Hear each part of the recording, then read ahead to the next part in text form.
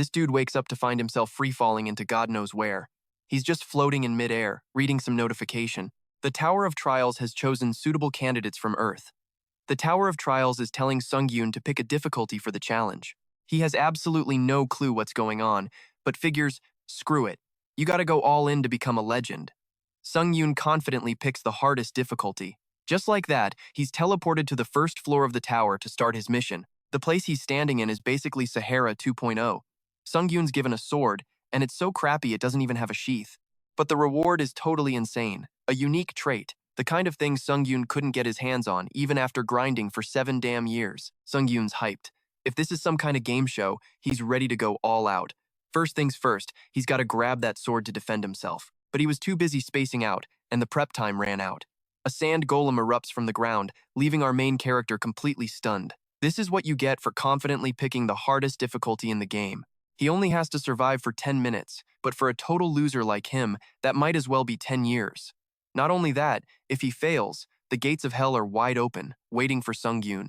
Now, this game show with prizes has turned into a survival game with no respawns for our MC. Sungyoon snatches the sword and just books it. They say running away is the best strategy, but in this case, it's the stupidest plan ever, since one of the golem's steps is like 10 of his. On top of that, Sungyoon's running through a desert in long sleeves. Yeah, he'll be seeing that classic Oasis mirage any second now. Just a crappy sword against a giant rock monster. Option 1. Run away and die from exhaustion. Option 2. Fight and get wrecked by the golem like a little bitch. Sungyoon just puts his head down and runs in terror. Everyone's taunts start echoing in his ears. You're a complete nobody in this world. In our MC's eyes, the golem is now a giant version of his old boss, trying to stomp him out like a bug. Sungyoon grinds his teeth, filled with rage. He's determined not to get crushed like that time he was lying in that bastard's pile of trash. For the past 7 years, he wasn't just some slacker. When it comes to theory, this guy knows it all by heart.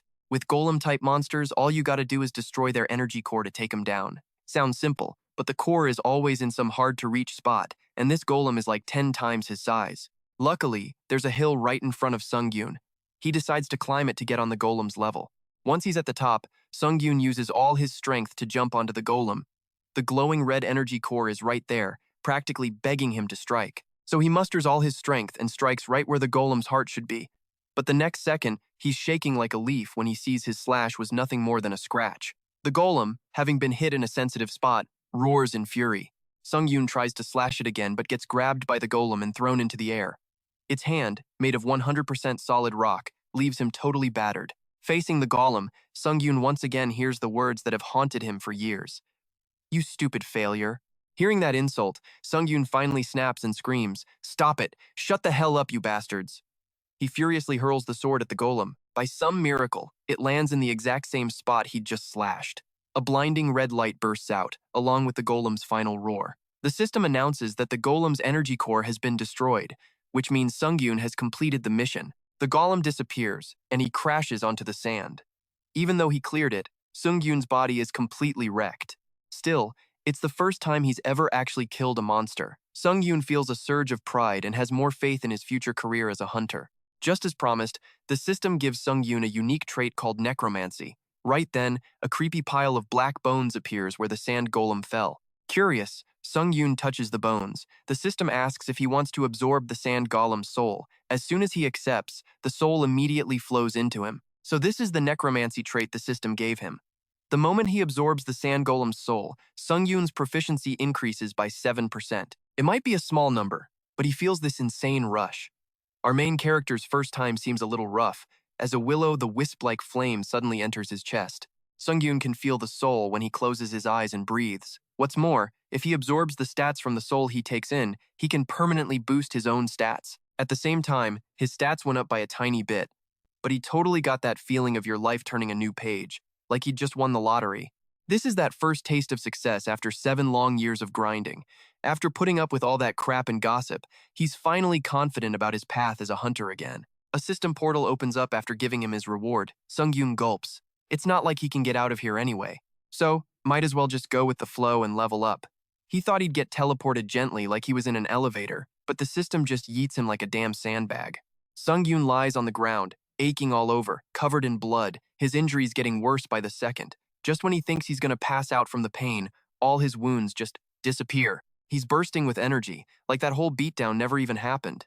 Turns out, the waiting room after a trial heals you for free. In the middle of a 300 square meter room, there's just a single bed big enough for him.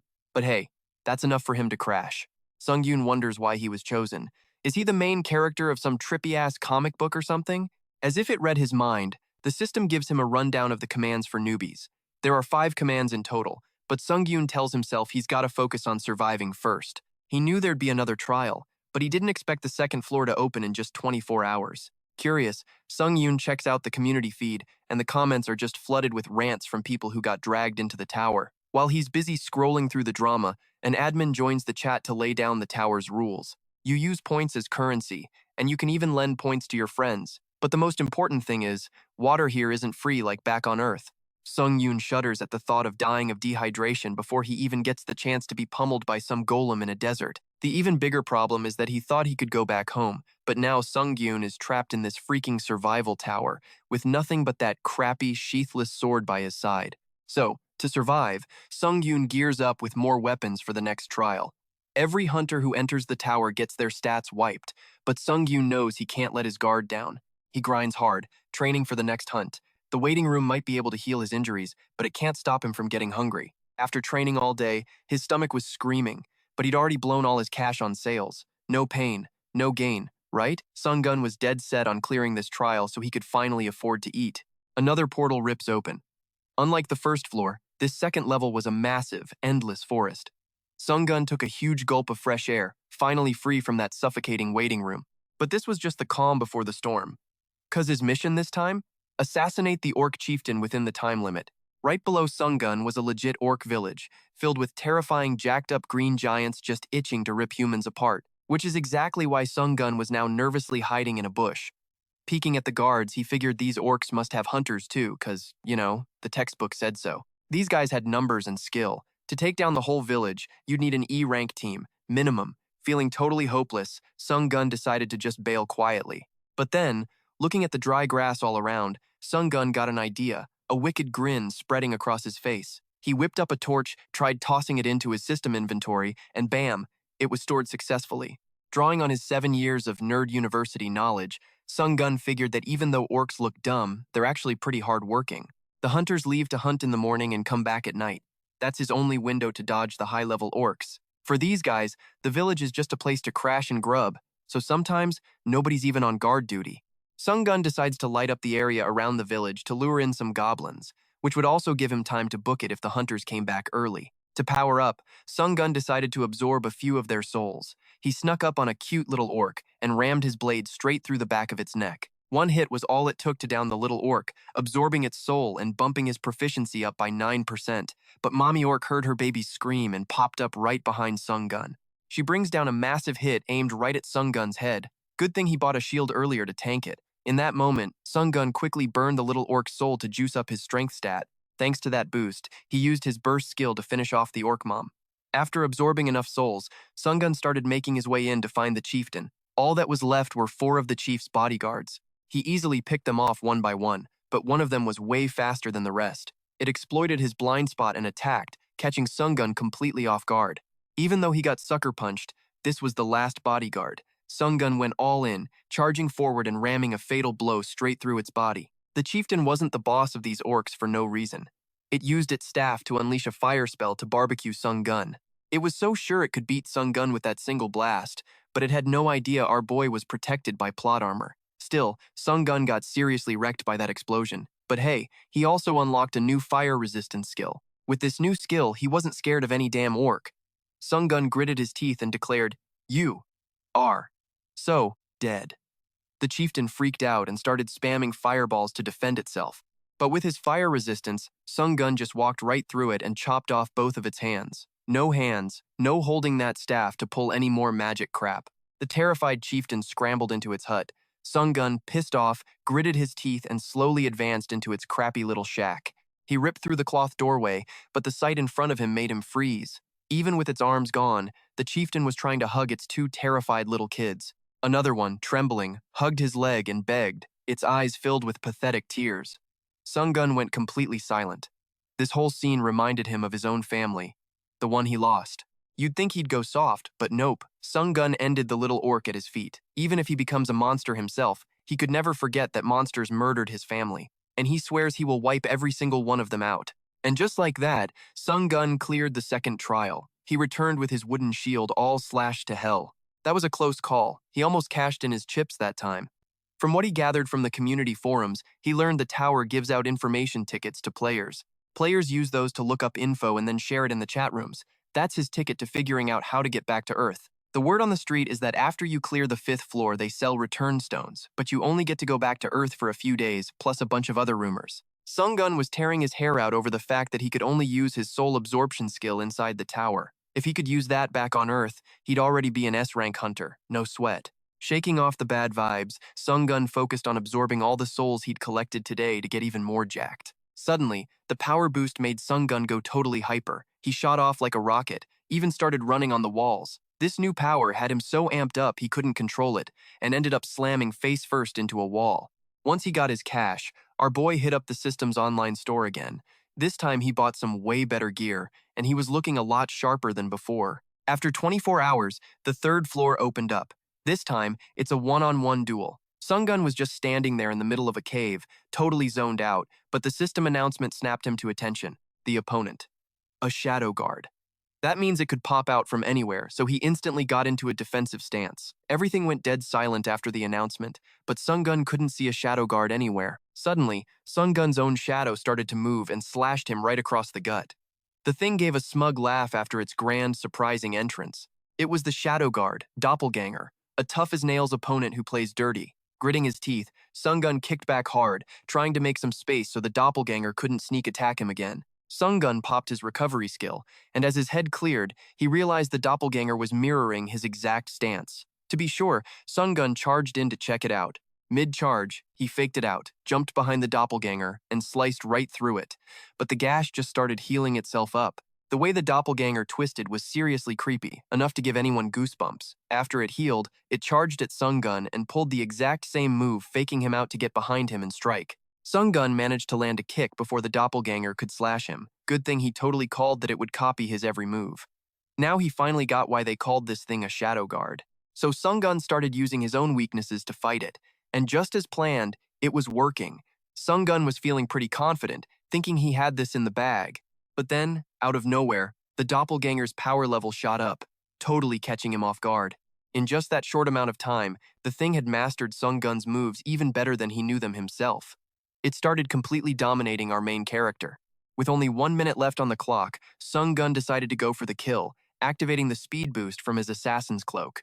He blitzed towards the Doppelganger, moving so fast it didn't have time to simulate the move, and he successfully landed a solid hit. Sungyoon thought to himself, "Hell yeah, I got this." But then the Doppelganger's arm stretched out, and it easily lopped off Sungyoon's sword arm. Blood sprayed everywhere as he let out a horrible scream. He was totally drained, but his mind was still screaming at him to keep going. At the very least, his last few attacks did some real damage, because the Doppelganger was also exhausted and not moving a muscle. Sungyoon knew this was his one and only shot to take the bastard down, but his arm and his sword had been sent flying, God knows where. There were only 11 seconds left. Fail, and he was dead anyway. Sungyoon decided to go for broke, sprinting at the Doppelganger with all his might. The thing was caught off guard but was frozen in place. Sungyoon let out a roar and used his shield to slam its entire body away. The Doppelganger went flying, smashing into the rocks around it. Covered in wounds, it writhed on the ground in agony, its eyes wide as it stared daggers at the man who was about to end it. Sungyoon painfully dragged himself over to the thing and readied his left arm. He gritted his teeth and brought it crashing down right on its head. With a sickening splash of blood, the Doppelganger's head flew off. Sungyoon had cleared the 3rd trial. Back in the waiting room, his arm was reattached, a feeling that was both weird and familiar. Sungyoon tested it out by punching the wall, which instantly fractured under the force. He grinned, satisfied. This arm was back to 100%. After absorbing the Doppelganger's soul, he could tell its soul density was on a completely different level. And just like that, with its soul alone, he hit 100% F-rank proficiency and leveled up to E-rank Necromancy. He read through the new traits description, shocked as hell to see he could now absorb skills from any dead creature. Just like that regeneration skill he got when he was knocking on death's door, getting a new skill was no joke. After doing some research, he checked back in with the community of people trapped in the tower. Everyone was buzzing about the integrated trial on the 4th floor. It looked like it might be team-based, which meant he might have to fight other people. Before long, the fourth floor opened up. The mission: take down the Goblin King before any other team does. Sungyoon materialized on a magic circle alongside two other people. It had been so long since he'd seen other humans that it felt a little weird.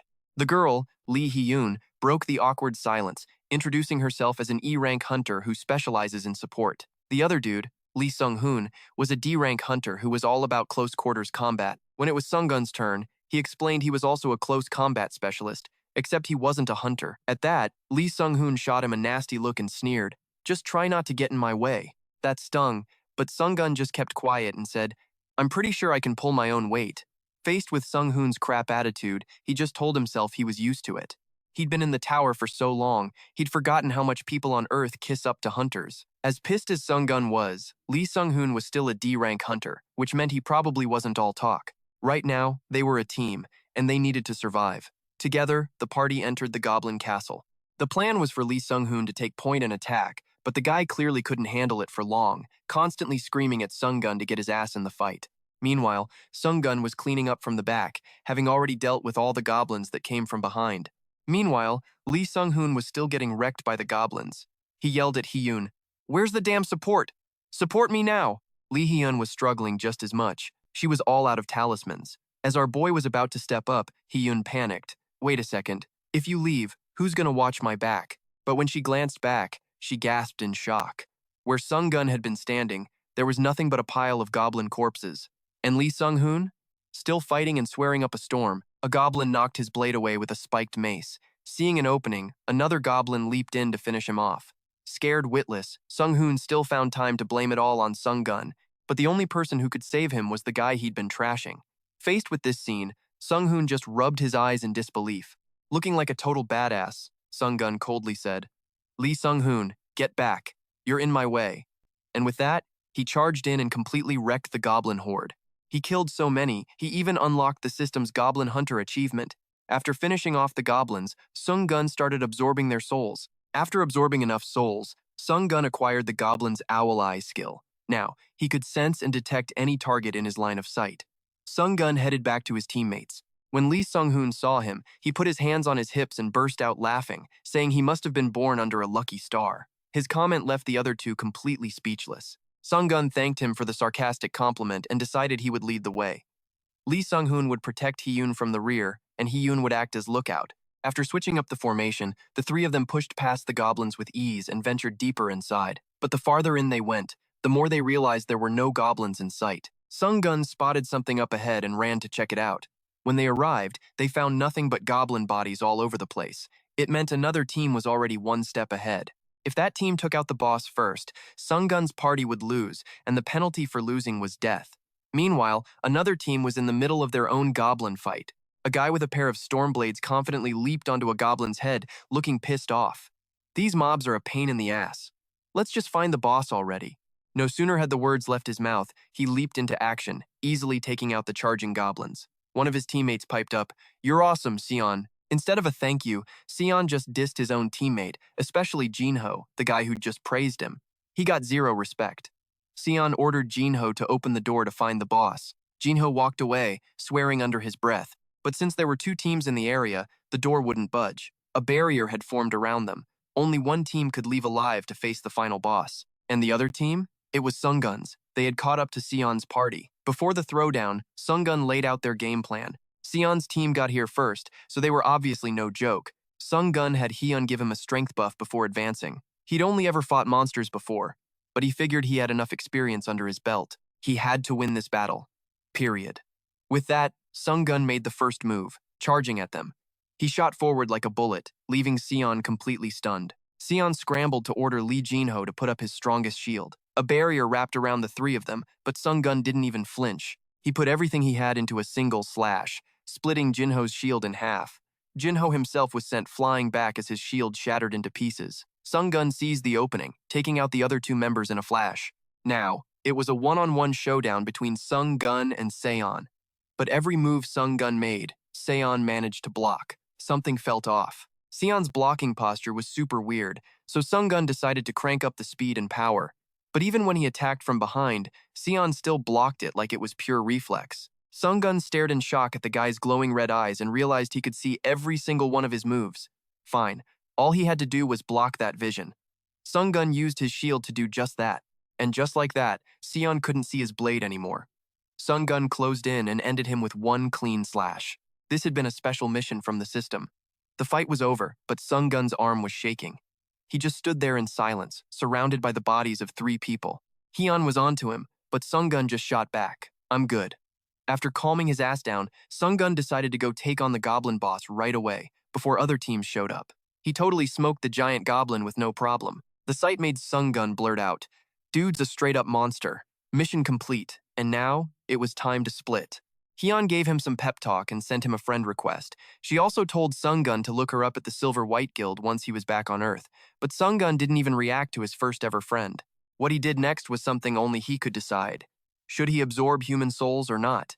This exclusive skill of his looked OP as hell at first glance, but Sungyoon quickly realized that once he killed and absorbed someone, he'd be crossing a line he could never come back from. But in the end, his goal was still to get stronger. Even though killing people wasn't his top priority, if shit hit the fan, he wouldn't hesitate to do what he had to do. Sungyoon decided to absorb the 3 human souls and keep climbing this tower. Back in the usual waiting room, the system updated the player rankings this time. Sungyoon was shocked to see himself ranked 16th in the tower, putting him in the top 50 pioneers who'd get benefits on the 8th floor. After checking things out, Sungyoon decided to buy a return stone and head back to Earth for 3 days. He wanted to see if he was still the same total loser he used to be when he got back. Instantly, a dimensional hole opened up under Sungyoon's feet, and his whole body got sucked in like it was melting. This damn system never lets a player travel normally. After that crisis, our main character was just spacing out on his familiar bed. Looking at his tiny-ass rented room actually made Sungyoon feel at peace. He was chilling on a soft mattress again, not some slab of rock like in the waiting room. But the stink of not showering for a week was making him cringe. In the waiting room, all you got was a rectangular block to lie on. There was no way you could shower. Sungyoon shot up and was surprised to see his gear from the tower at his feet. So this meant players could bring their gear back to Earth, which also meant that items here would become way more common.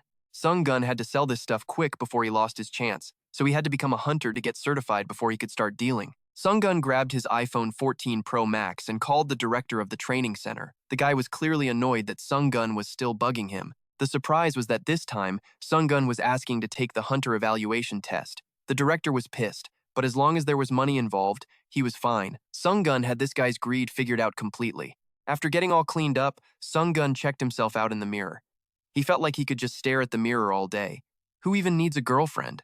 But this was no time to be admiring himself. He got dressed and headed to the exam. Tough luck though, Sungyoon couldn't catch a cab, so he decided to parkour his way across the rooftops and was there in a flash. Facing the guy who had looked down on him like he was dirt, Sungyoon wasn't the same insecure weakling anymore. Besides the director, Inspector Kim Y was there to grade the test. By pulling some strings, Sungyoon got to skip the written test and the interview. All he needed was a skills test. Sungyoon was led into the practice room with a sword in his hand. The director told the inspector to find the toughest possible opponents for Sungyoon. There were 10 increasing levels for Sungyoon to choose from. Last time, he picked level 1 and got his ass handed to him by a puny goblin. This time, after having wiped out an entire legion of goblins, he decided to pick level 10, just to round things out. This decision caught the director by surprise. The old guy started getting pissed and cursing. This crazy bastard. Sungyoon's level 10 opponent was a fire phoenix. It used its hunting cry, which dropped his speed by 25%. Sungyoon's sword started to crack the second the phoenix screamed. All thanks to this friendly director, of course. The old dude was sure Sungyoon would fail, and seeing him try so hard just pissed him off. But Sungyoon wasn't the same guy he was yesterday. With the pressure from the survival tower, he was going to prove what he was really made of, right here and now. The director of the training center, Hwang Manhwa, had also had his own cringy, struggling youth. He'd passed the hunter exam and thought he was the shit. But in the world of hunters, talent is everything. He just couldn't keep up with his peers. That huge wall made Hwang Manhwa break down, and he just got stuck there. When he met Sungyoon, who was in the same boat but was still chasing his dream like a madman, it really ticked him off. The moment the sword broke was the exact moment he was hoping to see our MC just give up and quit the game. Sungyoon couldn't believe this weapon was so flimsy, unless someone had messed with it. Up above, Manho's smile was losing its humanity. He was confident that the piece of crap sword would make Sungyoon fail. The phoenix kept attacking with huge waves of lava. Sungyoon didn't hesitate to test out his new skill from the 4th floor. He used instant acceleration to launch himself straight up to the ceiling. The phoenix took another deep breath to spit fire, but Sungyoon was faster, shooting right towards it. He used the broken sword to stab it right in the eye, making it roar in agony, but the blade was too short, so it wasn't enough to finish it off. Sungyoon grabbed a floor tile and chucked it with all his might towards the fire phoenix. With his strength and speed, the tile flew and tore the phoenix's head open like it was tofu. The tile stopped when it slammed into the wall between the two men above. Hwang Manho started sweating bullets as he glanced at the tile, just 5 centimeters from his head. And just like that, Sungyoon became a C-rank hunter, which meant he could now enter dungeons and sell items. In his office, Hwang Manho was pissed and chewing out the inspector. But the inspector had, in fact, rigged the difficulty. You could only blame Sungyoon for being as OP as Saitama. Right then, Sungyoon walked in. He came over and pretended to ask how the director was doing. The guy was obviously annoyed but still forced a smile and congratulated him. But Sungyoon knew damn well what his good intentions were. He reminded him that Hwang Manho had once called him a talentless hack while he had just become a C-rank hunter, and so was the director, which meant the director was the real talentless one. This hit a serious nerve with Manho, and he went ballistic. The director lunged forward, grabbed Sungyoon, and started cursing. "You little punk!" Sungyoon easily dodged his punch and countered with a shot right to the gut. That was for self-defense, and this slap is payback for all the crap you put me through. As Sungyoon was leaving, the inspector ran after him and offered him a job as an exclusive hunter for the association. The base salary was 1 million, and possibly even more. Sungyoon thought it wasn't bad, but he wasn't stupid enough to not realize that the guy had jacked up the test's difficulty. It wasn't about the money for him, he just didn't want to work with untrustworthy people. 2 days later, the media started reporting on the trial tower phenomenon. The news blew up globally. Sungyoon breathed a sigh of relief because his timing was perfect. He had already sold all his gear before word about the tower got out. Now that the recall stone's timer was up, Sungyoon warped back to the trial tower. He'd never felt this freaking pumped before. Sungyoon was back on the stone bed in the waiting room. All the stuff he brought from Earth was there too. He stashed it all away in his personal locker. Sungyoon stretched out before heading to the 5th floor. The system popped up a notification he'd acquired the Eye of Truth skill. All of a sudden, Sungyoon's eyes flashed purple. He could now see the true nature of everything and could even tell if someone was lying. This sweet new skill had Sungyoon hyped. Guess going back to Earth for 3 days was the right call after all. With some cash to burn, Sungyoon went on a shopping spree. He dropped some serious coin on a thunderblade and an iron shield that came with a bonus effect. When it was time, the system zapped Sungyoon to the 5th floor for the trial. The mission: take down the werewolf leader in the valley within 24 hours. The system had a real sick sense of humor, dropping him right in the middle of a pack of vicious wolves. They immediately lunged to tear him apart, but joke's on them, they were the ones who were actually Sungyoon's prey. Decked out in his new gear, he easily blew away these smaller wolves. The moment their territory was invaded, the bigger wolves showed up.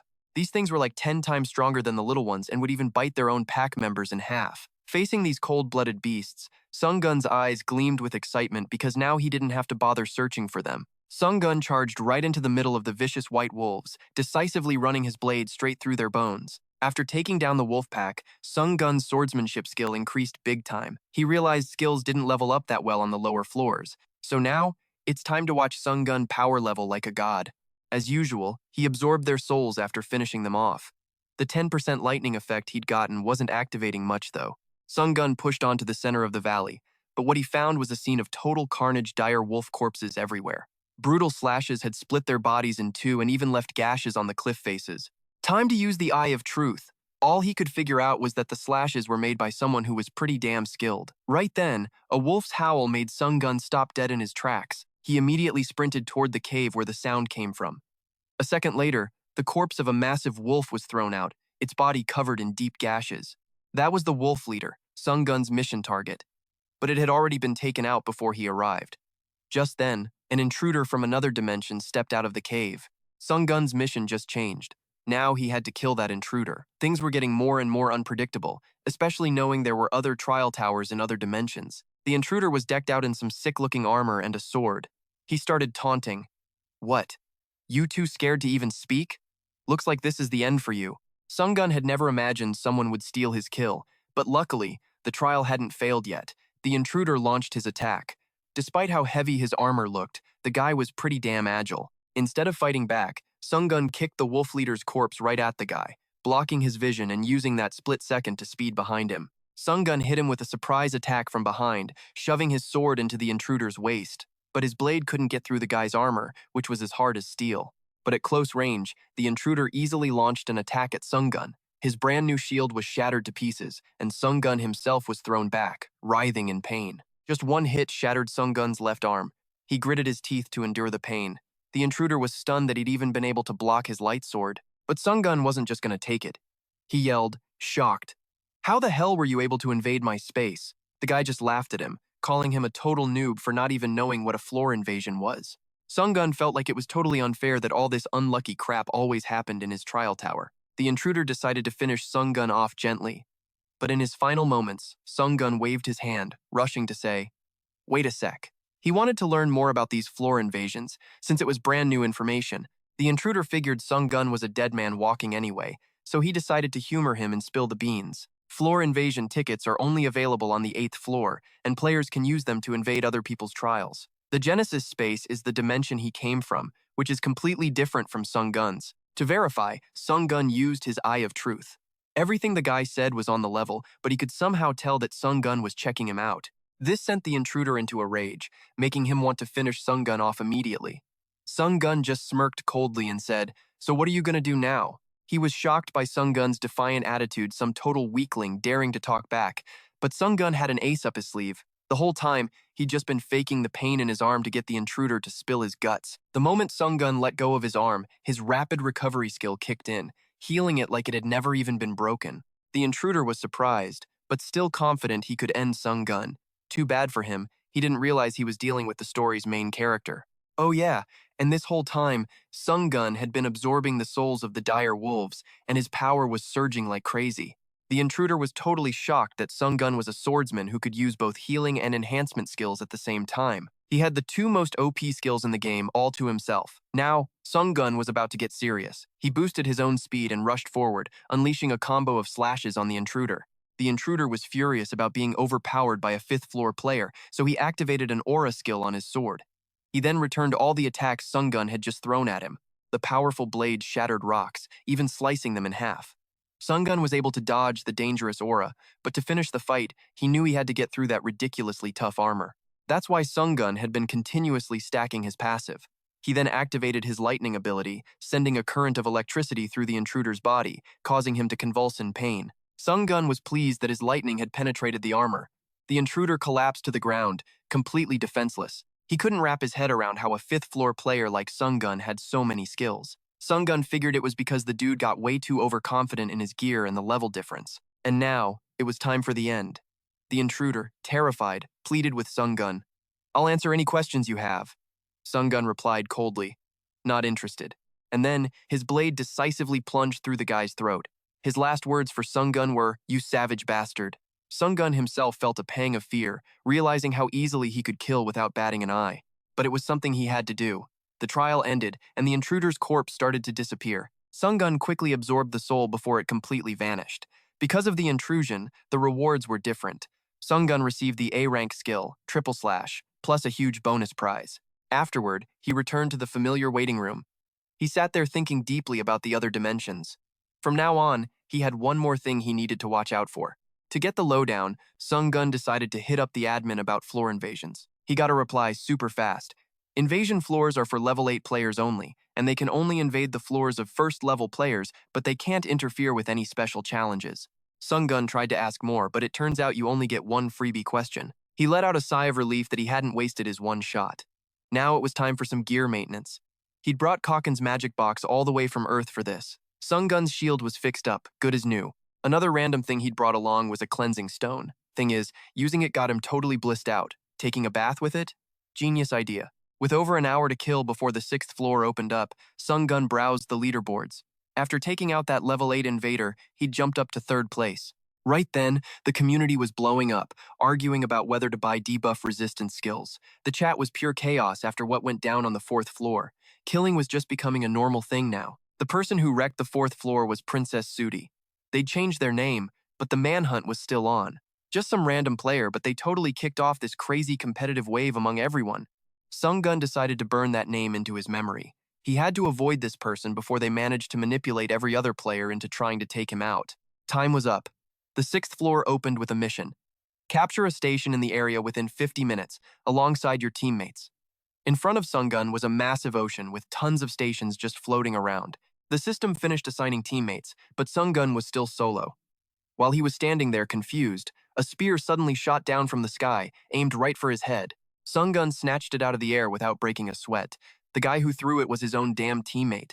He looked completely stunned that Sungyoon could just deal with a surprise attack like that. Sungyoon was surprised by this unique way of saying hello. But yeah, this wasn't a friendly greeting at all. The guy was looking at him with pure hatred in his eyes. Right now on the community board, rumors were flying that killing people was the easiest way to snag rewards. All around him, the scene was horrifying. Teammates were just butchering one another. The inhuman scene and the sounds of screaming filled Sungyoon's ears. His so-called teammate just laughed. "Do you get it now, you damn hypocrite?" While all this chaos was going down, these two girls actually shook hands, looking like real teammates. But in reality? Yeah, right. The short-haired chick quickly backstabbed and finished off her own teammate. For taking down an ally, she got a special skill called backstab.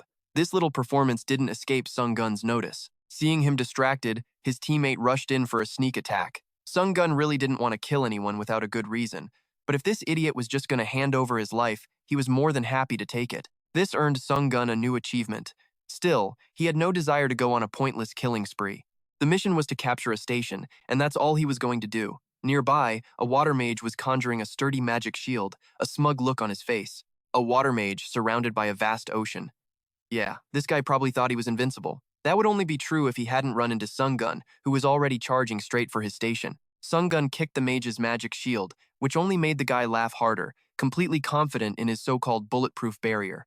But a second later, that smug grin was replaced by a face full of blood. The shield might be bulletproof, but Sungyoon sure as hell wasn't a bullet. One kick and the dude was logged out for good. Sungyoon felt like he might have gone a little overboard, but the display definitely scared the crap out of everyone else around. They all backed off, wanting no part of a fight with him. Now, all he had to do was guard the station for the final 10 minutes. He definitely learned a hard lesson about compassion on this 6th floor. Even your allies could stab you in the back at any second. Just as he was pondering this, some intruders showed up. A squad of 4 just waltzed right in. They were a merger of 2 different teams, trying to get a leg up on everyone else. And now, their sights were set on Sungyoon's station. The first 2 guys rushed him. The black-haired mage in the back activated Synchronized Heart, a skill that shared Kim Jin-hui's pain with Sungyoon.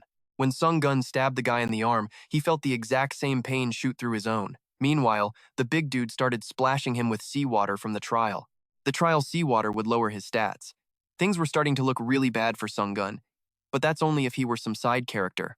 Sungyoon dodged the blonde guy's massive sword, then grabbed him by the head. He ruthlessly smashed his face into the ground, a one-shot move that left the other 3 completely stunned. Sungyoon got the one-shot kill achievement, which came with the skill Contempt for the Weak. This basically meant that anyone with lower stats was completely powerless against him. Case in point was the skill's effect on the big guy with the shield, whose stats were nowhere near Sungyoon's. His reward was a knee straight to the face, followed by a devastating kick down onto the top of his head. This savage takedown made the 2 remaining guys shudder as Sungyoon walked towards them. Kim Jin-hai was freaking out, not knowing what to do, when his blonde teammate slashed straight into his leg. One cut, but 2 people felt the pain. Sungyoon had forgotten that the black-haired mage had linked their pain. Kim Jin-hui screamed and cursed, but a second later, the blonde guy started punching holes all over his body. Over on his side, Sungyoon staggered from the waves of transmitted agony. Sungyoon activated his pain reduction skill, but it only cut it down by 15%. The only way to stop this was to take out Kim Jin-hui. Sungyoon summoned all his strength and hurled his shield. It flew straight and true, piercing Kim Jin-hui's neck. The phantom pain of having his own throat slit sent an agonizing shockwave through Sungyoon. He collapsed to the ground, grabbing his throat. His head was still there, but the feeling was chillingly real. The blonde dude seized this moment, thinking it was his golden opportunity to end Sungyoon. Just as the sword came crashing down, Sungyoon stopped it with his bare hands, even as the blade sliced them open and drew blood. In that moment, the blonde guy knew he was dead. He started shaking uncontrollably.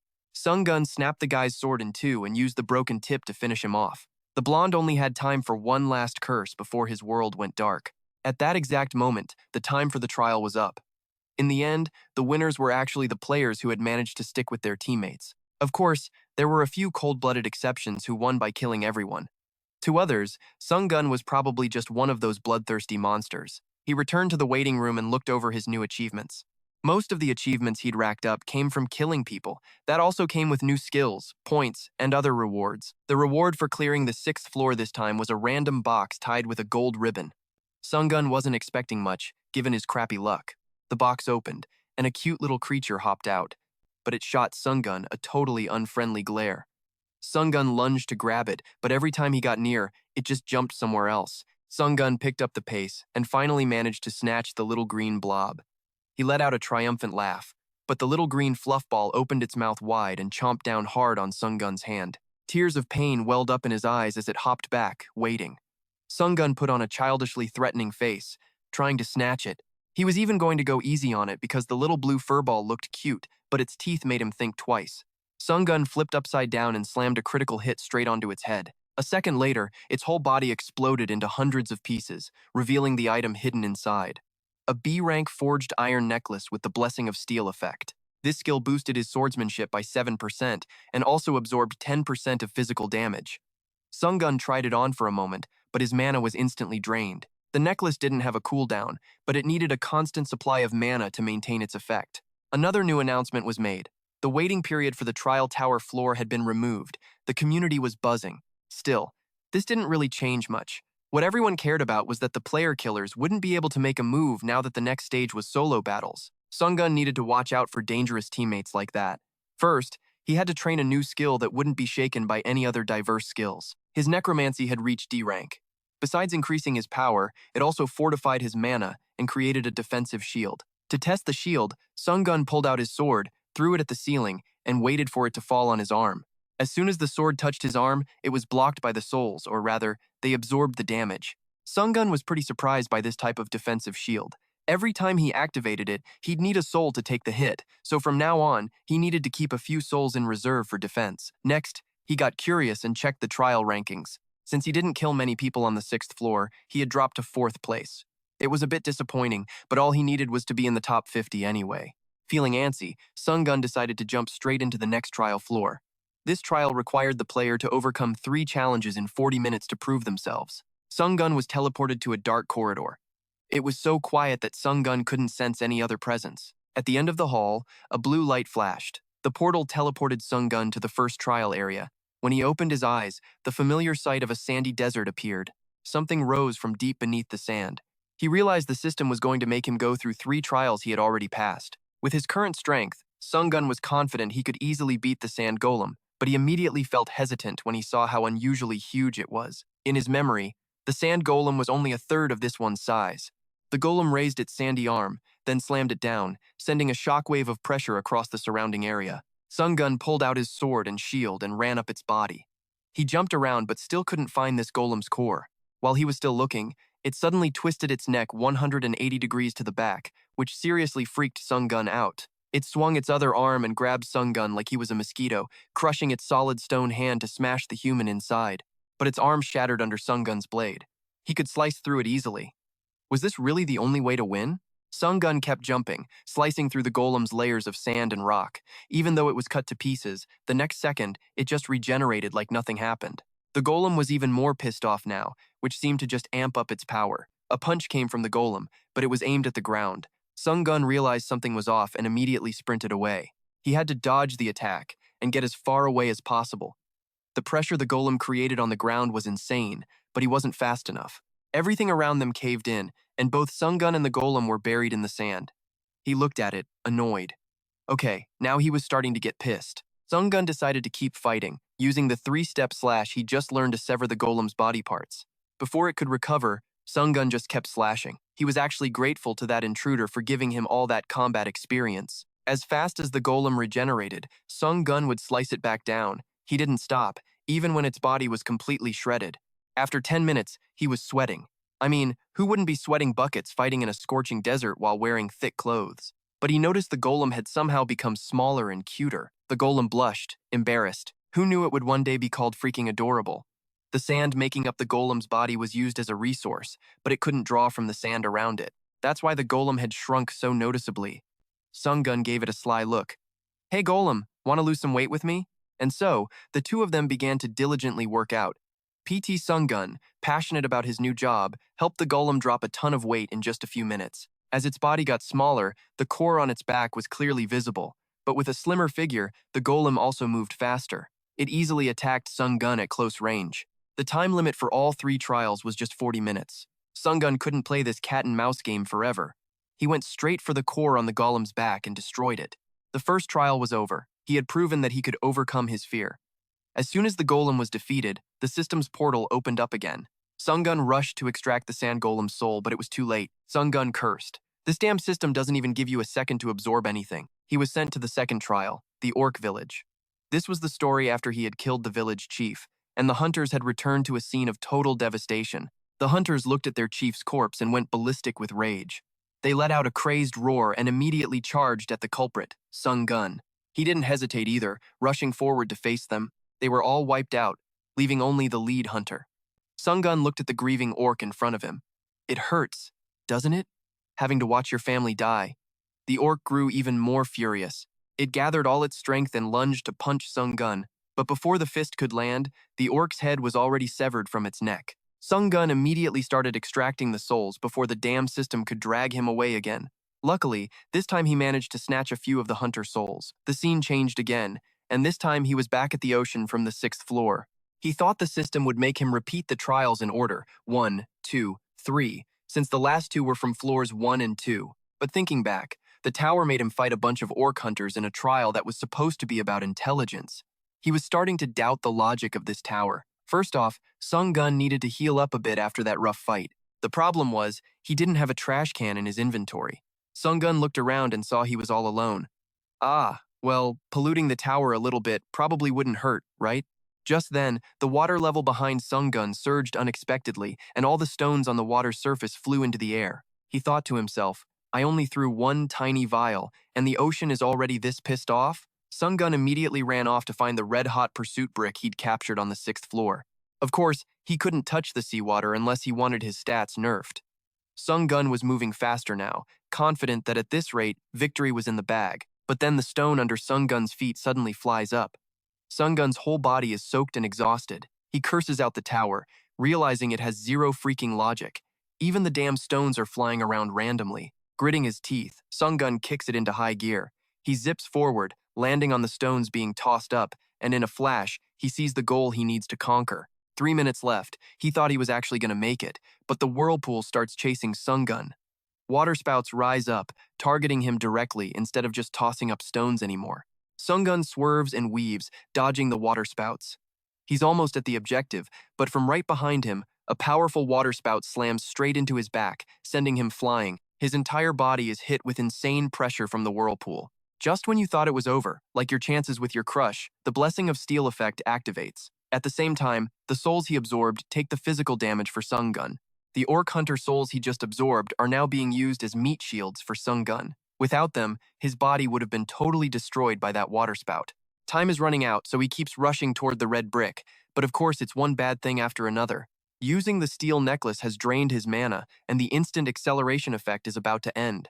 Sungyoon pulls out an Orc Hunter soul and absorbs it, restoring a bit of his strength. He's only 1 stone away from the goal, but this damn tower just loves to screw with people. The stone is launched up by a massive pillar of water, forming a wall right in front of Sungyoon. Behind him, the aggressive waterspouts are closing in.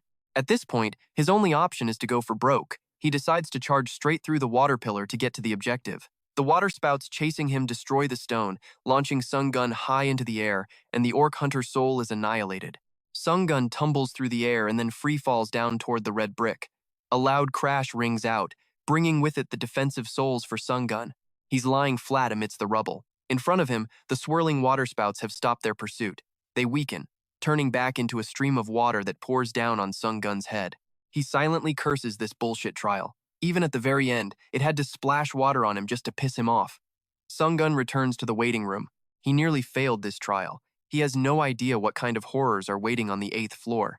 Stepping onto the 8th floor, a bunch of new functions unlock, but the one he cares about most is the aura. The trial tower presents 3 auras with a word of caution.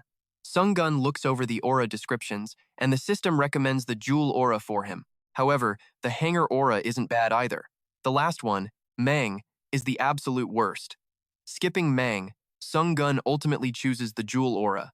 With Jewel, he gets to choose one of three abilities: summoning souls, tripling his swordsmanship and magic skills, or creating items and skills. Being a necromancer, Sungyoon decides to go with Soul Summoner, which comes with the unique power of skill combination. Sungyoon can combine two skills to create a new one, which is totally OP. He decides to pick his two weakest and most unrelated skills to combine, and the result leaves him completely stunned. Sungyoon got a powerful D-rank offensive skill. Even though it has some restrictions, the fact that two F-rank skills combined into a D-rank is seriously surprising. Our boy is hyped and wants to try again, but Archer's knowledge and fire resistance only create an E-rank skill. Sungyoon figures that the more compatible the two skills are, the higher the rank of the resulting skill. Exhausted, he collapses onto his bed. He never thought the day would come when he'd have his own aura. This feeling of being above everyone else is so weird it's making him question everything. Suddenly, remembering there's another reward, Sungyoon jolts back up to check it out. Grace of the Wind, A rank. Increases movement speed by 10%, stacks up to 7 times, but has a 1-day cooldown. When it's stacked 7 times, Sungyoon gets a 70% speed buff, making him even faster than the Flash. What he loves most is that it doesn't drain mana like that other necklace. As a total speed freak, our MC can't pass up these shiny, suede-like speed boots. He scrolls through the shop for a bit, but everything he sees is either trash or way overpriced. But Sungyoon decides to buy the mana sensory skill anyway, simply because he's loaded now. He remembers that last fight where that dude, Kim Jae-hein, used some kind of pain-sharing thing that really messed him up. If he can sense mana, Sungyoon can prep for situations like that. As soon as he activates it, the mana sensory skill is engraved into his body. The sensation of all his mana spreading out to strengthen his body at once makes Sungyoon feel like he's on fire. After it's done, he feels like he's on a whole new level, a massive leap from who he was 30 seconds ago. Sungyoon's whole body feels light as a feather. He lifts his foot and tries stomping hard on the floor. The floor beneath his foot shatters into pieces. It didn't just buff his mana, it also boosted his physical strength a bit. After getting fully kitted out with skills, Sungyoon takes a deep breath before making a decision. The 8th floor isn't going to be easy to deal with. He figures he'll head back to Earth for a while and chill. Meanwhile, somewhere on Earth, this dude holding an iPhone 14 Pro Max is biting his nails, worried because he can't recruit any hunters. A fat, block-headed guy walks up and starts mocking him, demanding he hand over his gate permit. Turns out, this jerk has already recruited all the other hunters there. He's icing out the young guy because he's just an E-rank hunter. The young man is trembling with rage at their condescending insults. "You guys still got room in your party?" A strange voice pipes up, making the whole group curious. Sungyoon walks up and flashes his. Wait, not his driver's license, his C-rank hunter license, asking to join the team. Needless to say, the E-rank hunter accepts immediately. The fat dude, however, grabs Sungyoon's shoulder, confused. "Didn't you see everyone else waiting? Were you asleep or something?" Sungyoon smirks. This guy knows everything except how to act right. He gives the fat guy a bloodthirsty look, warning him to get his grubby hands off him immediately. Sungyoon's blood-red aura flares up, making the fat guy instinctively pull his hand back. Somehow, his lackeys watching from the side completely misread the situation and thought their boss was dominating Sungyoon. Lucky for him, that saved him from losing face. The guy gives a little cough and makes an excuse to dip before Sungyoon can call him out again. Lee Ho-gon is tearing his hair out because Sungyoon just joined and is already picking a fight with that fat dude, but Sungyoon couldn't care less. He just wants to get into the dungeon already. Anyway, with Lee Ju's reputation, no one else was going to join them. Choi just points blankly. "I'm looking at you. Who are you looking at? A monster showdown with just the two of them?" Lee Won is now inside the dungeon, and he can already feel the air in here is different from outside. Sungyoon isn't as hyped. He's confident he can handle a D-rank dungeon. Realizing it's his first time doing this, Choi starts explaining things to Sungyoon. According to the theory Choi studied, higher-ranked hunters actually have a higher death rate. E-rank hunters know their place and stay in the back, while C-rank hunters get cocky and overconfident, and they end up paying the price for it. Chan was stressing because their team didn't even have a healer. On top of that, Sungyoon's attitude was straight out of a textbook. To play it safe, Chan decided to take the lead. Sungyoon wanted to be point man, but he agreed. After all, the dude had never even been inside a dungeon. He wanted to see how experienced hunters handle their business. And just like that, his chance came when they ran into a lizardman. Chan starts spouting some lines he memorized from a textbook. Then, according to the plan, tries to get its attention. Sungyoon was supposed to attack when he had the chance. That was the plan, anyway. But when it started, Chan just stood there, waving his staff from afar, leaving even the lizard man totally confused. Sungyoon actually thought the guy could walk the walk, but he's only been on Earth for 3 days and had zero patience to watch this dude do a freaking tango with the lizard. So Sungyoon just hit the gas and charged straight at it. His three-step slash easily finished off the mutated lizard. Chan was basically lagging. Sungyeon spoke up and offered to take the lead. Cause if they let Chan keep dancing around, they'd be here till tomorrow. From the moment Sungyeon took over, he just wrecked everything in his path. Watching this, Chan felt like it was a straight-up lizardman massacre, not a dungeon raid. After Sungyeon was done, he ripped out the lizard's mana core. Out of habit, he tossed it into Chon's already stuffed backpack. While the two were busy talking, a lizardman suddenly lunged out from behind Sungyeon. He shook his head to get rid of some dandruff, and who would have guessed, he dodged its spear. Then, Sungyeon used his all-purpose shield to send the lizardman to meet its maker. Sungyeon faked a yawn and absorbed the lizard's souls. I mean, he didn't want his unique skill to be discovered in some lame-ass way. But man, these D-rank monsters on Earth only boosted his power by 0.7%. Sungyeon was kinda bummed. The two of them entered the boss room, and Chan couldn't help but get hyped, even though he was just the pack mule. Inside the room, the Lizard King was just sitting there, waiting for Sungyeon to wreck him. Chan got nervous and wanted to talk strategy, but for someone with main character plot armor, like Sungyeon, you just charge in and win. Who needs a plan? That just makes things complicated. The Lizard King charged, but its speed was totally unexpected for its massive size. Even though this caught Sungyeon off guard, he had his own tricks. He hit the accelerator and teleported behind the Lizard King, but totally forgot that it had a tail twice as long as he was tall. Sungyeon got smacked by its tail like a fly swatter. The force sent him flying. Chan freaked out, clutching his head and screaming his name. You'd think he was a goner, but he used a soul to tank the hit instead. That feeling of bloodlust started kicking in again, facing a worthy opponent. Meanwhile, Chon's heart was pounding harder than if he'd just held hands with his crush. Sungyeon glanced over and saw the Lizard King's stone throne was cracked. He got a really bad feeling about this, and yup, the Lizard King was pissed. It let out a deafening roar and activated a slowdown skill. It felt like invisible chains were tying Sungyeon down. This was his chance to use his new heavy hitter skill. Luckily, his magic was stronger than the Lizard King's, so all its effects were totally useless on him. The Lizard King's eyes bulged in shock. It started sweating bullets, realizing it had used its ultimate move and its opponent was just chilling. A whimper came from Chan's direction. He didn't have a skill like Sungyeon, so now he was all tangled up in those chains. He trembled and begged Sungyeon for help, but this just got the Lizard King's attention. It immediately bolted towards Chan to finish him off. Sungyeon tried to keep up, but the distance was too great. Just then, Sungyeon remembered he still had a few minions waiting to be summoned. Sungyeon summoned some skeletons wrapped in cloth scraps to act as shields, but they had zero durability, and the Lizard King immediately shattered their bones. But that was just enough time for Sungyeon to use Windblade. He flew in and finished off the Lizard King. Boss down. Its soul belonged to Sungyeon. He even got its Spirit Eye skill. Outside the gate, a manager was yawning his head off while waiting. Normally, after the Vanguard Hunter team leaves the gate, the Association's assault team goes in to defeat the boss. But this guy was only assigned to follow the Vanguard team. If only he was managing the assault team that takes down the boss, he'd get a massive bonus. But that was just a pipe dream. Unless the team had an A-rank hunter, then maybe they could clear it all in one go. Just then, Sungyeon's team walked out. Seeing there were only two of them, the staff figured they probably only cleared half the dungeon before bailing. But a second later, the gate turned gray, which meant the dungeon boss had been defeated. The manager scrambled over to Sungyeon's team on all fours, needing to confirm what he just saw.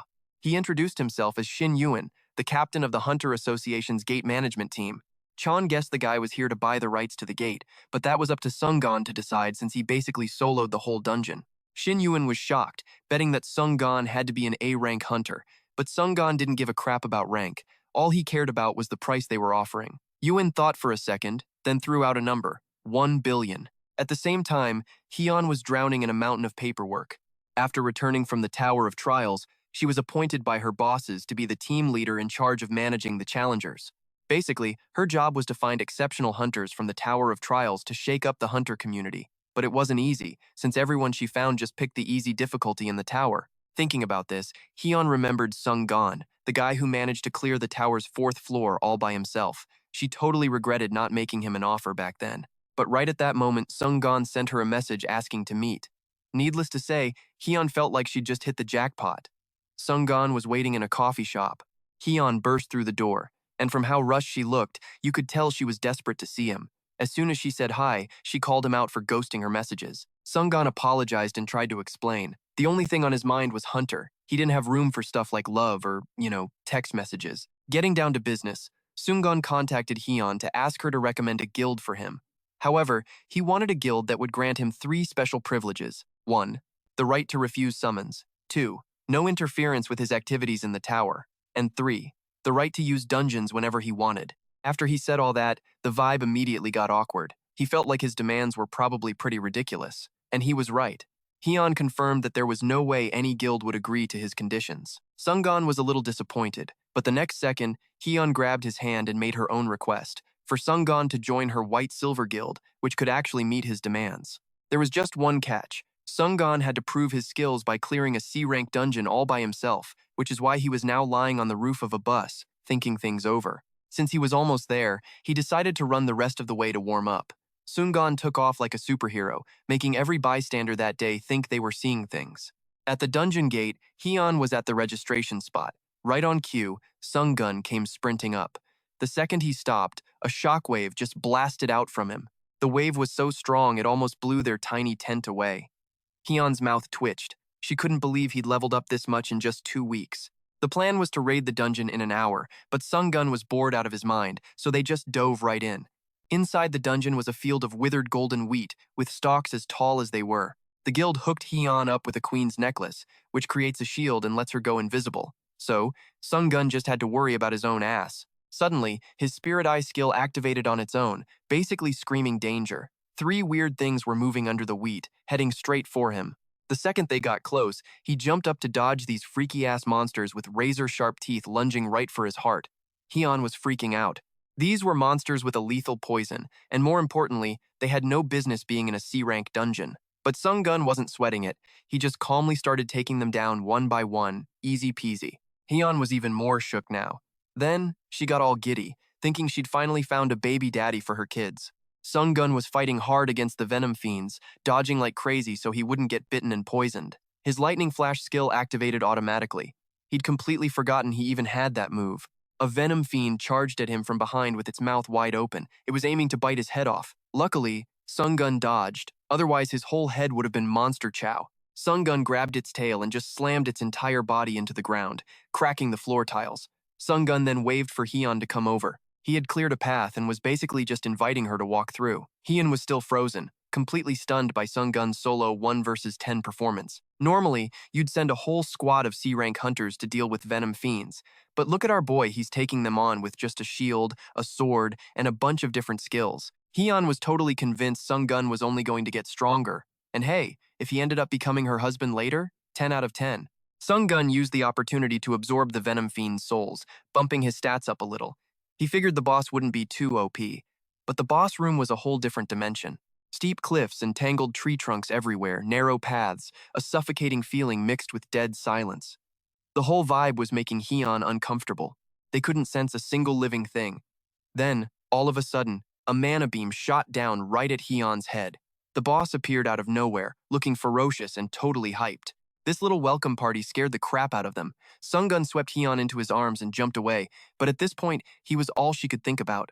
The Venom Fiend boss took a deep breath and spat a mana blast right at them. The wave of mana chased right behind them. A massive explosion shook the cave, and Sungyoon's silhouette just flew out of the smoke. He landed on a huge tree branch high up, still carrying Hyun. They were out of the boss's line of sight. It was looking around below, probably searching for their bodies. Hyun offered to buff him up, said they could check his skills later, but he refused. He said he only ran because he had to save her. This, right here, was his real style. He dove straight down behind the boss, startling it so bad it jumped. Sungyoon had stacked Grace of the Wind 7 times, and now it was showtime. Just as the boss was inhaling to charge up its mana, he was already on it. Before the boss could even blink, Sungyoon was right underneath it with his sword drawn. His 3-step slash diced the boss's entire body into 3 pieces. Hyun, watching from above, was completely tense. Now she was wondering who the real monster was.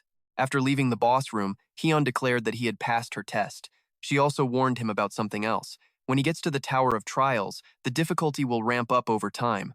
People who choose a hard difficulty from the beginning can always switch to an easier one. Hyun was just thinking about Sungyoon's ridiculous growth rate. He probably chose a difficulty where the penalty is death. Even though she'd seen him fight twice, she was still hoping he'd be a little more careful and come back in one piece to be her husband. Her friend. That night was his last on Earth. Sungyoon had been crazy busy for the past 3 days. But because of it, He was also feeling way more confident in himself. The third time he returned to the tower, he decided he was going to push himself even harder. As soon as he got to the waiting room, he went looking for a trial. On the 8th floor, branching paths had finally appeared for the players. Sungyoon wanted to improve his soul summoning accuracy, so he chose combat. He thought he'd get to fight right away, but it turns out Sungyoon has a pioneer ability. Because of that, he got to meet a manager, the iron-blooded tyrant. The moment the notification popped up, the system just yeeted Sungyoon away. He landed in the world of Iron Blood. The world of Iron Blood was the complete opposite of its name. The entire landscape was covered in thick white snow. Sungyoon used his Eye of Truth to search for info, but the system just said this is where the iron-blooded tyrant lives. The iron-blooded tyrant started communicating with him through system messages. She was basically offended that he was scanning her place, and then ordered him to follow the sword. The sword was just floating in midair, held up by a stream of red mana. It led him to a small wooden cabin. The second he stepped inside, Sungyoon felt a gaze on him. The iron-blooded tyrant was sitting in a chair with her legs crossed, just staring him down. "You finally arrived. Welcome, pioneer." The iron-blooded tyrant introduced herself. He was expecting some old dude, but the tyrant was actually a super cool girl with pink hair. Sungyoon was also just staring at the iron-blooded tyrant, completely stunned. He was captivated by how gorgeous she was. But every rose has its thorns. As beautiful as she was an administrator of this tower. Suddenly, the iron-blooded tyrant was right in front of Sungyoon, sizing him up. He was shocked because he'd been staring right at her the whole time but didn't even see her move. The iron-blooded tyrant grabbed a bottle of wine. She sized him up as just an ordinary person, even though his past battles had left a pretty big impression on her. However, she only ever got to see the results. Nobody can actually observe the trials below the 8th floor. The iron-blooded tyrant sipped her wine, which was made from orange juice. Admins are just subordinates of the tower, and as long as she's an employee, she can't harm Sungyoon. This little chat was a personal perk for being a pioneer. He could ask any question he wanted and get an answer without needing a question ticket. Sungyoon asked about the intruder on the 5th floor. The iron-blooded tyrant just laughed and explained that by invading other floors, you can get way better rewards and benefits. The challengers from other worlds are usually people who have been stuck in the tower for decades. When someone beats them, they get a massive reward. One day, this world's tower will merge with another world's tower. Hearing this, Sungyoon was confused. She continued explaining that after the 20th floor, there will be many combined trials, which means Sungyoon will run into other intruders. Final question. Sungyoon wants to know what the hell this Tower of Trials even is. The Blood Tyrant Queen gets all thoughtful. Turns out, she's been wondering the same thing. Even an admin like her is totally in the dark. She used to be a challenger too. Anyone who croaks on floor 14 or higher gets the privilege of being revived as an admin.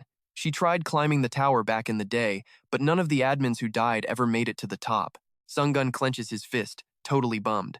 Damn, I was hoping to learn something about the top of the tower. But just mentioning the top pisses off the Blood Tyrant Queen. She instantly grabs Sungyoon by the neck, her eyes practically screaming danger.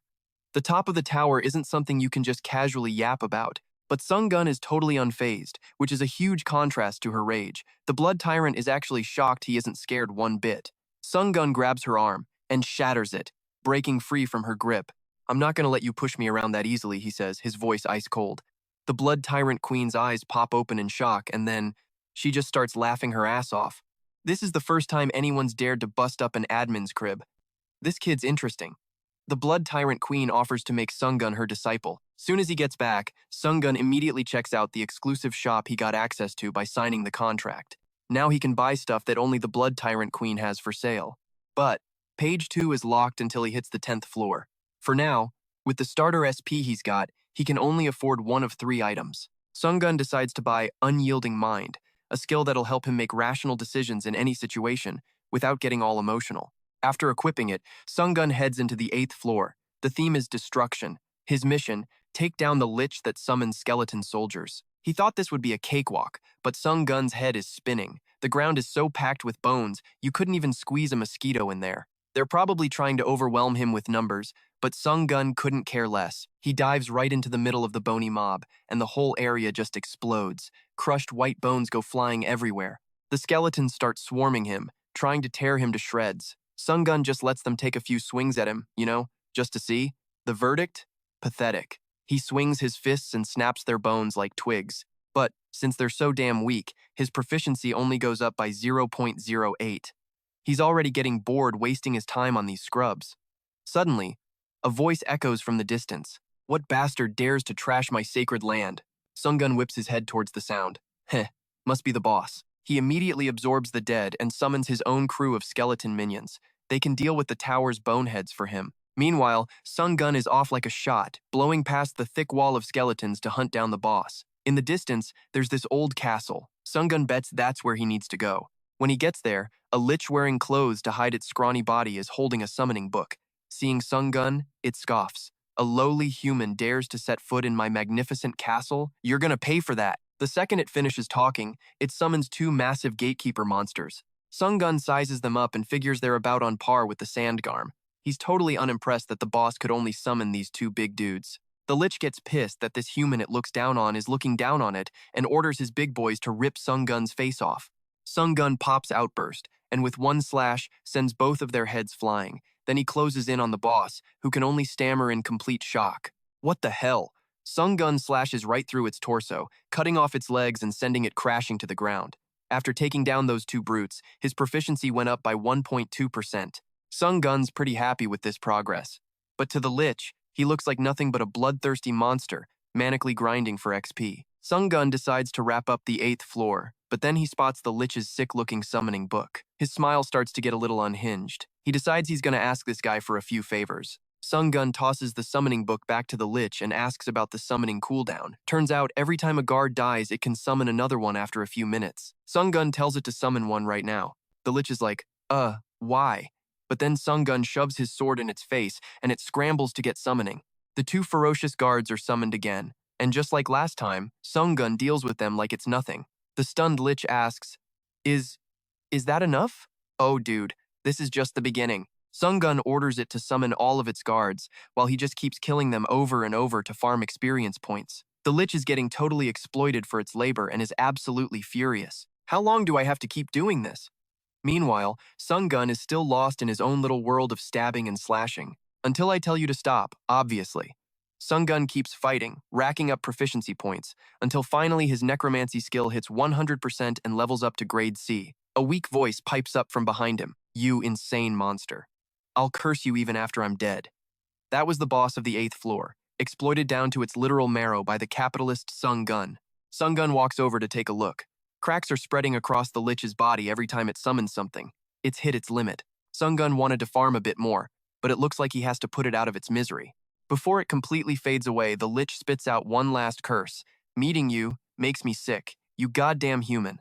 And just like that, the 8th floor is cleared. Now, Sungyoon's necromancy skill has a 20% chance to snatch a skill from any soul he absorbs. The 8th floor was kinda lame, in his opinion, but that doesn't mean the 9th floor will be. He always gears up before a fight. He looks at his Azure Lightning Sword and realizes his dagger mastery is already maxed out. Time to find a new toy to replace it.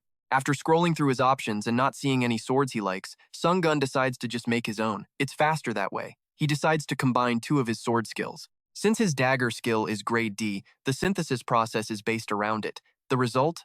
The grade C Demon Hunter skill. It doubles his attack speed against any non-human enemies. Man, he really loves this skill combination power of his. Holding a bunch of skills, Sungyoon decides to combine just one more time. So he just keeps combining and combining, taking the new skill he gets and immediately combining it with something else. Finally, he gets the Grey Blood skill, which gives him regeneration and pain reduction. To test out his new skill, Sungyoon decides to turn off the waiting room's healing effect. He also absorbed all his souls, so he doesn't have a shield. Sungyoon straight up chops off his own arm to test it. One clean slice, and his left arm is gone. But it regenerates so fast he doesn't even feel the pain.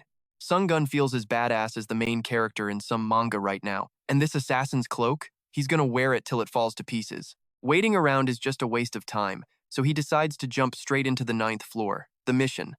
Kill all the monsters within 1 day. But the second he steps inside, the system blares a warning.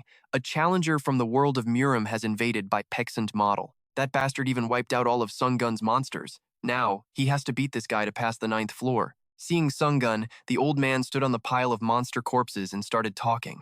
I am the Murim Alliance, Lord of the Martial Alliance. The old geezer with the white hair and beard introduced himself. He wanted to know Sungyoon's name, but Sungyoon knew that invaders never have good intentions, so revealing his identity would be pointless. B soon muttered, "That's just common courtesy among fellow martial artists." Sungyoon was so done with how damn weird people from other dimensions were.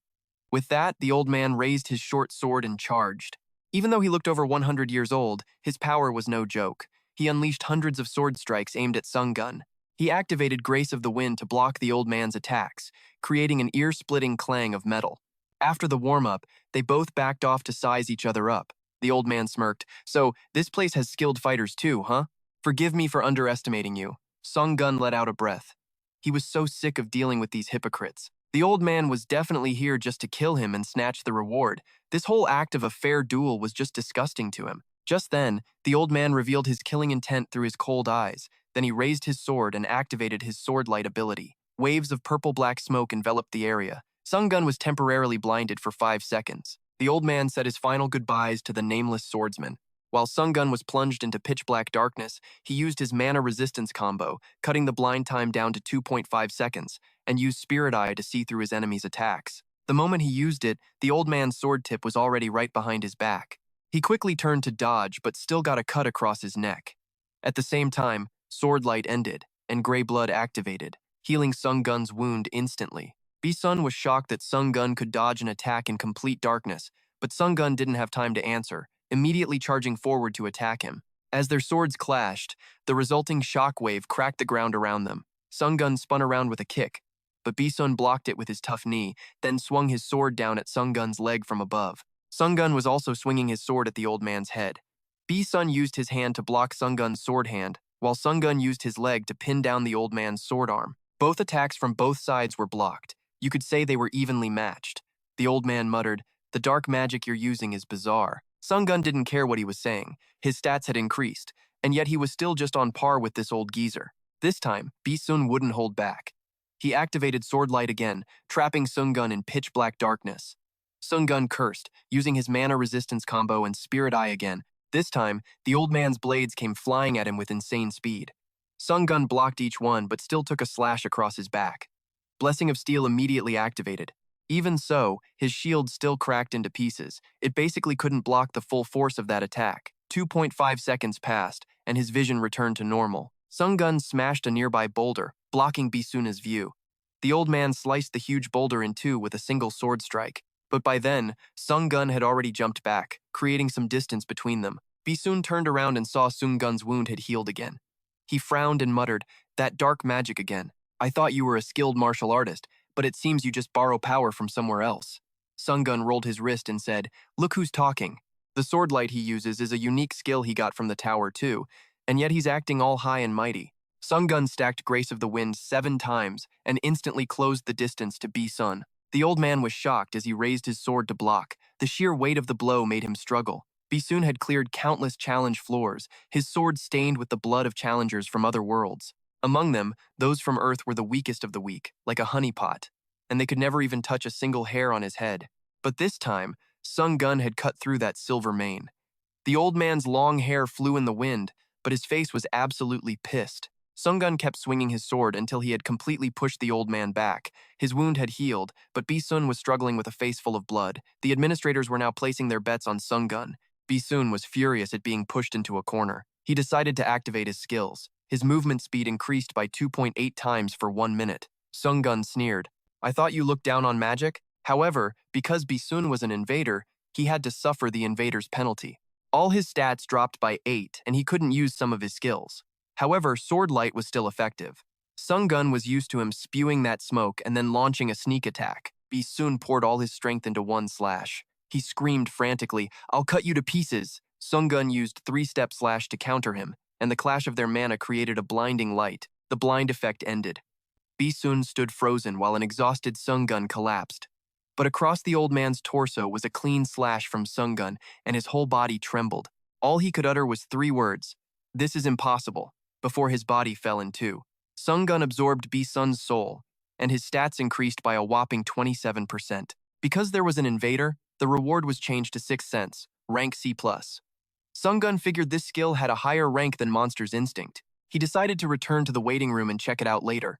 Suddenly, the administrators started spamming him with messages after witnessing his fight.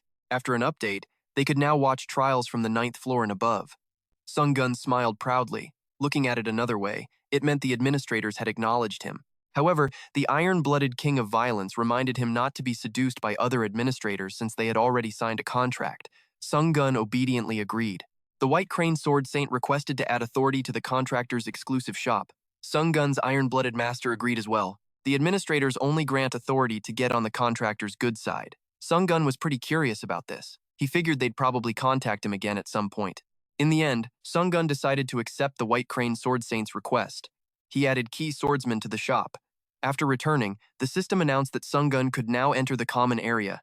He wondered if the administrators could watch what happens in the common area. "You guys still watching?" he asked out loud. There was no reply, so Sungyoon cleared his throat. "Well, I guess I'm the only one who knows how embarrassing that was, right?" Our protagonist checked out Key Swordsman. It allows him to channel mana into his sword and use sword key. To him, this skill was pretty solid. Now that he'd reached the 10th floor, he could see the second page of the shop. 3 skills appeared. He thought they were all total bangers. The problem was, he only had 2,000 SP.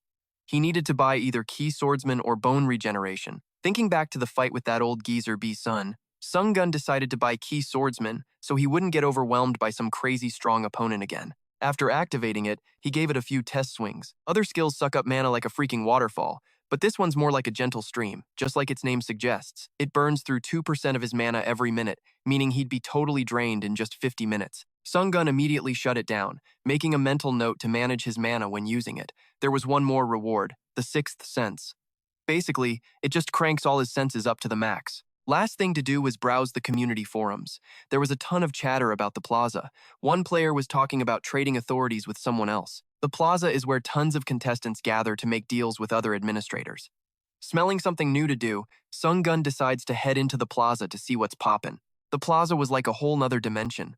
The big difference was that you could actually see other players here, in the flesh. This one dude was excitedly wandering around and exploring, but unfortunately, he walked right into the sights of some player hunters. He was just casually strolling along when suddenly he got blasted by a bunch of special effects that made him collapse. The player hunters appeared behind him, laughing like total scumbags. The leader sarcastically licked his blade. "A Korean?" The Korean guy gritted his teeth. He hadn't even entered a trial yet, and these jerks were already ganging up on people to rob them.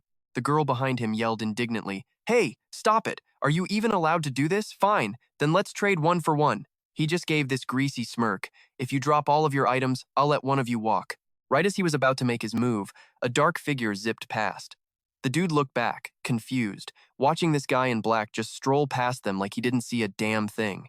But they thought it was weird, since this isn't how the script usually goes, so they called out, "Yo, black hat." The guy in the black hat turned around, and Sungyoon pulled down his hood. "You talking to me?" When they saw he was also Korean, they laughed like psychos. Guess in their minds, Koreans are easy pickings, so they all started dogpiling Sungyoon. Sungyoon sighed. He just wanted to lay low, you know? Did these clowns forget he's the main character of a Korean story or something? Sungyoon just raised a hand and nullified their attacks, making the leader's eyes pop out in shock. Sungyoon then blitzed them, and before they could even activate their skills, he had already wiped them out. One guy tried to use an ice shield, but it just shattered under Sungyoon's fist. The dude totally freaked out and started begging, wait, I was wrong." He didn't even get the chance to kneel and apologize before Sungyoon's blade was through his throat. After absorbing their souls, Sungyoon got ready to bounce. The girl apologized for not being able to help more. The Korean guy struck up a conversation, guessing that Sungyoon must be a ranker. Sungyoon was like, "Uh-huh, something like that." I mean, he was always in the top 10 anyway. The guy was immediately stoked and made sure to thank Sungyoon for saving his life. Sungyoon couldn't care less, though. He only killed them to prevent them from becoming a pain in the ass later. Sungyoon turned to leave without another word, but it looked like the dude still had something to say. He hesitated for a second, then asked for the 3 soulless bodies. Sungyoon was confused, but the guy promised to trade him a skill for them. The guy used gluttony, and the bodies got sucked into a black hole in his palm. He looked as satisfied as if he'd just had a gourmet meal. True to his word, he gave Sungyoon the Iron Wing skill from his administrator, Gluttony. It allows him to create a pair of wings on his back and fly. And right on cue, the White Crane Sword and the Iron-Blooded King were already whining about Gluttony making shady deals with their Sungyoon. Seriously, Sungyoon had no words for these admins. But the fact that they were all fighting over players meant the players had something they wanted.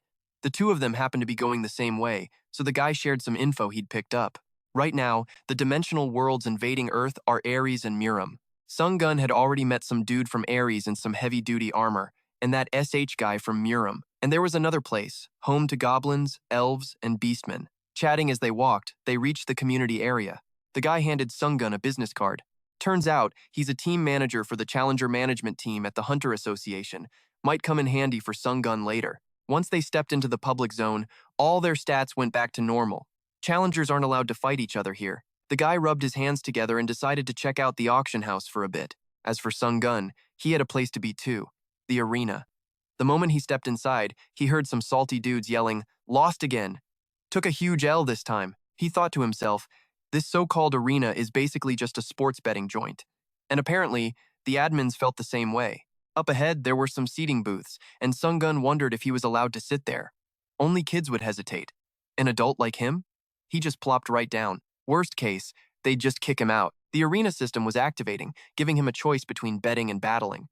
The system notification was kinda confusing, so Sungyoon read the details more carefully. The arena is split into two systems, betting and battling. Bettors can place wagers on the fighters, either losing big or raking in points depending on who they back. As for the fighters, they get to challenge other people for rewards. Once a match is confirmed, the real names and rankings of the fighters are revealed. To confirm a match, Sungyoon needs to wager a reward, like a skill, an item, or an authority. If he wins, he gets a reward of equal value from the opponent he just beat.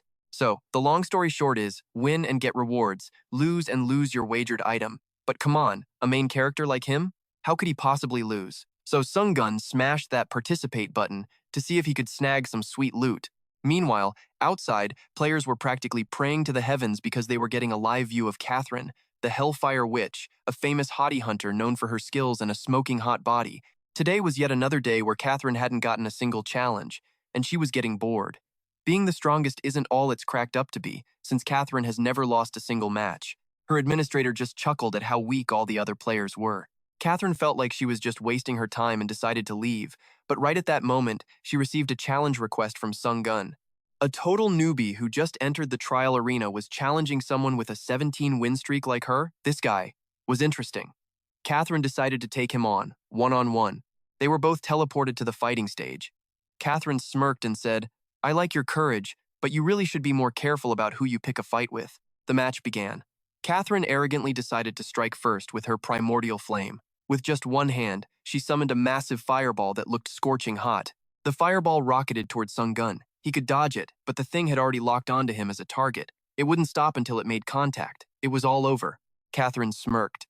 She might have respected his guts, but in terms of pure power, Han Sungyoon didn't stand a chance.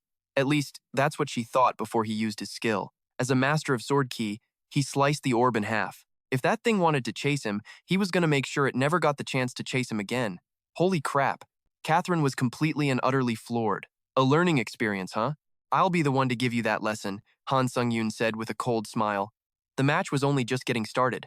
In a chill house deep in a forest, an androgynous figure with long, flowing silver hair watched Han Sungyoon through a water mirror. They smiled, satisfied that Han Sungyoon had mastered sword ki. Giving him that badass unique skill was totally worth it. From now on, I need to get on his good side, and fast. Maybe Han Sungyoon can finally settle that old score I've never been able to handle myself. Back in the arena, Catherine was still the one relentlessly attacking. Wherever she struck, Han Sungyoon dodged, but her attacks were a real pain in the ass. Even when Han Sungyoon jumped into the air, the flames still chased him. The only way out was to slice through every single fireball. Dancing in the flames ended up burning his cloak. Han Sungyoon quickly landed to get away from the fire. Without the blessing of the wind, he couldn't get the most out of his cloak's effect. While he was busy putting out the fire on his cloak, Catherine summoned 4 more fireballs. How long do you think you can last? After patting out the flames, Han Sungyoon brandished his sword again. The longer this dragged on, the more mana he'd burn, which was a huge disadvantage for him. Time for a counterattack. Han Sungyoon absorbed Bitch Sun's soul to get a few stat boosts. He unlocked the B rank skill, Lightning Sword Ki, which let him pull off a critical attack that even took him by surprise. Catherine was getting pissed that Han Sungyoon wasn't focused. While he was distracted, she unleashed dozens of fire arrows aimed right at him. Of the 36 stratagems, running is the best one. He booked it, dodging the arrows raining down on him and slicing in half any that got in his way. At the same time, Han Sungyoon activated Hemorrhage. It was the first time he'd ever used the skill, but if he didn't try it, he'd never know what it did. Giving it a shot probably wouldn't kill him. Han Sungyoon braced himself, then swung his sword in a crescent moon arc that shattered the giant fireball, startling Catherine. She frantically threw up a magic shield, gritting her teeth to hold it against the immense power. She never expected Han Sungyoon's counterattack to come when she was least expecting it. Before she could even fully block his attack, he was already standing right behind her with the tip of his sword aimed at her neck. In the end, Catherine had to surrender. It was that or get her head lopped off. After defeating Catherine, Han Sungyoon received the Sword Storm skill and was teleported back to the common area of the 10th floor. Once he was back, Han Sungyoon decided to write down Catherine's name. Even though he was just treating it as a practice round and went easy on her, she was pretty damn strong. Plus, she burned his cloak, so he had to jot down her name to get even later. Now, it was time to check out his reward. The name Swordstorm made it sound like 1,000 slashes at once, but it was just a single stab. So that was the lesson she taught him. You can't always judge a skill by its name. The day started off pretty well, winning a match for some EXP, but the reward was a total scam. To avoid getting scammed again, Han Sungyoon decided to fight another match. This time, his opponent was Awaki Yuji, ranked 11th in Japan. As soon as the match started, Yuji sighed. I was really looking forward to this fight since you're ranked 3rd in Korea, but you look all ragged, like a beggar. I bet your skills are just as pathetic. Han Sungyoon's smirk made the guy frown. What the hell are you smiling at? It's funny, because I was thinking the exact same thing about you. Han Sungyoon's comeback totally pissed Yuji off. The guy thrust his 8-meter-long spear at him. Han Sungyoon dodged it easily, which disappointed him. The 11th ranked player in Japan was this weak. All he had going for him was a nice outfit. Han Sungyoon mercilessly smacked the show-off to the side. Yuji took so much damage that the match had to end. Naturally, Han Sungyoon was the winner. The more he fought, the more addicted he got. Han Sungyoon challenged players from all over. He won every match with insane speed, accidentally earning him the title of Battle Master. Meanwhile, in China, a dude with an 8-pack was meditating in a lush green bamboo forest. No one dared to disturb him unless it was urgent news. And this time, the urgent news was the death of Elder Bitch Sun. Before he died, he'd sent a message back to his clan, telling them about a place called Earth that had recently linked with their dimension. Big Sun had tried to invade that dimension, and the result was him kicking the bucket. Just then, a tremor began, growing stronger and stronger. The bamboo forest rustled as if something was charging through it. It was a monster. I have no idea what it's called. All I know is that it was freaking massive and had a real nasty temper. The guy just kept meditating to hit his daily quota as the monster barreled towards him. Finally, he lifted one arm to summon his sword and said, "It's been 5 years since I stopped climbing the tower, hasn't it?" Just as the monster's claws slashed down, he flexed his leg muscles and leaped up. Even after meditating all day, his legs weren't numb. Seriously impressive. The 8-pack dude dove down, plunging his sword straight into the beast's head, and the added weight of his body made it collapse instantly. His servant saw his power and couldn't help but feel a deep sense of respect. To overwhelm a mythical creature like that in a single blow, it was truly terrifying. The guy pulled his sword out of its head. He was getting tired of meditating. The appearance of the Earth dimension was a lucky break that piqued his interest. More specifically, the person who had managed to kill Elder Bitch Sun might finally give him a satisfying fight. Han Sungyoon returned to his waiting room and flopped onto the bed, which had been newly upgraded with a mattress. All his fatigue vanished. This waiting room that cured all ailments was no joke. Today was a total jackpot. Besides the EXP, Han Sungyoon also got a brand new unique skill, one that created steel wings, allowing him to fly at high speeds. However, the wings needed a constant flow of mana to work. Just imagining himself soaring through the sky with angelic wings like some fairy from a storybook was enough to make Han Sungyoon go wild with excitement. But that was just a dream for now. It wouldn't become a reality until he had enough points to actually buy it. It's at times like these you realize how good the rich have it.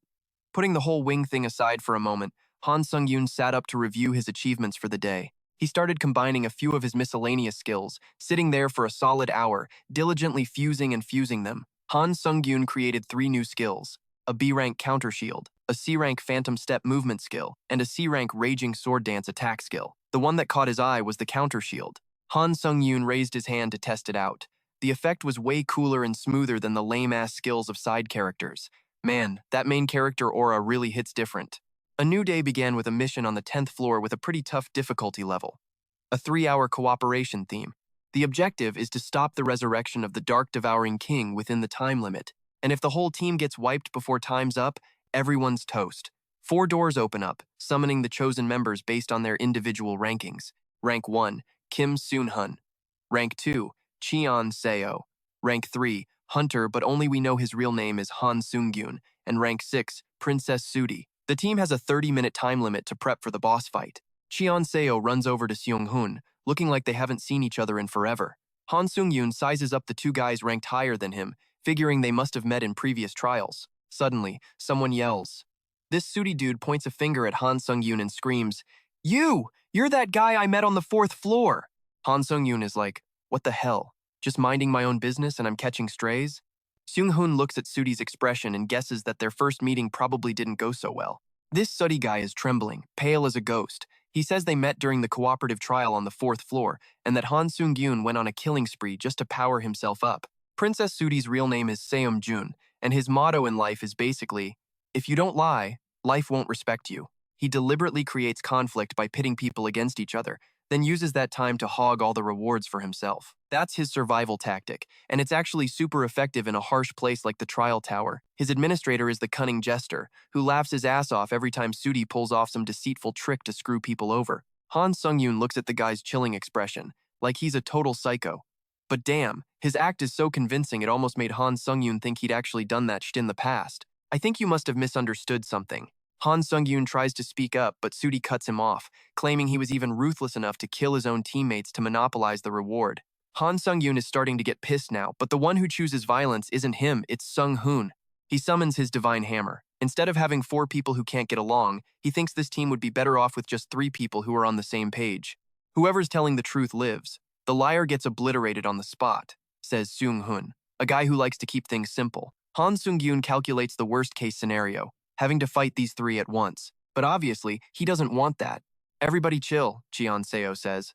This whole time, he's been the only one keeping a cool head and analyzing the situation. If this sooty dude really met Han Sungyoon on the 4th floor, then he'd have to know his real name. Because nicknames only started being used from the 5th floor waiting room, and they supposedly met on the 4th floor. All he has to do is say Han Sungyoon's real name, and this whole thing will be settled. Sooty freezes, not expecting someone to have such a big brain. But he's not the type to get flustered. He's the one who likes to mess with other people's heads. His real name is Lee Yeon-min. Yeah, right. Like there's any way to verify a name in here. Mr. Lee Yeon-min, do you have anything to say? Cheon-seo turns and asks Han Sungyoon. It's true, there are no national ID cards here to prove your identity. But he has something else, even though he didn't want to use it, his hunter license. Han Sungyoon just happened to grab it on his way back from Earth. Who knew it would actually come in handy in a messed up situation like this? Sooty never would have guessed someone would actually bring a hunter license from Earth into the tower just to prove who they are. His little scam was completely exposed. Seung-hoon was just waiting for this moment to serve up some justice, eliminate the liar, and clear Han Sungyoon's name. Sooty grinds his teeth, thinking, I really messed up this time. Han Sungyoon raises a hand to stop Seung-hoon. Since this is his problem, he'll handle it himself. Being framed was really starting to piss him off. Sooty thought all 3 of them would jump him, but in the end, only Han Sungyoon stepped up. He smirks, thinking Han Sungyoon is a total idiot. All he has to do is take down Han Sungyoon, and the other 2 won't be able to do jack shit, no matter how much they hate him. It's way too hard for just 2 people to clear a 4-man trial, after all. Before they fight, Han Sungyoon tries to teach him about 2 words. Responsibility. But Sooty doesn't give a damn about what responsibility is, because the only thing he cares about is survival. He summons a magic grimoire. You're not the only one with power. Vines of the swamp soul sprout up, wrapping around Han Sungyoon's legs. Too bad for him, Han Sungyoon has a mana resistance skill, so he breaks free from the vines and rushes towards him. Sooty throws up a shield. This situation was totally unexpected, but he manages to defend against Han Sungyoon's attack. The force of the impact shatters the ground. Seung-hoon tells Cheon-seo he'd better keep his distance if he doesn't want to get caught in the middle of it. Even though Cheon-seo wants to get closer to feel the heat from the young hottie, Seung-hoon says, not a chance. Better to be careful. Die, you bastard. Sooty fires a bunch of mana orbs at Han Sungyoon. Han Sungyoon's all like, this game's too easy, as he dodges every single one, then lands a punch that seriously stings. Even though he's in pain, Sooty is still grinning like a madman. Looks like the hunter has become the hunted, huh? When Han Sungyoon turns back, the orbs he had fired have all converged into a magic circle. After a few seconds of aiming, it unleashes a massive lightning bolt straight down on Han Sungyoon. Sooty laughs triumphantly. You were acting so tough earlier, so where's that big talk now? Huh? What the hell? He's suddenly stunned. Han Sungyoon says, you're still too green. Rank 6 thinks he can beat Rank 3. Who's also got main character plot armor. He activates his counter shield. It absorbs 25% of the damage and unleashes it in a single blow. Now, Sooty is about to get back everything he just dished out. That's just how life works. Sooty starts sweating bullets. This was not part of his imaginary script. He can't believe Han Sungyoon actually blocked his ultimate move.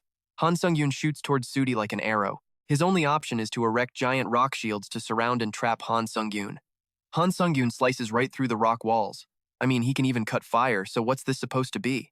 Cheon Seo watches Han Sungyoon and asks Seunhoon if he knows who that guy is. But Seunhoon has no clue, and he's never seen anyone like him among the high-rank hunters. Since Seunhoon didn't know, Cheon Seo just thought Han Sungyoon was some random nobody, right up until they saw how he fights. Seunhoon figures he might not be ranked as a high-tier hunter, but there's one thing he's damn sure of. Han Sungyoon isn't even using his full power. In fact, Han Sungyoon's real strength might even be on his level. Cheon Seo is shocked that someone so powerful has a lower rank than them, but that's just a ranking based on stats. If Han Sungyoon didn't rely on teammates in previous trials, his abilities might have been seriously underestimated compared to his actual strength. By now, Sudi has no defenses left. Han Sungyoon slashes the arm he was using to hold his book. He collapses at the tip of Han Sungyoon's sword. Seunghoon is surprised that instead of finishing him off, he just calmly neutralized him. Wait! Sudi's face turns purple as he threatens him, saying Han Sungyoon can't kill him. Cause if you off someone, you can't pass the trial. This floor's challenge requires all 4 top rankers. Since it's all about survival, there's no way the tower would make it so easy that they could clear it with one dude missing. Sungyoon hadn't even thought of that, so he glanced back at the other two. They said they wouldn't butt in and would let him handle it however he wanted. Meanwhile, that Sudi punk pulled out a sword, getting ready to jump Sungyoon, but his speed was like a billion times slower than his. Sungyoon split Sudi's head in one clean slash, but not a single drop of blood spilled because it was just an illusion. That Sudi dude was planning on hiding his trump card, but Sungyoon got him first. So now, all the guy could do was go all out. Sudi launched his chains at Sungyoon. He used his shield to counter, but the chains just snaked around it and went for his back. Sungyoon activated his water glide skill. Moving like a wave, he boosted his movement speed by 40%. The exact moment Sudi's attack exploded was when he popped up right in front of him with his counter shield. Teaming up with a two-faced creep like him is way more dangerous than just trying the trial with only 3 people. Sungyoon activated his counter skill. All the damage he'd been soaking up since the fight started got sent right back at Sudi, and just like that, the guy was toast. Just like autumn leaves fall, Sudi left behind an old vampire count's cloak and a celestial blood demon sword. Both items were lower tier than the gear he was currently using, so Sungyoon figured he'd just check him out later. The other two jumped down after watching the whole thing. Chon-sok couldn't stop praising him, his eyes full of awe. That whole mess went down in just 20 minutes. Now they had 10 minutes left to check out what was inside. All right, let's move. Seunhoon led the way in. At the entrance stood this massive, epic-looking stone statue of a knight on a horse, but it was held down by chains. Chon-sok muttered as they walked, "Whoa, that statue's huge. It's not gonna come alive or anything, right? In this tower? Anything's possible," Seunhoon shot back. Sungyoon just kept quiet and observed, his eyes fixed on the crowned head the stone knight was carrying. After walking through the massive palace for a bit, they hit a huge hall. Around them were 3 more stone statues, all chained up tight, which gave Chon-sok a seriously bad feeling. The main attraction was a headless statue sitting on a throne, probably the Dark Tyrant, the final boss for this trial. The break was over, the Dark Legion was about to show up, and they had to stop the Dark Tyrant from being revived. And right on cue, just as Chon-sok feared, the 3 statues snapped their chains and woke up. Seunghoon was just itching for a fight. It had been way too long since he'd gotten to rough someone up. Sungyoon spoke up. "I've been watching them. Each statue is carrying a crowned head on its back. We can't let them put that head on the tyrant's body and complete it." Seunghoon nodded. "If that's the case, then it's a 3-way one-on-one against these statues. A battle between 3 stone knights and the top 3 players in the tower. Who you putting your money on?" Sungyoon decided he was going to take this stone statue down in a single blow using his sword ki. But first, he had to take one of its hits. When their swords clashed, Sungyoon realized the damn thing used sword ki too. Looks like this opponent wasn't going to be a pushover. He wondered if the other guys were doing okay. Oh yeah, they were doing just great. Seunghoon had just taken a hit and was currently flying through the air. The stone knight seized the chance to make a break for the tyrant, moving crazy fast for something that weighed tons. But Seunghoon wasn't about to let that happen. He grabbed a rock and chucked it straight at the thing. By the time the knight even knew what was happening, the rock slammed into it and sent it flying. Seunghoon swore, "These bastards are all boss level. Don't let your guard down." "I think the only one who let his guard down was you, dude." Chon-sok laughed and put on a wizard hat. He seriously couldn't stand this stupid hat, but whenever he put on that hat, it meant Chon-sok was getting serious. He fired a magic arrow straight at the charging stone knight. Even though it was made of stone, it was agile enough to dodge all 3 arrows and get right up in Chon-sok's face. But he didn't freak out like some regular mage would. Everyone thinks the easiest way to beat a mage is to get in close for a melee fight. But that only works on rookie mages. Turns out, Chon Sok was a physical mage. He transformed his bow into a massive scythe. Sungyoon was actually pretty surprised. Since he'd only ever fought against total weaklings before, seeing two people with actual skills was getting his blood pumping. Now, Sungyoon could finally focus on his own job, but first, he had to dodge this thing's attack. Sungyoon spun through the rubble, using his 3-meter-long legs to kick piece after piece of debris at the stone statue. Then he activated his skill, swift as the wind, sliding right between the stone statue's legs and getting behind it before it could even react. He combined his wild blade technique with his lightning sword, shattering the dark tyrant's head that the stone knight was carrying on its back. Over on the other side, Sungyoon used lightning burst to trap the knight in a storm of thunder, and the head on its back also exploded into a million pieces. Only Chon Sok's target was left. He was proving that you should never underestimate a guy who's a mage, because he could throw down with physical attacks just as well as anyone else. With that scythe of his, he sliced the knight clean in half, along with the head on its back.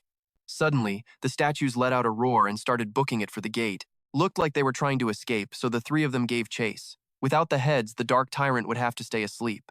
Suddenly, Sungyoon heard a clopping sound. The stone statues dropped to their knees, all three of them forming a straight line. The sound of hooves came from a horse jumping onto the path they made, flying right over their heads. It was the knight on horseback from the gate.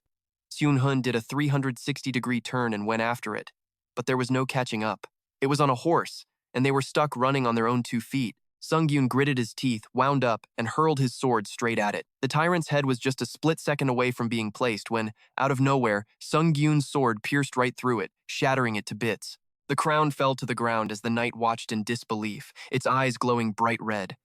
Then came a roar filled with pure, bitter rage. Chon Sok jumped for joy. Sungyoon let out a sigh of relief. That was way too close to having to fight the final boss. The knight picked up the crown, put it on its own head, and then took its weapon and jammed it through its own throat.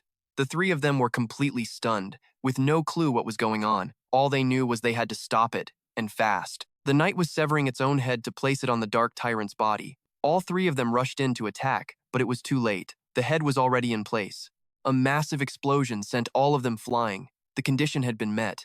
The dark tyrant was being revived, and now their mission was to take it down, or die trying. The dark tyrant possessed the skill invincibility. Any damage from a challenger with lower stats would be completely nullified. Sungyoon had never even heard of a monster having a unique skill like that before.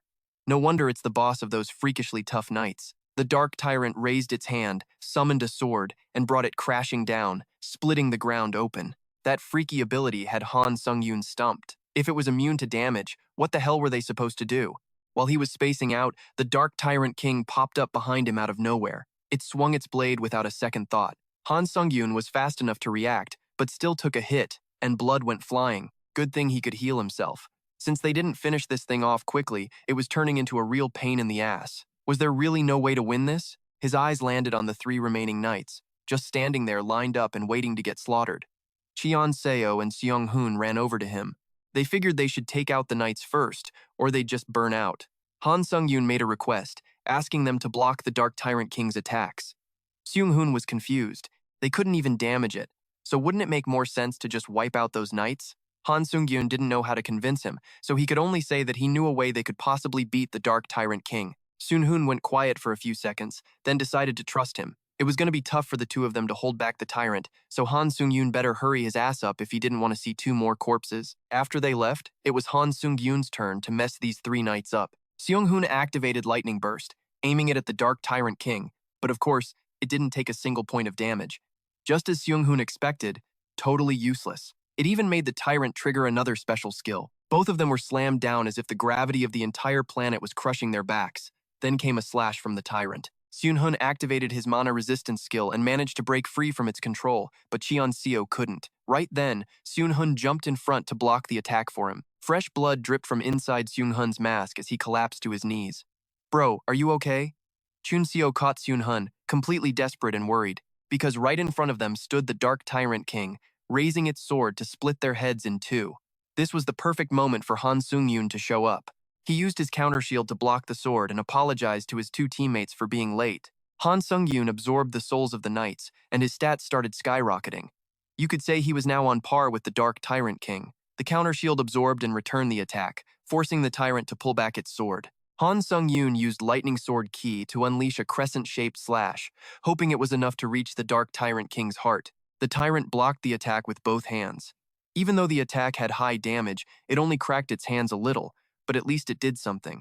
The Dark Tyrant King roared like a maniac and activated its control skill again. Han Sungyoon was instantly pinned down. He gritted his teeth, activated mana resistance, and pushed back with all his might, getting back on his feet step by step. All restrictions were gone. He used his counter shield to defend again. This kind of situation was a real nail-biter, but Han Sungyoon couldn't stop smiling. Was this the feeling of a victor's instinct? Was this the fire burning inside him, that desire to get even stronger? On the sidelines, Cheon Seo and Seung Hoon were watching the fight. What they saw in Han Sungyoon was a total monster. Seung Hoon felt weird hiding behind someone, but he was also happy for Han Sungyoon for becoming a top-ranking player. After a while, the counter shield had absorbed enough damage. Now it was time for Han Sungyoon to give back everything it dished out. If he closed the distance and focused the energy, the shield's power would increase big time. He got as close as he could and unleashed the attack, blasting right through the Dark Tyrant King's arm. Before it could even recover from the shock of losing an arm, Han Sungyoon charged forward, all his skills fully prepped. He sliced its head clean off in a single strike, finishing off the Dark Tyrant King and completing the quest. Meanwhile, the Iron-Blooded King was watching Han Sungyoon with amusement. She couldn't believe a challenger with so much potential like him had actually made a contract with her. Normal challengers would try to climb the tower, preparing like crazy to avoid any risks, and after wasting half their youth, they still couldn't even clear a single floor. But Han Sungyoon was totally different. He even came from another dimension but was seen as the embodiment of the will to grow. However, this wasn't entirely a good thing for her.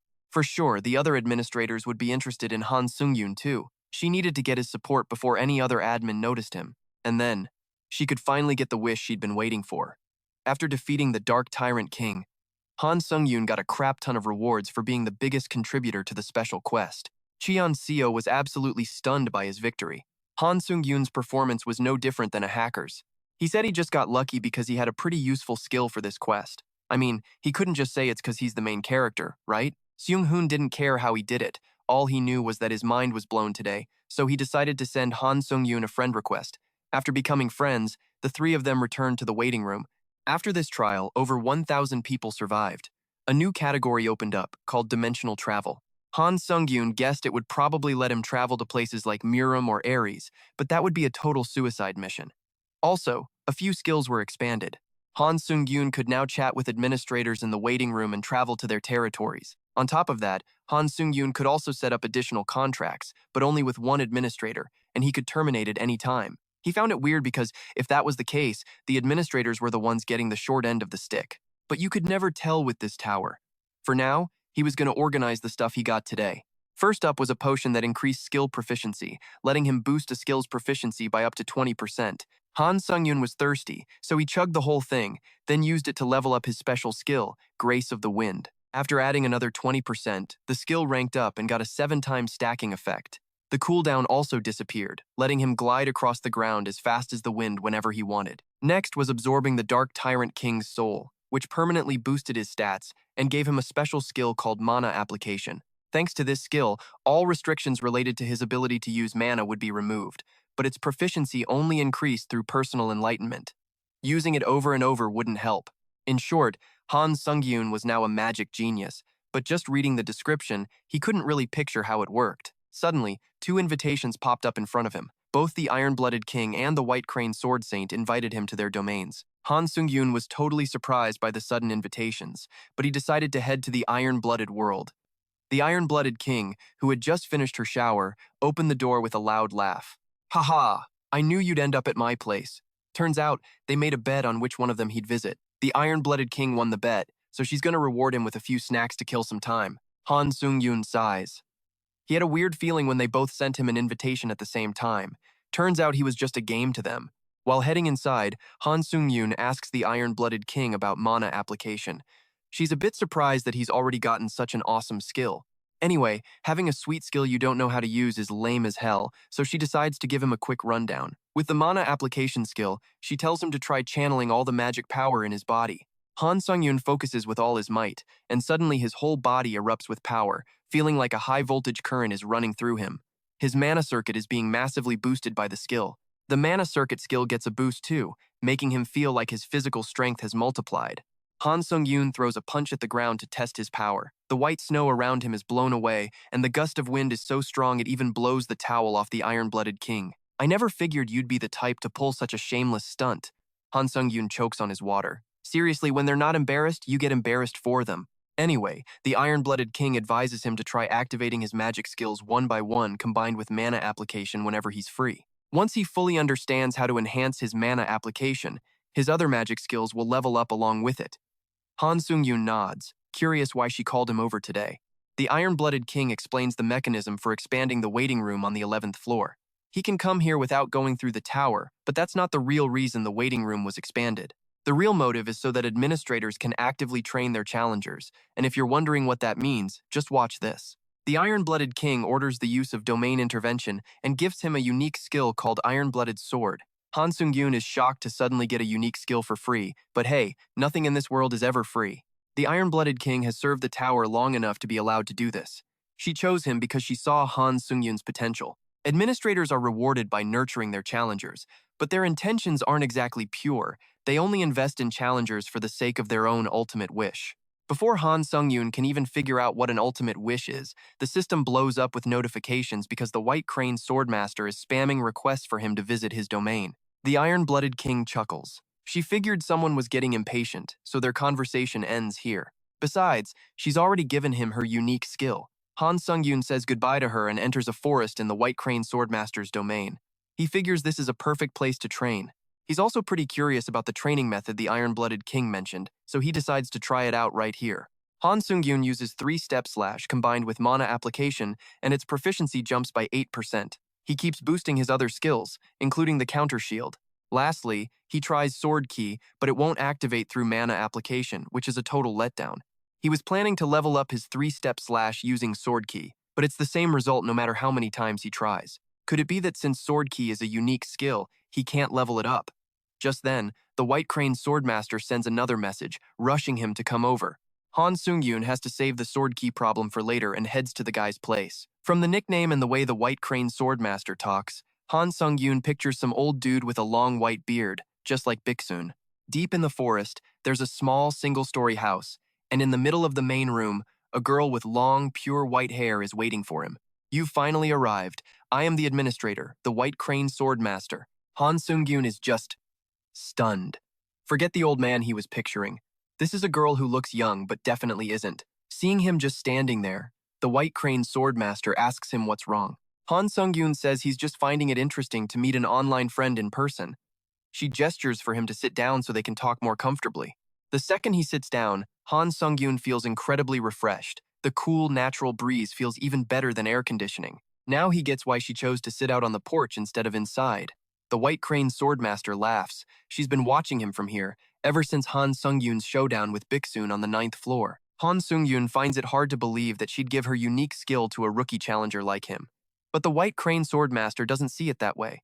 Even though Biksun couldn't achieve Light Sword Key, he was still a master swordsman back in the martial arts world. Although he lost some of his power when he entered the tower, defeating a challenger like Biksun is an incredible achievement. The reason the White Crane Swordmaster knows all this is because she had a contract with Biksun. Han Sungyoon starts sweating bullets. If that's the case, she might hold a grudge against him. As if reading his mind, the White Crane Swordmaster tells Han Sungyoon he doesn't need to be so on guard. She's made contracts with many challengers, but she's never invited anyone to her home like this, except for him. You've probably already figured it out, so I'll just be direct. The White Crane Swordmaster looks at him seriously. Please, form an additional contract with me. Han Sungyoon isn't surprised. He's more interested in what he'll get out of it. If he agrees, the White Crane Swordmaster will make him her disciple. An administrator can only ever have one disciple in their entire life. Inside the tower, that person is called an administrator's disciple, which means he's formed a special contract. At the same time, Han Sungyoon would be able to buy all of that administrator's skills. Han Sungyoon gets why a master-disciple contract is such a big deal, but the Iron-Blooded King never even explained this to him, and he's been her disciple for a while now. Guess that lady's getting a bit forgetful these days. But an additional contract can be cancelled at any time. He asks why the White Crane Swordmaster would entrust a lifelong contract to him when it's such a huge disadvantage for her. The White Crane Swordmaster admits it. Just like the Iron-Blooded King, they chose him to fulfill their ultimate wishes. I need the sharpest sword, a sword that will never rust or break. and you have the potential to become that sharpest sword. Han Sungyoon is only focused on the ultimate wishes that both administrators mentioned. He asks her what that's all about. They are regrets from the past and from their memories. At the same time, they are also a privilege granted to administrators by the Tower. Just like the Tower of Trials, it's a challenge that can only be given to challengers who have a contract with an administrator, and when it's fulfilled, the administrator receives a reward. If the White Crane Swordmaster's ultimate wish comes true, Han Sungyoon might even be able to change the past. Wait, what? Me? He asks again, just to be sure. You can't just take a woman's word for it right away. The higher you climb the tower, the more you'll find out. Then you'll know whether I was telling the truth or not, the White Crane Swordmaster replied. Han Sungyoon figured she had a point. In the real world, it'd sound crazy, but for a place like this tower, it was totally believable. Still, he couldn't help but wonder just how high he'd have to climb to make her dream a reality. The White Crane Swordmaster just scratched her ear. Oh, that's easy. The very top floor of this trial tower. Han Sungyoon broke out in a cold sweat. The top floor? And she calls that easy? In the end, though, he agreed to make a pact with the White Crane Swordmaster. The chick jumped for joy. Smart move. You won't regret this. Han Sungyoon had no clue if it was a smart move or not, but screw it. Whatever happens, happens. He kind of figured he'd have to climb to the top of the tower to fulfill an administrator's wish anyway. After becoming a true disciple of the White Crane Swordmaster, the effectiveness of his authority and skills from the Murim dimension would get a 10% boost, plus a little extra mana on top. He wasn't the same guy he used to be. Han Sungyoon was now the disciple of 2 administrators and even got some bonus stats. Han Sungyoon couldn't wait to get even stronger. Best of all, he even got a special gift from the White Crane Swordmaster. But, did you happen to hear anything from her? The Swordmaster asked curiously. About the person who's looking for you? Han Sungyoon was clueless. What, is another hot chick looking for me now? The White Crane Swordmaster shook her head. She had no idea what the iron-blooded king was thinking, but it seemed like she totally trusts him. The White Crane Swordmaster did too, but she had to tell him something, and it was going to cost a few question tickets. Han Sungyoon nodded. It's not like he was using the question tickets anyway, and he had a boatload of them just sitting there. Instantly, the system drained all of his question tickets. Han Sungyoon was floored, wondering just how damn important this info had to be to cost that much. The White Crane Swordmaster explained that in the Murim dimension, there's a powerful group called the Murim Alliance, and BHC, the guy he took down on the 9th floor, was their patriarch. Because of that, someone from the Murim dimension was now hunting for him. After hearing that, Han Sungyoon figured this guy must be out for revenge for their dead patriarch. Nope, the White Crane Swordmaster said. The Murim Alliance is a total mess, fighting over who gets to be the next patriarch. The one who wants to kill you is the Sword Dragon from the Nam Gong family, the Blue Sky Sword Dragon, Nam Gong Huk. He's a prodigy who made a name for himself among the martial arts masters who've been around in the Murim dimension for centuries. He's just using revenge as an excuse to come after Han Sungyoon. But the real reason is, he's curious about the guy who actually managed to kill the patriarch. I don't know when Nam Gong Huk will show up, or if he's here already, but if you run into him, you better be ready, because you'll probably end up dead. After hearing all that, Han Sungyoon was teleported back to the waiting room. So, long story short, some psycho killer from Murim is hunting him down, even though they were the ones who invaded his floor first.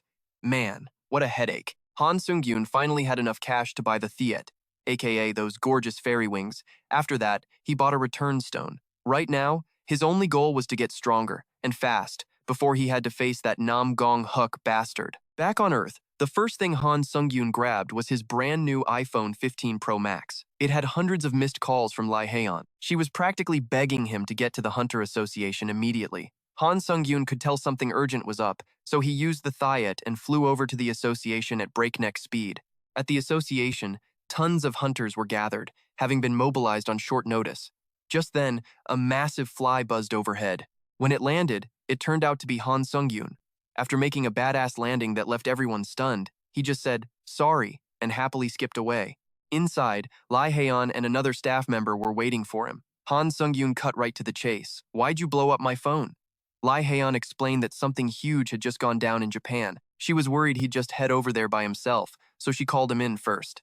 They needed to talk more, but the situation was so bad they had to get right into it. On the screen was a video filmed and sent over by some Japanese hunters. The location was Shinjuku, Tokyo. A huge energy wave erupted from the gate, and the Japanese Hunter Association sent a team of 7 A-rank hunters to the scene. A humanoid figure walked out of the gate and took down 6 of the A-rank hunters in just a matter of seconds. Right now, everyone thinks he's a challenger from another world who came to invade their dimension of Earth. Han Sungyoon felt a weird sense of déjà vu. What a coincidence. Right after he'd gotten that intel from the White Crane Swordmaster. All the other hunters had already bailed because the situation was way too complicated. Most countries are trying to protect their own hunters, so they're refusing to send anyone to help Japan. And that includes their own country, Korea. Nobody has been sent to help. Finally, there was a video clip from the only survivor. On the screen was a crazed killer with an ice-cold voice. The blue sky sword dragon, Nam Gong Huk, has come for BHC's revenge. Tell them that. The name Nam Gong Huk was the exact guy who was looking for Han Sungyoon. He never thought he'd have to face him this soon. Suddenly, Lai Heian tugged on his sleeve and asked, "Why do you look so tense? You don't have to go, you know. Besides, it's been so long since we last saw each other. How about we grab a bite to eat first?" Li Heian was hoping he wouldn't go. But Han Sungyoon just told them, "Reply to Japan's request. Tell them I'm going to Shinjuku." Li Heian froze. She suddenly snapped at him, frustrated. "Why do you always have to do such reckless things? You ever think about how other people feel? Thanks for worrying about me," Han Sungyoon said. "I have to go. He's looking for me." Ever since he was a kid, Nam Gong Huk had always wondered why no one else could understand the voice of the sword. In a single sparring session, he'd mercilessly injure his own subordinates. Sword key at age 13. "You've already surpassed me in my youth." His father was the sword saint. Faced with his son's incredible talent, he only gave one warning. Martial arts aren't meant for hurting people. They're a path to transcendence. You can't just go around hurting people for no reason. Nam Gong Huk didn't answer. He just kept climbing the tower, day in and day out, all the way to the 20th floor. While everyone else celebrated for him, Nam Gong Huk wasn't satisfied. His ambitions couldn't be fulfilled just by climbing some tower. Eventually, he found a way to get his hands on dimension invasion tickets. From then on, he walked a path dedicated to satisfying his lust for destruction. It was the only thing that made him happy. But after a while, killing pathetic weaklings just wasn't satisfying anymore. And he wasn't allowed to just wander around Murim killing people. When he heard the news that Han Sungyoon had taken down the Murim Alliance's patriarch, he thought this guy might finally be interesting or at least last longer than the others. Meanwhile, Han Sungyoon arrived in Japan and was picked up in the most ridiculously extravagant way possible. Someone escorted him to a waiting room, and inside were Chok and Sungyoon. After teaming up on the 10th floor, they were finally reunited. Han Sungyoon heard from the association that he was here too, but he didn't expect these guys to show up. Plus, it looks like this is everyone who answered Japan's call for help. Sunghoon heard there's one more person coming from the US, but I guess they'll have to wait. Han Sungyoon figured the three of them were probably on par with S-rank hunters, but that Nam Gong Huk dude is a total freak of nature who could probably wipe the floor with all three of them. Hopefully, the person from the US is stronger than them. Just then, the door opens. Han Sungyoon looks over and is shocked to see it's Catherine. She really didn't want their reunion to be like this. She just wanted to see him on some normal day. "It's not like our first meeting was normal either, so why pretend now?" he said coldly, which just pissed Catherine off. "Are these two a bickering couple or what?" Soon-hun remarked. Han Sungyoon immediately shot that down. "Never gonna happen. I'm basically a monk." The chairman of Japan's Hunter Association, Arichika, walked in to introduce herself and welcome them. Han Sungyoon thought she was just some regular staff member, but turns out she's the top dog. As it stands, no more support is coming to Japan. The situation is way more serious than she thought, so other countries are probably rethinking sending their hunters. John Seo was shocked that only 4 countries in the entire world agreed to help. This left Ari so devastated she was shaking. She bowed a full 90 degrees, thanking the 4 of them for coming to help when the rest of the world had turned its back. "Please, raise your head, Chairman. Now's not the time for bowing." Hearing Han Sungyoon say that, Catherine felt that even though he acts cold on the outside, he's actually super warm inside. Instead of bowing, "You should just increase our reward." His next sentence left everyone stunned. "That's right, I might seem cold and unapproachable, but if you double the reward, I'll be Japan's best friend forever." Han Sungyoon didn't come here to be some saint or hero. He came for the reward and the growth he'd get from taking Nam Gong Huk's head. "All right, I got a little too emotional," the chairman said. She agreed that Nam Gong Huk was a monster on a whole other level, so she decided to double their reward. Best of all, the situation wasn't hopeless. They had one chance to win, and that was Catherine's ability, which could totally turn the tables. She possesses Annihilation Flame. If a stronger opponent touches the flame, its special effect activates. All of his stats will drop by 10, and one of his skills will be sealed at random. They might be able to win with Annihilation Flame, but only if he actually touches it. In other words, they need to create a situation where Catherine can trigger it. Just then, a helicopter carrying China's S-rank hunter, Bai Mu, arrived to help, but he ran straight into Nam Gong Huk. It looked like the two were having a deep conversation, but nobody could hear them except for us, the readers. "Are you Hans Guion?" Nam Gong Huk asked. Bai Mu smirked and introduced himself, name, origin, gender, the whole 9 yards. He was going to show this guy a real party for messing with someone from the Earth dimension. Nam Gong Huk sighed. He had no clue why all these random scrubs kept coming after him instead of Han Sungyoon. Acceleration! Before he could even finish his thought, Bai Mu rushed in and threw a surprise punch. Nam Gong Huk muttered, "A martial artist, huh? How interesting." His killer smile was enough to make even Bai Mu swoon. And then the two of them started throwing hands. By now, the chopper carrying the four of them had arrived. John Seo cursed when he saw that Bai Mu dude had started the fight without them. Otherwise, they could have assembled like the Power Rangers. Han Sungyoon suddenly asked Catherine if they could land safely if they jumped from here, because he had a brilliant idea. Turns out, Catherine has a skill that negates fall damage. "That's all I need to know," he said. If this works, they could deal a massive amount of damage to the guy in a single blow, and that would be Catherine's cue to activate Annihilation Flame. That was the entire plan. Time to act. Han Sungyoon grabbed Catherine, activated his angel wings, and dove. John Seo clicked his tongue, seeing how Han Sungyoon still just does whatever the hell he wants. But hey, that's what makes it fun. The other two jumped down right after Han Sungyoon took off. "Are you out of your mind? Who just flies off without any explanation in a situation like this?" Catherine fumed, but tears welled up in her eyes when she realized he wasn't even listening to her. Right now, all Han Sungyoon cared about was that Bai Mu guy distracting Nam Gong Huk. This was their opening. "Okay, we need to split up now. I'll go first." Meanwhile, Bai Mu was gritting his teeth, getting totally dominated by Nam Gong Huk, who shattered his shield barrier with a look of pure contempt. "You can't even infuse your martial energy into your fists? What kind of crappy martial arts is this?" Next came a devastating palm strike from Nam Gong Huk, and Bai Mu didn't even know what hit him. Just then, he noticed a massive, giant red fly heading his way. It was Han Sung-yoon's counter shield. In one move, an aerial surprise attack slammed into Nam Gong Huk, making him eat dirt and spit blood. The backs of his hands swelled up huge from blocking the blow, and the one who did it was none other than Han Sung-yoon. He dusted himself off with a sigh, definitely never trying a thrill ride like falling from the sky again. "Who are you?" Nam Gong Huk gritted his teeth, pissed about getting hit by that cheap shot. Han Sung-yoon just smirked. "I'm the guy you've been looking for all this time." Han Sung-yoon activated Blood Remnant before the fight to heal his injuries. After his little intro, he immediately used Sword Key. Suddenly, Nam Gong Huk started trembling with rage.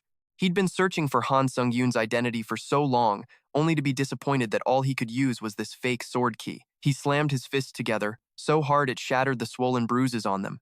His face twisted into a nasty scowl. "I am absolutely livid." "Oh yeah? And what are you going to do about it?" Han Sung-yoon immediately charged, needing to take advantage of the fact that the guy was unarmed. To Han Sung-yoon's surprise, Nam Gong Huk just raised his hand and summoned his sword, and the two clashed. His counter shield shattered after just one hit. Good thing Han Sung-yoon didn't charge in head first, or he'd have been toast. Activating Blood Remnant to heal, he thought for sure that aerial attack would have dealt a ton of damage. Now he couldn't even use his counter shield special ability anymore.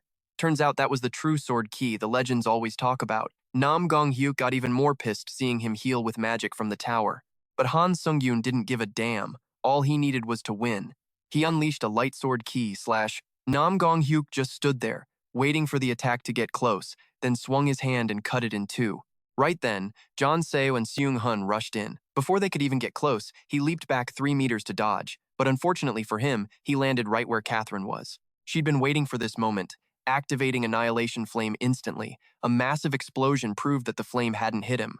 John Seo immediately pointed up. "He's up there!" Nam Gong Huk was standing on top of a utility pole, annoyed.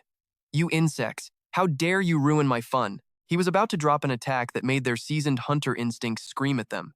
If they didn't get the hell out of the way, it was game over. So all 3 of them scattered, running as far as they could. A beam of light came crashing down like a freaking nuke. Flashback time.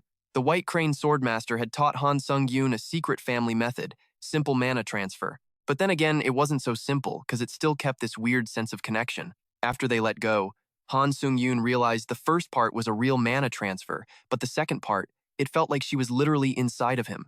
The White Crane Swordmaster smiled. "Nice. Now you can use that on your sword. But maybe try it after you leave this place, okay? 'Cause in here, you can't really be at a disadvantage thanks to the administrator's interference. And now, was the time for him to test it out and completely blindside Nam Gong. Han Sungyoon became the first person from Earth to achieve sword-soul unity, successfully neutralizing that bastard's attack. He felt the perfect sword key in his hand and turned to check on the others. In that instant, Han Sungyoon had used an attack of the same caliber to completely cancel out Nam Gong's slash. Catherine was just thinking, these two are both total monsters. Ha ha ha. Nam Gong's laughter echoed out, catching everyone off guard. He was laughing like he'd just found a brand new favorite toy. Now that's how you're supposed to react. I thought I was going to be disappointed again. When he was a kid, he realized the more effort he put into building a sandcastle, the more fun it was to smash it to pieces. Han Sungyoon, on the other hand, just thought Nam Gong wasn't just strong, he was a complete psycho. And that psycho had just knocked him flying backwards. He didn't want to sound like a dick, but Han Sungyoon had no choice but to tell the other three to fall back. If something like that happened again, he'd just have to waste more mana protecting them. It was a bitter pill to swallow, but Sungyoon agreed. To think that after the 10th floor trial, he'd once again be completely useless to Han Sungyoon. But if we get a chance, we'll go with Plan Fire. Be careful, Sungyoon said before taking off. Now, it was just Han Sungyoon and Nam Gong, duking it out in the sky. Their clash was so intense that buildings and cars all around them were just getting wrecked. Both of them were moving so fast they looked like nothing more than two streaks of light. The gloomy, overcast sky was punctuated by a few massive explosions. Now Choseok got why he told them to back off. Even from this far away, the shockwave blew his damn hat off. Catherine thought Han Sungyoon was on Nam Gong's level, but Sungyoon could see he was at a disadvantage. If this fight dragged on any longer, he could actually die, and he was dead right. Han Sungyoon figured he could be on par with the guy if he just leveled up his sword key. But right now, he was getting totally dominated. The White Crane Swordmaster had rated Nam Gong's swordsmanship as A rank, while his was only C rank. Even without the sword skills, that bastard was a monster, just way out of his league. Finally, Han Sungyoon collapsed. That bastard mocked him. What? Is that all you've got? He'd already spent too many points on recovery, so if he used any more on stamina, his fighting ability would take a massive hit. Just then, Catherine threw him a bottle of plum wine to restore his stamina. Han Sungyoon caught it, popped the cap, and was about to chug it when Nam Gong kicked him away and snatched the bottle. This stuff is pretty good. Mind if I take it? That dirty son of a bitch? Choseok couldn't stop himself from swearing. So while Han Sungyoon was all battered and bruised, he was the one who got a stamina boost. Nam Gong licked his lips. Humans always cling to some pathetic shred of hope, and you're no different. Han Sungyoon. All those little thoughts like, I can do this, or if I just give it my all, or if I fight to the bitter end, I can win, I can survive. That kind of crap made Nam Gong shake with laughter. His whole sick pleasure was tearing those thoughts to shreds. Watching the moment Han Sungyoon's expression went from hopeful to tragic, that was his entertainment. Nam Gong lunged, attacking Han Sungyoon like a maniac, but he wasn't satisfied. He hated that his eyes were still filled with so much damn hope. He gritted his teeth and threw a powerful punch that sent Han Sungyoon rolling across the ground. His body was shaking so bad he couldn't even stand up, looking even more pathetic than when he first started climbing the tower. Nam Gong walked over, his face twisted in rage. He couldn't understand how Han Sungyoon still had that look in his eyes, even when he didn't have the strength to move. If that's how it was gonna be, he'd just have to destroy Han Sungyoon's eyes. Nam Gong wanted to see him fall into despair. Han Sungyoon screamed in agony as his eyes were stained crimson. His recovery ability was using up his stamina points, but it was already at its limit. If he focused all his remaining strength, he could probably manage one more attack. But he couldn't see a damn thing now. There was no way to land a precise hit. What the hell was he supposed to do? Just then, the other three rushed toward Han Sungyoon, but he knew if they got here, they'd just be feeding themselves to that monster. Stay back! He screamed, but that just made Nam Gong realize something. A bloodthirsty glint flashed in his eyes. So, your little friends are the reason you still have that look in your eyes. Catherine unleashed her hellfire, but he was already behind her in an instant, slicing a deep gash right down her spine. Sungyoon charged in right away, but couldn't even lay a finger on him. Not only that, he got a swift kick to the head that slammed his face right into the pavement. Han Sungyoon could only hear the sounds and the screams of his teammates, which somehow made it even more agonizing. Nam Gong grabbed Catherine by the hair and dragged her right in front of Han Sungyoon. He pressed his blade against her throat to threaten him. I can smell your friend cooking nicely.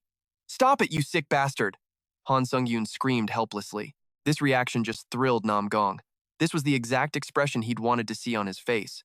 The more Han Sungyoon suffered, the better he felt. While he was laughing his ass off with his eyes shut, Choseok rushed in, froze his arm, and pulled Catherine away. She needed emergency treatment now. Nam Gong gritted his teeth, pissed that his fun was cut short.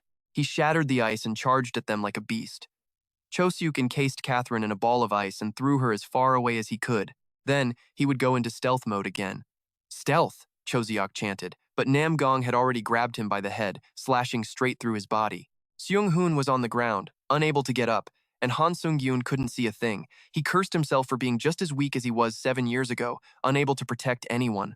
Swarms of rats started pouring out. Even the sewer rats could sense this fight was a total disaster. The only attack he had left was an all-or-nothing gamble. He used every soul he had to recover his stamina. Meanwhile, Nam Gong had just sliced off one of Seung-hun's arms. "Stop it, you sick freak," Han Sung-yoon yelled. "No," Nam Gong retorted. This was the only way he could feel this ecstatic. Just then, Baek Mok appeared, landing a hellfire punch right in his gut. Thanks to the hellfire, his sword key and fire sword were sealed for 10 minutes. "I'm China's hero, Peng Baek Mok. I'm still alive, you piece of trash," Baek Mok yelled.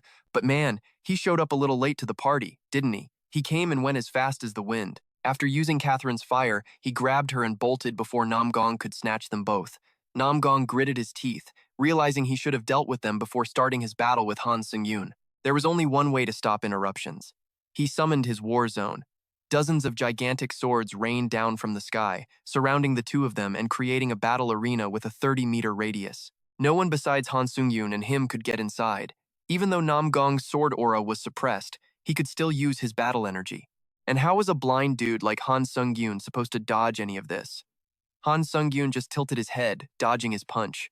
He had no idea when he'd acquired the Spirit Eye, a power that let him see attacks outside his normal field of vision.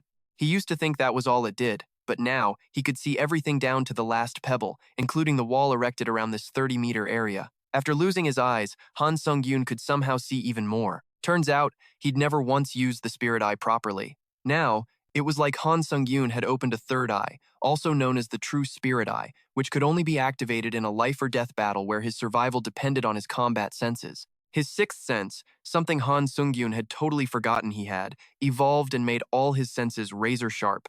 On top of that, after getting his ass kicked so badly, his remnant blood had even leveled up. Nam Gong immediately jumped back, going on the defensive. He could feel that Han Sungyoon was now on his level. When Han Sungyoon charged at him, Nam Gong felt a flicker of fear for the first time. He couldn't understand how his martial arts had improved so suddenly, or why his blade was so much sharper. Han Sungyoon moved into a blind spot and activated his secret shadow steps, jacking up his movement speed. He stacked up 7 uses of the Swift as the Wind skill, plus the 10th stack of his chaotic sword dance, but he knew they still weren't in the same league.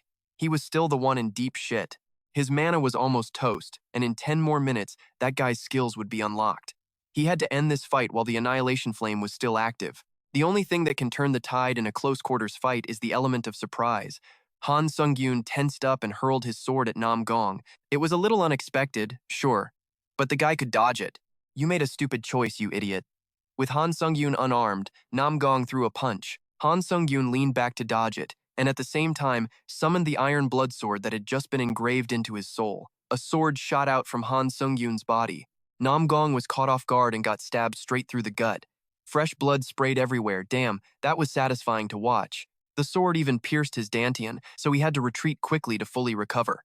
Just then, the Annihilation Flame wore off, and the war zone couldn't be maintained anymore. Nam Gong pulled the sword out of his body. "I've played around long enough. Next time, I'll end this." He opened a portal. Baek Mok figured he was trying to return to the dimensional martial world. In that moment, everyone felt it. If they didn't finish him here and now, the Earth would suffer some insane consequences. "Don't let him escape. Stop him." All 4 of them charged towards Nam Gong at once. He was about to step through the portal when he heard the word escape, which totally pissed him off. Flame Sword. Nam Gong left them with one last nasty parting gift for daring to say he was running away. The 4 of them were charging forward with so much momentum they couldn't stop. The shockwave was so powerful that the surrounding skyscrapers came crashing down. But the 4 of them were completely unharmed because Sion had shown up just in time. His countershield, however, was disabled, and his left arm was completely incinerated as a result. Catherine couldn't help but worry, but Han Sungyoon wasn't about to let Nam Gong leave. He glared at Han Sungyoon, his eyes filled with killing intent. "I could have ended you with a single blow from the very beginning. Did you really expect this outcome?" Han Sungyoon was boiling with rage but couldn't say a thing because he was clearly in the weaker position. Before leaving, Nam Gong didn't forget to say, "See you later. A gentleman's revenge is a dish best served cold, even after 10 years. After that, Han Sungyoon collapsed. On the other side, Nam Gong couldn't hold on any longer either after returning. His servants frantically called for the royal physician. All Nam Gong could remember was Han Sungyoon's face. He swore he would make that guy wish he was dead. At a Tokyo hospital, Han Sungyoon finally woke up after being out for a few hours. The association president was watching over his bedside. She was filled with regret seeing his severe injuries. I don't know how to express my gratitude for your sacrifice. Activating his blood regen skill, Han Sungyoon's arm grew back in a flash, leaving the president staring with her jaw on the floor. I'm fine, Han Sungyoon said while taking off his bandages, showing off his 8-pack. Then he went to find the others, starting with Catherine. Unfortunately, he walked in right as she was bandaging a wound on her back, so Han Sungyoon saw everything he wasn't supposed to see. Meanwhile, Cheon-suk was hobbling around on crutches, cursing up a storm, but his face lit up the moment he saw Han Sungyoon. Thing is, Han Sungyoon had a 5-fingered handprint on his face from Catherine. Looks like she was still plenty healthy, so there was nothing to worry about. The only one he hadn't seen yet was Sung-hoon. When he mentioned his name, Cheon-suk's face fell, because Sung-hoon's right arm had been crippled. Right then, the one-armed man was standing on the rooftop, enjoying the breeze. He once again praised Han Sungyoon for his insane recovery ability. As for Sung-hoon, his right arm was beyond saving. Han Sungyoon felt guilty, thinking he wasn't strong enough to beat Nam Gong. Sung-hoon used his prosthetic arm skill to comfort him. At least he could still hold a weapon. Han Sungyoon climbed the tower just to get stronger, but it seemed like he'd been manipulated, giving him tunnel vision. Sung-hoon didn't think that was necessarily a bad thing, and he was sure it would help him get even stronger. But the strong must help the weak. That was Sung-hoon's life philosophy. Han Sungyoon had also learned a lot from this battle. He remembered something important that he had forgotten for a long time. Sung-hoon was also relieved that a guy as strong as him wasn't some evil psycho. Though he couldn't read Han Sungyoon's thoughts when they first met in the tower, Sung-hoon took off his mask to have a smoke, offering Han Sungyoon one too. He said no to booze and smokes, but his face was shocked when he saw what was behind Sung-hoon's mask. You're, Han Sungyoon stammered. Sung-hoon forgot he hadn't properly introduced himself. Guess you'll have to wait till tomorrow for that. In the following days, they took a photo to commemorate the event. Han Sungyoon did some interviews and even gave Catherine a small gift before saying goodbye. When he put on his repaired cloak, he noticed a difference in the hem, which meant it had gotten a slight upgrade during the restoration. All his gear was in top condition. Since he'd just prevented a major disaster, getting this kind of VIP service wasn't too surprising. The last 3 days had been total chaos. Han Sungyoon really didn't want to get famous like this. The moment he entered the tower, he saw that videos of the battle were already all over the internet. Turns out, it was from a recording from the Japanese Hunter Association's chopper. Some of the comments even mentioned the Shadowblade title that Sung-hoon had told him about, but Han Sungyoon still couldn't believe that guy was the Thunder Emperor, hailed as the strongest hero among South Korea's 30 S-rank hunters. The dude smashed through gates that other S-rank hunters couldn't even touch. So yeah, calling him a hero wasn't wrong. Sung-hoon told him to hit him up if anything ever happened. You could even see it as a recruitment offer, like Han Sungyoon could contact him for literally any reason and it'd be cool. Just then, his time on Earth was up, and Han Sungyoon returned to the trial tower. Maybe one day, he'd be strong enough to live up to the name Shadowblade. After returning to the waiting room, Han Sungyoon was lost in thought again. After the fight with Nam Gong Huk, he realized he was seriously lacking in stamina. Weakened blood was one of the strongest healing skills he had right now, but it wouldn't even activate if his stamina was too low. So, it was time for Han Sungyoon to get another stamina recovery skill. After scrolling through the shop for a while, he still couldn't find the right skill. For him, the best way to solve this problem was to just buy everything. A new stamina recovery skill was added. Man, shopping sprees feel the best, but they also kill your wallet the most. After buying a whole bunch of skills, Han Sungyoon still had a few points left over. He then opened the skill combination menu, fusing things that had similar effects. First up were the skills Absorb Sunlight and Absorb Moonlight. This created photosynthesis, a skill that increased his recovery rate by 200% when exposed to sunlight or moonlight, and let the user absorb mana through light. Now, he was going to mix Call of Blood and photosynthesis, creating Blood Pact, which lets the user drain HP, stamina, and mana from the blood of creatures they kill. But for Han Sungyoon, this skill kinda sucked. The skill level didn't go up, and it even lost the perks from photosynthesis. The best way to fix this? Buy another Call of Blood skill and fuse it with Blood Pact to see what the hell pops out. After a bit of gacha rolling, the B-rank skill Seeker of Blood's Truth was created. The user can drain life force, stamina, and mana from a creature's blood and gain powerful blood control. On top of that, the user's own blood will automatically regenerate over time. It sounded a little complicated, so Han Sung-yoon decided to test it out right away. He cut his own hand and gave an order to the drops of blood. Who would have thought they'd actually listen? He could make them into any shape he wanted, and could even force blood out without directly cutting his flesh. Still, he'd need to actually cut himself if he wanted to use a large amount of blood quickly. Looks like this is going to be a pretty badass skill. Han Sung-yoon was totally satisfied. Since he still had some break time, Han Sung-yoon decided to upgrade his Eye of Truth, combining it with another skill to create Fire Dragon's Eye, which let him see things that were normally invisible. It also let him see item info and tell when people were lying. Han Sung-yoon used the Fire Dragon's Eye and looked at himself in the mirror. A second-hand vampire count's tailcoat, worn-out shoes from walking around since the beginning of the story. This was all info he couldn't see before. And finally, the Heavenly Blood Demon Sword. When he reached the max level of the Bloodfire sword art, a special move would be unlocked. Speaking of Bloodfire, Han Sung-yoon remembered the ultimate move Nam Gong used to wipe out all of Shinjuku. Only those who reached that level could probably awaken the true power of the Heavenly Blood Demon Sword. He just thought it was a decent sword. He never imagined it held such insane power. Well, when you get a sweet new toy, you gotta use it right away. Han Sung-yoon headed straight for the 11th floor, with the theme of mind purification. This trial lasts for 7 days, with the condition being to complete the 7th trial within that time. And obviously, if you fail, you're dead meat. The moment Han Sung-yoon teleported in, someone was there to greet him. Welcome to the Temple of Purification. From now on, you will undergo trials given by the gods to be purified. These trials will continue until you die. You may be just a puny little explorer, but if you dare to accept these divine trials, you will face the consequences. The wild-looking dude standing on one leg smirked. Han Sung-yoon asked him how to pass the first trial. This just made the guy look down on him even more, for not even knowing the rules of the trials in the arena belonging to the 7 great gods. I don't get how a stupid explorer like you even made it this far, but I guess I have to explain. He said, the trial has one simple requirement. Prove your body, your faith, and your mind. The easiest is the body, harder is the mind, which is also the most difficult trial. The method is pretty basic, too. In each room, a high-ranking bishop will be waiting for Han Sung-yoon. You just need to keep moving to the next room by either killing or persuading that person. So, I just have to get past that person, no matter what method I use? Han Sung-yoon asked again, but the guy didn't give any more details and just started the first trial. He charged straight at Han Sung-yoon for a fist fight.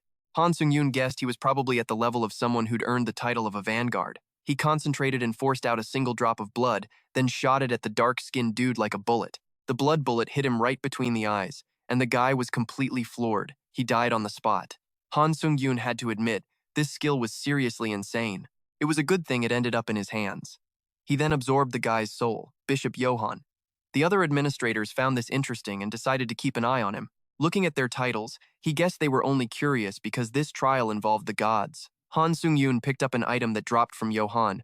He activated his dragon's eye to see more details. It was a mirror containing the divine power of a high-ranking bishop, specifically Johan's. It could be used one time to create a holy barrier, but hidden within was the ability to guide a user who could prove their destiny. Listening to the description, Han Sung-yoon couldn't make heads or tails of it, so he decided to just stuff it in his bag and move on, hoping for more prove your body trials since he sucked at persuading people. As soon as he opened the next door, Han Sung-yoon heard a sarcastic voice.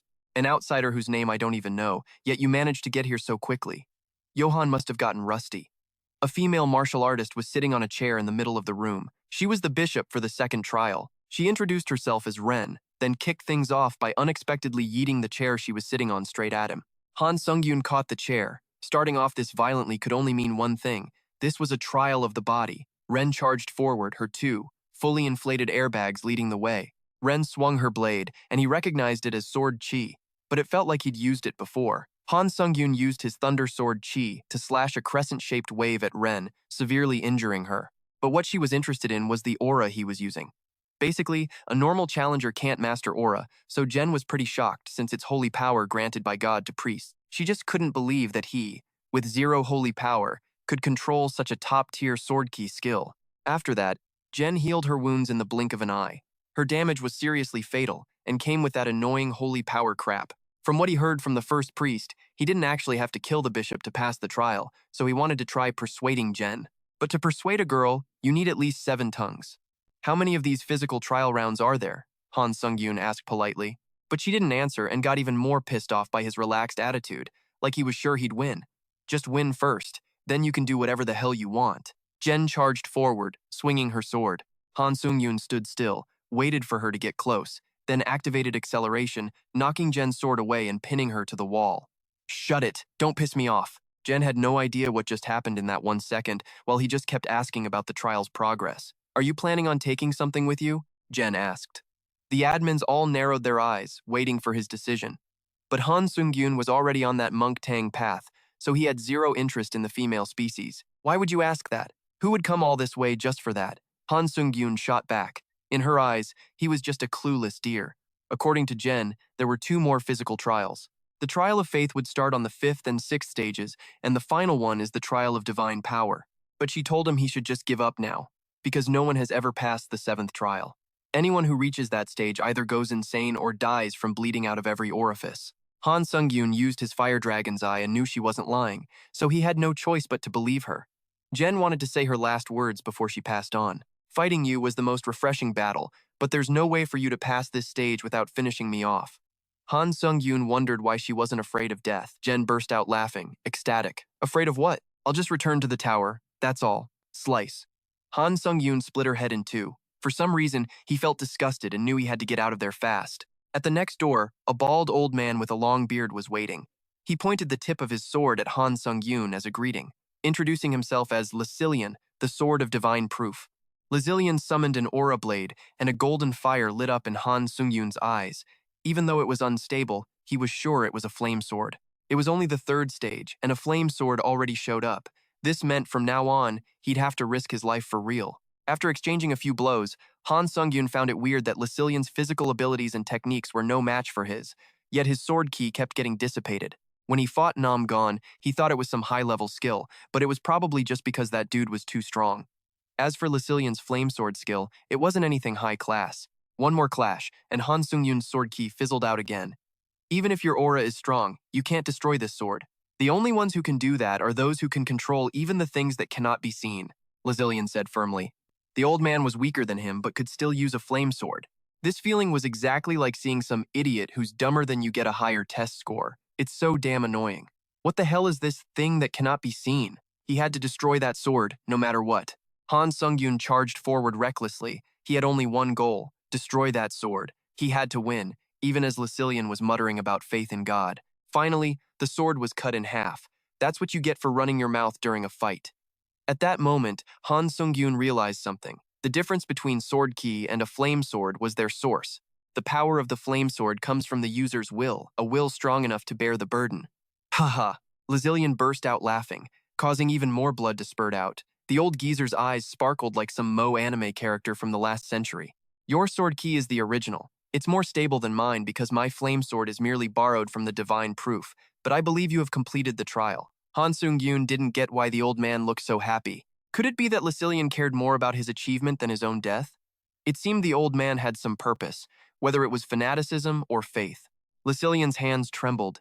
He could feel that Han Sungyoon had proven his martial arts. Just keep moving forward like this. Han Sungyoon lopped off the old geezer's head, still talking so much when you're about to die. After collecting his soul, his rank C necromancer proficiency reached 100%. Han Sungyoon ranked up to a rank B necromancer. Every time he leveled up, he was curious about the new skill he'd get. The side effect allowed Han Sungyoon to take one ability from a stronger opponent when he killed them. As expected, the necromancer class never disappoints. And if it's this sick at just rank B, what's it going to be like when he hits rank A or rank S? Looking at his beautiful status window was so satisfying for Han Sungyoon. Back when he was a trainee, he never imagined he could reach this level. From Licilian's soul, Han Sungyoon got the skill Indomitable Will, which boosts his physical abilities and concentration when facing stronger opponents. Han Sungyoon confidently entered the 4th door, but the empty room inside made him even more cautious. So, Licilian is dead. A being with angel wings appeared above Han Sungyoon. It was a young boy with dark circles under his eyes from staying up all night grinding ranks. But the admins were all warning him to be careful. Han Sungyoon slashed at the ceiling, but the dude had already landed. Seeing his attitude, the guy guessed Han Sungyoon wasn't a fan of small talk. Well then, let's start the trial. Before the fight, he gave his resume, Training Priest Kirin. He was a stronger opponent than Han Sungyoon, so Indomitable Will activated. Han Sungyoon could feel an energy level leagues above the previous 3 bishops. Kirin summoned a shard of a mirror and shot it at him at the speed of light. Han Sungyoon dodged to the side, but the mirror shards behind him immediately reflected the attack back at him. Luckily, he used his Fire Dragon's Eye instantly to block the beam of light. It reflects off the mirrors and deals damage. So, he needed to attack Kirin before those beams of light could be fired. Han Sungyoon stomped and leaped up. Kirin flapped his wings furiously, creating a level 13 gale that blew him back to the ground. Then, he immediately attacked with a flame sword, forcing Han Sungyoon to grit his teeth and defend. So that was Kirin's surefire winning strategy, attacking with beams of light from a distance. Even if he could block it, he'd still get hit by reflections from mirrors placed everywhere in his blind spots. Kirin uses his wings to create wind pressure from above to break his opponent's balance, then counters with a flame sword. That's a pretty nasty combo. Besides, breaking the mirrors was a no-go, since that would just create even smaller fragments. The more reflections, the more light beams, and he only had 2 eyes. Han Sungyoon's 2 masters were on pins and needles, but he was just chillin' cause life's good. Chiron continued his assault, launching 4 beams of light. They bounced off every damn corner of the mirrors and aimed straight for Han Sungyoon. A huge explosion kicked up a cloud of dust, but not a single scrap of flesh went flying. The counter shield absorbed it all. That last attack alone was enough to fully charge the shield, so all Han Sungyoon had to do was unleash it. He sent Chiron's own attack, damage and all, right back at him so the guy could get a taste of what the weak have to suffer. What the hell is this? I see no evidence you've learned magic. Don't tell me you were granted a holy authority? Chiron muttered. Han Sungyoon had no clue what a holy authority or holy power was. Chiron nodded. He finally declared that since Han Sungyoon didn't run or lose the fight, he was qualified to complete the entire trial of the body. Han Sungyoon absorbed his soul and took one of his powers, holy power, which was now etched into his very soul.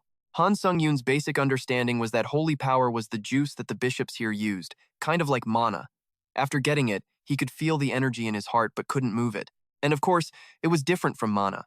The reaction from his 2 masters made Han Sungyoon curious about just how OP holy power really was. If he got this too, would he become the baddest dude in the world? Arriving at the 5th gate, an old woman, not even a meter tall, was waiting for him, welcoming the martial arts junkie. Han Sungyoon asked what that was supposed to mean. The old woman explained the name, saying his only goal was to win and win, to get endlessly stronger, and one day become the most powerful being. It was true Han Sungyoon wanted to get stronger, but becoming the most powerful dude was a bit much. Suddenly, she was standing right next to him, speaking as if she had read his mind. I'm not exaggerating, kid. That's just the final result of all your effort. Han Sungyoon warily swung his sword, but her voice echoed again, this time from above his head, before she suddenly appeared right in front of him. Don't lose your cool. This trial won't prove your physical abilities. Its purpose is to prove your faith. The faster Han Sungyoon slashed, the more he missed. Her movements were straight up impossible. But not really. There was only one explanation. She was living inside his head. Thousands of her old, withered arms reached out, grabbing his limbs.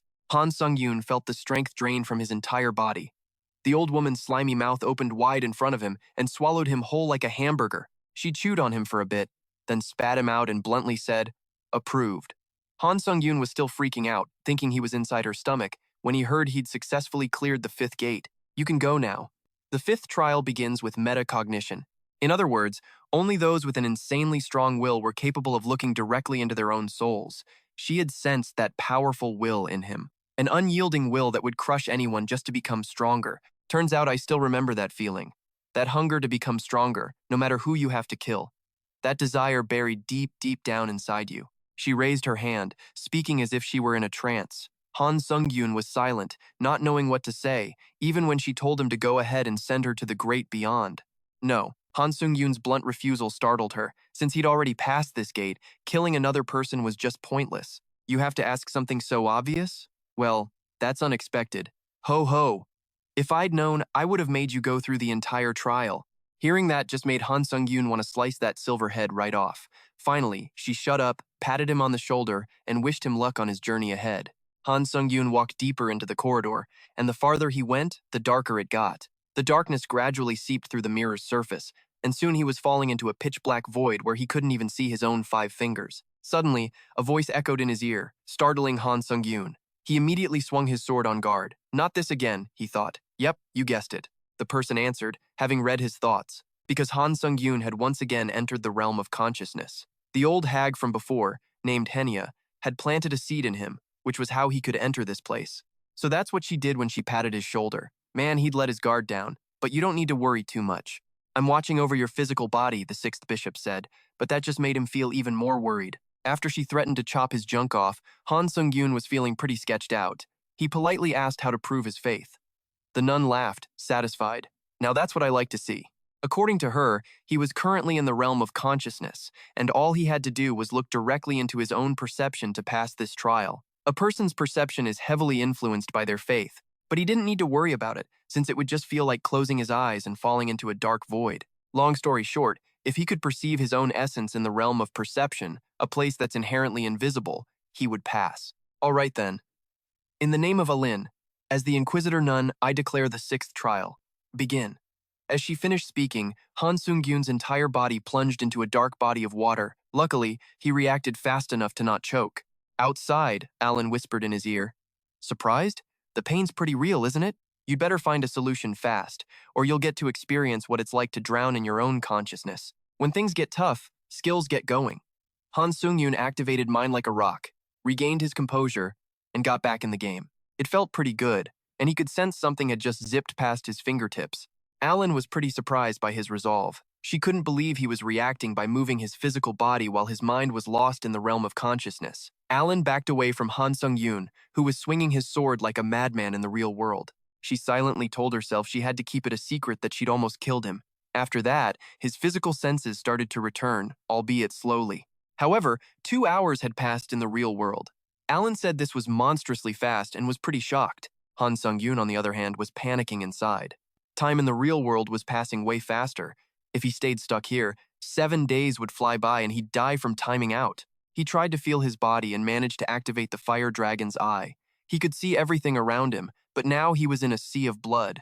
Alan clutched her head in frustration, unable to believe it. What the hell is this? How did the normally hazy realm of consciousness suddenly become so crystal clear? Not only that, but Han Sungyoon had also sprouted 2 pairs of wings, which freaked her out even more. Never seen a human with such a freaky pair of wings. Inside his mindscape, Han Sungyoon was flying at the speed of light with his iron wings. He passed through a plane of perception, but he had no clue what it represented or why it was so twisted and terrifying. A moment later, he stopped at a circle made of swords. Han Sungyoon grabbed one of them, slashed away everything around him, and simultaneously returned to reality. He stared, stunned, at the mess he'd made. But was that seriously supposed to prove his faith? It had fuck all to do with it. Proving your faith is the path to acknowledging who you are. Aang explained that people often don't truly understand their own beliefs. They don't even know what the hell they're thinking. The point of this trial is to face the mindscape that's literally built from your own thoughts, beliefs, and actions. After overcoming his dark past and growing stronger without losing his humanity, that's what she read in his soul. But sometimes, being honest with your own desires is the right way to go. So, this time, Aang had to say goodbye to Han Sungyoon. He confidently opened the 7th door, the final door of the trial.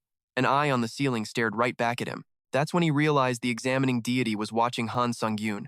He remembered Aang saying no one had ever passed the 7th trial, and now Han Sungyoon was being pinned down, completely unable to move. Han Sungyoon's eyelids felt heavier and heavier, like some dude who hadn't slept for days. But he knew this was the feeling of a tiny creature encountering a supreme being it couldn't possibly resist. His body started giving up on survival, just accepting that gaze. This was a god. It felt just like that moment of helplessness when his family was taken from him. The pain was too much, and Han Sungyoon wasn't going to just take it anymore. He fiercely stabbed his own palm, using the pain to stay conscious while activating weakened blood to reduce damage. I'm not going to stand here helpless while people walk all over me anymore, he screamed, desperately trying to find a solution. In this tower, there's a solution to everything, right? Maybe he had to slash that eye. At the very least, he had to give it a shot. Han Sungyoon unleashed a crescent-shaped slash of lightning sword ki. God or whatever, he'd slash it all the same. The slash flew toward the eye and just vanished like smoke. Han Sungyoon started losing consciousness, which pissed him off. His courage had impressed the examining deity. The god was pleased, having not met a challenger with such an unyielding spirit in a long time, and demanded that he prove himself. And just like that, the 7th door was now truly open. The eye had vanished, leaving Han Sungyoon all alone. He was drenched in sweat, his body still remembering the utter shock of facing a god, something he'd only just witnessed for the first time. A mirror appeared. Curious, Han Sungyoon stepped closer. Inside was an image of his future self. The tower began to link and synchronize the two of them. Han Sungyoon touched the mirror to begin the trial of mental verification. The synchronization rate with the being in the mirror would gradually increase. Han Sungyoon fell into the endless void of the mirror, then was dropped into the first trial room where Johan was crying, looking for his mirror. A blinding flash of light erupted behind him. Han Sungyoon was transported to another place, Christmas in Korea. Before him stood his future self. This guy had walked into an alley and deliberately injured himself.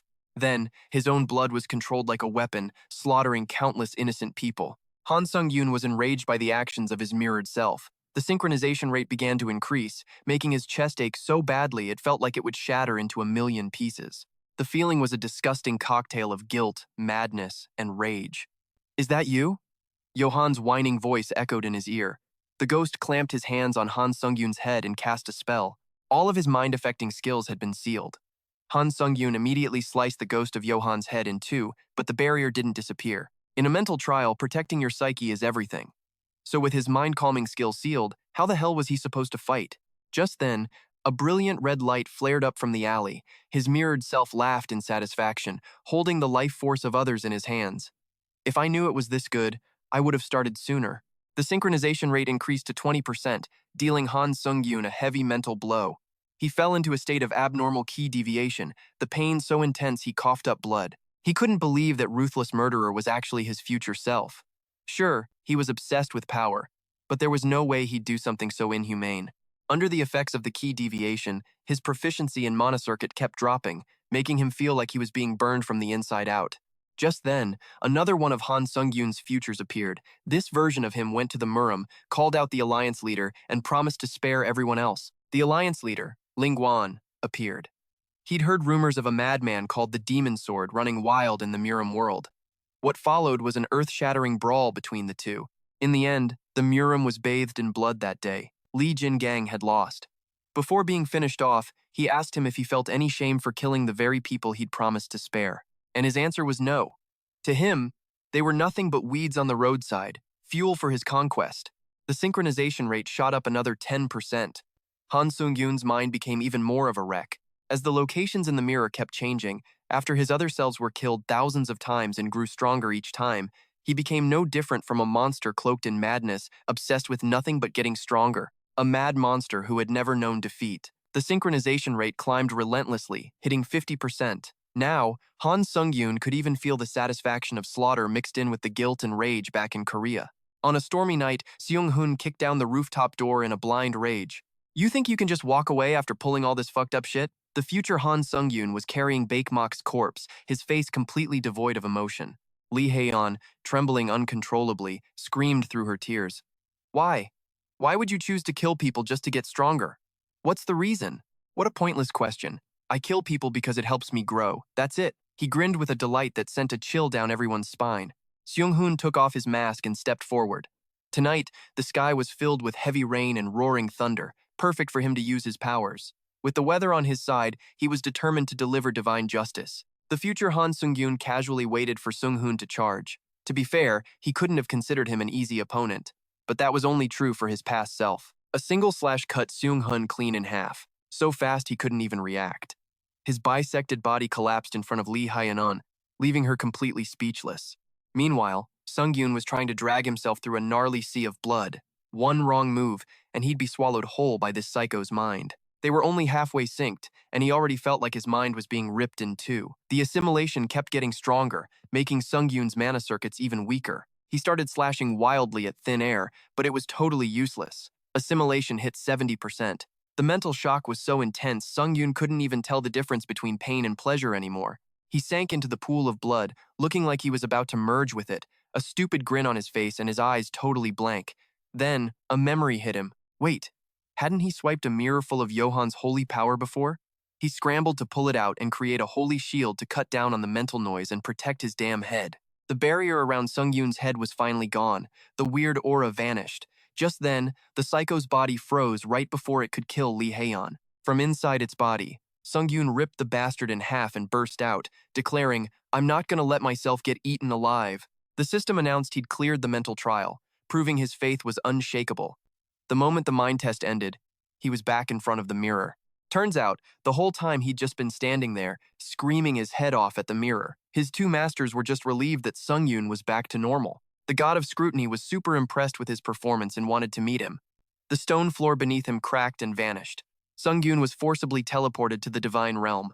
Obviously, this required the tower's permission, so the administrators couldn't watch him anymore. After a moment, Sungyoon opened his eyes and found himself in a place where he couldn't tell if he was looking at the sea or the sky. A beam of light appeared, forming into some otherworldly being with a voice that seemed to speak directly inside his head. "Who are you? Why can I feel divine power coming from you?" It was the god of scrutiny. He found it weird looking at Sungyoon directly, wondering if he was some divine copy created by the tower. Sungyoon had no clue what a divine copy was, so he asked. According to the god of scrutiny, that's what the administrators are. He just wanted to make sure if Sungyoon got his divine power through a contract with the tower. "I'm not an administrator," Sungyoon said. "I'm just a challenger," he answered honestly. The god could tell he was different from the administrators because the divine power Sungyoon had was his own, and apparently, the tower had gotten way more interesting while he was away. The tower must have realized they can't create anything authentic just by using copies. So, the tower created a false challenger by using the apostles of the divine copies. And then the god of scrutiny came to the conclusion that Sungyoon was no ordinary being. What? Sungyoon was stunned. He didn't really get it. The god was talking like he'd done something incredible, but all he did was steal some stuff from Chiron. He asked back. "So, how big of a deal is this divine power anyway?" The god just mumbled some cryptic crap. "You seriously don't know the answer? Even though you're the one who extracted the divine power? I thought you got rid of all traces of the god because you already knew. Looks like you're completely clueless." Sungyoon said honestly that he just got it by accident. This just confused the god even more. "You got it by accident, yet you managed to completely strip all traces of the god from the divine power I gave my own servant?" The god of scrutiny told him that taking Chiron's divine power wasn't random, it was destiny. On top of that, he was sure the Tower of Trials was expecting big things from him. But it seemed like the tower was eavesdropping on their conversation, because it got pissed when the god let that slip. He immediately stopped talking and just said he'd be watching Sungyoon's journey from now on. "Wait, I still have questions. What's going to happen to me in the future?" Sungyoon still wanted answers, but suddenly his head started throbbing with pain. The god said that because he'd looked too deep into the future would now look back at him, waiting for a chance to invade his mind. He told Sungyoon to be on guard. Sungyoon wanted to talk more, but the god of scrutiny couldn't continue. "No matter what god you are, the tower is a tough bastard to negotiate with." He told Sungyoon he'd see him next time at the Temple of Scrutiny. Finally, the god left him with a piece of advice. "Don't trust the other gods.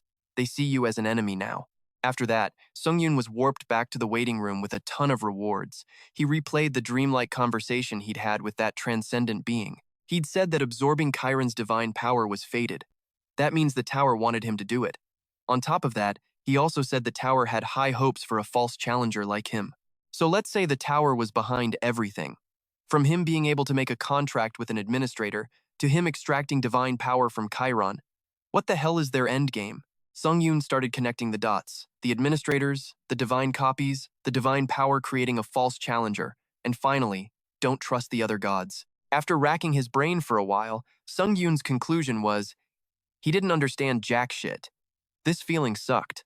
Luckily, even if the gods saw him as an enemy, they couldn't do anything to him thanks to the tower. Dimensional Earth was now registered as an official tower-climbing dimension, so a feature protecting it from dimensional invasion was added. Any challengers coming from other dimensions would get hit with a penalty. Once they were allowed to watch Sungyoon again, his two masters were ecstatic. Suddenly, Sungyoon remembered the god of scrutiny calling the administrators divine copies. So, does that mean they're some kind of god too? If so, can he even trust them?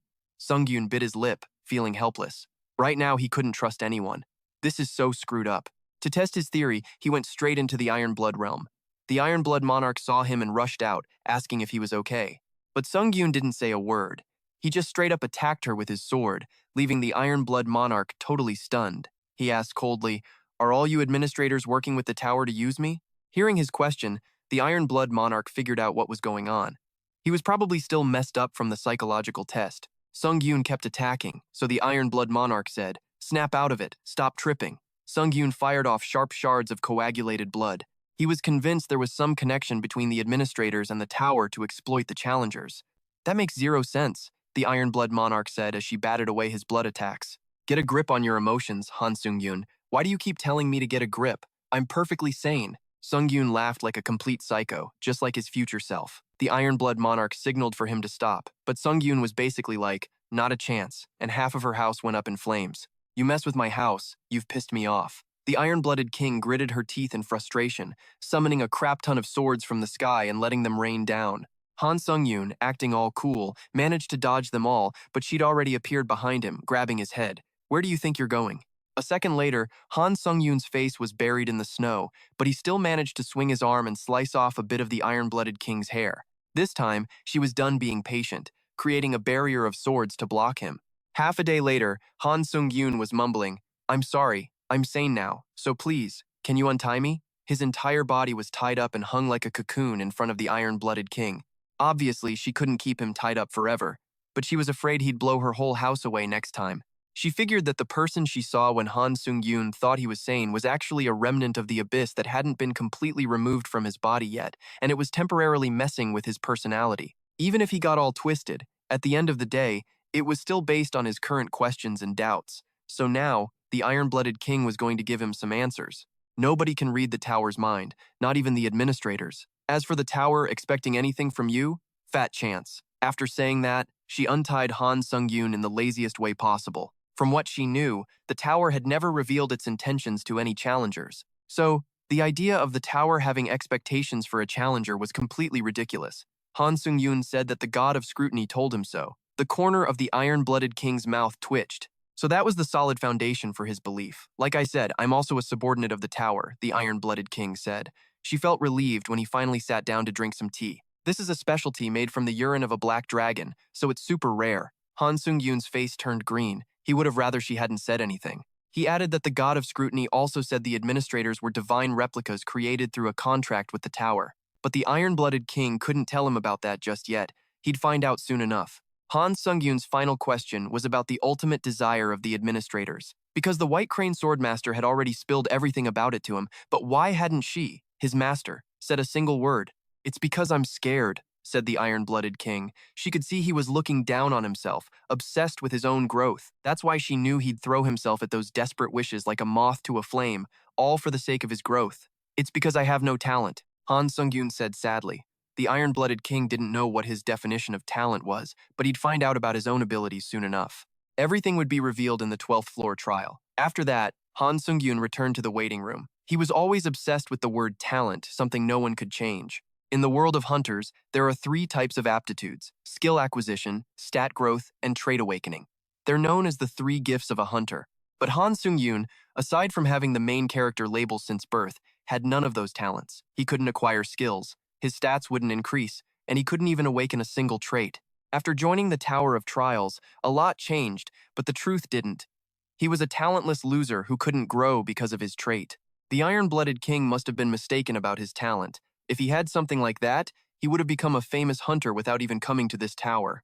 The trial on the 12th floor was a battle against himself. He had to fight and win against a copy of himself. Han Sungyoon sighed, overthinking it wouldn't solve anything. Bottom line, this trial was a chance to improve his combat skills. Now, he needed to buff his power a little. Han Sungyoon took out 3 skill proficiency potions. One he already had, one was a gift from the Japanese government, and one was from Catherine. He chose to level up his mana application because it's the foundation for all his other skills. After increasing its proficiency, Han Sungyoon then used mana application to boost the proficiency of his other skills. As for the reward from the 11th floor, it was an old mirror of testimony. When he channels magic into it, the exclusive residual thought effect will activate for the first time for a set period. On top of that, it could help him get skills that were deeply ingrained in those residual thoughts for a limited time. However, only a lucky bastard would actually get anything.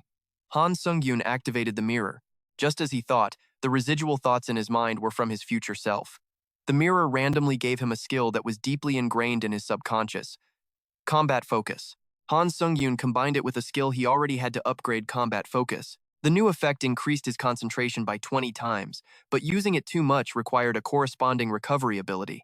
Han Sungyoon was satisfied with this result, and then he entered the 12th floor trial, themed Overcoming Limits. With 48 hours and the condition of killing his clone, Han Sungyoon was transported to a dark palace. The dark god had created a guardian to deal with the intruder, him. It was Han Sungyoon's clone, copied from head to toe, right down to his shoes. According to the iron-blooded king's warning, the clone also had all of his experience, every tactic he used, and even Han Sungyoon's talent. Alright, time to find out what my talent really is. Han Sungyoon doubled his concentration, feeling like time was slowing down around him. So this was the combat focus skill. Activating Boiling Sword Key, he leaped up and slashed down. There was a blinding explosion. The clone dodged it after using Iron Blood Sword break. Han Sungyoon could easily predict that it would use the Iron Blood Sword, followed by the counter shield, since that was its only combo. But what he predicted was only half right. It transformed the counter shield into a sword, dual-wielding in a way that even the real Han Sungyoon had never used in an actual fight. Because transforming the counter shield eats up a ton of mana and spiritual power, he never used this method. So why was it using such a disadvantageous method?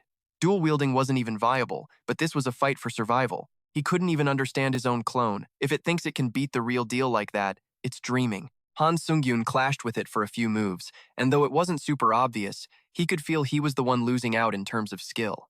But why was that?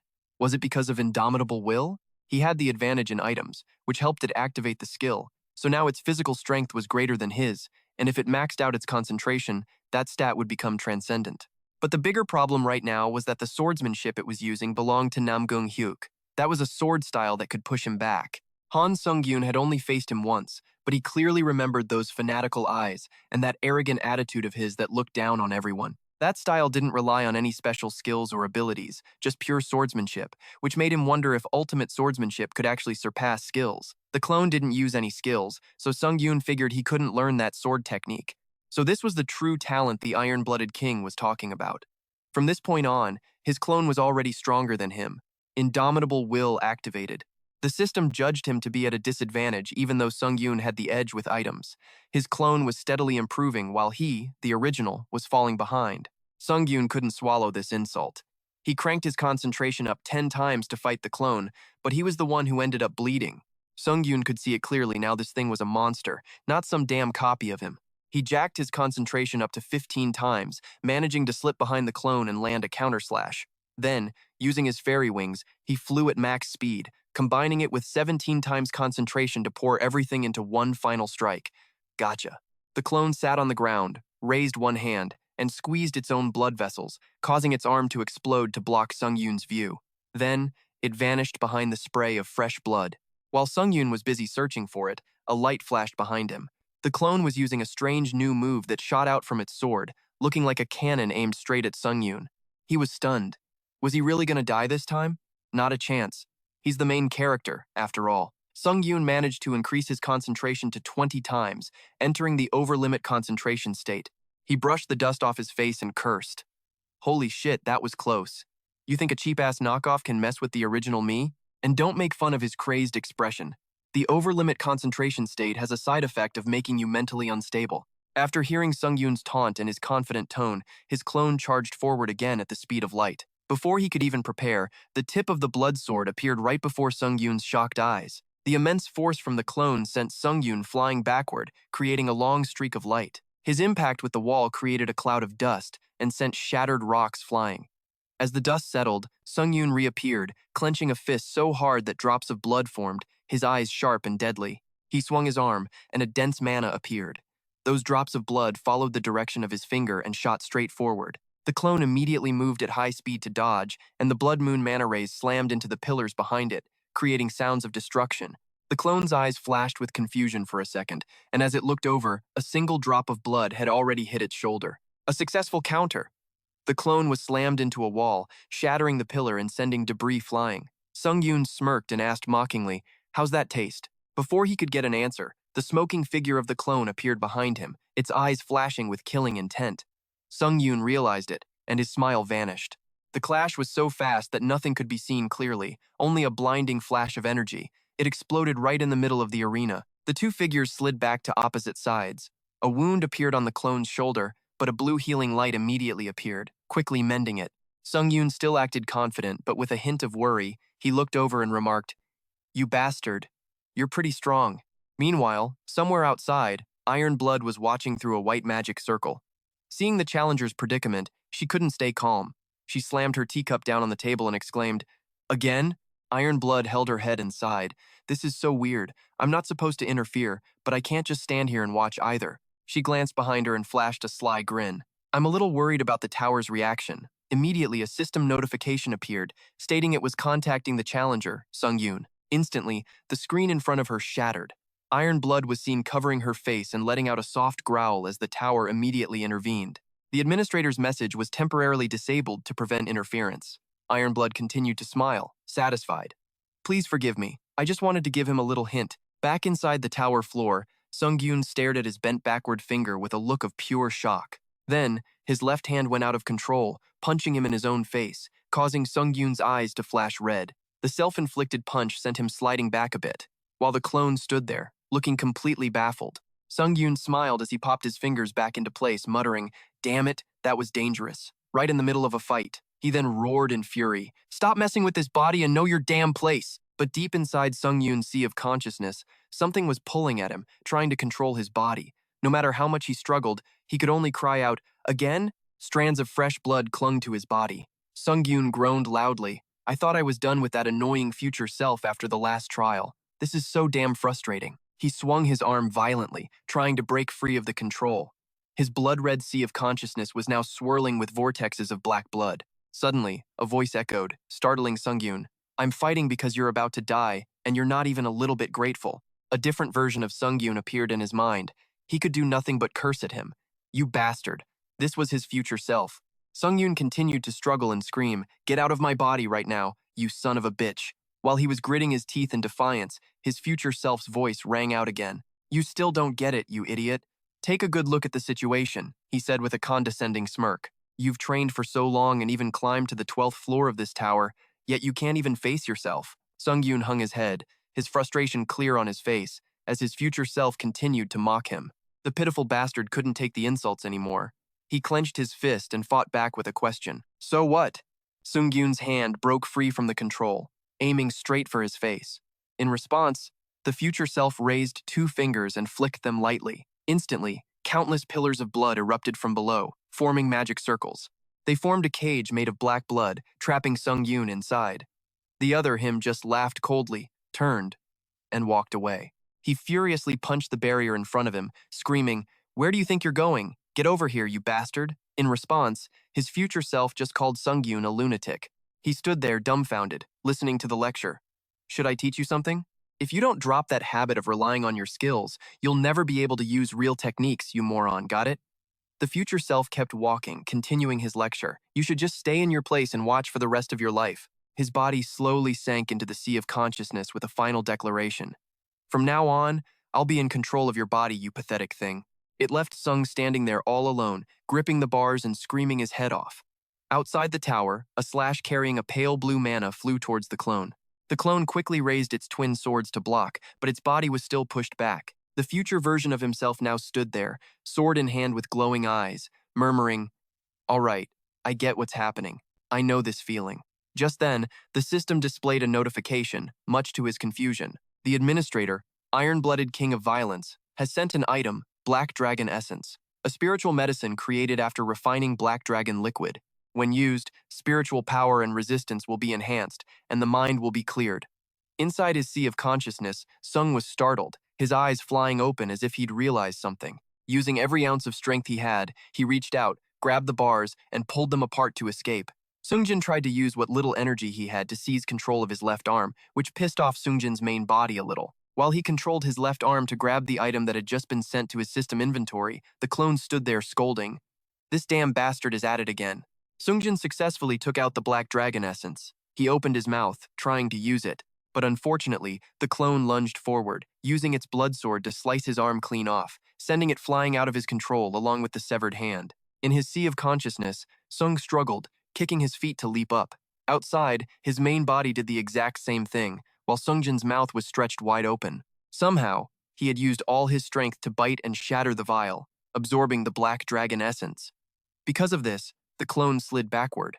It stared blankly at Sung, its eyes showing clear, disbelieving shock. As for Sung, after biting through the glass vial, he coughed up small shards.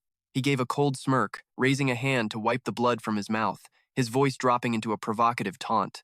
"I'm back now," he thought to himself. "While another version of me is fighting, I can feel it completely." Sung spread his legs wide, lowering his center of gravity, feeling himself let go of his dependency on skills. Then he lifted his sword and told himself, "If my doppelganger can do it, so can I." Mana appeared at Sungjin's feet, growing so dense it created a pillar of light. Along with it came a notification that the player's concentration had increased 20-fold. He clenched his teeth, his thoughts racing as Sungjin's crazy ego began to rise. He stood there and sighed. You, the one who was once tormented by those primitive thoughts, have finally felt enlightenment in a moment that seemed to last forever. Just then, the emotionless clone charged straight for Sung again with its twin swords in hand. He casually twisted his body to dodge the sword thrust, moving so fast you could vaguely see an afterimage. He told himself he couldn't depend on the skills he'd collected up until now anymore. Sungjin immediately switched from defense to offense, dodging to the side and lunging forward. I have to ditch everything and just adapt. Screw common sense. The tip of the clone's sword was now right in front of his eyes. The system announced that due to independent enlightenment, mastery of A-rank magic control had increased by 10 points. As Sungjin let go of his stubbornness, the blood sword sliced off a lock of his hair. At that same moment, he achieved the enlightenment accomplishment, and your stamina increased by 1 point. Sung stood there with his own enlightenment, finally freeing himself from all these illusions. The system informed him, you have achieved the epiphany accomplishment. Your mana increases by 4 points, and with that, double the joy. The player is facing an enemy that is completely beatable. The indomitable will skill has been nullified. The clone's emotionless face turned grim. Sung gave a cold smile, his eyes and sword flashing as he rushed toward the clone, thinking, this is where I flip the script. In the blink of an eye, he was gone from his original spot, launching a counterattack.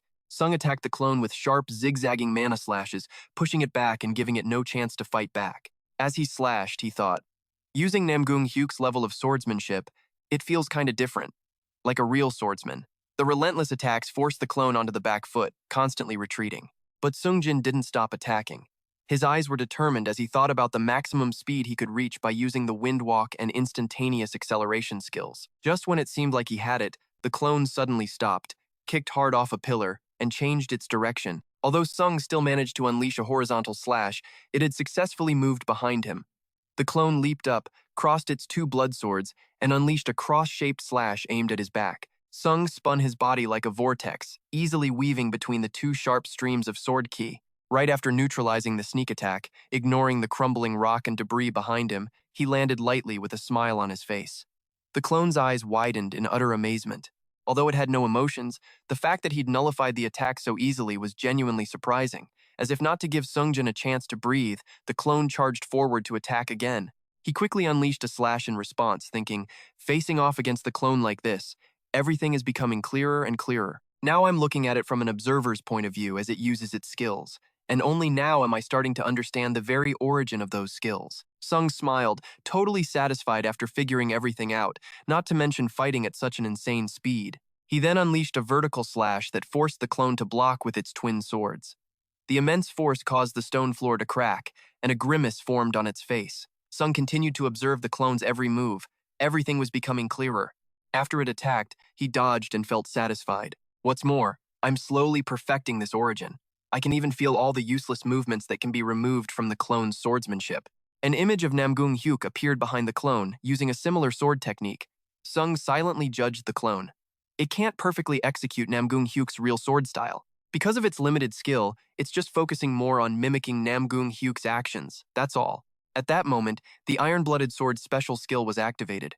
He confirmed to himself that when that happens, Immortal Will can weaken the fire attribute of the sword key, which means I can slice through literally anything. Holding another iron-blooded sword in his hand, Sungjin was more confident than ever. In this situation, it's like I'm training with Nam Gong Huk's sword style. He immediately channeled his familiar blue mana into the iron-blooded sword, while also reminding himself that he needed to focus more on strengthening his fire sword skill. Right after, a counter-slash sent the clone flying back. Sungjin's slash created a deep wound right on the clone's shoulder. Right after that, he threw his hand up, activating his Phantom Blood Claw skill. His blood energy instantly condensed into razor-sharp projectiles that surrounded the clone. In the blink of an eye, they all shot straight at him. The sound of them ripping through the air was met with a dumbfounded look from the clone. With a single swing of his arm, he gathered his own blood energy into a massive blast aimed right back at Sung. Where Sungyoon was standing, a huge explosion went off from the impact. That familiar, brilliant light flashed. After the smoke cleared, while the clone was still stunned, Sung's figure appeared right behind him. He landed another clean hit, and more blood sprayed out against the brilliant glow. On the clone's shoulder, his wound was glowing, and a shield had also appeared in his hand. The clone looked at his wound. his face twisted in total annoyance. Then, he let out a sharp breath, and at the same time, the wound began to heal, recovering completely. Sung charged forward again, thinking to himself, did he really just block that by instantly spinning his shield in a circle? The clone stood there, spinning his twin swords into a circle. Shung's slash went through anyway. The two blades clashed, creating a deafening sound and a flash of light. But surprisingly, his sword was repelled by the clone's circle of sword aura. Shung was shocked, thinking, what the hell is this? The image of the clone's sword technique became clearer. He was totally confused. The raw aggression and power in his sword style from just a moment ago had somehow switched to this soft form where every move just flowed with his energy. Shung's hand gripping the iron blood sword was bleeding. He silently realized that the soft sword was another skill Nam Gong had shown before. Can this guy really copy me to this degree, for real? I know it's my own talent, but damn, this is annoying. He immediately tossed his sword aside, thinking, guess I can't win this without taking a real risk. Instantly, the counter shield skill activated. Blood energy radiated out, wrapping around the sword's blade like a true shield. The clone saw this and froze, shocked. Shung shot a sharp glare at him and asked, what's with the surprise? He said coldly and firmly, anything you can do, I can do too. With that, Sungyoon charged straight at the clone. He didn't hesitate for a second, unleashing a barrage of attacks. The constant waves of sword energy forced the clone back as he struggled to defend. Right then, it was a massive clash of power, one attacking, one defending. Where the two collided, a blinding light erupted. Sungyoon realized, just as I thought, this clone's sword skill is all for show. If that's the case, why not take a little risk?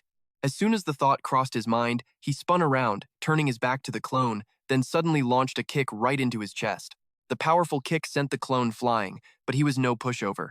Even while being knocked back, he managed to unleash a counter slash. A long slash of sword energy tore across the ground, destroying everything in its path. Its target was Sungyoon, who was running for his life up ahead. He used all his speed trying to escape that slash, silently realizing that the clone had taken the full force of his attack with an enhanced blood sword, but the damage had been converted by the counter shield. Shung then turned and brought out his blood sword. Streams of blood energy began to gather. This meant he needed to use a different technique. He raised the iron blood sword, but it suddenly snapped in two. Shung thought it over. Or maybe that's just what I think, he mused. Of course, the counter shield would shatter if it took a direct hit to its core. Without hesitating, he let go, dropping the broken piece of the sword. The blood energy on the sword seemed to dissipate, along with Sung's inner calculations.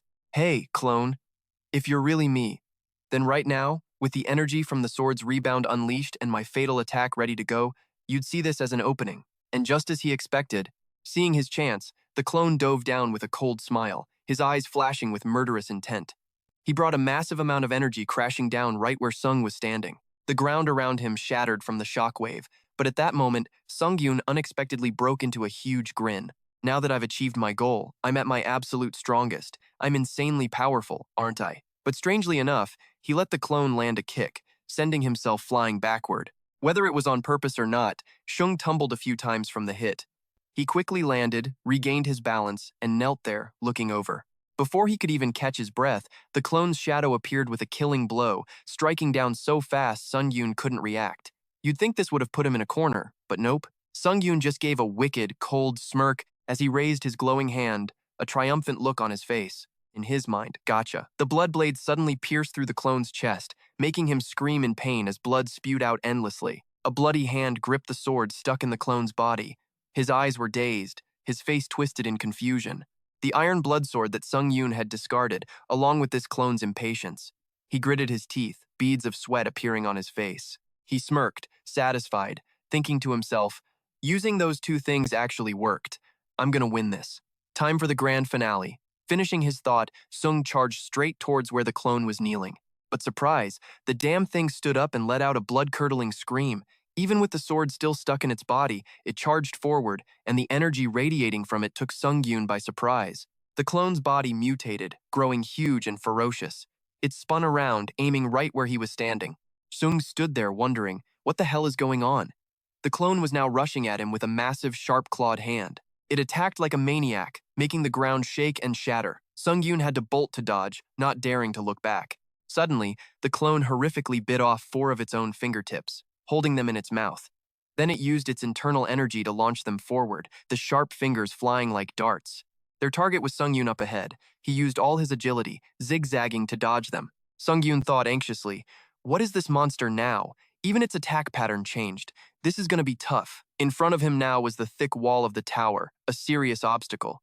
Without a second's hesitation, Sungyoon threw his arms up to shield his face and protect his head, then decisively smashed through the wall and jumped out. Right behind him, the clone's giant hand was closing in, just inches away. Before Sungyoon could even get his bearings, a blinding light from the clone's palm momentarily stunned him. An explosion immediately went off, sending flesh and blood flying everywhere. He stood there, raising a hand to cover his face. The clone appeared, its eyes glowing with murderous intent, its arm completely restored by blue mana. After the smoke and dust cleared, Sungyoon stood there with a large shield in his hand. It was what had blocked the brunt of that last killing blow. He let out a sigh of relief. Seeing the shield on his arm fade, he thought with gratitude. Good thing the counter shield just came off cooldown. Sung gripped his sword, glaring at the clone with a challenging look. What are you doing? Come get some. Without any hesitation, not wanting to keep its opponent waiting, it lunged toward him. Sung blocked a powerful kick from the clone. The moment they made contact, its leg exploded. He cursed inwardly. You goddamn monster, it's lost its mind. It didn't stop there. While its exploded leg was regenerating, the clone threw a punch and blew up its own arm. Watching it continuously self-destruct, he finally realized, body explosion. Sung focused his gaze. This move can catch you off guard in close-quarters combat. He watched its huge body repeatedly glow red and explode, thinking to himself, however, if you keep going crazy like this, you're just going to lose a ton of stamina from blood loss. And just as he thought, after using up so much energy, the clone's steps became shaky and unsteady. Seeing its shriveled body slowly withering away, Sungyoon was sure that as soon as its energy ran out, the attacks would stop. Seizing the moment, he swung his sword and lopped off the clone's arm. Sung once again declared confidently, no need to drag this out any longer. Let's end this. The moment he finished speaking, the clone unconsciously gritted its teeth and growled, its eyes flashing with killing intent. In the blink of an eye, it used a 3-step jump at a speed the naked eye couldn't follow. Sung exclaimed in shock, what the hell? Even a fake challenger couldn't keep up with that speed. He immediately left his spot, jumping down the walls in pursuit. Just as he got close, a deadly red light suddenly appeared in front of him, making Sung freeze. The clone was there, raising both hands to gather blood energy from its surroundings. A blinding, blood-red aura materialized with a sinister presence. Using the last of its strength, it spun around with a spiraling punch carrying murderous blood energy. Sung quickly raised his hand and used his shield to block the attack. At the point of impact, a flash of light and dark blood energy shot out in all directions, accompanied by a deafening sound. The force was so strong that it sent his body sliding backward. However, Sungyoon remained calm. He chuckled, silently assessing, damn monster. What the hell was that power just now? It's so freaking strong. Right at that moment, the cooldown finished. The counter shield skill was ready to reflect the absorbed damage. Sung immediately held out his hand, and a sphere of energy gathered in his palm. The energy absorbed by the counter shield was now fully charged. Sung looked over and declared in a cold voice, die. Over on the other side, the monster clone roared and charged forward mindlessly. He flicked his wrist, tossing the energy sphere forward. It looked small and glowed brightly, but it contained unbelievable power. Then, Sung gripped the hilt of his sword with both hands, raised it high, and prepared to unleash a powerful baseball swing. At the point where the sword and the energy sphere met, a blinding light flared up. Immediately after, the sphere was sent flying at high speed, slamming straight into the clone's face. The impact was so strong it deformed its face, sending teeth and lips flying everywhere. No more time to play around. Sungyoon looked over and finished it with a single, ice-cold word. Release. Instantly, a notification window popped up. The counter shield skill has released all absorbed damage at once. A terrifying explosion erupted. The power it unleashed sliced nearby buildings in half. After the blinding flash of light, all that remained was the image of a headless clone, its head blown to smithereens. A series of notifications appeared. Congratulations, you have cleared the 12th floor of the trial tower. The Ashen Crown of the Ancient Emperor A- has been added to your inventory as an achievement reward. You have received 80,000 points as an achievement reward. You have received 3,500 items as an achievement reward. You have received the skill Death Throws B- as an additional reward. Please proceed to the waiting room. Along with that, the proficiency of the Counter Shield B skill has reached 100%. The rank of the Counter Shield skill has increased. Only then did Sungyoon let out a long sigh of relief.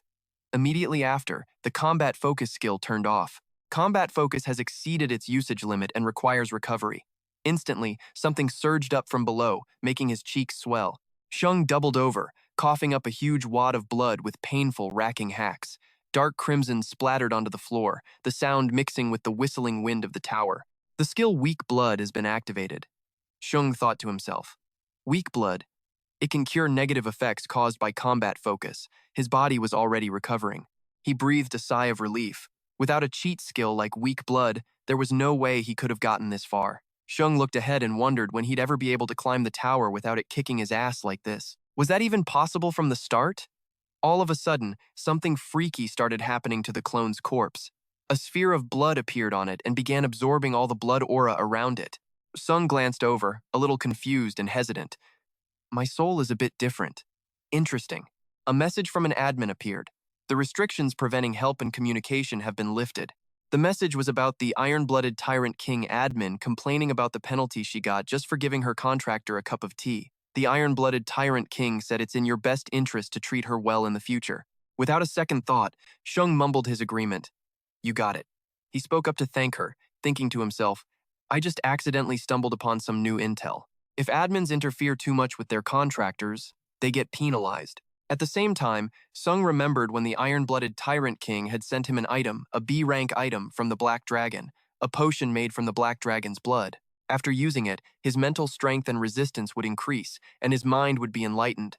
While he was still lost in thought, Shung froze in shock. All previously restricted messages from the admins would now be displayed. In front of him, countless message screens popped up from everyone. The masterless Wandering Knight admin is amazed by your talent. The left hand of the Blood Tyrant King admin is curious where a monster like you came from. The Dragon Slayer who lived 1,000 years admin was terrified by the difficulty of the 12th floor and your ability to clear it, and there were many other messages. His eyes widened in surprise as he thought, all the admins are watching me. Some were shocked by Sung's talent and the difficulty of this floor, calling him a monster. The hero who died 7 times admin looked at you with an exhausted expression, asking how a monster like you could even appear on the 12th floor. The King of Slaughter admin asked if you were really the one challenging the 12th floor. The Army of the Ruined World admin said your growth is terrifying and whined that it's getting hard to be surprised anymore. Meanwhile, others were skeptical, questioning if Shung was really the one challenging the 12th floor. But one message among them caught his eye. The only Paladin Slave admin has their eye on you. The fallen descendant of the Blood Demon cult admin is staring intently at you. The Seeker of Divinity admin expects great things from you. Shung's face twisted in thought. These admins, who say whatever they want and ghost you the second they get bored, are now spamming me with messages for no reason?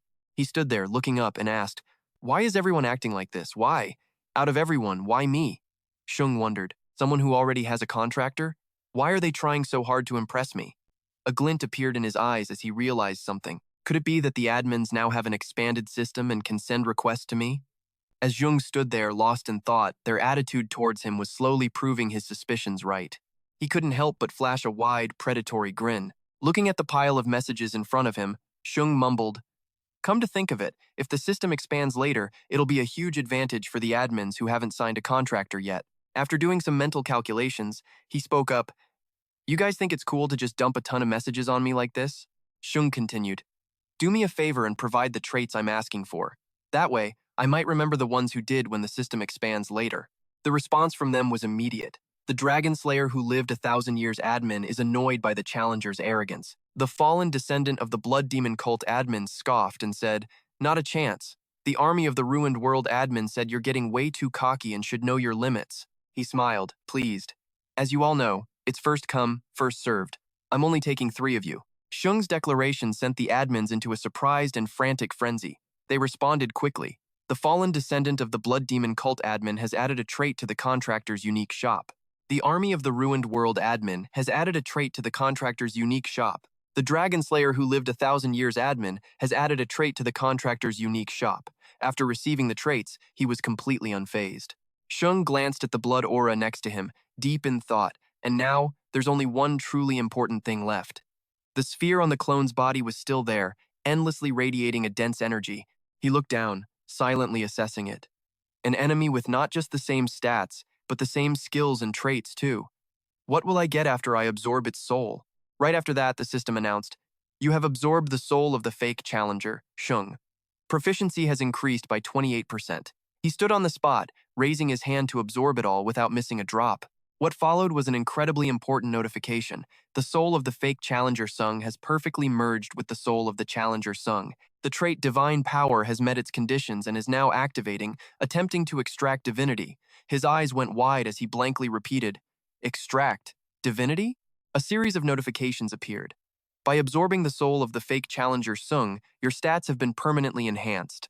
Strength, agility, stamina, magic power, and endurance, all plus 10. The clone's blood soul aura was still spreading through the air. The system notifications continued. Collected the skills of the fake challenger Sung. You have acquired the skill Light Sword Aura B. You already possess this skill. Merging skill proficiency. Proficiency for the skill Light Sword Aura B has reached 100%. The skill Light Sword Aura B has leveled up. He just stood there calmly, taking in his rewards after successfully clearing the trial. Suddenly, a flash of light appeared in front of him, making Sung flinch as he thought, "What was that just now?" The source of the light was the soul of the fake challenger Sung, perfectly synchronizing with the soul of the real challenger Sung. The trait Divine Power has met its conditions and has been activated, now extracting divinity. This made him go blank again, repeating to himself, "Extracting divinity." A notification popped up immediately. Successfully extracted divinity. The trait Divine Power C+ has leveled up. You now have Divine Power B, which can perform divinity conversion and accumulate mythology. Shung was super confused. What the hell? Divinity transformation and myth accumulation. Either way, they're both completely broken. No way. Along with that clone body from back then, the C+ rank Holy Power unique skill was branded deep into the user Han Sungyoon's soul. He barely even cared that he didn't know how to use it, so he just blew it off. Just then, a light appeared in the middle of Han Sungyoon's chest, and a mysterious magic circle materialized behind his back. He wondered, "Holy Power, can I finally use it?" Then a bunch of notifications popped up. You have entered the 13th floor waiting room. System expansion initiating. Global communities based on nationality have been merged. You can now participate in communities of varying difficulties. Members in the unified trials will no longer be separated by country. Global national ranking evaluations will be fully integrated. You can now view the rankings for various difficulties. Han Sungyoon reached for the screen, thinking, "So now I'm going to run into foreigners in the trials. Huh? It's just a system expansion. Whatever." He shut his eyes tight, deep in thought. But at this rate, an image of Earth and the other planets in its galaxy appeared. They'll end up merging entire dimensions. The notification showed no signs of stopping as another blue screen popped up. The information on it made Han Sungyoon's eyes go wide with intense focus, and he was seriously impressed. It was the trial rankings for the 12th floor. The rankings, from top to bottom, were the Hunter SSS, the Archmage SS+, Kim Sung-hoon SS, Catherine SS-, the Blood-Crazed Sword SS-, the Tower Witch, Tarkovsky S+. Han Sungyoon walked towards the tower, the tails of his long cloak fluttering out to his sides. To become the strongest. That was probably the reason he was climbing this tower. It was his goal. Han Sungyoon told himself he was one step closer to that goal. At least I'm the strongest among the challengers from Earth. However, at that very moment, images of challengers from other places appeared. Dimensions like Kali or Murum had been in the Tower of Trials for a long time. He realized that compared to those dimensions, Earth was just a newbie dimension, and the weakest one at that. There was only one way to change this. Unless the average level on Earth went up, they'd just become prey for the other dimensions. But that just made Han Sungyoon even more driven and determined. Then and now, what he needed was unrivaled power that no one could stop. Standing there, Han Sungyoon flicked his hand and quickly opened his inventory. Information for the Crown of the Ancient Emperor's Ashes appeared. Willpower plus 30%. The Crown of Ashes was used in ancient rituals by the Ancient Emperor, a man who worshipped a dark god. When worn, you will be enthroned as the Spirit King upon use. The item has durability and will be destroyed when it runs out. After reading it, he was a little confused. Spirit King, huh? Looking at the item's grade, it seemed powerful, but the description was kind of vague. Next was the bonus reward for completing the quest. The skill Dying Breath, B- rank. Proficiency, 0. Basic effect, critical damage can be nullified. However, activating Dying Breath consumes 88% of the user's stamina and requires 1 week to recover. Secondary effect. Upon activation, senses are amplified for a short time, and the effects of other skills are also enhanced. Han Sungyoon was pretty shocked. His face went blank as he let out a whoa, thinking to himself, a skill that lets me cheat death just once? His gaze turned thoughtful. Sure, it takes a week to recover, but considering the effect, that's not even a real penalty. Han Sungyoon smirked and muttered, Besides, in this trial, on top of the rewards, I also snatched some unique skills from the administrators. The system then prompted him, please select from the following unique skills. Iron-blooded tyrant, white crane, swordmaster, patronage unique skills. Immediately it announced, you have selected patronage unique skills. Skill detail. Supreme blood arts, price 3,000 points. Description. Power granted to those chosen by a god. The recipient has become a savior across many ages. Without a pact with a god, the only effects are suppressing divinity and strengthening your aura. Skill detail. Hero's Grace, C+. Price, 3,000 points. Description. Power granted to those chosen by a god. The recipient has become a savior across many ages. Without a pact with a god, the only effects are suppressing divinity and strengthening your aura. Skill detail. Rapid spell recovery, C+. Price, 3,000 points. Description. When mana drops below half, you can recover it by absorbing it from nature. However, overuse can damage your meridians or vital energy channels, for example, one of the 8 extraordinary meridians. Faced with so many choices, Sungyoon had to start thinking. All 3 were C+ rank skills, so it was a damn good deal. A wicked grin spread across his face as he decided to splurge. Guess I'll just buy all 3. After Sungyoon tapped the screen, the system announced, you have purchased the unique skill Supreme Blood Arts. 3,000 points have been deducted. You have purchased the unique skill Hero's Grace, C+. 3,000 points have been deducted. You have purchased the unique skill Rapid Spell Recovery, C+. 3,000 points have been deducted. Right then, a series of messages came through from the administrators. Fallen descendant of the Blood Demon cult, warrior of the fallen world, and dragon slayer who lived 1,000 years. They all reminded Sungyoon at the same time, don't you forget our help. He could only reply, totally annoyed, yeah, I'll remember. Sungyoon was still wrestling with some questions before returning to the waiting room. When I absorbed my own soul, divinity extraction suddenly appeared. He could clearly feel an energy in his heart, something he never had before activating divinity extraction. This must be holy power. Right then, Sungyoon lowered his center of gravity, clenched his fists, and looked up, preparing to strike. He immediately threw a punch. A brilliant golden light was the main feature, with a few fragments of divinity seeming to crumble. And then, he thought something insane would happen, but the result was a surprising silence. Sungyoon propped himself up with a sigh. Just as I expected. It's exactly like when I practiced before coming to the waiting room. My body just awakened. I can't use any of my freaky powers yet. Images of Jane, Lillian, and Chiron flashed through his mind. Sungyoon realized it himself. The healing and buffing skills those priests used on the 11th floor. I can't copy them. He was visibly pissed. Damn it. And I actually had my hopes up. Are they even gonna let me use this stuff? Then, Sungyoon immediately sat down to meditate, telling himself, calm down, center yourself. Crap, that damn personality of mine is showing up again. Suddenly, a notification came from the administrator, the White Crane Swordmaster. She winked and said she'd teach him holy power, claiming she'd be a way better teacher than the iron-blooded tyrant, and invited him to the administrator's space. He coldly shut her down. No thanks. The reply came back almost instantly. The administrator, White Crane Swordmaster, is crying her eyes out because you refused to make a pact with her. The administrator, White Crane Swordmaster, asked how he could just turn her down, saying she'd teach him how to use it if he came to see her. Sungyoon shot back coldly, I'll learn it when I need to. He shot her a confident, determined smirk. I'd rather figure it out myself than have to rely on anyone else. The White Crane Swordmaster lost her enthusiasm, saying disappointedly, fine, suit yourself. Shung pursed his lips, thinking to himself, forget holy power. For now, I'll be back soon. He thought of Hyuk, reminding himself, I need to focus on getting way stronger. Shung's eyes burned with insane determination, at least until he could finally kill Nam Gong Huk. That guy was like a demon haunting him. No matter what, he knew Nam Gong Huk would come for him again. He looked at the screen, thinking to himself, all right then, guess I'll check out the skills I swiped from those admins, huh? Skill details, Supreme Blood Art. Price, 3,000 points. Description, only descendants of the Blood Demon cult can learn this technique. It can substitute internal energy for magic, allowing you to tap into powerful magical properties during a fight. It amps up your fighting spirit by using all the energy and blood in your body. Sung thought to himself, this Supreme Blood Art, this is the one I'm interested in. Without a second thought, he activated the Supreme Blood Art. Shung's whole body started to change as his blood and chi began to boil. He clenched his jaw, but a stream of bloody chi still leaked from his lips. Sung froze for a second. His eyes bulged, his hair stood on end, and a thick aura of power exploded from him. It felt like he'd become someone who was born for battle. My blood is pumping. Yeah, This is exactly what I needed. But it looked like things weren't going to be that easy. The side effects kicked in instantly. Shung grabbed his face and screamed in agony.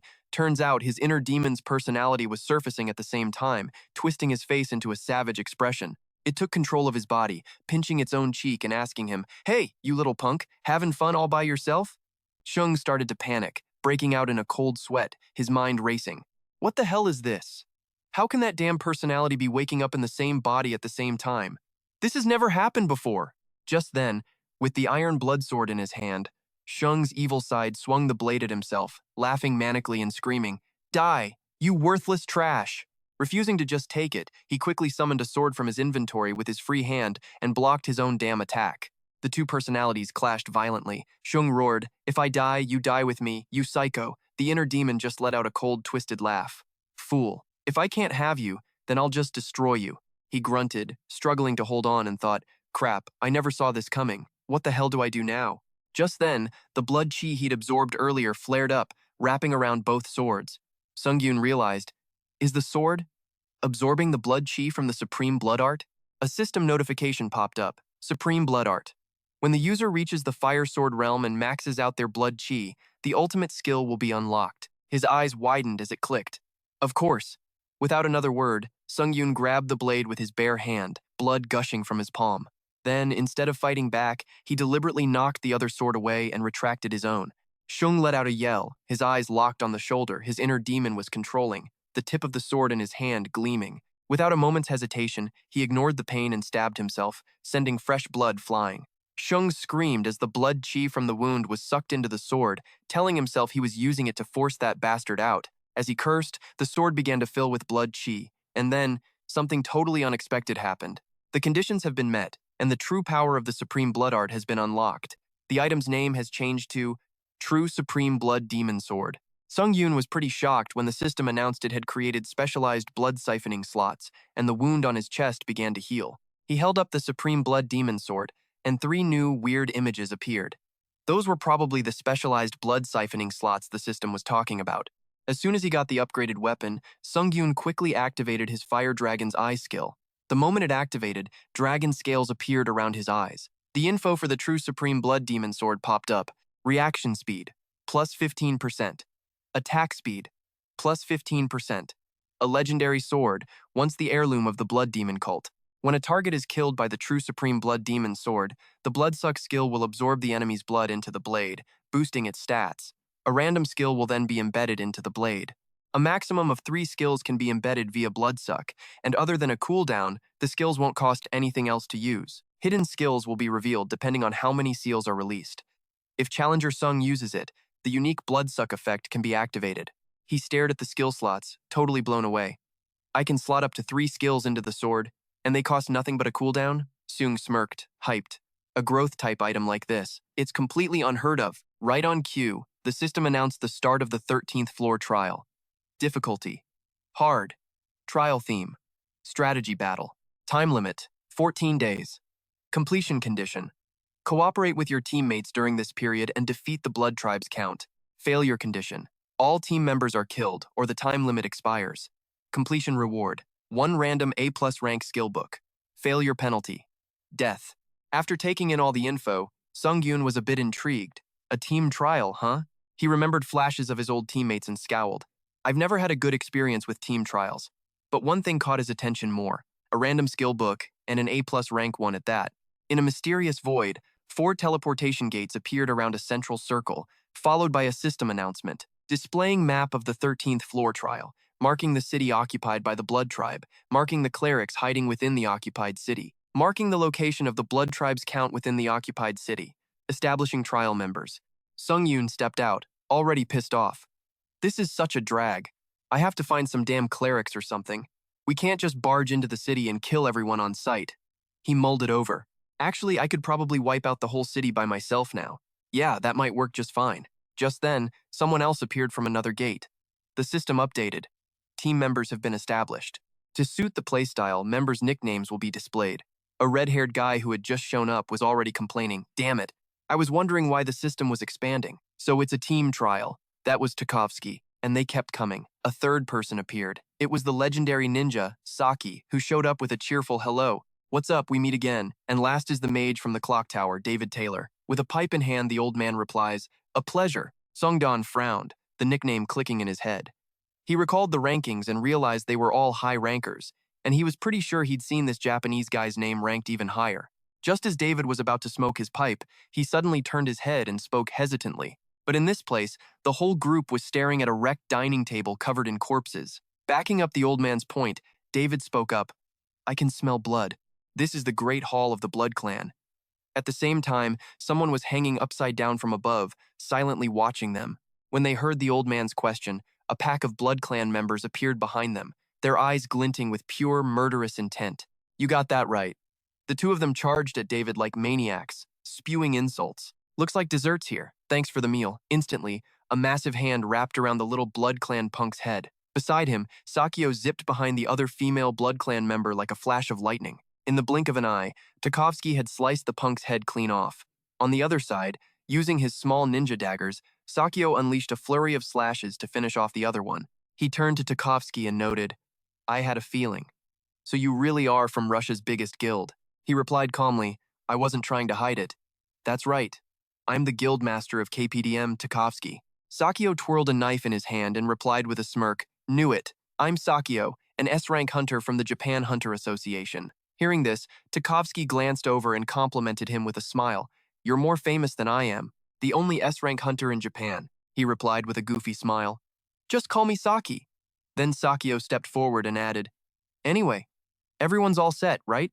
The Blood Clan can sense when their comrades are killed, so they'll be swarming this place any minute now." Just then, David spoke up, "You don't have to worry about that. I've already set up a magic barrier so they can't get near us." Hearing this, he was internally freaking out. He then asked hesitantly, "And you are?" The old man took a puff from his pipe and answered, "I'm David Taylor, a no-name mage from the clock tower." Saki immediately piped up, "You mean the place known as the strongest magic tower in the world?" Tarkovsky added, "You're the grand mage who retired but got dragged into this tower instead. Talk about bad luck." David just smiled calmly in response. "I'd call it good luck." Mysterious things like this tower are always a fascinating research topic for mages. All this time, Sungyoon had been practically invisible to them. He finally got a chance to cut in. He introduced himself. "I'm Sungyoon, a C-rank hunter from Korea." Right after, while looking out the window, David observed, "I've heard a few things about the 13th floor's trial from the administrators. Even the weakest of the Blood Clan can easily take down a C-rank hunter." His voice dropped, sounding ominous. "And a Blood Clan count is miles above an S-rank hunter. His regenerative abilities make him nearly impossible to kill." David started explaining how to clear the stage. "So, just like the tower said, we need to rescue the hidden priests and get their help to pass the trial." Tarkovsky, sitting by the fireplace, looked a bit lost. "This city is crawling with the Blood Clan. How are we supposed to get in?" The old man replied, "It's extremely dangerous to enter." Saki agreed. "Yeah, it'll be a total pain." Being just a C rank, Sungyoon kept his mouth shut, listening to them make plans. "First, Saki, if you use your stealth skill and round some of them up into a small group, I'll set up a barrier to block their tracks, and then we can wipe out that group all at once. I think that's the most effective strategy." Someone immediately agreed, and Sungyoon's face darkened as he listened. "Great, if we're quick, we can clear the 13th floor in 10 days. Hearing that, Sungyoon thought to himself, "No, if we're that slow, we can't get the bonus reward." He boldly walked over to the fireplace, then rested his hands on the back of Tarkovsky's and Sakio's chairs. Trembling slightly, he offered his opinion. "Everyone, I think we've got something wrong here. Completing the trial like that is just not efficient." David frowned, glancing over at him, puzzled. "Not efficient? You got a better way?" Sungyoon smiled and replied, "Of course, the most efficient way." The old man kept his suspicious eyes on him and asked, "And what way would that be?" Tarkovsky looked up, equally curious. "I'm also wondering, is there really a more efficient way than the one we all just agreed on?" Sakio, sitting beside him, said with a sarcastic, challenging tone, "Acting like you're the world's #1 ranker. You got some secret method to complete the trial?" Sungyoon just stood there and said a couple of words. Saki, startled, shot back, "Shut up and what now?" Meanwhile, David still hadn't caught on. "What did you just say?" Sungyoon immediately drew his blood demon sword, and without hesitating, swung it straight at the door behind him. He then slammed his hand against the door after he had completely shattered it. Just like that, the solid stone door slowly tipped outward. When it crashed to the ground, an army of the Blood Clan was standing behind Sungyoon. They were already waiting in the courtyard. Ignoring their growls, he raised a hand and declared with a smirk, We can clear this trial by shutting up and charging in. Just kill 'em all. Seeing Sungyoon, the Blood Clan members immediately started snarling, "A human? Where the hell did those humans come from?" With weapons in hand, they charged forward, screaming, "I don't care, just eat them, fresh blood." The other three on the team exclaimed in shock, "Are you insane? You got a death wish or something?" Sungyoon couldn't care less. He gave a cold laugh, his eyes flashing with excitement as he yelled, "So, shall we get this stage-clearing plan started?" While Sungyoon charged out the main entrance, over here, the Blood Clan swarmed in through the windows to ambush the three inside. One of them swung his weapon, but the figure in front of him flickered and seemed to vanish, leaving him utterly confused. They looked at each other, frowning. "He disappeared! Watch out, these humans are using magic." Turns out, it was David's magic. While Tarkovsky looked a little surprised, the old man spoke up. "Concealing an entire group is exhausting, you know." David cursed under his breath. "Why is there always some damn lunatic who loves to throw all my hard work down the drain during a trial? I'm so pissed off." Outside, Sungyoon was still preparing to face the massive horde of Blood Clan members all by himself. At the same time, David's voice rang out. "This is really unfortunate, but our best bet is to abandon Sungyoon and fall back." He looked completely unbothered, ready to take them on. "You guys have the basic settings for blood control, like blood-seeking." The Blood Clan members lashed out with their claws, driven by a fierce hunger. "Become our meal, human." Sungyoon still hadn't reacted to the shower of blood swords right in front of him. Sakyo glanced back, wondering to himself, why the hell did he decide to be so reckless? Suddenly, his eyes locked onto something, a flash of light over there. Sakyo immediately yelled to the others, pointing at Sungyoon, "Guys, look at that!" Over here, he casually raised his hand. Total boss move. Skill, trailing blood spikes activated. A volley of razor-sharp blood spikes materialized in front of Sungyoon. The Blood Tribe members stared in shock, asking each other, "What the blood manipulation? If he can control blood, doesn't that make him one of us?" Another group spoke up, sounding worried. "His blood control is even stronger than ours. No way." Looking over at them, Sungyoon just cracked a smug grin. He flicked his hand down, commanding the blood spikes. And just like that, inside their own blood-soaked city, the Blood Tribe scum were impaled by their own materialized lifeblood. Right then, screams echoed everywhere. While Sungyoon just smirked, savoring and absorbing their lifeblood, the air was filled with the agonizing cries of the Blood Tribe. "Damn it! That monster! We need backup!" Meanwhile, David stood there lost in thought. When facing an enemy this overwhelmingly powerful, tactics are completely useless. The old man stared in shock at the kid in front of him, wondering, there's no way a method this brutal should have worked. So how did he do it? Am I just too weak? David stood there, looking all dignified. He gripped the scepter in his hand tightly. David was a high-ranking battle mage. He'd spent a long time on the front lines. His brain was firing on all cylinders. The guy was a genius, after all. Even in the trial tower, his superior strategies always delivered top-tier results, letting him clear every floor with minimal time and losses. Because of that, his voice carried a lot of weight in the hunter community.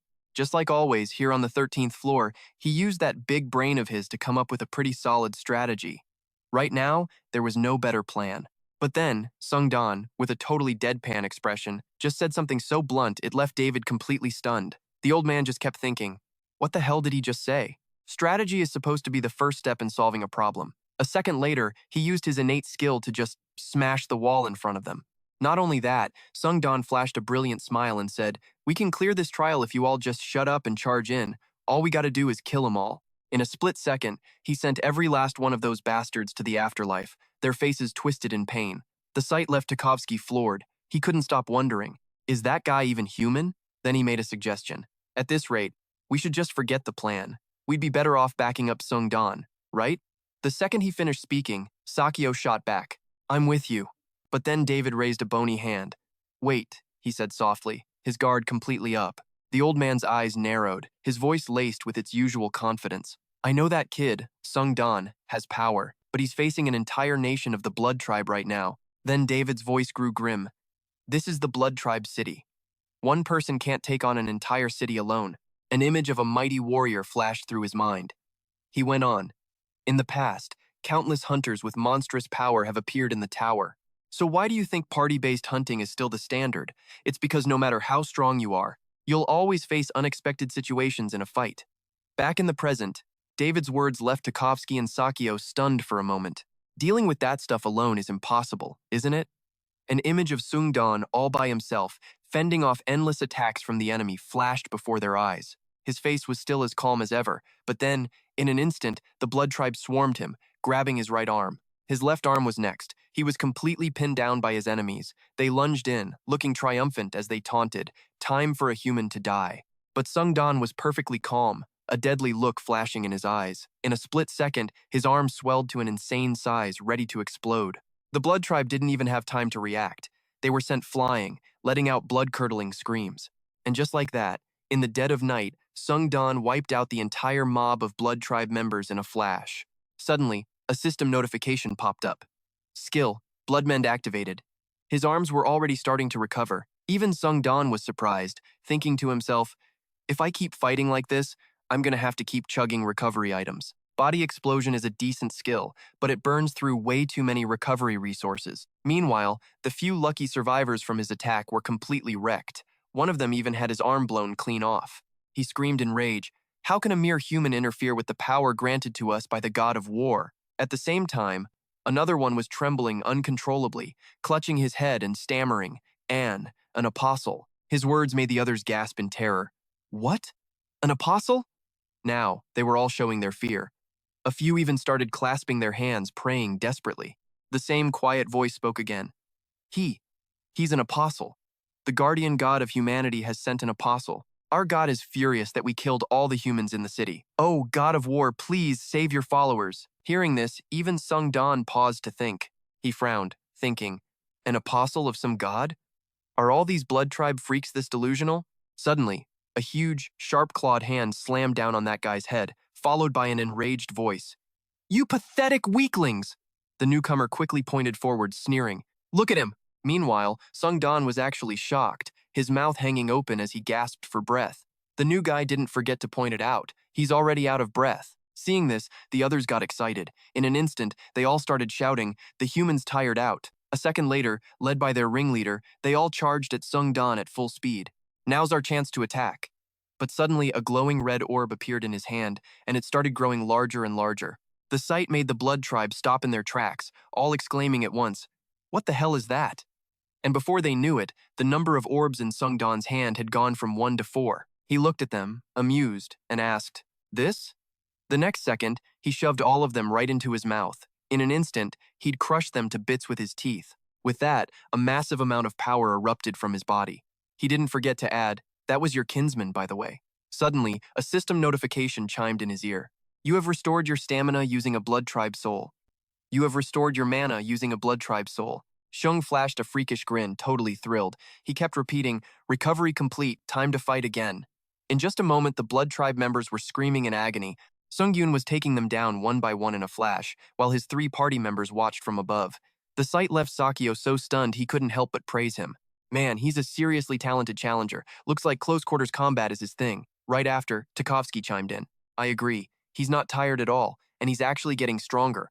After a moment's hesitation, he made up his mind, I'm going to help. This was enough to convince Sakyo, too. He said, even though I'm all about safety first, I want to help Sungyoon out, too. Suddenly, a flood of system notifications appeared. All remaining souls have been used to supplement stats. Strength increased by 3, speed by 2, stamina by 4, magic power by 5. At this point, Shung's entire body was radiating an insane amount of energy. He thought to himself, if we're just talking about growth rate, this is even better than when I absorbed the souls of my clones. Sungyoon suddenly flashed a smug grin, looking forward with an amused expression. And once I take down that blood tribe count, there's going to be some pretty sweet stuff waiting for me. All of a sudden, a system notification rang in his ear. The administrator, Deep Sea Tyrant, is interested in you. The administrator, leader of the traders, is delighted with you and is chuckling. The administrator, Night Shadow Demon, says you're a challenger more evil than demons themselves, and the demons are starting to tremble in fear. The administrator, Millennial Dragon Slayer, is laughing at your excellence and says you have the potential to be a hero. The administrator, Fallen Descendant of the Blood Demon Cult, sends their compliments, surprised by the magic power you're using. The administrator, Soldier of the Ruined World, says you're a worthwhile investment and is smiling with satisfaction. This got Sungyoon all hyped up, thinking, nice, the admins are finally paying attention to me. It doesn't hurt to make a good impression on them. Suddenly, he noticed something next to him. Shung was shocked and blurted out, I thought you guys went to find a priest? Right after, David replied, our bad. From now on, we're following you, so you call the shots. Sakyo agreed. I'm with you. Even Tarkovsky couldn't just stand by. He said, "Honestly, I wasn't really sold on your decisions, but you've definitely surprised me." Sungyoon quickly shot back at them. "So, you guys see my strategy is working now, huh?" In a flash, his face turned alert as the system's sound rang out again.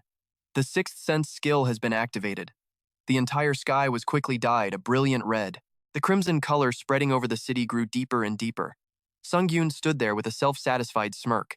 He thought to himself, "The blood tribe count." In shock, Tarkovsky unconsciously exclaimed, "That's an insane amount of magic. The blood tribe count can actually use that much power?" David added, "It must be a unique passive." "But the real question is he strong enough to control that power perfectly?" Sakyo asked. "So what do we do? At this rate, we're all gonna die sooner or later." Hearing this, a look of disbelief crossed Shung's face as he thought to himself, "The hunters I used to admire are now the ones I have to protect. I never thought I'd get this strong." Right after that, his voice rang out, stunning everyone present. "Everyone, get ready to get out of here. Find a priest and bring them back." Hearing this, Sakyo instinctively spoke up. A priest? I don't think we need to." At that moment, Sungyoon emphasized every single word with a serious expression. "I'll be real with you guys. If you stay, you'll just get in my way, since I won't be able to protect all of you." He told himself, "The truth is, I can't protect all three of them." With that, Sungyoon quickly spun around. A thought flashed through his mind. "I need to hunt this blood tribe count alone to absorb his soul. The more damage I contribute to killing him, the higher my chances are of absorbing his soul." Hearing what Sungyoon said, no one even thought about arguing. Tarkovsky replied cheerfully, "We'll follow your lead, even if it feels a bit lame to just be a bystander." Even David couldn't hide his surprise, saying, "We'll bring a priest back, so just try to hang in there." With that said, they all took off as fast as they could. Only then did Sungyoon speak softly. Then, a powerful shockwave appeared in midair, and his ice-cold voice began to echo throughout the area.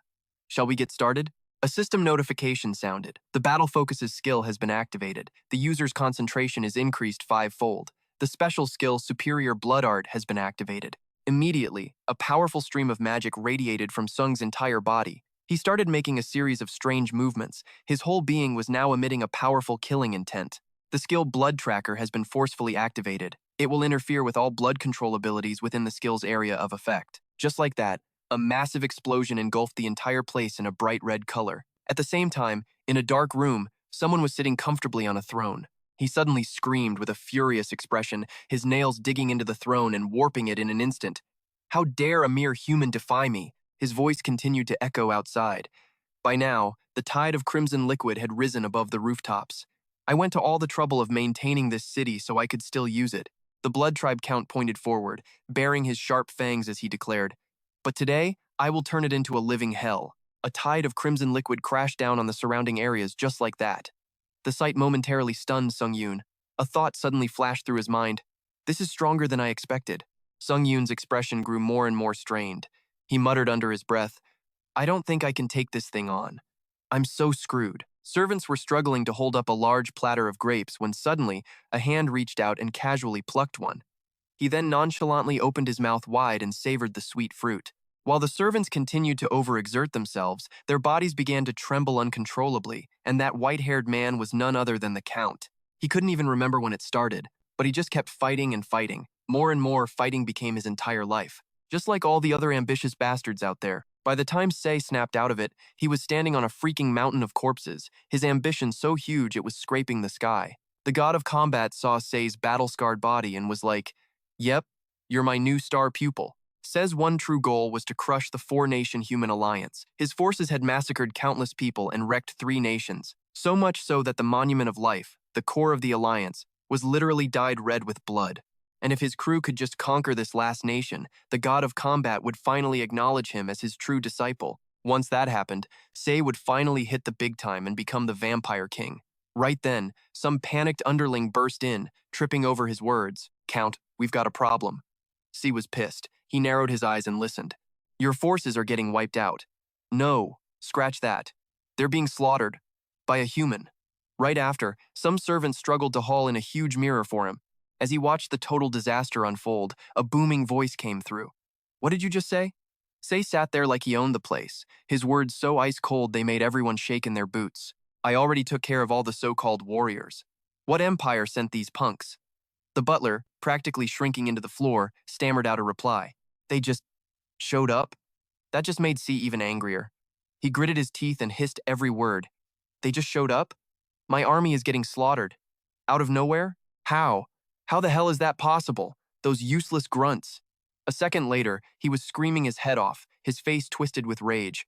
How could they just pop up in the middle of the city without any of my troops spotting them? As C's temper flared, a few unlucky minions were instantly vaporized. The ones who were lucky enough to survive kept begging, "Count, please, calm down." But that didn't just fail to cool him off, it made his rage explode even more. He just kept screaming, all I had to do was conquer this one city to finally be acknowledged as his true disciple. He's wrecking everything. How dare he? Some pathetic, lowly human.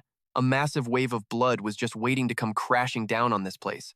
I was trying to keep this city intact to use later. A second later, with C at the controls, it flooded down below like a beast let off its leash. But now, I'm turning this place into a living hell. Seeing this, even Sung was shocked and thought to himself, whoa, that's way bigger than I expected. His face got all tense as he mumbled, yeah, there's no way I can block that. I'm so screwed. In a flash, to avoid taking any pointless damage, Sung bolted out of there. While running for his life, he glanced around, and a thought hit him. I should just ditch this city and save my team. Just then, he spotted David's crew standing inside a magic shield. He was so psyched he cheered out loud. Meanwhile, that massive wave was catching up right behind Sung. He pushed himself to run as fast as he could while raising his hand to cast some magic. Amazingly, Han Sungyoon actually decided to turn back and whip up a giant shield to block the blood tsunami. But, yeah, it wasn't going to be that easy. The powerful tide of blood just kept spilling over the edges of the shield. He looked totally drained, but he clenched his jaw, his face full of determination. At this crucial moment, he kept telling himself, just a little more. But then, Sung's shield just shattered in a split second. He froze for a couple of seconds, stunned. Then, the force of the wave slammed him backwards. A massive flood just came crashing down on everything below. It swallowed up pretty much every house in the area. But then, just a second later, it weirdly pulled back. The only thing left on a nearby cliff was a few bloodstains. Then the smoke started to clear. Han Sungyoon was just lying on the ground, totally wiped out in the middle of all the rubble. Suddenly, Tarkovsky's voice called out, "Sung, you good?" He shot back a question right away. "What about you guys?" Hearing that, David chimed in, "We're all good." Then Saki held out a hand to him, grinning. "It's all 'cause you stood in their way, man. I seriously thought we were all goners."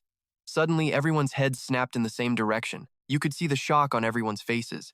Just then, Say landed right in front of them, looking pissed. He stood there, looking surprised for a sec. A thought flashing through his mind. Whoa, they actually survived that? But a second later, that surprise turned into pure rage. Say narrowed his eyes. So, it wasn't just a fluke that they made it this far, huh? He started sizing up the crew in front of him. That weak, naive-looking dude and the three who are still untouched, they must be the main players. A second later, Say started casting a totally new spell. He raised his hands to his head and crossed them. A sharp blade materialized on his left arm. C roared out a challenge. "You pathetic humans. I'm gonna tear you to pieces." That line made everyone there freeze up, totally stunned. It's unclear when Sung recovered, but he stepped forward, ready to throw down. His deep voice rang out, "Everyone, get back. I'll handle this guy." At this super dangerous moment, David and Tarkovsky immediately booked it out of there. He even remembered to shout back, "Okay, we're falling back then. Yell if you need us." But Say just yelled out arrogantly, "Who said you could leave? I'm not letting you go anywhere." In a flash, he bolted towards David's group with insane speed, kicking up rocks and dirt everywhere. Say glared straight ahead, his face nothing but pure rage, and just like that, he zipped right past Sung. This shocked Sung, who thought, whoa, did something just fly by? As he zipped past Sung's position, Say glanced over and wondered, when the hell did this guy get here? The second their eyes met, Sung didn't hesitate to taunt him. Ever heard the saying, "You get what you ask for"? Not only that, Han Sungyoon even cracked a cocky smile. "I'm about to give you an answer for every word you just said." Those words made C switch targets and charge at him like a bull. His piercing scream echoed, "You psycho." Meanwhile, Han Sungyoon was totally calm and said, "First," but he got cut off before he could finish. "How dare you act all high and mighty in front of me?" Right at that critical moment, he pulled himself together, staring at his opponent with eyes as sharp as daggers as his ice-cold voice rang out, "I'm the one who's gonna tear you to pieces." In a flash, C let out a horrified scream. This scene snapped David's group to attention. They stared at Han Sungyoon, completely stunned. The whole crew was just frozen, watching Say get sliced clean in two. Suddenly, his voice snapped them back to reality. "All of you, find the priests, now." Sakyo, with a naive look on his face, unconsciously blurted out, "But, you already killed that guy. Do we still need to?" Hearing this, Sungyoon went silent for a moment before retorting, "Doesn't something feel off?" He glanced at C's fallen body and stressed, "The message for clearing the 13th floor should have popped up by now, right? But nothing's shown up." Just then, the body began to move. Right on cue, a system notification chimed in. Skill: Fire Dragon's Eye has been activated. The fragments of Vampire Count Say are reassembling through the power of regeneration. The sight made Tarkovsky scream in horror. No way. How can he still be alive after all that? Even David was no exception. This is impossible. Only Sakyo remained calm, pointing off to the side. He spoke up. "The city is completely wrecked. The priests are probably all dead. How about we fight with you to take him down?" But Sungyoon shot him down bluntly. "No, I'll hold him off. You guys go find a priest or some holy relic and bring it here." An idea was forming in his mind. "Sorry, but I have to kill this boss myself." David immediately agreed. "If you say so, then fine," Sakyo quickly added. "Patrolling is my job. I'll do my best."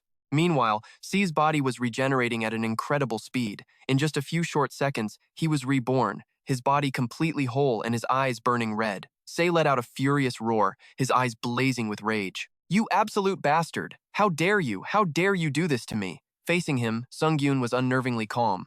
He slowly analyzed the situation. His regeneration ability is insane. His recovery and power are definitely stronger than I thought. But unlike him, his opponent charged forward like a wild beast. Sungyoon skillfully dodged the attack.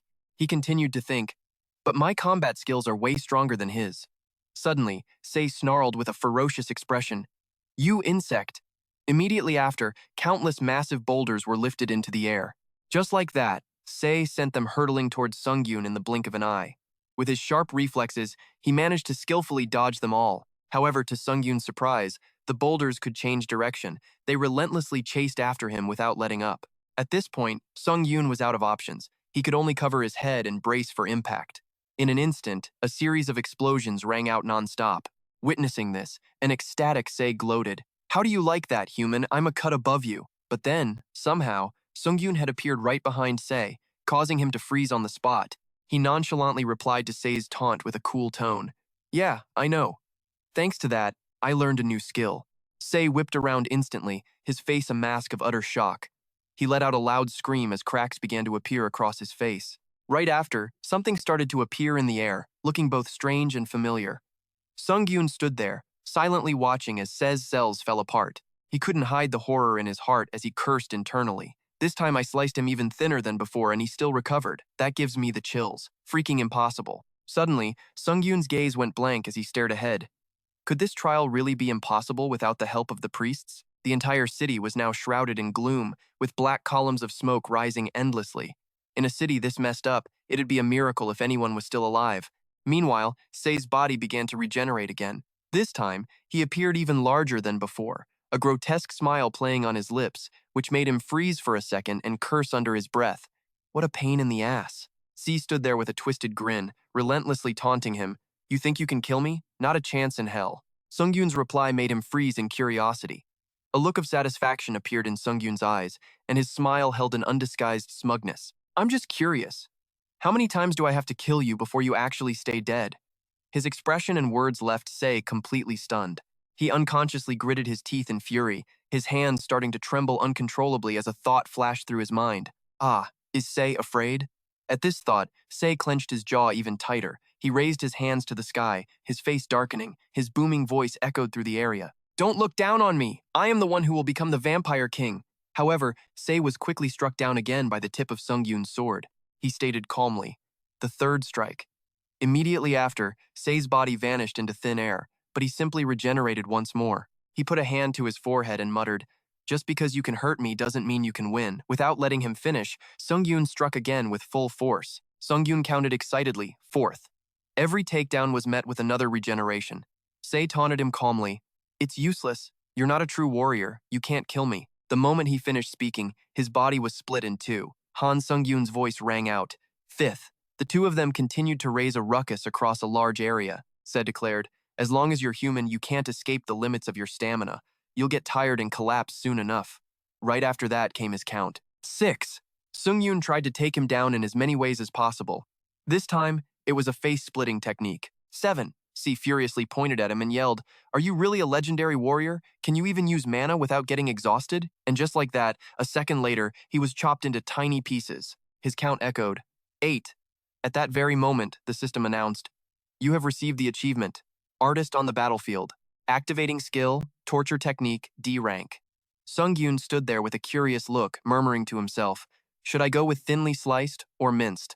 At this point, Sei spun around and ran for his life, thinking, "He's a monster."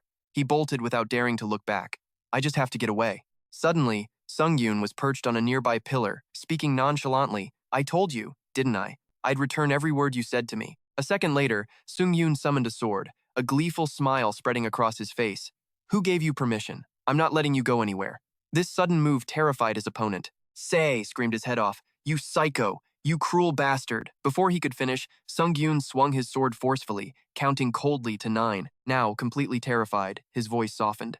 "Stop! I'll negotiate! We have to negotiate!" No, let's make a deal. I'll give you anything you want." But Sung didn't give a damn about his words. He just kept attacking and counting. 10 seconds later, Sei screamed helplessly, "I said I'll give you anything you want. Money, fame, whatever." His cells just kept falling apart, but Sung's voice was as calm as ever. 11. Only Sei was so terrified he started stuttering. "Just kill me. I can't live like this."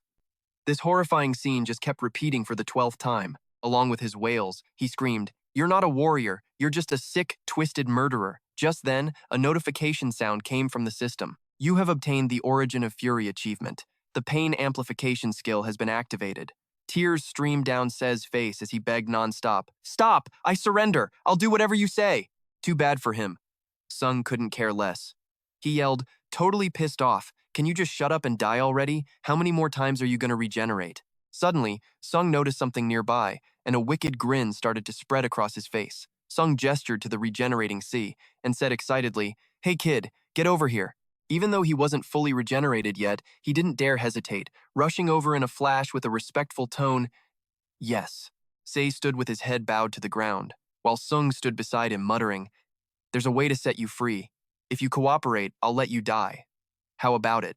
By now, he was so desperate he stammered, What do I have to do?"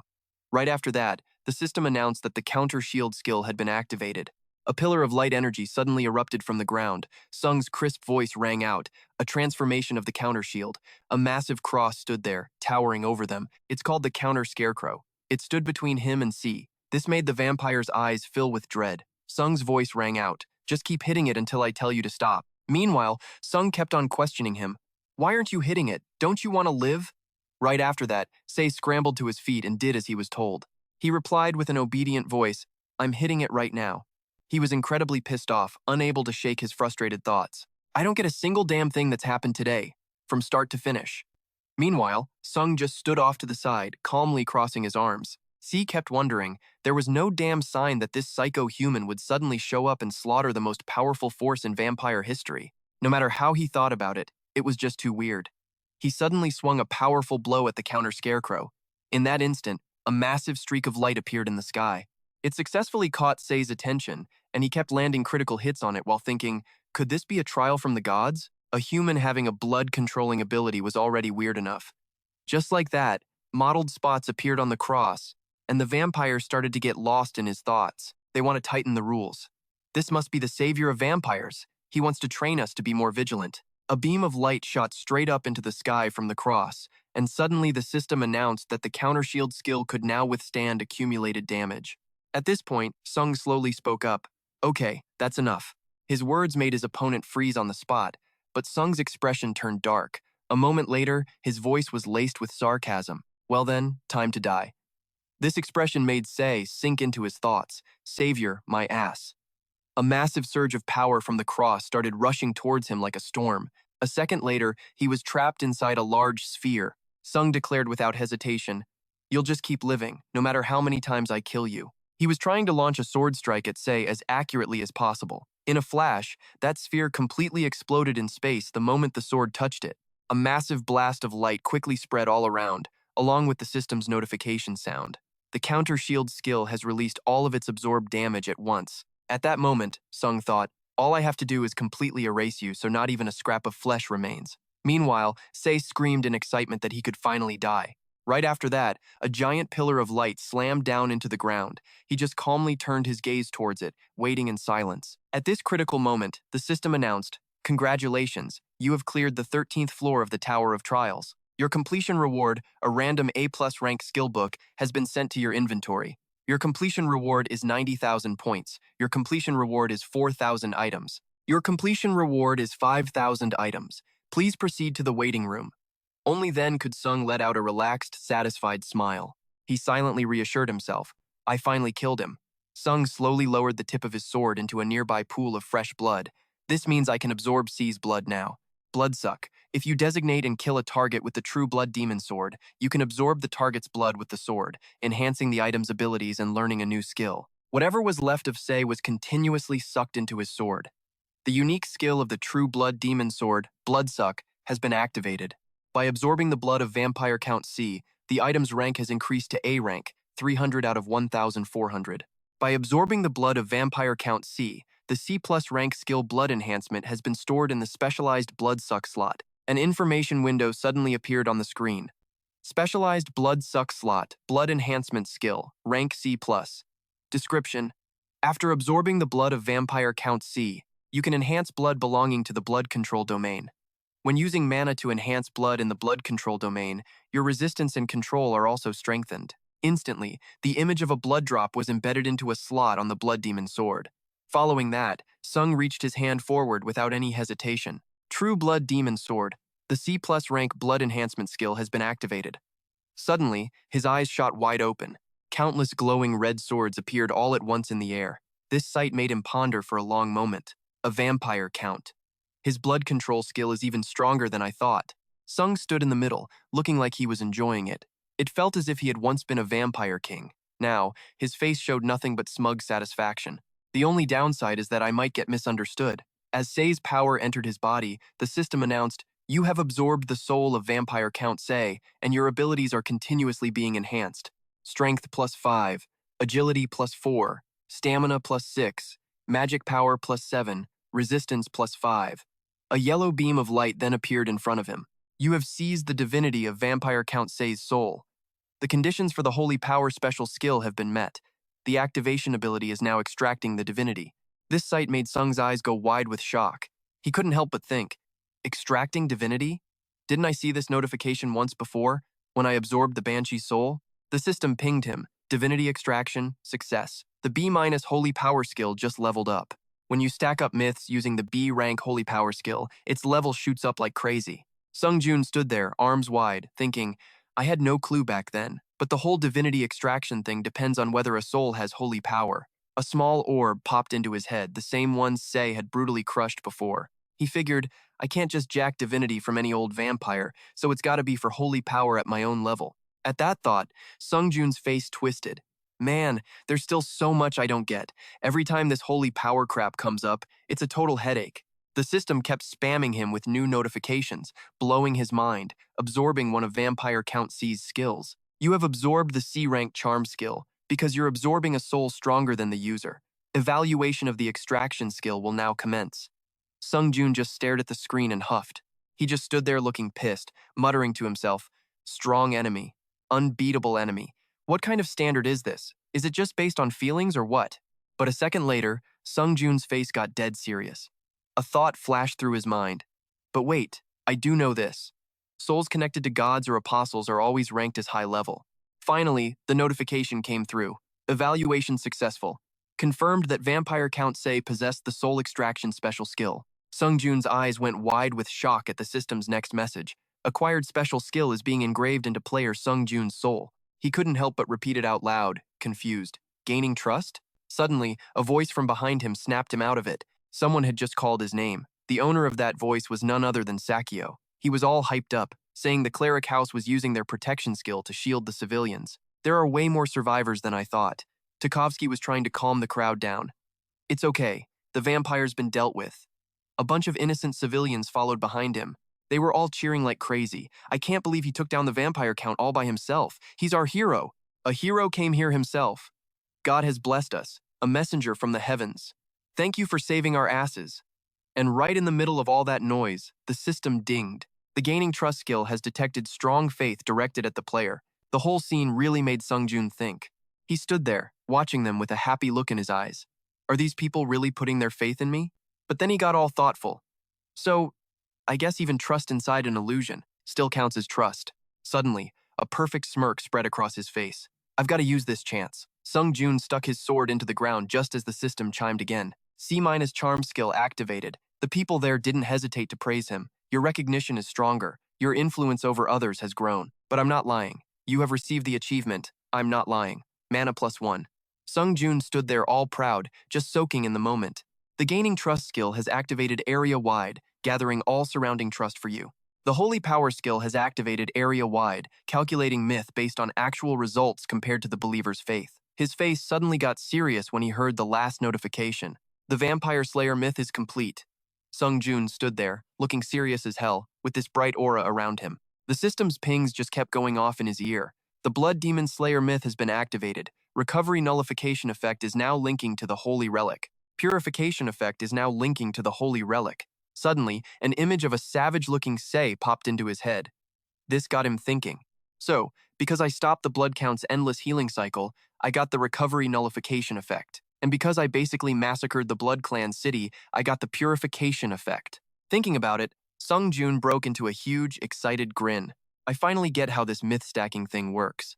The faith I got back in tandem, plus my holy power skill, morphed into a myth and created a new skill inside my existing ones. Sungyoon's heart was pounding, his mind was racing. I've never used this before, but look at all this holy power just pouring out of me. Looks like activating a myth eats up the holy power stored in my heart. Just then, the system told him he didn't have enough legends and faith. Accumulated faith will be stored for the next myth. That just made Sungyoon even more confident. I guess the whole faith-gathering thing is over now. The gaining faith skill has been deactivated. He stood there, hands on his hips. While everyone else was still bowing respectfully, Sungyoon was lost in thought. And just like that, the floor ended without a hitch. Off to the side, Sakyo and Takovsky were happily waving goodbye before they stepped into the teleportation portal. Suddenly, a voice from behind him piped up.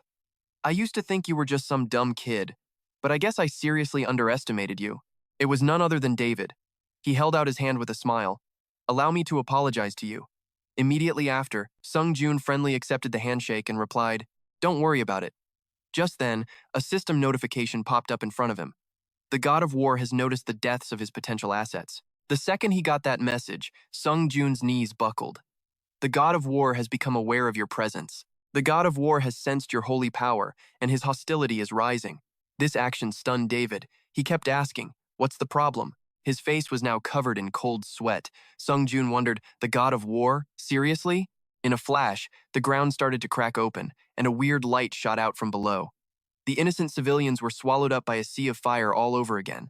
The system just kept pinging, non-stop. You have entered a divine domain. The sight of innocent people falling into lava made Sungyoon totally freak out.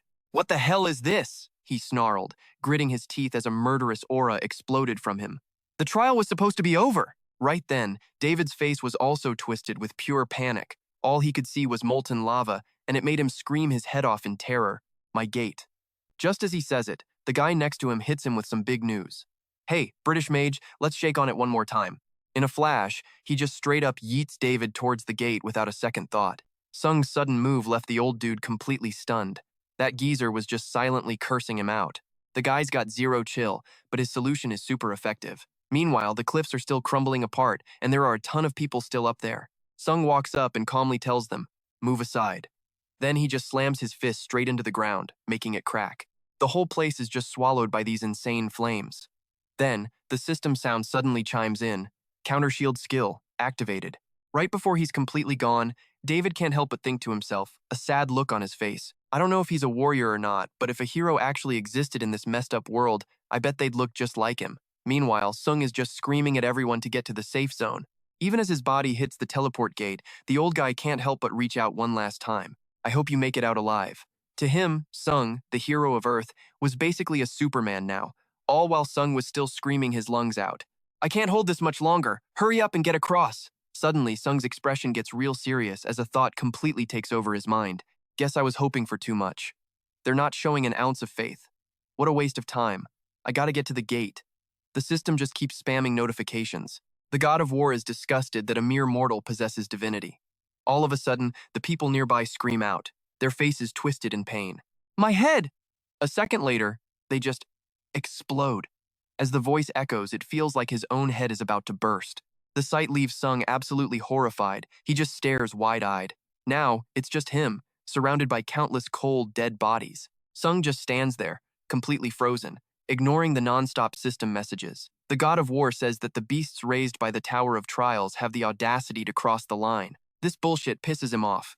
He repeats the god's words back at him. Cross the line? And just like that, a powerful killing aura explodes from Sung's body. He fires back. You're the one who crossed the line, you bastard. As long as I'm protected by the tower, you can't touch me, right? If you've got nothing else to say, then see ya. And with that, Sung turns his back and steps into his gate, ignoring the system, which is still freaking out. The God of War is just laughing, a twisted smile on his face. At that moment, Sung tells himself, I need to get stronger. The God of War says he can't wait for the death that's coming for him. Sung's face is now pure, raw determination. This means even gods can't afford to mess with him. The second the gate closes, the system messages start flooding in. You have arrived at the 14th floor waiting room. System expanding. Exclusive items from the challenge floor have been added to the contractor's private inventory. Various potions have been added to the contractor's private inventory. Your acquired experience will be calculated. Sung calmly wipes the dried blood off his face. He lets out a helpless sigh. Whatever.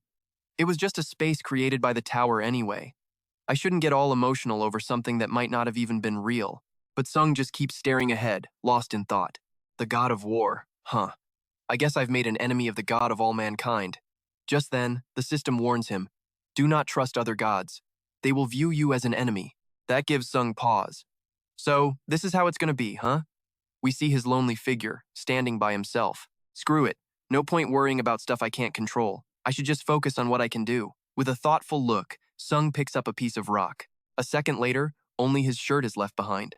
The system announces, contractor's private inventory. Points, minus 11,500. Skill catalog. Unique skill catalog. Item catalog. Contractor, Iron-Blooded Tyrant King and White Crane Swordmaster. You have purchased the S-rank unique skill, Path of the Swordmaster, for 10,000 points. Unique skill details. S. Rank Path of the Swordmaster, 10,000 points. Description. For those caught in the conflict between getting stronger to survive and living to get stronger. This is a unique skill exclusive to sword users. You can develop independent sword-related skills, and achieving independent enlightenment will become easier. Sung is transported to a totally unfamiliar place. According to the system, you have entered the forest. He quickly approaches Baekak. She speaks calmly. It's been a while, Sung. Then, the two of them casually sit down next to each other. I heard from that woman. You made an enemy of the Nam Gong clan's golden boy? After a moment, he slowly answers her. Yeah. Somehow, it just ended up that way. His words stun her for a second, but she quickly gets over it. I bet you used your points to buy my unique skill because of Nam Gong Huk, didn't you? Right then, Sung replies. Yep. As soon as he says it, Baekak tells him, then you made the right call. But then she realizes something and her tone shifts. To put it plainly, I'd have to call you a genius, Sung. Because even without any formal training, you can still pick up sword techniques naturally. It goes way beyond simple imitation. An image of Sung fighting flashes through Baekak's mind. On top of that, during the 12th floor trial, you didn't just sense sword intent, you actually modified it into a dual-wielding skill. Her words make him think, I just have a knack for imitation, that's all. The two of them just sit there, talking things over. She tells him, the fact that you were able to improve just by seeing a little of the Nam Gong clan's footwork tells me you have the potential to become a true grandmaster. The moment she says it, Sung blurts out in surprise, a grandmaster? Meanwhile, Baekak just calmly explains, in my opinion, it wouldn't be surprising if you became the first person to found your own school of swordsmanship. The more she talks, the more shocked he gets. Really? To that extent? Just then, Baekak flashes a brilliant smile and continues. Choosing my unique skill was definitely the right move, because anything you learn and master will become a useful skill in the tower. I'll teach you everything. Suddenly, her voice kind of faltered, and she looked all sad. But I have one condition. That whole scene just made Sungyoon freeze up for a sec, right as Baekak asked, do you want to become my disciple? He just calmly answered her, all right, I'll accept you as my master. What he said totally freaked Baekak out. She got all flustered and yelled, Shung, it's not like I'm trying to force you into anything. You can think it over carefully. But he just raised a hand, declaring loud and clear, no, I've already made up my mind. Hearing that, she stopped questioning him and just spoke in a calm voice. If that's what you want, then I won't say no. Just then, Sung's mind was already off on a different tangent. Swordmaster Baekak is someone who climbed to the 40th floor of the tower, so there's literally no reason to turn down a master like that. Suddenly, Baekak stressed again. Don't you go regretting this later. This made him shoot back, all surprised. What, are you gonna treat me like crap just to make me regret it? Is that the deal? Right then, she yelled. An image of a man standing on a high cliff suddenly appeared. Baekak spoke calmly. A master is someone you only get one of in your life, especially for martial artists who take honor super seriously, so I hope you don't regret this. Sung calmly replied, if you're that worried about it, then I definitely won't have any regrets. Meanwhile, his mind was screaming its head off. Like hell, there are that many people in the martial world I could actually take as a master. Right then, Baekak slowly stood up, speaking elegantly. All right then, let's do this by the book. I'll officially introduce myself again before you bow to me as your master. She stood there with a serious face. I am the 17th head of the Baek family sword sect, the greatest master of the previous generation. Baekak's words left Sungyoon stunned for a moment. This is who I am, Baekak. I will become your master. His mind was just screaming. The #1 master in the entire martial world. He quickly bowed his head, accepting her as his master. To put it simply, martial arts is divided into mind arts and body arts. Mind arts is the technique of refining external mana and drawing it into your body. After that refining process, the mana stored inside you becomes internal energy. Body arts are techniques for using the body, including gravity-defying physical skills and swordsmanship that corresponds with the user's footwork. That's the gist of martial arts. There are also martial arts that focus on using special mental energies. But hearing all this, obviously, it brings up a question. Sungyoon suddenly thought, wait, is the blood ascension technique a mind art? Right after he decided to ask. I was just curious about something. There wouldn't be a problem if I used a different mind art that I've already learned, right? His question made Baekak's face darken, and her voice turned ice cold. What did you just say? You already know another mind art?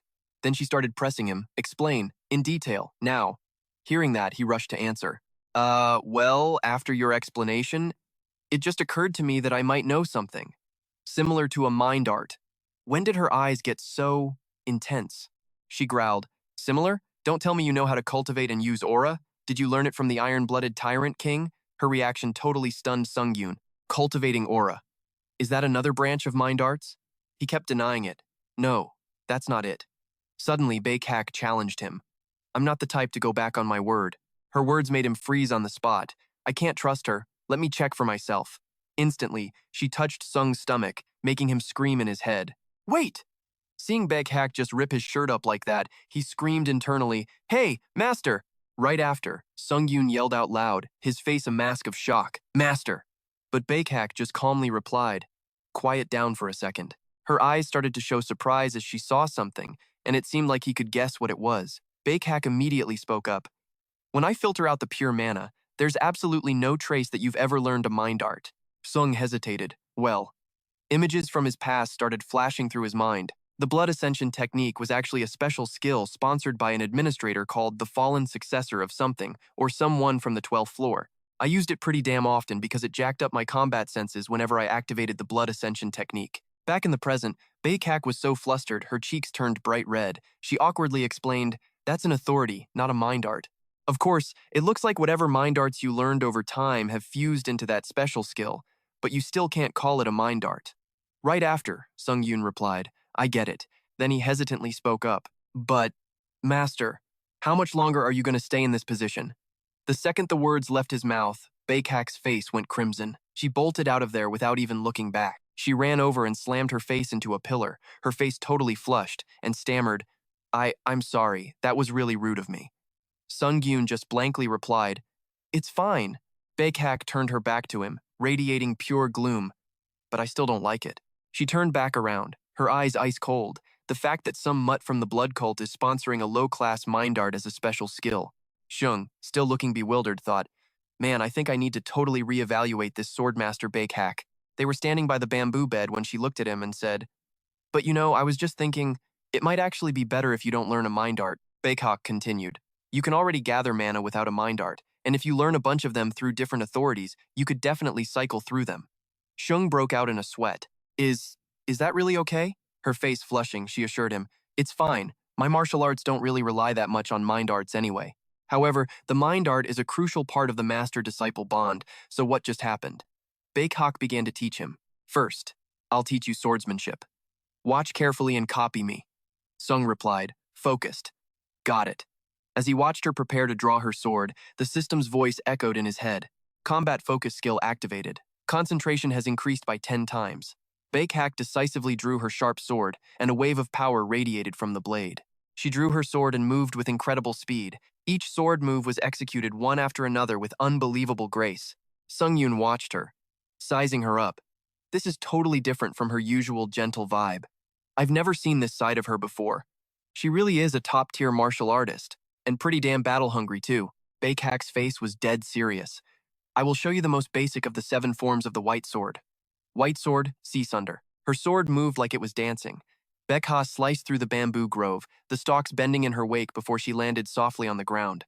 Han Sungyoon's eyes went wide, totally shocked and locked in. She looked over at him. If you couldn't see that clearly, my bad. I honestly tried to go as slow as I could. Han Sungyoon walked past Baek and replied, It's cool, I'll start copying it now. He swung his sword just like she did, and slowly, he got a feel for it. It was like space itself was the thing you couldn't dodge, so the only option was to pull it in and slice it. The second he swung his sword, the bamboo stalks twisted, and razor-sharp streaks of light slashed right through them. Han Sungyoon's eyes lit up as he muttered to himself, Something like this, right? He turned, waiting for Baek's feedback. I tried my best to copy it. What do you think? Her eyes went wide, her jaw dropped, and she sounded like she couldn't believe it. This is insane. Every generation pops out a ton of geniuses. These guys have a natural talent for picking up info and using it to do stuff way beyond what normal people can. A genius shows how crazy good they are by understanding, judging, and absorbing stuff. But still, even a prodigy needs to practice, at least a little. Han Sungyoon, still looking hopeful, turned back to ask, But I did it right, didn't I? Baek grabbed her head, screaming on the inside. What the hell is this? He saw it one time and can copy it this perfectly? She looked him over, sizing him up. Looks like you don't even get how incredible that was. Then Baek started breaking down the move she just used. The 7 forms of the white sword is a style that uses way more complex principles than the Azure Heaven sword style that Nam Gong Huk uses. Hearing that, Han Sungyoon got curious. The Azure Heaven sword style, she said, talking about his moves, those 2 techniques you copied from the Nam Gong clan. The Azure Heaven light sword and the Azure Heaven dance sword are both part of that style. He jolted, wondering, Wait, were those the skills Nam Gong Huk used? Baek was super curious. Never mind that it goes way beyond the basic principles of fast and slow that the Azure Heaven sword style uses.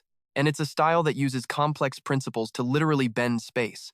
But you just instantly copied the white sword, Sea Cleaver, with 0 issues, just by watching it once. And it looked exactly like my demonstration. Han Sungyoon was stunned and didn't know what to say. He just muttered to himself, The principles of fast and slow are nothing to me. Baek smiled, impressed. You really are a genius with some seriously sharp instincts. She added, I've never seen anyone learn a skill just by watching. Most people have to learn through trial and error. Even with the compliment, he didn't look happy at all. Han Sungyoon was still curious. Even though you say that, I still don't really get what you mean. Baek grinned, pointing at him confidently. One day, you could probably learn a massive number of martial arts styles in this world.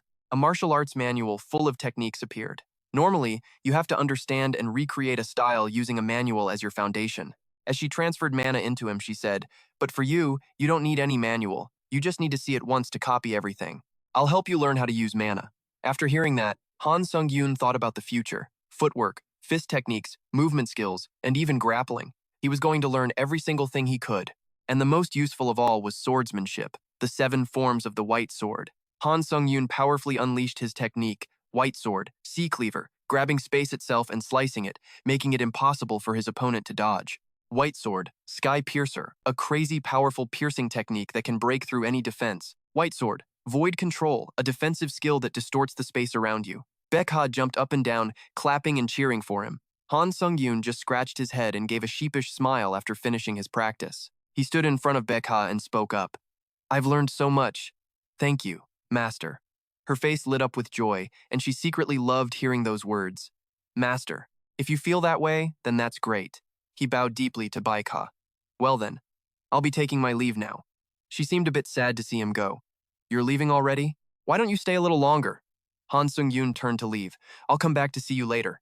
He glanced back at Bekha, who was still beaming, and whispered, "Take care, master." She stood there with a funny look on her face, clearing her throat. "All right, you take care too. Han Sungyoon, with your talent, if you keep training hard, your future is definitely limitless." The second the teleportation gate opened, a system notification chimed. "You have arrived at the 14th floor waiting room." In another room, Han Sungyoon walked slowly. He couldn't help but think, man, I've learned a ton. It's kinda embarrassing that I couldn't learn all 7 techniques of the white sword style, but my current level just won't allow it. Suddenly, a skull appeared, and the system flashed a warning. Demon Slayer B+. Seeing this, Han Sungyoon wasn't even surprised anymore. In fact, he was totally calm as he came to a conclusion, the Demon Slayer skill. Even though my swordsmanship has gotten way better compared to Nam Gong Huk's Azure Heaven sword style and my master's 7 forms of the white sword, I'm still seriously lacking. Looking at the system window, Han Sungyoon fell silent. I'm going to create a skill using the authority of the Sword King's path. S-rank authority for those caught in the conflict between getting stronger to survive and living to get stronger. This is an authority exclusive to sword users. You can develop independent sword-related skills, and independent enlightenment will become easier. Iron-blooded sword authority activated. Combat focus skill activated. Vivid images of his past fights flashed through his mind, one after another, using the Azure Heaven sword style and the 7 forms of the white sword as a dual-wielding technique. Back then, Han Sungyoon used his sharp sword to solve every problem, which helped him perfect it more than ever before. His face back then was pure determination, but if he wanted to develop that into a real skill, it was still missing a lot. He remembered what Bekha had told him before. To develop a skill, it needs to be something the system officially recognizes as a skill. Her words sent Han Sungyoon deep into thought once again. All right, I'll use the 7 forms of the white sword as the base, and then I can mix in the Azure Heaven sword style whenever I want. At the same time, attacking with 2 swords is an amazing defensive technique. Tens of thousands of cuts fill the space, while thousands of thoughts flash and repeat in your head. His expression grew complicated as he heard the system notification, and the authority of the Sword King's path has been activated. The skill Immortal Fusion Sword Style, A- rank, has been activated. Skill details. Immortal Fusion Sword Style. Rank A-. Proficiency. 0%. Description. A sword style developed by combining the 7 forms of the white sword and the Azure Heaven sword style. Basic effect when using a sword. Additional modifications will be added to the basic skills of the white sword's 7 techniques and the Azure Sky sword style, and the effectiveness of the basic skills will be enhanced. Detailed effect when using the dual sword technique. Some of the basic skills of the white sword's 7 techniques will have their attack speed and power doubled. Seeing this, Sungyoon couldn't hide his excitement, thinking, sweet, a skill has already popped up. He slowly raised a hand to his chin, but while I like having some modifications, it feels kinda sluggish. Suddenly, a book unexpectedly fell down. Just then, the system explained, inventory. Reward for the 13th floor trial, a random A+ rank skill book. This skill book allows you to randomly obtain 1 B+ rank skill. This was a skill that only the trial taker could use and it couldn't be transferred to others. Sungyoon quickly snatched it up and flipped through the pages. He kept mumbling, might as well give it a shot, got nothing to lose anyway. Right after that, the system notification rang out once again. You have used a random A+ rank skill book and obtained a random B+ rank skill. The Hero's Blessing Authority is being activated. Your luck will temporarily skyrocket. The B+ rank skill, Blood Spirit Demon Sword, has been activated. Skill details. Blood Spirit Demon Sword, B+ rank, proficiency 0%. Description. A mysterious sword art that can only be learned by the successor of the Blood Demon cult. Basic effect. When you use a sword, demonic elements will seep into the blade, causing a destructive effect on all living creatures. Detailed effect when using the skill's basic techniques. A unique dual combo effect will activate, and the basic techniques will have their effectiveness doubled. This information sent Sungyoon into a deep thought. A moment later, a series of notifications popped up. The unique authority skill synthesis has been activated. The Immortal Drake sword style has begun synthesizing at the core. The Hero's Blessing Authority has been activated. Your luck will be temporarily boosted. Skill synthesis complete. You have manifested a new skill. A brilliant golden sword then created a powerful shockwave. The S- rank skill Immortal Drake Demon Sword has been manifested. Sungyoon casually stepped into the teleportation gate as the system's announcement played, beginning the 14th floor trial. Difficulty, very hard. The theme of the current trial is underwater battle. Time remaining, 7 days. Condition to pass the trial. Hunt all monsters at the bottom of the lake within the specified time. Trial failure conditions. The trial taker is killed or the trial time expires. Reward for passing the trial. A+ rank, Boots of the Wind Spirit. Penalty for trial failure. Death. His eyes couldn't hide his astonishment as he looked forward. You have encountered a powerful opponent, difficult to deal with as a player. The indomitable will skill activates. Before him now was a long-haired young man with a majestic air. That guy spoke up. How much longer are you going to make this young master wait? You didn't even come looking for me after I killed all these monsters, so I was starting to think I came here by mistake.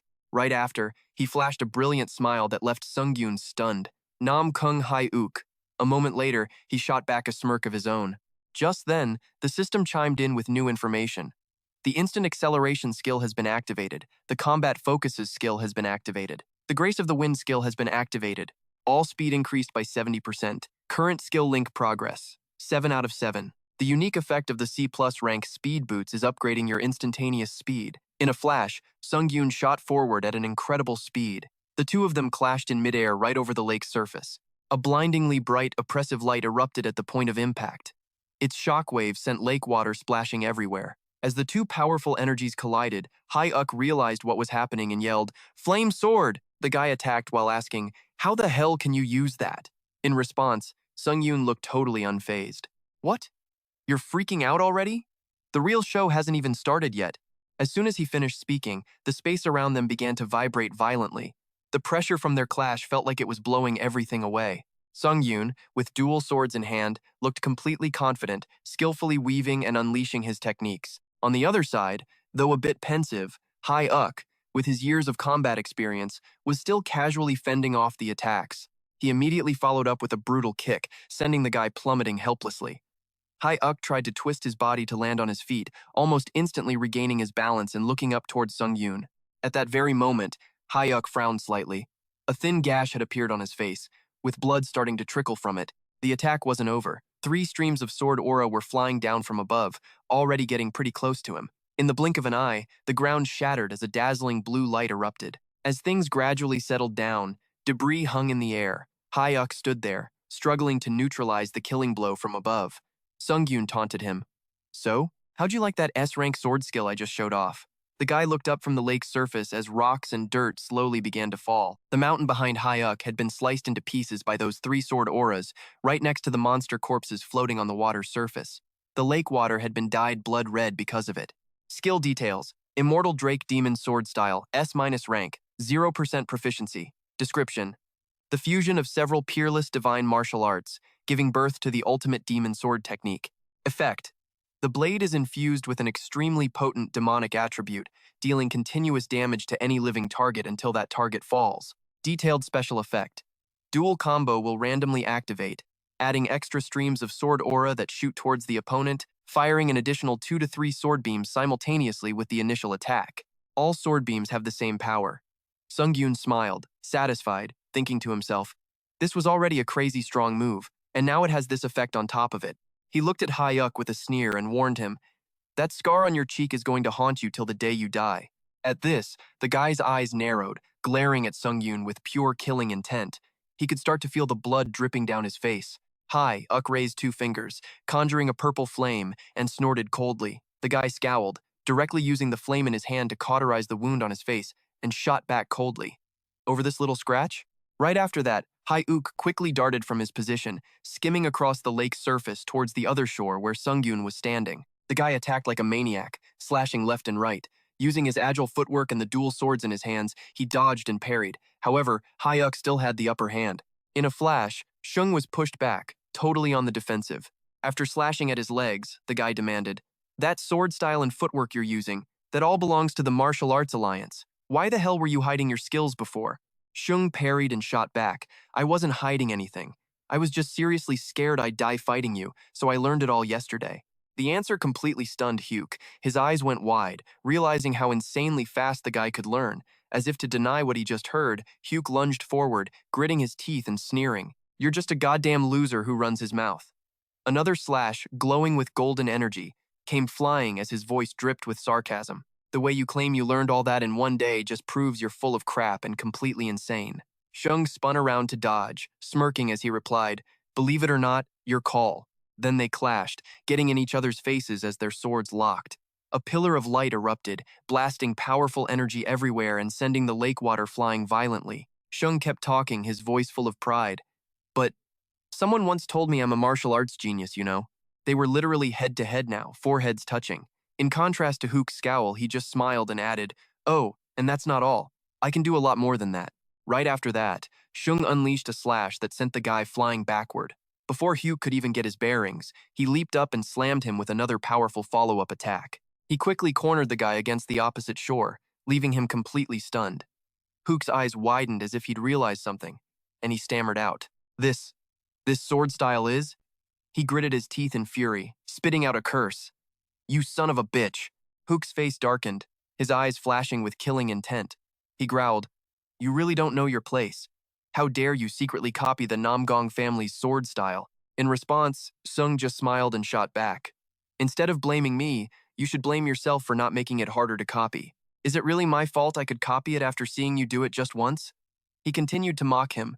"Your mistake was not being able to bring out the full potential of the Nam Gong family's sword style." Those words successfully pissed off the monster inside Huk. He roared, then charged at Sung, swinging his sword like a maniac. Looking at Hook's fighting spirit, he couldn't help but think, "Damn, this is impressive." Watching the guy's movements, Sung noted, his swordsmanship, footwork, and even his unorthodox movements have all changed. He jumped back to dodge, thinking to himself, "But you probably never dreamed you're giving me an advanced lesson right now." Sung gave a calculating smile. "I'll study it carefully so I can teach you a lesson with it later." But just then, Huk raised his left hand to the sky, and a beam of purple light appeared right there.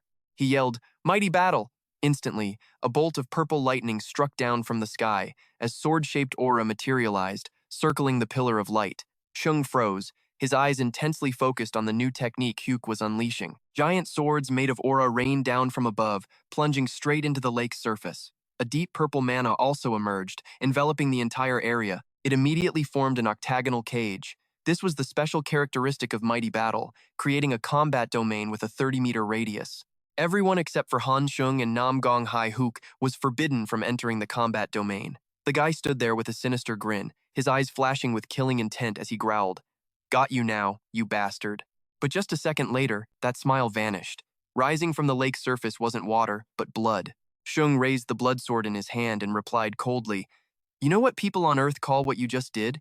Hook's eyes narrowed in shock. The guy looked completely confused. He aimed the tip of his sword where Huk was standing, and a blast of blood aura shot forward along with his declaration, "It's called getting a taste of your own medicine." The guy brought his sword up to block, wondering to himself, he already learned martial arts, and now he can use magic too? Inside the octagonal cage of Mighty Battle, blood aura was spreading, turning the entire space blood red. A moment later, along with Hook's terrified scream, Shung's blood sword struck him in the stomach. But it didn't stop there. The sword aura swirled and slashed at Hook's arms. He quickly crossed his arms in front of him, trying to defend himself. A series of pained cries echoed out. It didn't last long, though. Hook's body was knocked upward. He instinctively realized something was wrong, his face filled with confusion. Hook's back hit the ceiling of the barrier. He cursed anxiously. "Shit!" Just then, a system notification suddenly appeared. The user has forcibly nullified the special characteristic of Mighty Battle. The sword aura and the walls of the octagonal cage were starting to fade. Before he could even regain his balance, Shung's figure appeared behind him. He delivered a blow that sent Hook's body flying like a baseball. The force was so strong that his trajectory created a long streak of light across the sky. What followed was a massive shockwave when he finally landed. A tremor so powerful it felt like it split the quiet forest in two. The ground where Hook's body skidded was torn up, leaving a huge trench. Shung quickly closed the distance and appeared in front of him, just as Hook was struggling to get back on his feet, looking at the guy's pathetic state. He taunted, "Bet a martial arts genius like you never thought you'd see this day, huh?" Suddenly, Hook's whole body started trembling as he made a strange guttural coughing sound. He threw his head back and laughed like a maniac, a creepy look in his eyes as he stared at him. Shung looked confused, a sense of dread creeping in. What the hell, did he just snap? Hook covered his face, peeking through his fingers as he continued to laugh and marvel. "This is fun. I don't know how you did it, but the fact that you learned all those martial arts in such a short time and got this strong, it makes me so damn happy." He took an item out of his inventory and continued to praise him. "The fact that you can use magic too. Now that really surprised me. I admit it, you're strong." Shung immediately rushed forward to attack, a worried look on his face. As he unleashed a blast of sword aura, he yelled, "You think I'm just gonna stand here and let you do that?" But at the same time, Hook crushed the item in his hand. Just as Shung's killer move was about to slice into his face, the item finished activating. Instantly, a deafening explosion ripped through the middle of the forest, the powerful shockwave shaking space itself. The item Huk just used was the A-rank floor challenge penalty removal stone. Using this stone boosts any decreased stats and removes skill limitations imposed by the challenge penalty for fighting on a lower floor. Once the explosion died down, the smoke started to clear, revealing the trashed trees all around.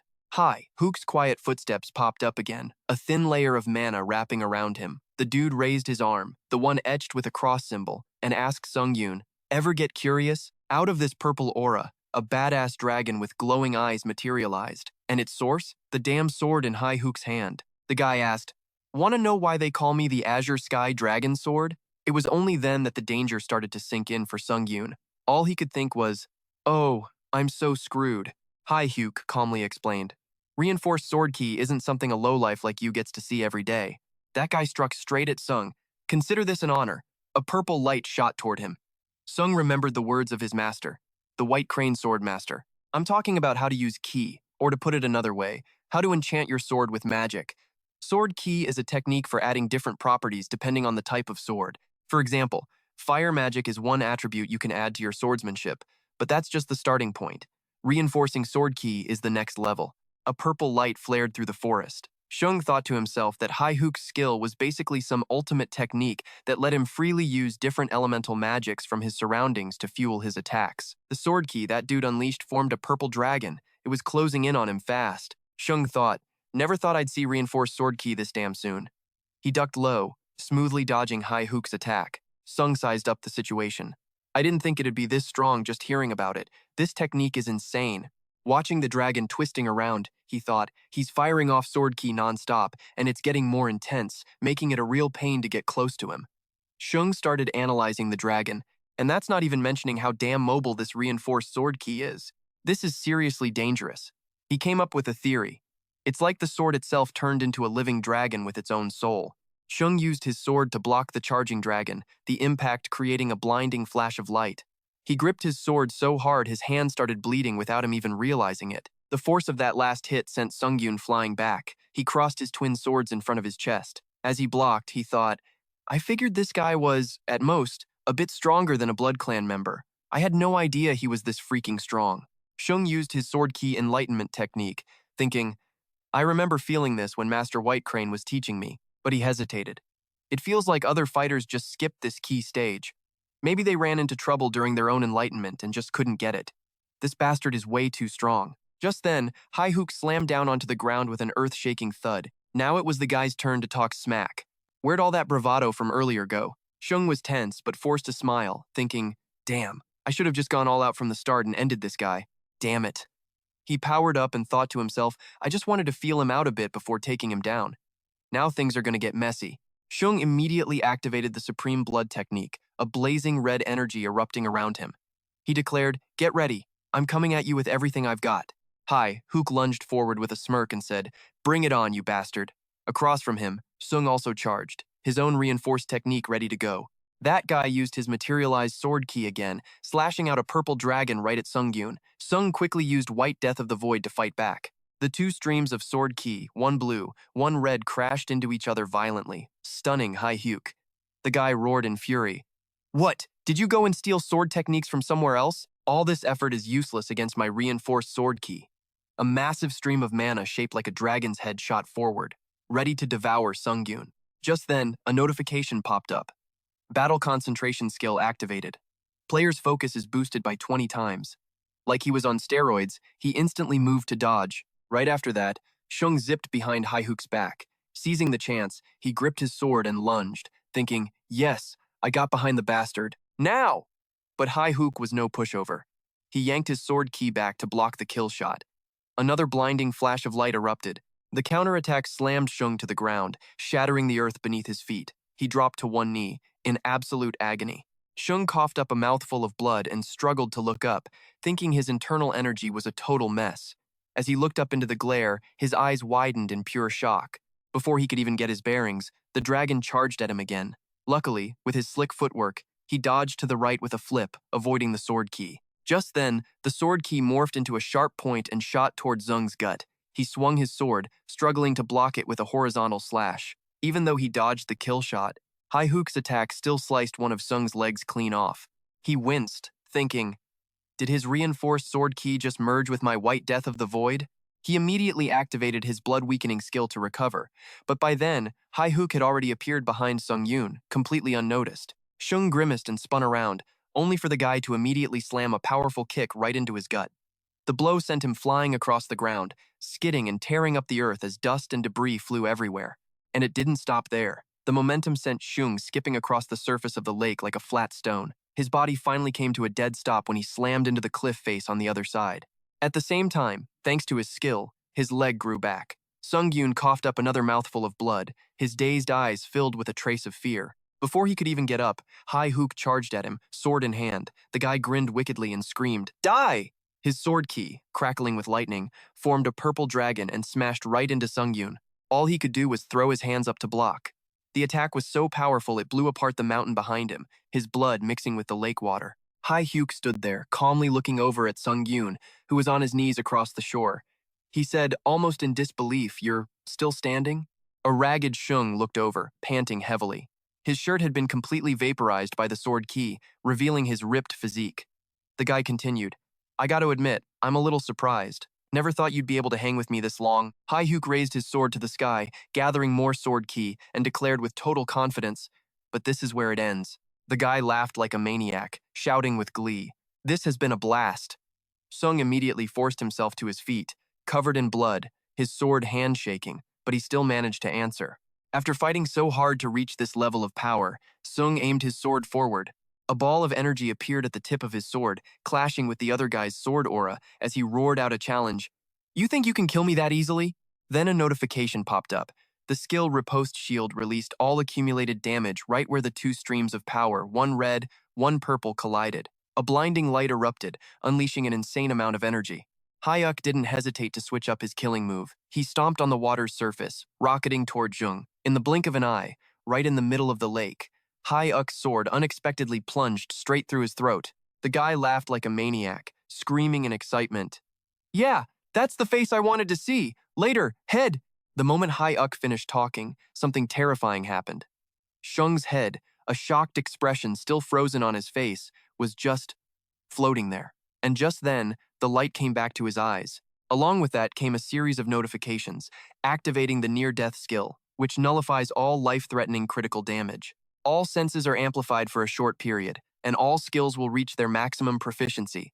The cooldown is 1 week. Immediately after, as if drawn by magnets on both ends, Shung's head zipped right back to his neck.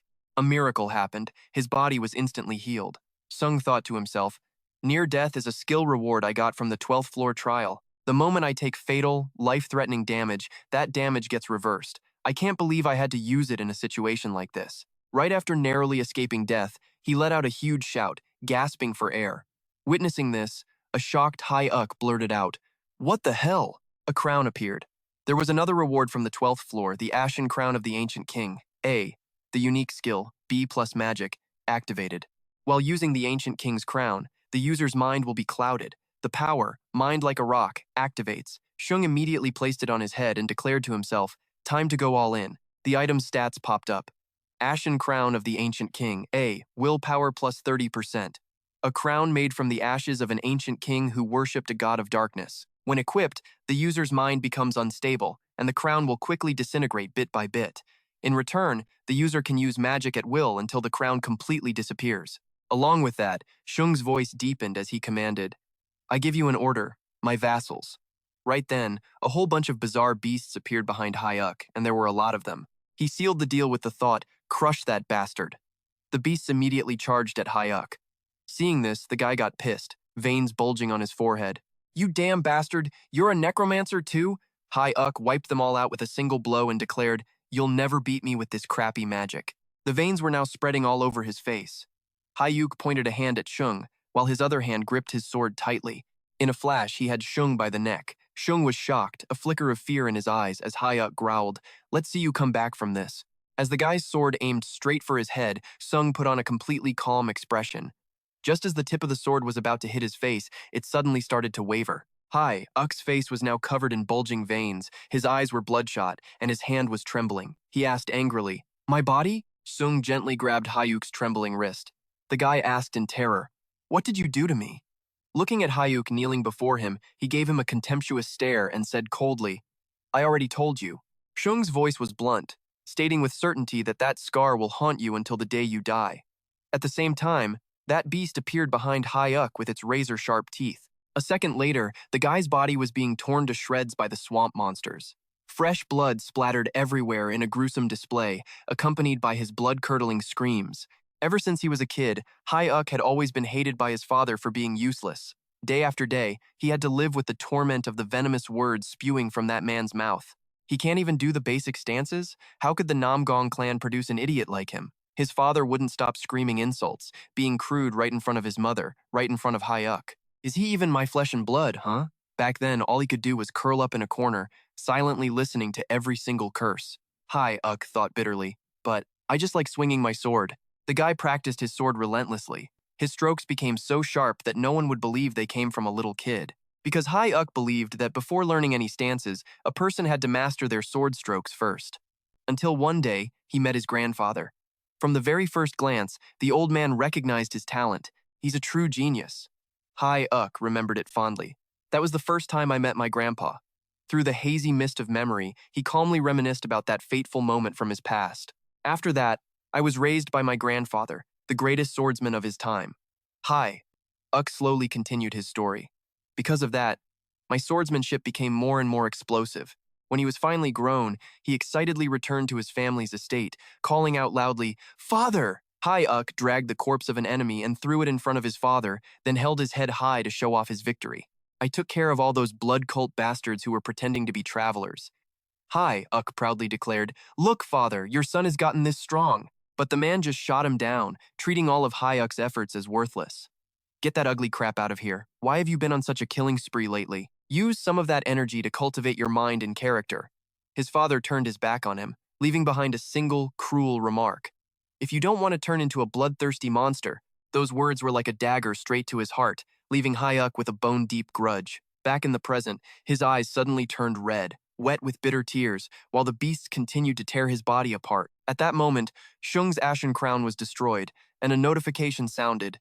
The ashen crown of the ancient king A's durability has been completely depleted. The ashen crown of the ancient king A has been destroyed.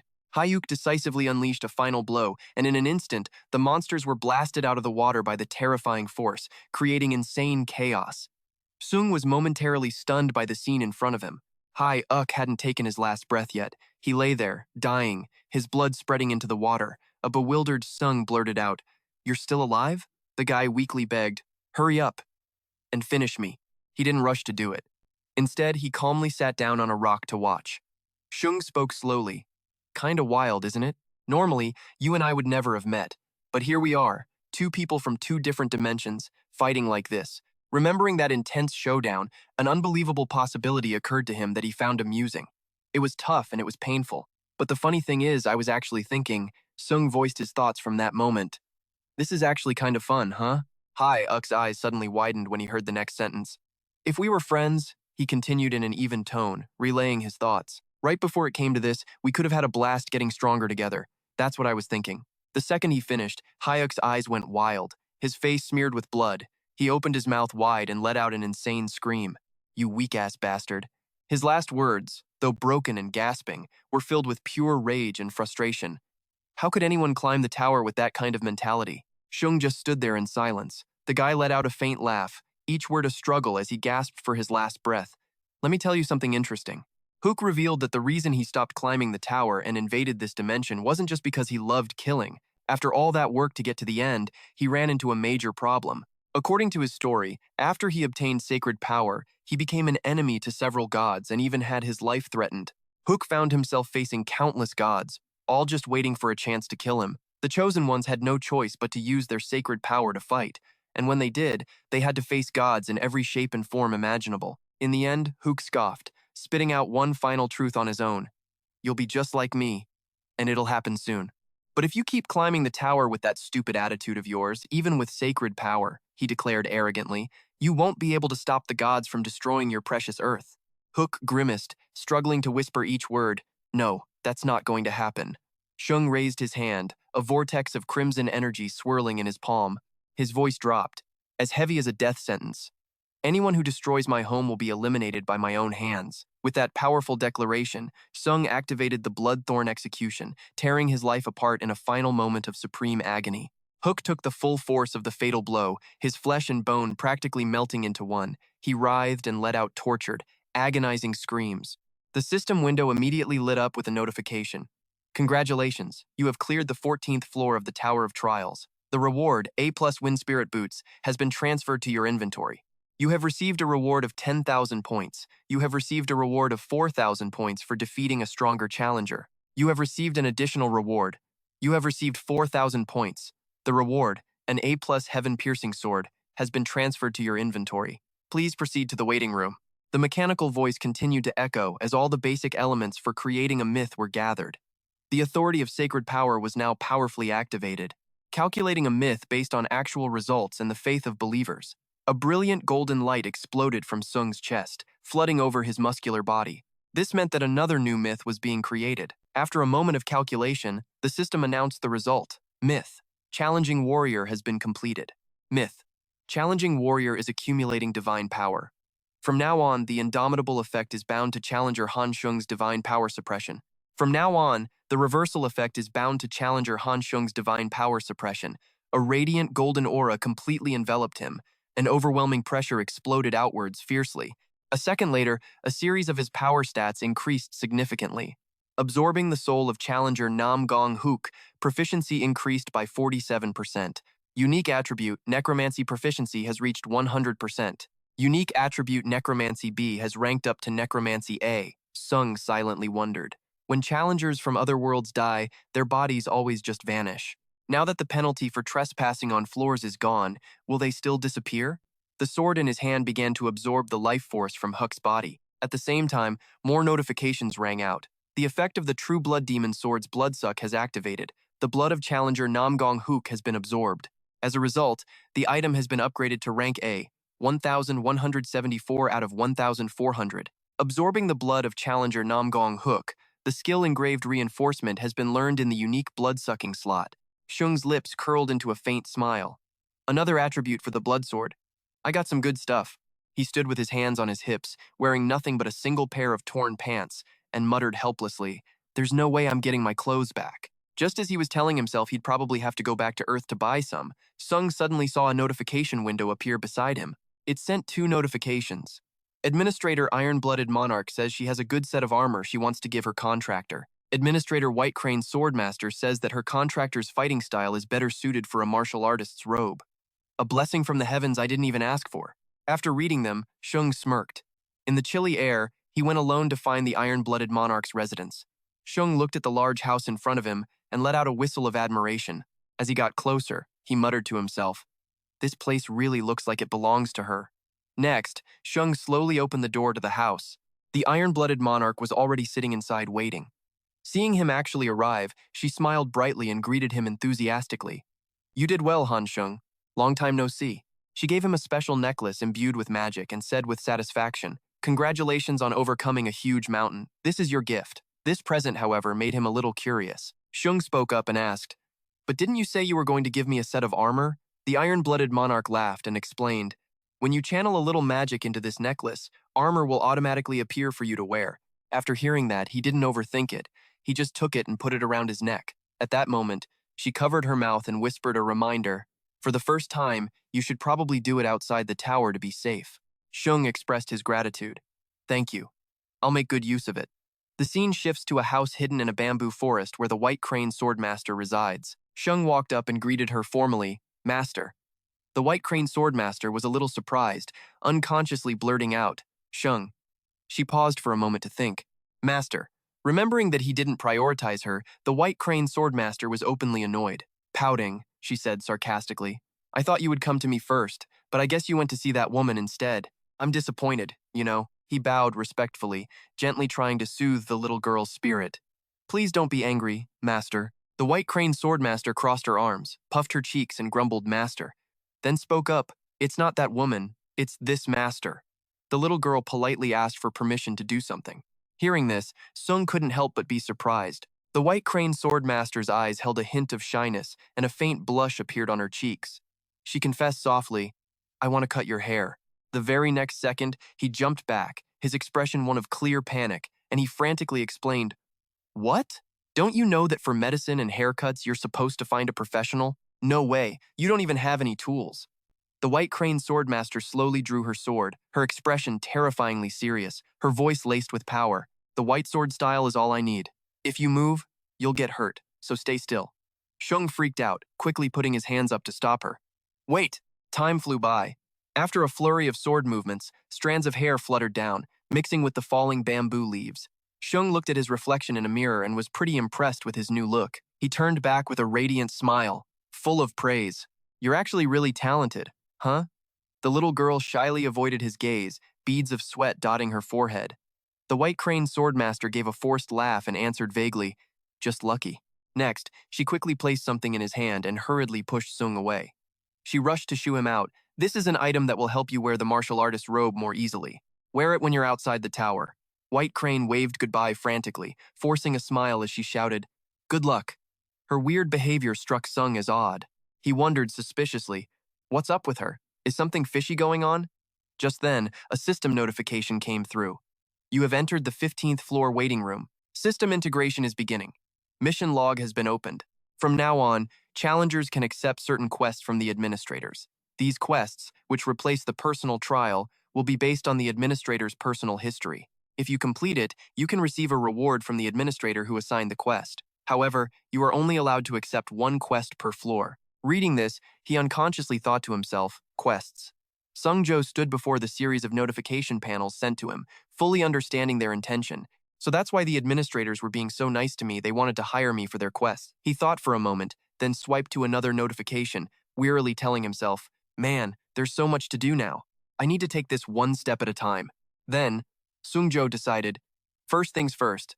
Let's check out the new myth I got." The system panel immediately appeared, displaying a ton of new information. Myth. Challenger Warrior has been activated. The Indomitable effect is bound to divine power suppression. When the Indomitable effect is active, the body can exert maximum power under any circumstances. The Reversal effect is bound to divine power suppression. When the Reversal effect is active, you receive more buffs than debuffs in combat. He read it all with a delighted smirk, his mood instantly improving as he thought excitedly. The Exorcism effect I got from the Vampire Slayer myth was pretty limited in function, but this Challenger Warrior one is way more practical. Not only that, Sung's joy doubled with the additional ability added to his A-rank Necromancy. The notification panel displayed the unique attribute, Necromancy A, with 7 detailed effects. The Grim Reaper has been enlightened. He wondered in confusion, what does this even mean?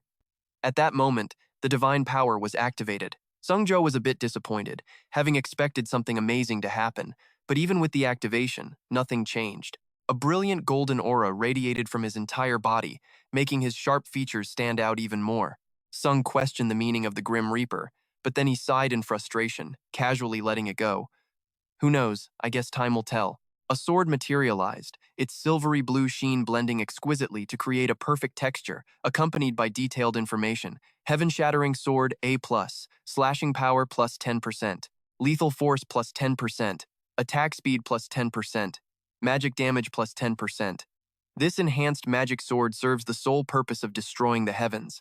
The more indestructible the things it shatters, the stronger it becomes. When infused with magic, the unique effect Heaven Shattering will activate. At that point, the sword will gain the attribute of destruction. Every strike will carry an immense amount of lethal force and magic power combined. When the sword's proficiency reaches its maximum, the unique effect Sword Sense will activate. When that happens, a skill beneficial to the sword's owner will be added. That skill will always be suitable for the current situation.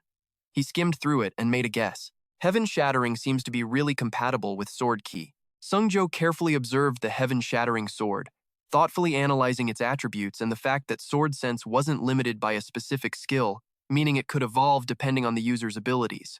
He remembered a previous notification. By defeating a challenger stronger than the trial's difficulty, you have received an additional reward. Everything suddenly clicked, and his excitement skyrocketed. These added effects are freaking awesome. It must be because I beat Nam Gong Huk, who was way stronger than the trial's intended difficulty. Sung used Sword Sense to merge with the heaven-shattering sword.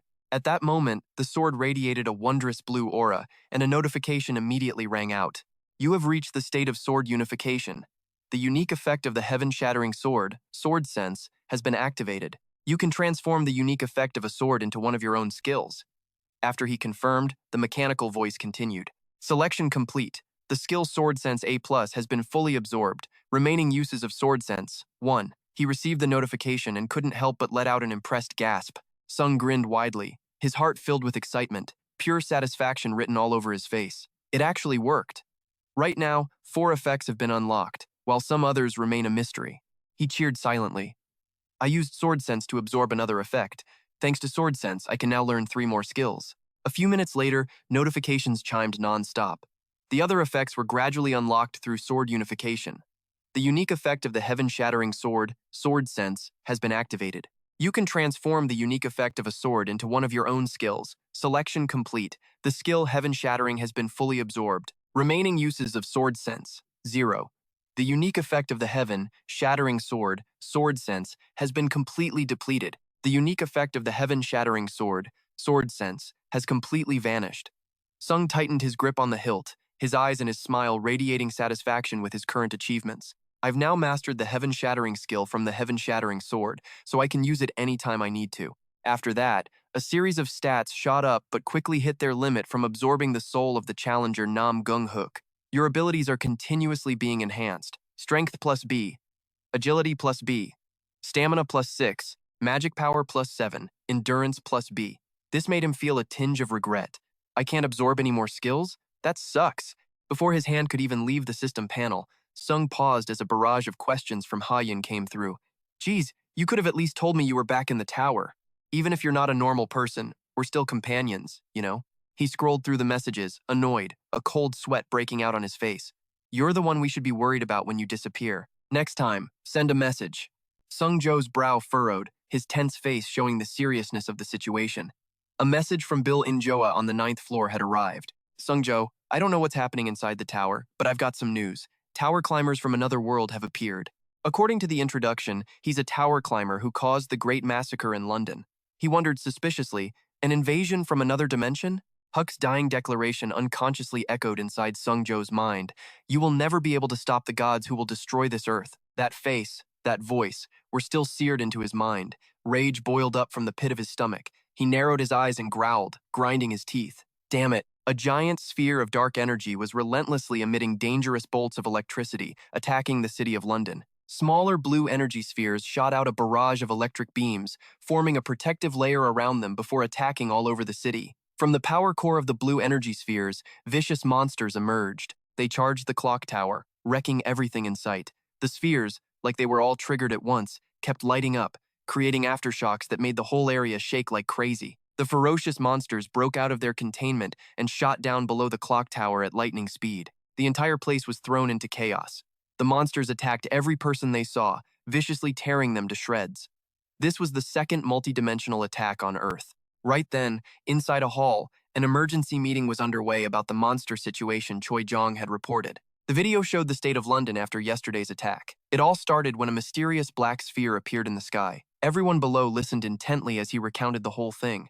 Right after the first slaughter, the demonic creatures just vanished. After that, the death orb didn't do anything else and had been silent until today. On the screen, a massive pitch-black sphere brimming with dark power continuously pulsed with a dangerous energy that kept everyone from getting close. But today, that mysterious black sphere was rapidly growing larger, and there was a high chance a second massacre was about to happen with a new wave of monsters emerging from it. Choi Jong suddenly slammed the table, trying his damnness to emphasize the need to stop this catastrophic disaster. We believe that all of Korea's hunters will unite for the sake of justice. Sino, pissed off, scowled at him suspiciously and shot back.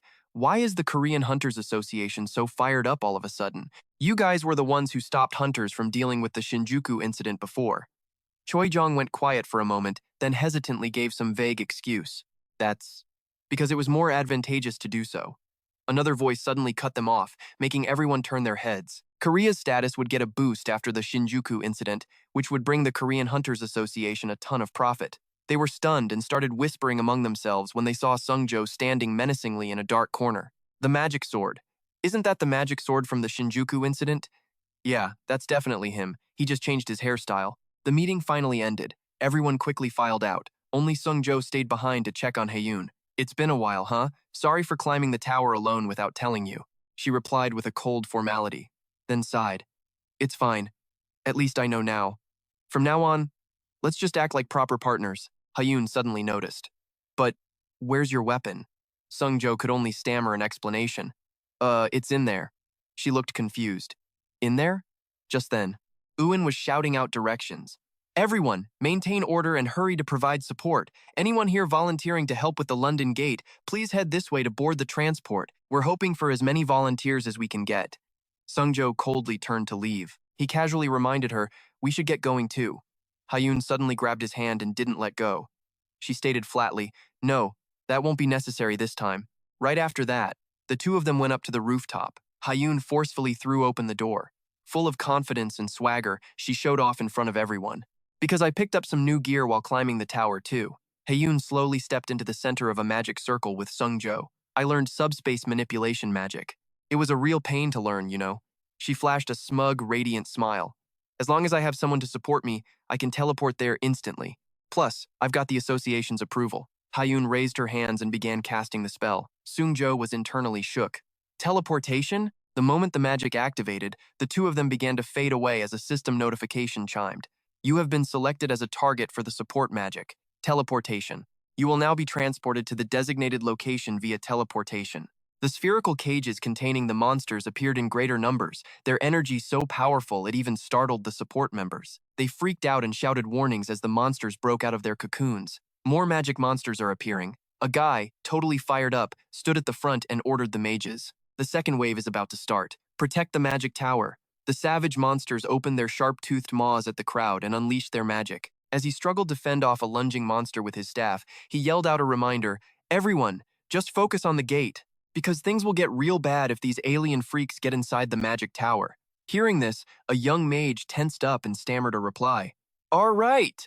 Just then, a monster started to break out of its cocoon right behind the kid, making him freeze in fear. As it lunged, the startled young mage could only scream helplessly in panic. Suddenly, a magic circle appeared with a reverse energy flow, as if it were summoning someone. Both the kid and the monster were sucked into the circle, causing them both to scream in terror, but only the young mage emerged unharmed.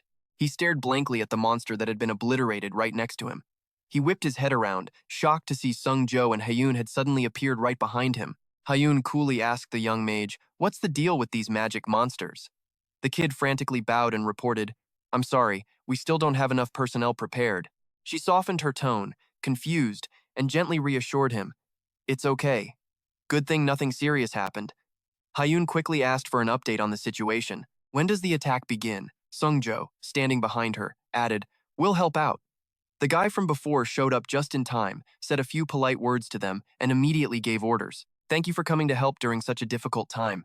Since this is a dangerous situation, please forgive us for not being able to give you a proper welcome. Leave this spot to us. You two, please go to where the others are gathered and help them. He then commanded the young mage, you, take these two downstairs. The kid snapped to attention and hurried off. Yes, sir, this way, please. The young mage led the two of them quickly down to a basement inside the tower. Down below, hunters and mages were all gathered, sitting seriously in a magnificent room, waiting for the two of them. Sungjo carefully guessed that the World Association must have sent even more hunters to help out this time. He warily eyed David, who had his head down, and his two subordinates who were giving him an ice-cold stare. They were completely silent, their attitudes grim. But what's up with the vibe from these British mages? Sungjo sneered and thought to himself. People are out there fighting their asses off, while the top brass just sits around in meetings like this. It's the same damn thing everywhere. David freaked out, his eyes wide with shock and fear when he saw him. The old man froze for a sec. Then David totally lost it, screaming, oh my god, you're... He was so hyped, practically exploding with excitement. I can't believe I'm seeing you here. It's a real honor to meet you again. David said his name like they were old buds. Hain, surprised, turned and asked, you know that guy? Sungyoon was confused, thinking, huh? Isn't that the old mage I saved back on the 13th floor? He calmly explained the situation, talking it over with the people there while the mages outside were desperately trying to contain the black sphere. So basically, that giant black sphere had a barrier that made it impossible to destroy, even with hundreds of mages pumping magic into it. Sungyoon casually sat in David's seat at the head of the table and started grilling him. So, you almost managed to destroy it before, back when it was a small sphere that hadn't absorbed this much mana, right? And the first attack stopped because of that collision? Is that it? He glared down at the old man, his voice ice cold. Then later, after the sphere soaked up more mana and got bigger, nothing you did could even scratch it. Am I wrong? David respectfully admitted. Yes, that's exactly right. All the mages in the room started freaking out, whispering and buzzing among themselves. I can't believe he just gave up the head seat to that challenger. Who even is that guy? I know him. Isn't that the hunter who went to Japan? Did they meet during a trial or something? David's eyes narrowed, scheming. Giving up my seat, even getting on my knees, means nothing as long as I can save England from this disaster.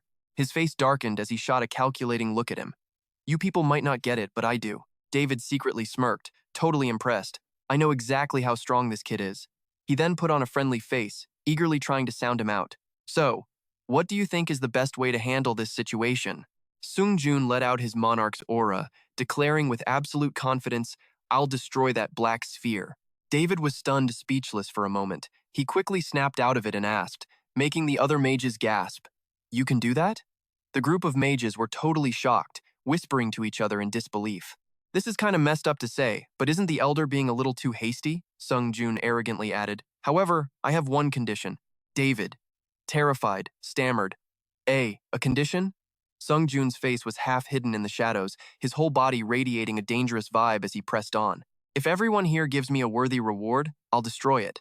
The mages got pissed and started mocking him. That's ridiculous. Who the hell do you think you are? David panicked a little, thinking, okay, that's asking for a bit much.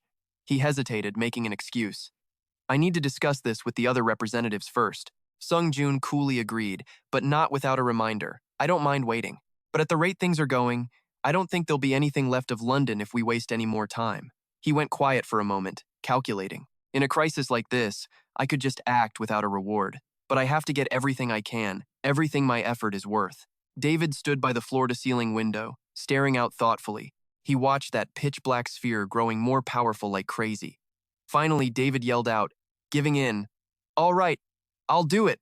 David thought it over, then yelled at the top of his lungs, pointing outside. Please, just destroy that damn thing. A startled mage called out, Elder! Another one angrily tried to stop him. You can't just make a decision like that so easily. Sungyoon just smirked, totally satisfied, and nodded. I accept the quest. The second he touched the stone on his necklace, it started glowing intensely. Sungjoon's whole look changed in an instant. He became a majestic, powerful warrior. He swiftly used the True Blood Demon Sword to make 2 cuts, creating a whirlwind that cracked the walls around the room. Right after, there was a deafening explosion and a bright flash of light from the side of the clock tower as he chucked the chair out, shattering the window. Hain rushed over, calling his name. She was super anxious but could only watch him silently, her eyes filled with fear. Sungyoon gave her a confident smile under the moonlight to calm her down. He stepped lightly into the air, leaving only his words behind. I'll be right back. Sungyoon moved like lightning, gliding effortlessly, and the system immediately displayed a notification. A+ rank Wind Spirit's Shoes effect has been activated. He expertly used the system's platforms as springboards to launch himself, safely approaching the black sphere teeming with dark mana. The same people who were dissing Sungyoon earlier were now freaking out in terror. He's almost there! How can a human even do that? He landed gently on the sphere's surface, and the moment he touched it, it made a nasty sizzling sound. Perched on top of the black sphere, Sungyoon let out a thrilled shout. He looked down and marveled, damn, this thing is huge. Sungyoon gripped his twin swords, ready to unleash his power. He raised them high, activating their ultimate skill. The system announced, Skill, A+ rank, Heaven, Slaying Sword. Proficiency, 0%. Basic effect. You can apply a destruction effect to your weapon by using mana. This will significantly increase its damage output. Detailed effect. You can cut through demonic energy. However, the tougher the object, the more mana it requires. Full of fighting spirit, his voice turned vicious. Time to find the rat. Sungyoon endured the massive energy, pulling 2 power streams together to boost his attack. The system immediately announced, Heaven Slaying Sword skill has been activated. The limit on destructible objects has been removed. The next second, a world-shaking explosion with insane destructive power blew away everything around it, releasing terrifying energy waves. Sungyoon held his twin swords tight, struggling to stay steady against the magical tremors that were starting to crack the sphere's surface. A triumphant look spread across his face. He thought with glee, a skill that can cut through anything. Sungyoon smiled, satisfied. Gotta say, this is one hell of a skill to have. Then he tightened his grip on the hilt, channeling all his energy into the True Blood Demon Sword, drastically powering it up. Gripping the twin swords with both hands, Sungyoon swung them in two powerful, intersecting arcs, creating an attack with devastating force. Thousands of slashes spread out, threatening to blow everything away. A beam of blue light shot down right where he was standing. It followed the cracks he'd made earlier, spreading out. It was a shield, meant to stop the destructive energy from raining down on the city below. Sungyoon stood there silently, staring at the huge, smoking hole in the middle of the shield, created by the recent impact. Like a total badass, he swung his two swords, took a breath, and leaped down into the pitch-black hole. The whole way down, he was completely surrounded by darkness. The system pinged. "You have entered the indefinite magic zone." He wondered to himself. A magic zone? Shung cautiously scanned the area, trying to figure it out. Is this another dimension inside the barrier? Just seconds later, a notification popped up, activating his Spirit Eye skill. Monsters suddenly popped up everywhere, their sharp-toothed mouths gaping wide, starving to swallow him whole. The system kept spamming alerts. Those who are not the master of this zone will see horrific illusions that cannot be dispelled by skills. Those who are not the master of this zone will become disoriented, and all sensory-related abilities will be sealed. Those who are not the master of this zone will suffer a penalty, causing their stats to drop by 18 points. Shung suddenly sensed danger and spun around just as the ravenous monsters lunged. One of them charged in and sank its teeth into his right arm. Shung gritted his teeth, trying to bear the searing pain, but still let out a groan. He panicked at his current situation, a horrifying thought racing through his mind. These illusions are strong enough to actually cause physical damage to me. Just then, the system suddenly flashed. The bedrock skill has been activated. A stream of effects and skills lit up the space. The effects caused by the indefinite magic zone have been removed. A portion of your skills has been unsealed thanks to your magic resistance skill. The 18-point stat reduction penalty has been nullified by your power break skill. A blinding light exploded through the darkness, spreading out so fast it left the monsters stunned and unable to defend themselves. In a flash, Shung decisively sliced the horde of monsters into 100 pieces. Then, Shung landed solidly, using his true Supreme Blood Demon Sword and Heaven-Shattering Sword to absorb the shock. Noticing his fresh wounds had already healed, he smirked in satisfaction. Looks like this armor regenerates when I pump mana into it. Pretty damn handy. Sendo suddenly appeared right behind him, coolly remarking, "Well, that's a surprise." Shung's eyes immediately shot wide open with caution. The man pulled his hat down low, studying him carefully with a dark expression as he thought, "So someone strong enough to break through my magic zone actually exists in this inverse dimension." Without a word, Sung decisively swung his heaven-shattering sword and lopped Sendo's head clean off. The guy just laughed, completely unfazed. Still, this was all within my calculations. A massive burst of energy erupted from Sendo, so bright that Shung had to shield his face. The system displayed a notification. The legend of the indomitable warrior has been activated. The effect divinity, unyielding, has been activated. The effect divinity, turning the tables, has been activated. Covered in wounds, Shung struggled but stood his ground without moving. Witnessing this, Sendo was completely stunned. He and his clones wouldn't stop questioning him. "Are you an apostle? But I'm sure there are no gods in this inverse dimension." Shung arrogantly condensed a sphere of blood-red light in his palm, a clear challenge to the guy. Sendo's clones started to fade away, and he roared in fury. "Impossible!" He unleashed the immense power he had just gathered, letting it surge violently through the entire space. The guy kept using his copies to attack Sung, but it was useless. On the contrary, they were all blown back by the counterblast of power. Sendo's clones quickly turned to dust and vanished into thin air.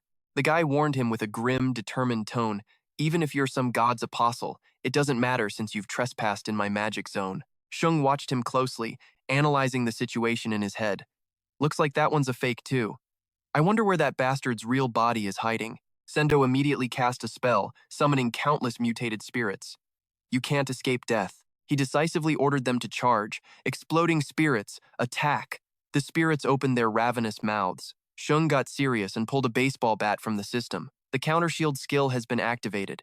Looking cool as hell, he precisely smacked away every single spirit that lunged at him. The shockwaves from each hit set off small explosions all around Sendo. Glancing at his opponent's moves, Shung thought cautiously, "Is he trying to stall for time?" He panted, tired, then combined his three weapons. He uneasily thought to himself, "This guy's moves are easy enough to counter, but this has to be a trap." This method might be a bit overkill, Sung thought, a cold glint flashing in his eyes as he made up his mind. Time to wipe this whole place out. He focused all his power and unleashed a devastating finishing blow, causing a massive tremor. The system displayed continuous notifications. The counter-shield skill has accumulated enough damage taken to be converted into a single strike. True Blood Spirit Demon Sword. Skill, Inlaid Enhancement, Doubt, B, has been activated. Skill, Merge Demon Sword's unique effect, Dual Strike, has been activated. A deafening explosion, thick with smoke and dust, ripped through the dark space. Outside in the real world, the giant sphere enveloping the two of them was starting to crack. It looked like it could shatter with a single touch. Inside the sphere, everything was obscured by thick smoke and dust. Sendo, trembling all over, struggled to sit up, groaning in agony. He gritted his teeth and snarled in fury. Why the hell is a monster like you in this dimension? Shung coolly stepped forward and commanded, "Hurry up and get rid of this pitch-black sphere." The guy repeated in confusion. "Black sphere?" Shung explained simply, "I'm talking about dispelling this pocket dimension." Sendo was so pissed he gritted his teeth and cursed. "Damn it, do you have any idea what I had to go through to create this space?" The sound of the system rang out. The blood manipulation skill has been activated. To the sound of the alert, Sendo watched in horror as a strike shattered his right arm. The opponent hit by this attack will feel double the pain. The guy screamed in agony, thrashing about from the pain in his arm until he collapsed completely. Shung's face was cold as he repeated with emphasis, "Dispel it, now." Sendo stubbornly shot back a threat. "You bastard, do you have any idea who I am? How dare you do this to someone who's going to be the future Archmage of the Empire?" The blood manipulation skill activated again. His left arm suffered the same blow, making Sendo scream in utter despair. Shung indifferently commanded, "Dispel it." Sendo, crumpled on the ground, weakly begged. "Wait," he screamed helplessly, tears streaming down his face. "Damn it, I can't dispel it. It's not something I can do. I'm telling you the truth." Shung calmly used a special skill. The Fire Dragon's Eye skill has confirmed the target is telling the truth. He growled out his questions. "Tell me your home dimension, your name, and why you came to Earth." Sen stammered, begging pathetically, "First, can we make a deal? I swear it'll be worth your while." He emotionlessly stomped on the guy's back and ordered fiercely, "Shut up and answer my question." The guy had no choice but to obey and answer. "I come from Ares, and my name is Send. The reason I came to this puny dimension, I mean Earth." The information he confessed so honestly left him completely stunned. His eyebrows furrowed tightly. "I came to gather faith." Sungyoon pressed him. "Gather faith?" Send hesitated for a moment, then sneered. "Don't tell me you came all the way here without even knowing what that is." He got pissed and stomped down even harder. "Didn't I tell you to stop spouting nonsense?" The guy cried out in pain and quickly begged, "Wait, I'll tell you. Just get your foot off me first." Send lay on the ground, seething, his body trembling as he gritted his teeth and forced out the whole story. "I saw records in some ancient ruins. It said that mages or knights can break their limits through faith." He was filled with a ravenous, massive ambition. "Through the faith of humans, holy power will build up in your mana circle. And with that, you can reach the 6th circle, a higher plane of magic, and become an archmage." Sungyoon thought for a moment, then questioned him again. "Then wouldn't it be better to get faith by helping people?" All his dignity gone, Sen confessed the truth. "Fear is another form of faith. I decided that slaughtering humans would be a faster way to gather it." He couldn't hide his curiosity. "Why did you choose Earth?" The guy recalled the image of a brilliant Earth in the vast cosmos. It was written in the ancient texts that a mage's rank can't be raised with holy power in a place where other gods exist.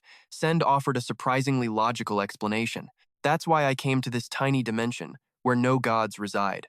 Sungyoon's eyes narrowed dangerously as he stared at him, his voice low and chilling. "So, let me get this straight. You slaughtered all these people just to collect faith?" Sen nonchalantly agreed.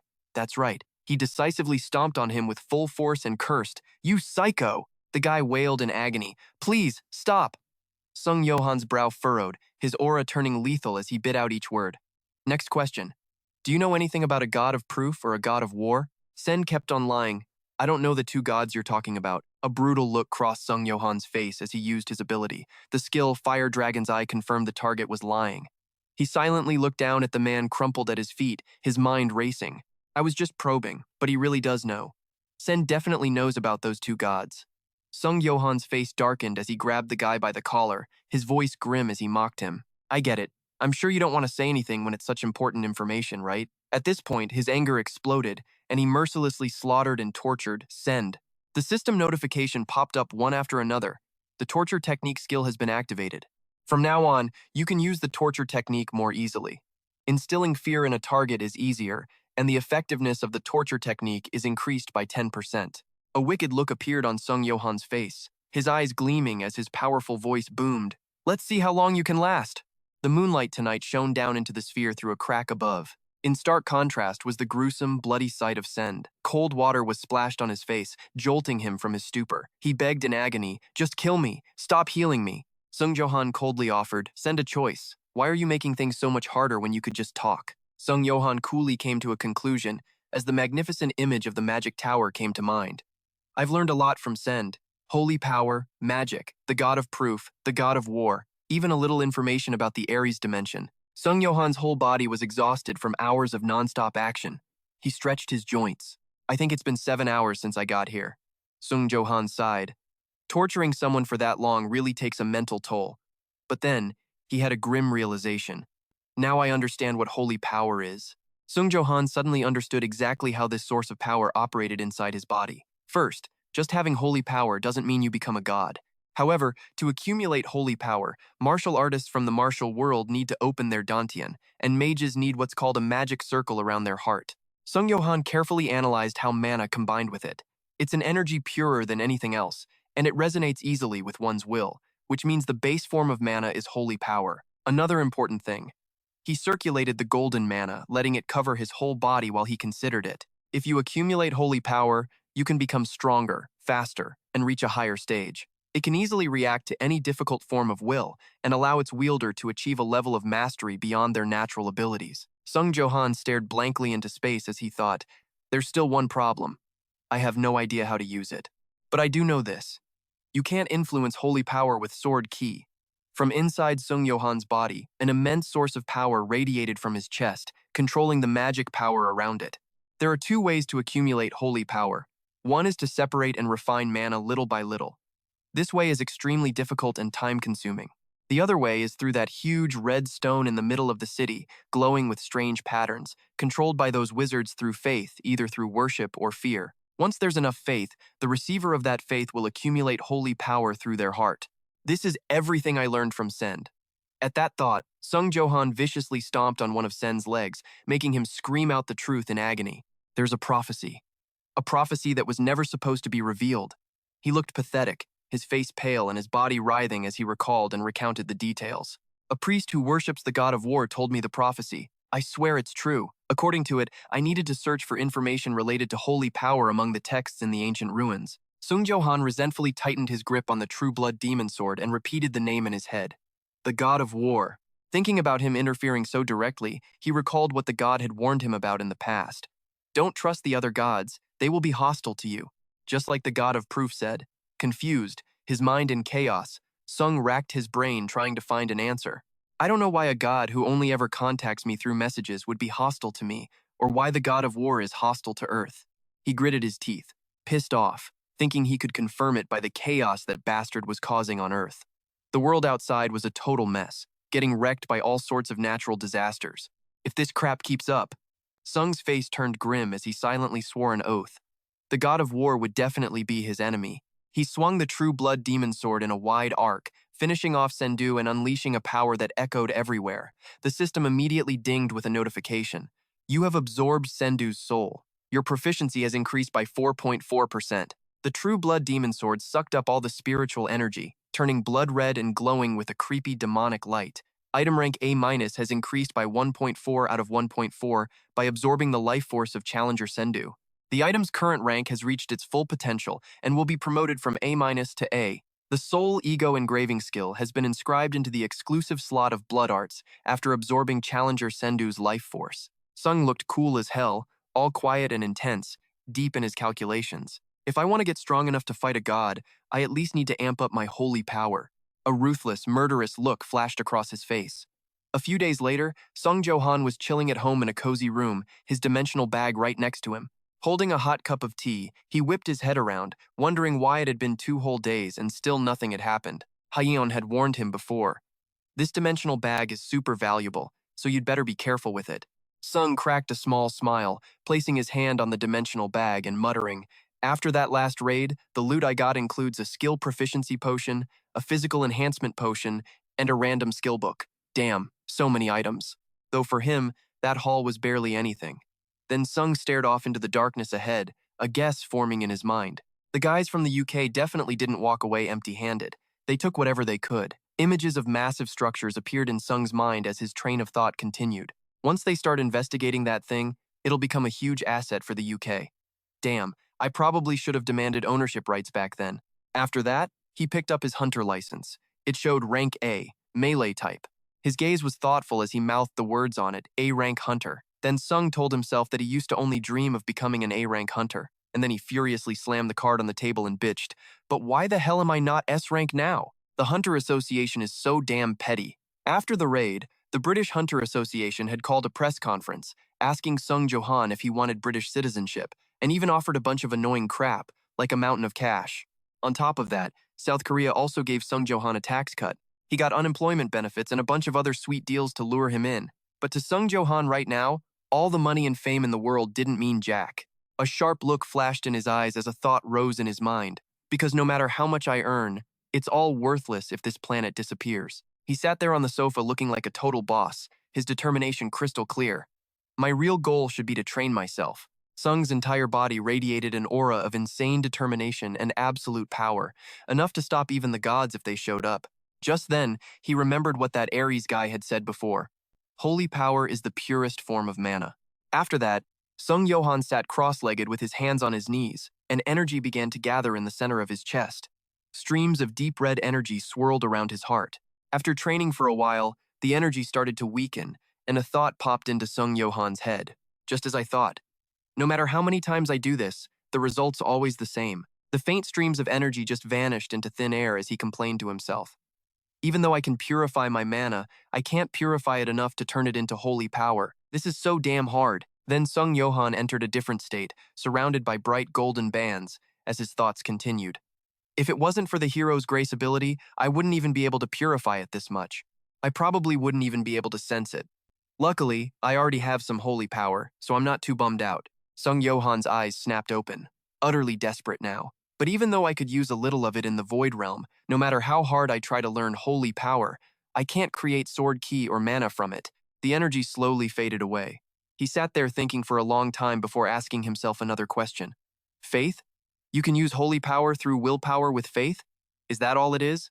Was it the faith built from my foundation as a seasoned warrior and a vampire slayer that activated the holy power? His face darkened as he finally understood something. So that's it. Right now, I can't even use holy power properly. With that thought, Sung Johan quickly pulled up the hood of his jacket, covering his entire head. Blue energy began to appear with a system notification. It is time to return to the Tower of Trials. His decision followed immediately. Well, I'll just figure it out while I'm climbing the tower. A short while later, a pillar of blue energy struck a location, along with a notification from the system. You have entered the 15th floor of the Tower of Trials. Difficulty: hard. The theme of the current trial is battleground. We hope to see a satisfying result from your arduous training. The 15th floor was a total mess, with the heads of zombies popping up from the ground. A loud shout rang out. Kill all those cultist bastards who rejected our god of darkness. On the opposite side, some guys from the other cult replied sarcastically, "What a pain in the ass. I've been a merc for years, and I still can't get used to this crap. You guys are the ones who look more like a cult. Why the hell did Reno even take a mission like this?" At the same time, a tent flap was ripped open by a man named Zan.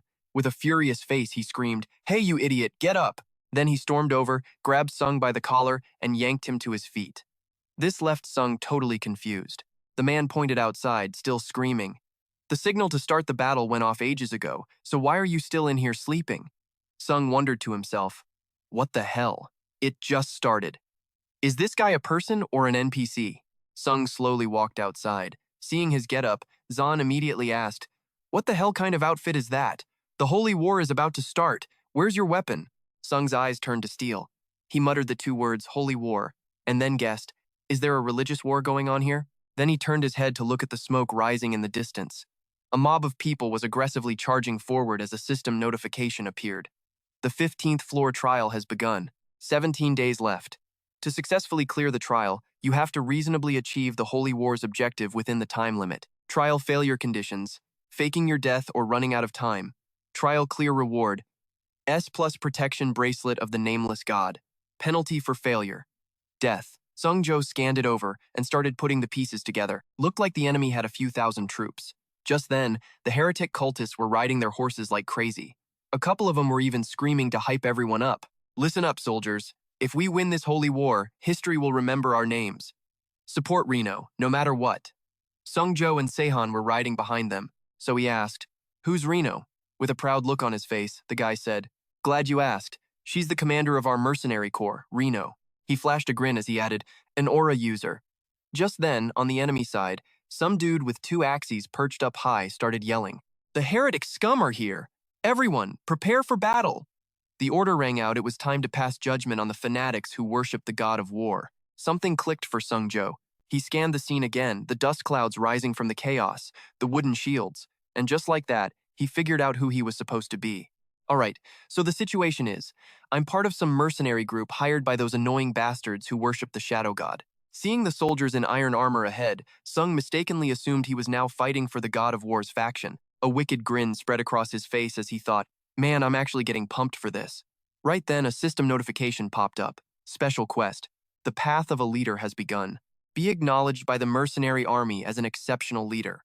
Completing this quest will grant an additional reward upon clearing the trial. Reno is fiercely ambitious with her blade. She's the commander of a mid-sized mercenary corps. She wasn't born into some noble family or anything. Instead, she grew up on the battlefield, fighting in more wars than you can count and staring death in the face time and time again. Because of that, she managed to break through and become an aura user, a level that only officially recognized knights are supposed to reach. But since she never got proper training from any old masters, she's got a lot of limitations. So, she's got no choice but to keep throwing herself into battle, risking her own life in the pursuit of true mastery. Back on the battlefield, Reno jumped off her horse and charged head first, sword in hand. She dove right into the enemy swarm, sending them flying with just a few badass swings of her blade. She sliced through them one by one with ridiculously easy swings, her feet a blur as she pushed forward. Sung was watching the whole thing go down, totally focused. A million thoughts raced through his head. You can't kill them all, they just keep coming, and there are probably a few thousand of them. And when he looked over at his own troops, his anxiety spiked. On their side, even with the annoying zombies those shadow priests summoned, they only had 700 soldiers. Reno was still fighting like a beast, but he realized this situation was nothing like what those damn shadow priests had promised. If this plan goes south, we're totally screwed. Just then, someone yelled, "Support Reno!" But then another voice cut through, "Hold up!" Right then, in front of everyone, something huge started bursting out of the ground. It cut off everyone who was rushing to help Reno up ahead. The massive thing rose completely from the earth, a giant stone golem with glowing red eyes. Next to that monster, everyone below looked like ants. Its shadow loomed over them, leaving everyone completely shocked. Someone screamed, "A giant golem!" Just then, a guy ran up to Sehan. "Vice Commander, Reno's been cut off from us." He was stunned. "What?" Then he whipped his head around and roared, "Shit!" Now she was fighting all alone, and before she knew it, enemy soldiers had swarmed her from behind. One of them lunged at Reno, sword raised, but she thought to herself, I can't even lift my arm anymore." Looming over her, a soldier with bloodshot eyes brought his sword down with vicious force. She stood frozen, unable to move. Her thoughts turned bleak. So this is it. I'm gonna die for nothing. I'll never reach the peak. A single tear streamed down the strong warrior's face. She was completely hopeless. How stupid. If I knew it would end like this, I never would have joined this damn holy war. Just then, Sung appeared in front of Reno. With a single horizontal slash, he sliced a whole arc of soldiers clean in half. She was floored, her eyes wide and her jaw on the ground. He slung the glowing sword over his shoulder, shot Reno a cold look, and said, "This should hold them off for a while. You better fall back while I hold the line." She just stood there, stunned, her mind a total mess. How can he be so damn calm in the middle of this chaos? Am I dreaming? While she was still frozen, Sungjo charged ahead, his sword a blur, completely overwhelming his enemies with sheer pressure. Reno's eyes widened, a new light in them. "That is power," she breathed. He was dropping soldiers one by one. They started yelling to each other. "Who the hell is this guy?" Even as his blade swept past them, they were still yelling warnings. "Everyone, watch out! This guy is dangerous as hell!" The attack finished with Sungjo leaping high into the air. A ton of enemies were wiped out in an instant. Behind him, Reno was still in a daze, just standing there thinking, power, reflexes, battle sense. He has it all. It's like watching a work of art. And then, her face suddenly flushed bright red as she thought, it's beautiful. From the chaos of the battle, black souls and red blood started to materialize from nothing, twisting together. These streams of energy spiraled in front of Sung's chest. He gripped his sword, glanced around, and muttered to himself, "All-out brawls are my specialty. I can just keep regenerating stamina and mana by absorbing souls and blood mid-fight." One by one, soldiers were lifted into the air as Sung absorbed them. He thought to himself that his necromancy proficiency would only go up by 0.001% per person he absorbed, which was kinda lame. But then the system started spamming notifications that Sungjo was absorbing each person's skills, and he slowly brought his sword down for 2 more strikes. A smug grin spread across his face as he thought, absorbing other people's skills is actually pretty damn useful. It's all based on chance, after all. That one brutal strike shattered the ground around him, sending up a massive cloud of dust and launching enemy soldiers into the air. The enemy captain thrust his hands forward, a pink aura flaring to life as he ordered, "We can't take that monster on ourselves. Send in the golems to stop him." The guy finished speaking, and a ton of stone golems shot up from the ground in front of Sung. As a golem's stone fist came crashing down, he just calmly spun his sword, muttering the name of his technique, 7 Arts White Sword. He raised the blade behind him, light exploding from it. Sung's eyes were sharp as he finished the chant. White sword, heaven's cleave. A second later, the giant golem let out a massive roar as its body was sliced in two, and right there, between the two halves, was Sung, looking like a total badass. The guys from the Shadow God's side were all slack-jawed, seeing him wreck that huge golem in just one hit. Is he even human? Among those soldiers, Reno was trying to keep her cool, but she was dead certain about one more thing. That was the same skill he used to save her earlier. There's no way I saw that wrong. The epic image of Sung Jo-han was reflected in Reno's eyes. She was totally floored, realizing he was literally pulling and warping space. That was definitely no ordinary sword skill. Right now, the chunks of rock that made up the giant golem were crashing down right in front of the war god's crew. Some dude was holding his head, another was grinding his teeth, saying, "He beat a giant golem that we had to use magic essence to summon, in a single strike? No way! I've never heard of anything like this." From the middle of the panicking crowd, a bald dude started walking out all confident, as someone mumbled, "Is that?" He stood in front of the soldiers, hands behind his back, and grimly tried to calm them down. "Don't freak out like this. Our enemy is just one guy." After hearing that, the war god's soldiers all jumped up and started cheering. "War Priest Mobia, bring out the war magic cult's secret weapon, the Great Binding." He started forming a massive magic circle, while a soldier announced it. A spell so powerful when it's complete, it can even temporarily seal a dragon. If we can catch that bastard, victory will be ours for the taking. At this point, Sung Jo-han was still focused on slicing down every single enemy, totally unaware of the magic hurtling towards his back. The spell was right on him, just inches away from his body. With his sharp senses, he instantly noticed and just swatted the spell away with his sword. The War God faction's last hope was crushed. No one could even make a sound, just standing there with their mouths hanging open.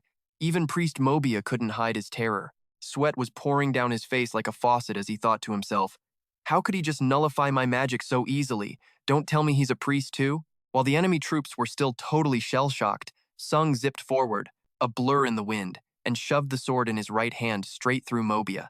The guy was still in shock, thinking, "I couldn't even see him."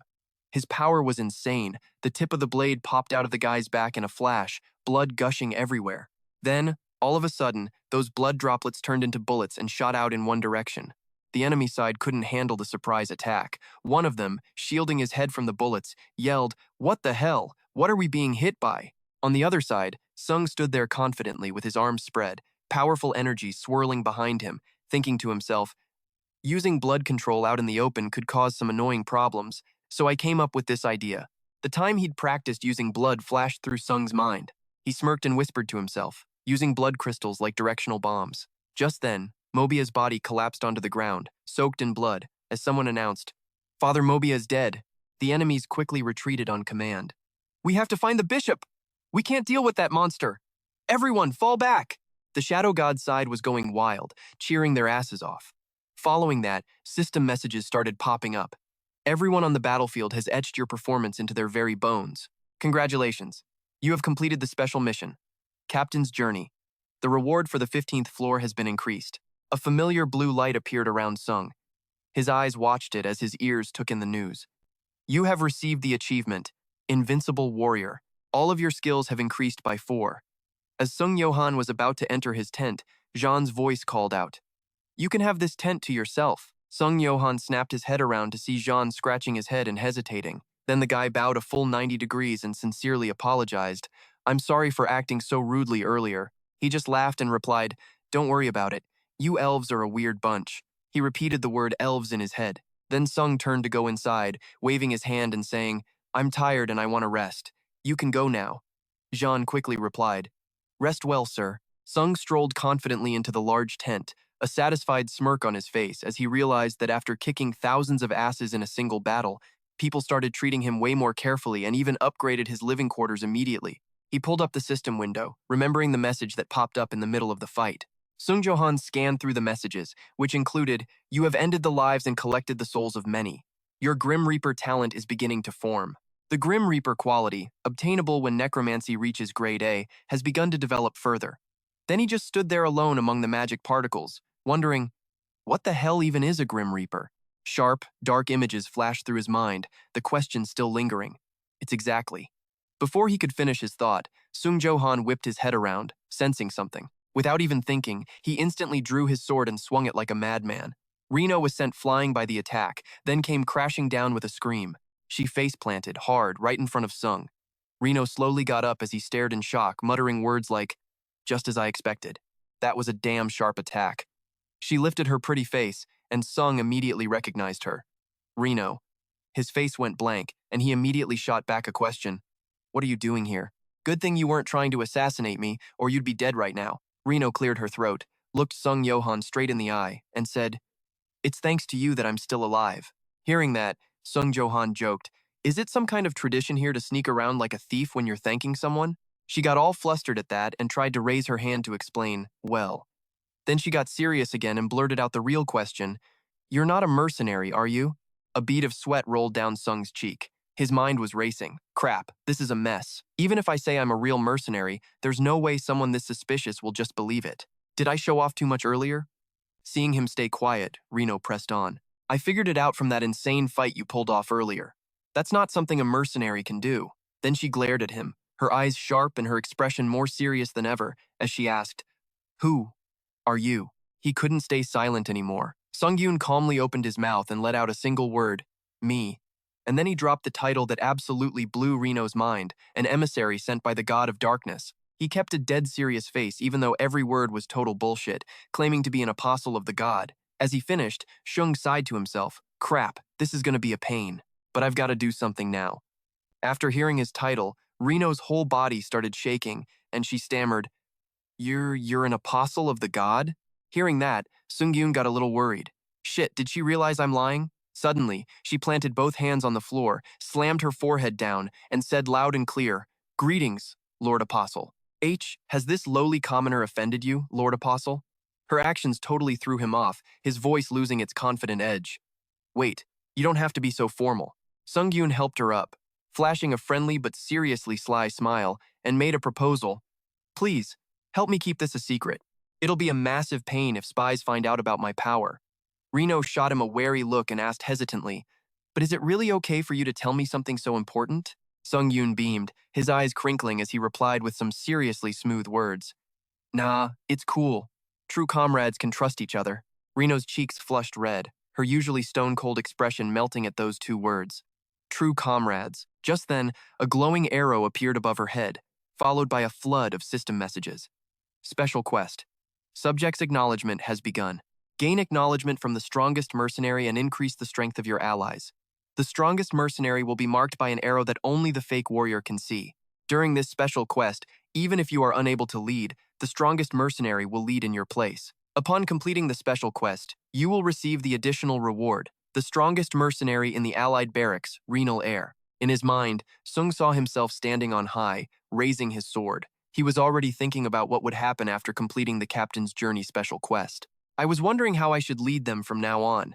This came at the perfect time." He gripped Reno's wrist, his gentle gaze making her blush.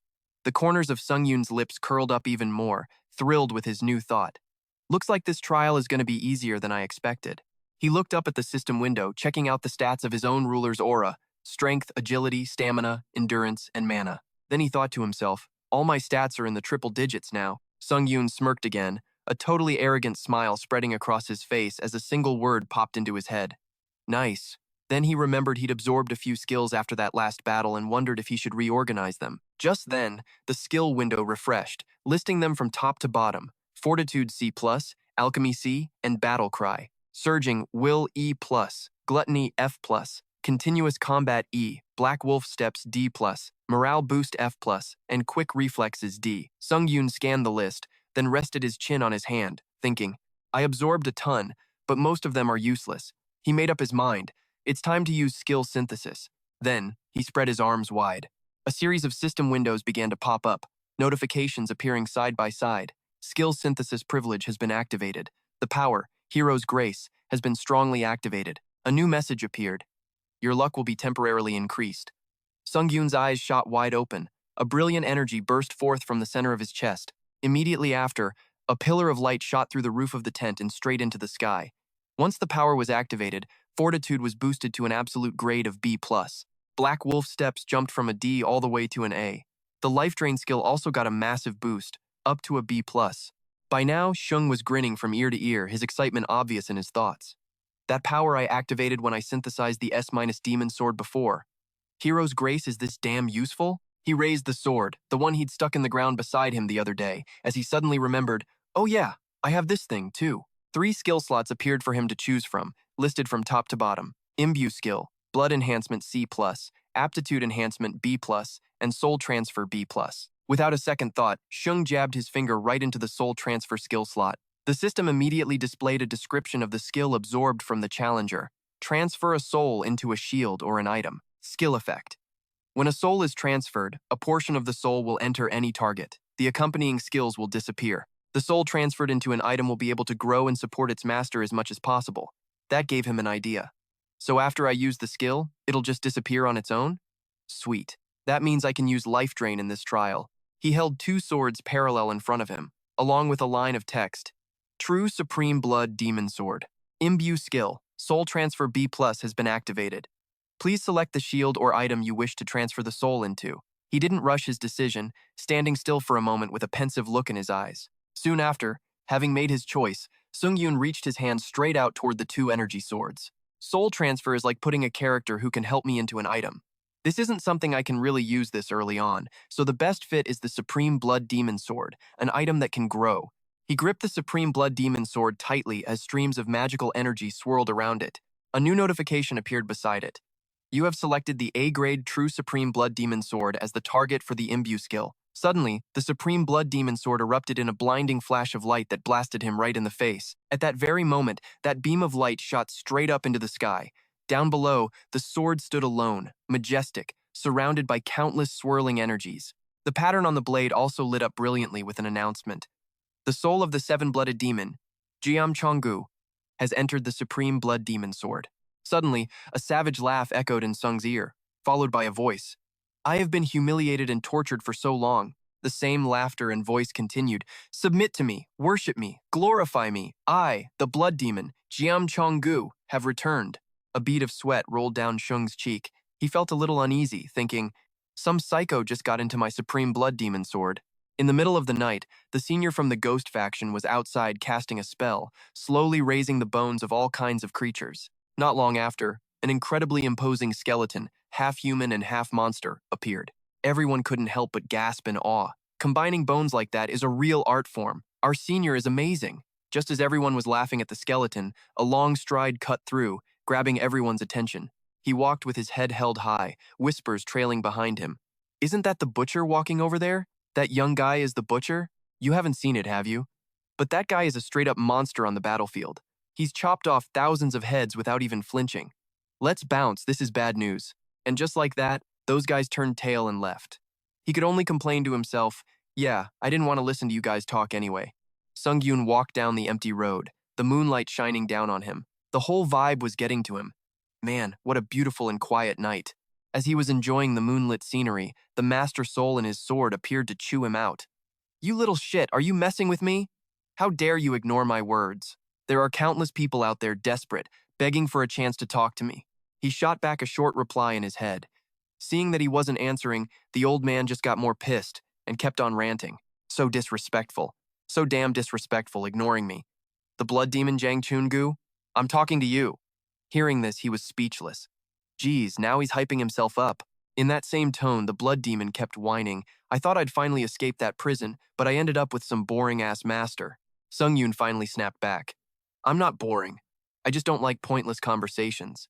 As he kept walking, the old man asked, amused, "So you're finally talking to me?" Sungyoon didn't pay him any mind, just figured that there was no one else spying on him around here anymore. The blood demon started dissing him with a condescending tone. "How stupid. You don't know how to use telekinesis? I thought you were like me." He glanced down at the sword, dead serious about the question he was about to ask. "Telekinesis? I don't know about that. Maybe you were a challenger too, back when you were alive?" The eyes on the sword's hilt glowed. He said to Sungyoon, "Are you kidding me? There's no one who doesn't know the blood demon, Jang Chun-gu." Hearing that, he immediately asked, "So what floor did you get to?" The old man gave a short reply. "The last floor I climbed was the 41st floor." That made Sungyoon freeze in shock. The 41st floor? Then, a wicked grin spread across his face as he thought, if he's telling the truth, then this is some quality intel. This is going to be a huge advantage. But then, he remembered something and panicked. Wait a second. If he made it to the 41st floor? Thinking about it, he couldn't hold back his curiosity and just blurted out the question. "I thought challengers who die on the 40th floor or higher get revived by the administrator? Why weren't you revived?" The old man thought for a bit, then insisted, "You're telling me to live like some dog in that tower? I could never do that. No way in hell I'd do something so disgusting." Sungyoon just shook his head, tired of the answer. His pride is completely taken over his mind, but he still replied politely, "Yes." Then his tone sharpened, and he gave the sword a death glare. "I get that you were some big shot in your day, but now you're just a soul in my sword." He held the sword up in front of his face, emphasizing every single word. "Don't you forget it." And then a moment later, the ground where Sungyoon stood shook violently, rocks shattering weirdly. As he was staring at the blade, the old man reassured him, "I know. You think I don't? I'll help you in battle. Don't worry." The blood demon's eyes flashed red as a thought crossed his mind. Is he trying to establish a master-servant relationship? He's tougher than I thought. Then, the blood demon confidently declared something to Sungyoon. "Even if I couldn't show off much of my power when I was alive, I was a genius in both martial arts and magic. Whatever you want, I can do it, just like this." The moment he finished speaking, 7 or 8 streams of energy shot out from the blade. He stood there, his hand held high, surrounded by the fierce power of the demon sword, with rings of energy radiating out like they wanted to swallow space itself. When he opened his eyes wide, the sight before him was another massive shock to his system. All Sungyoon had to do was hold the sword tight, and it alone could wipe out everything around them. He glanced around, then said coldly, "Looks like I've got myself a useful support, huh?" Jang Chun-gu was a little pissed off by that reaction. "Support? What's with that robotic expression? Seriously, you're not from the same dimension as me, are you?" The surrounding trees had all been knocked over. Sungyoon then explained, "I'm from Earth. You've probably never heard of it." The moment he heard that, the old man started dissing it. Earth must be some backwater dimension. Probably just got registered as an official one, huh? So much time has passed. Then he got serious, saying, "In this sword's current state, it's going to be hard for it to contain my soul, so I can't stay conscious for too long." And is someone coming? A figure was rushing towards Sungyoon from behind. The blood demon said his last words, "I'm done talking. Call me when the time is right." Just as he sheathed the demon sword, Reno ran up to him, out of breath. "Sir, there you are." He immediately wondered, "What brings you here in the middle of the night?" She raised her weapon, then let out a torrent of serious words. "I'm sorry to interrupt your training, sir, but the enemy launched a surprise attack. A battle has broken out between the Ghost Sect and the elite Paladin squad." Sungyoon was totally hyped and couldn't help but praise it. Interesting. This is what the tower's trials are all about. Never a dull moment. He walked past Reno with a smile on his face and made a request. "Tell me more about this elite squad." Then Sungyoon bolted forward, declaring clearly, "I'm joining this holy war immediately." Meanwhile, at the battle site, the paladins were shouting at each other to protect the priests, as the enemy was killing them to neutralize their magic. A moment later, the two sides broke apart, and everyone started cursing. "Damn it, those bastards from the Ghost Sect and their sneak attacks. Such cowards." Sungyoon and Reno advanced towards the battle side by side. He silently made an assessment. There aren't as many of them as before. 100 at most. But then a guy using some kind of authority appeared before him, and he continued his observation. They're way stronger than before, though. On top of that, the enemy is also using an authority with holy power, though of course it's nothing compared to mine. Just then, the soldiers from both sides crashed into each other like hungry tigers. The Ghost Sect lunatics were slashing and torturing their opponents with words, "Die! Just die already, you insects." Reno stood there, dazed, in the middle of the chaotic battlefield as the number of soldiers just kept dropping. She couldn't even draw her sword now. She was just frozen in horror. What? Is their authority really that strong? Just then, a firm hand on Reno's shoulder snapped her back to her senses. Sungyoon stepped in front of her and asked, Miss Reno, can I ask you for a favor? He didn't wait for an answer before stating his request. No matter how strong the enemy is, and no matter how hopeless the situation gets, please, just trust me. Then Sungyoon smiled again, a wide grin that made his eyes crinkle, as he said, I trust you too, Reno. Once again, Reno's cheeks flushed red, her heart thrown into turmoil by that smile. Sungyoon then laid out the plan. All right, maintain formation and protect the priests. We need the priests to end this holy war. She parted her lips, slowly spelling it out. Yes, sir. Then she leaped forward, totally fired up, her face filled with determination as she shot back. I'll make sure they're protected. The system immediately dropped a new notification. Mercenary Reno has begun to revere you.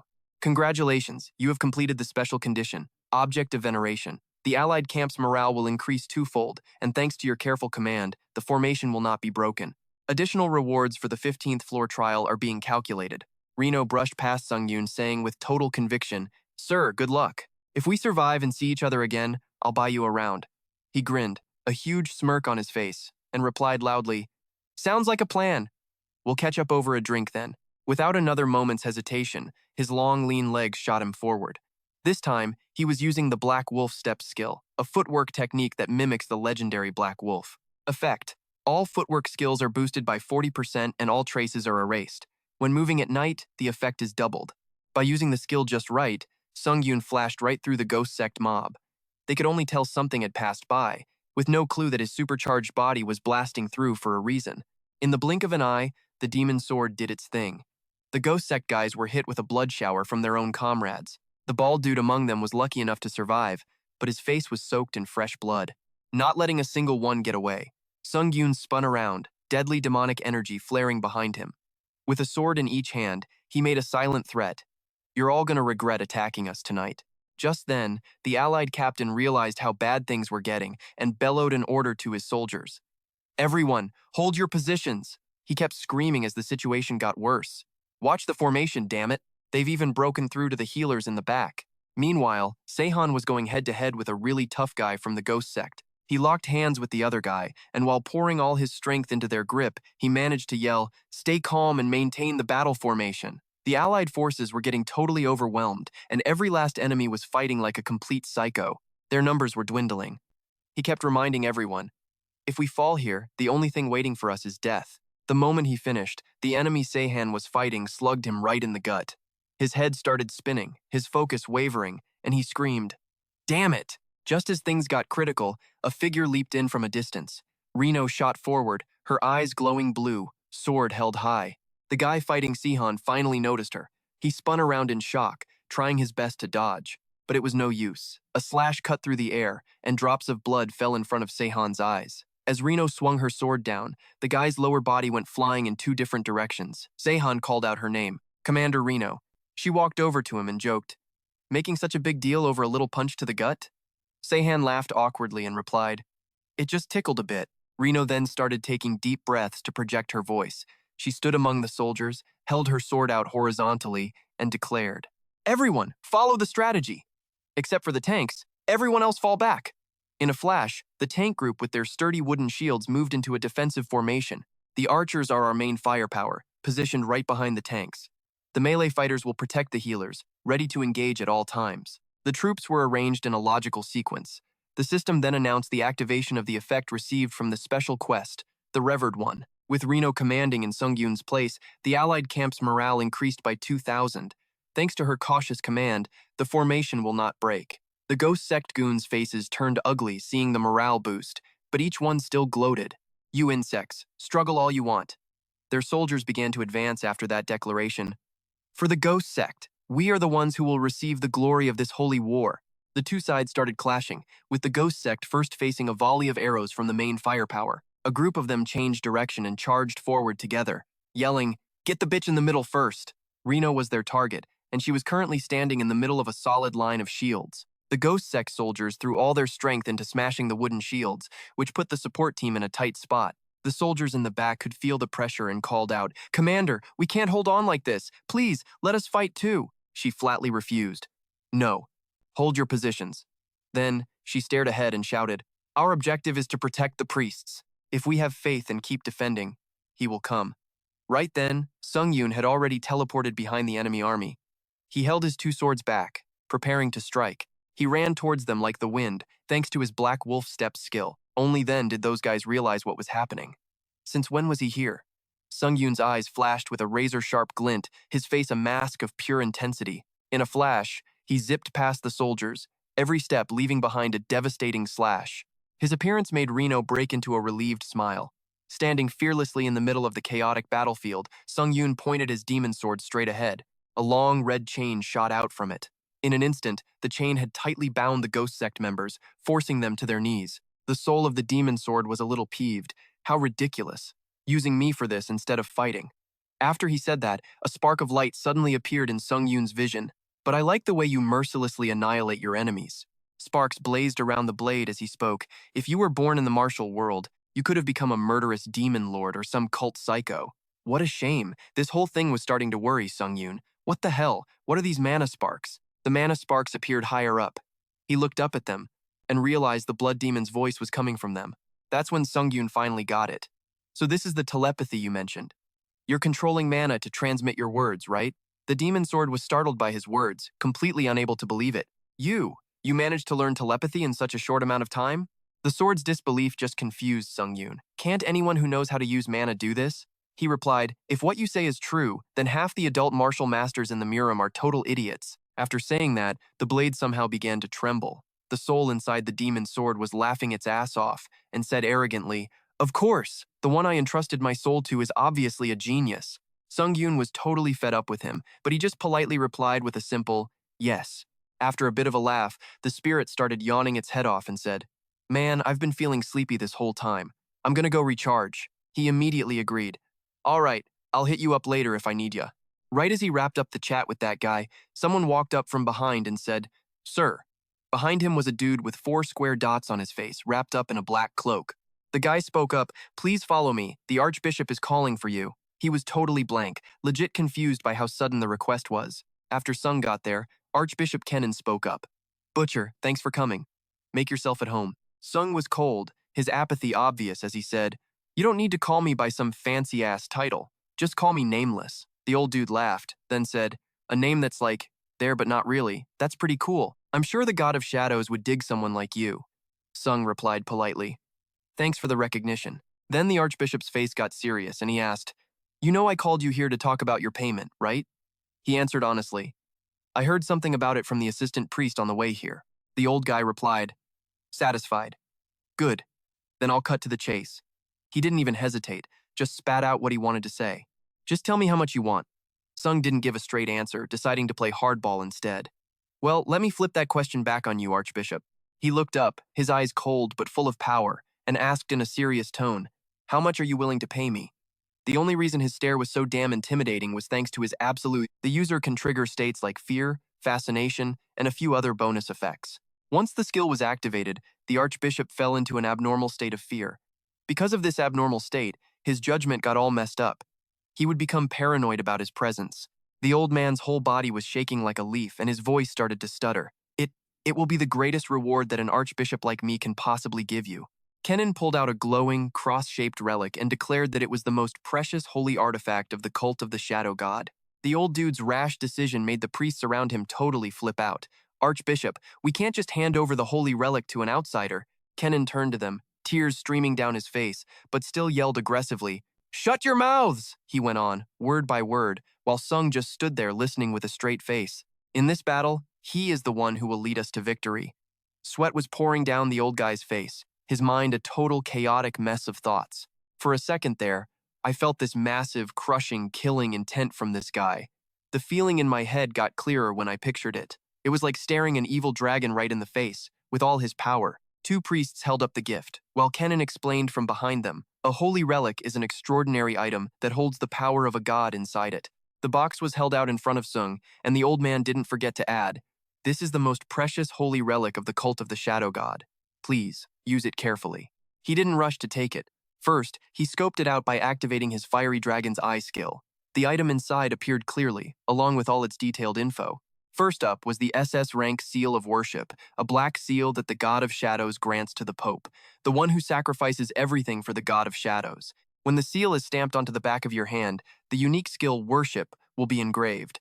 Once the effect is engraved, the item will be sealed and disappear. Next up is the SS rank Devouring Night Shroud, the god's shroud that once devoured everything in darkness, even the primordial flame.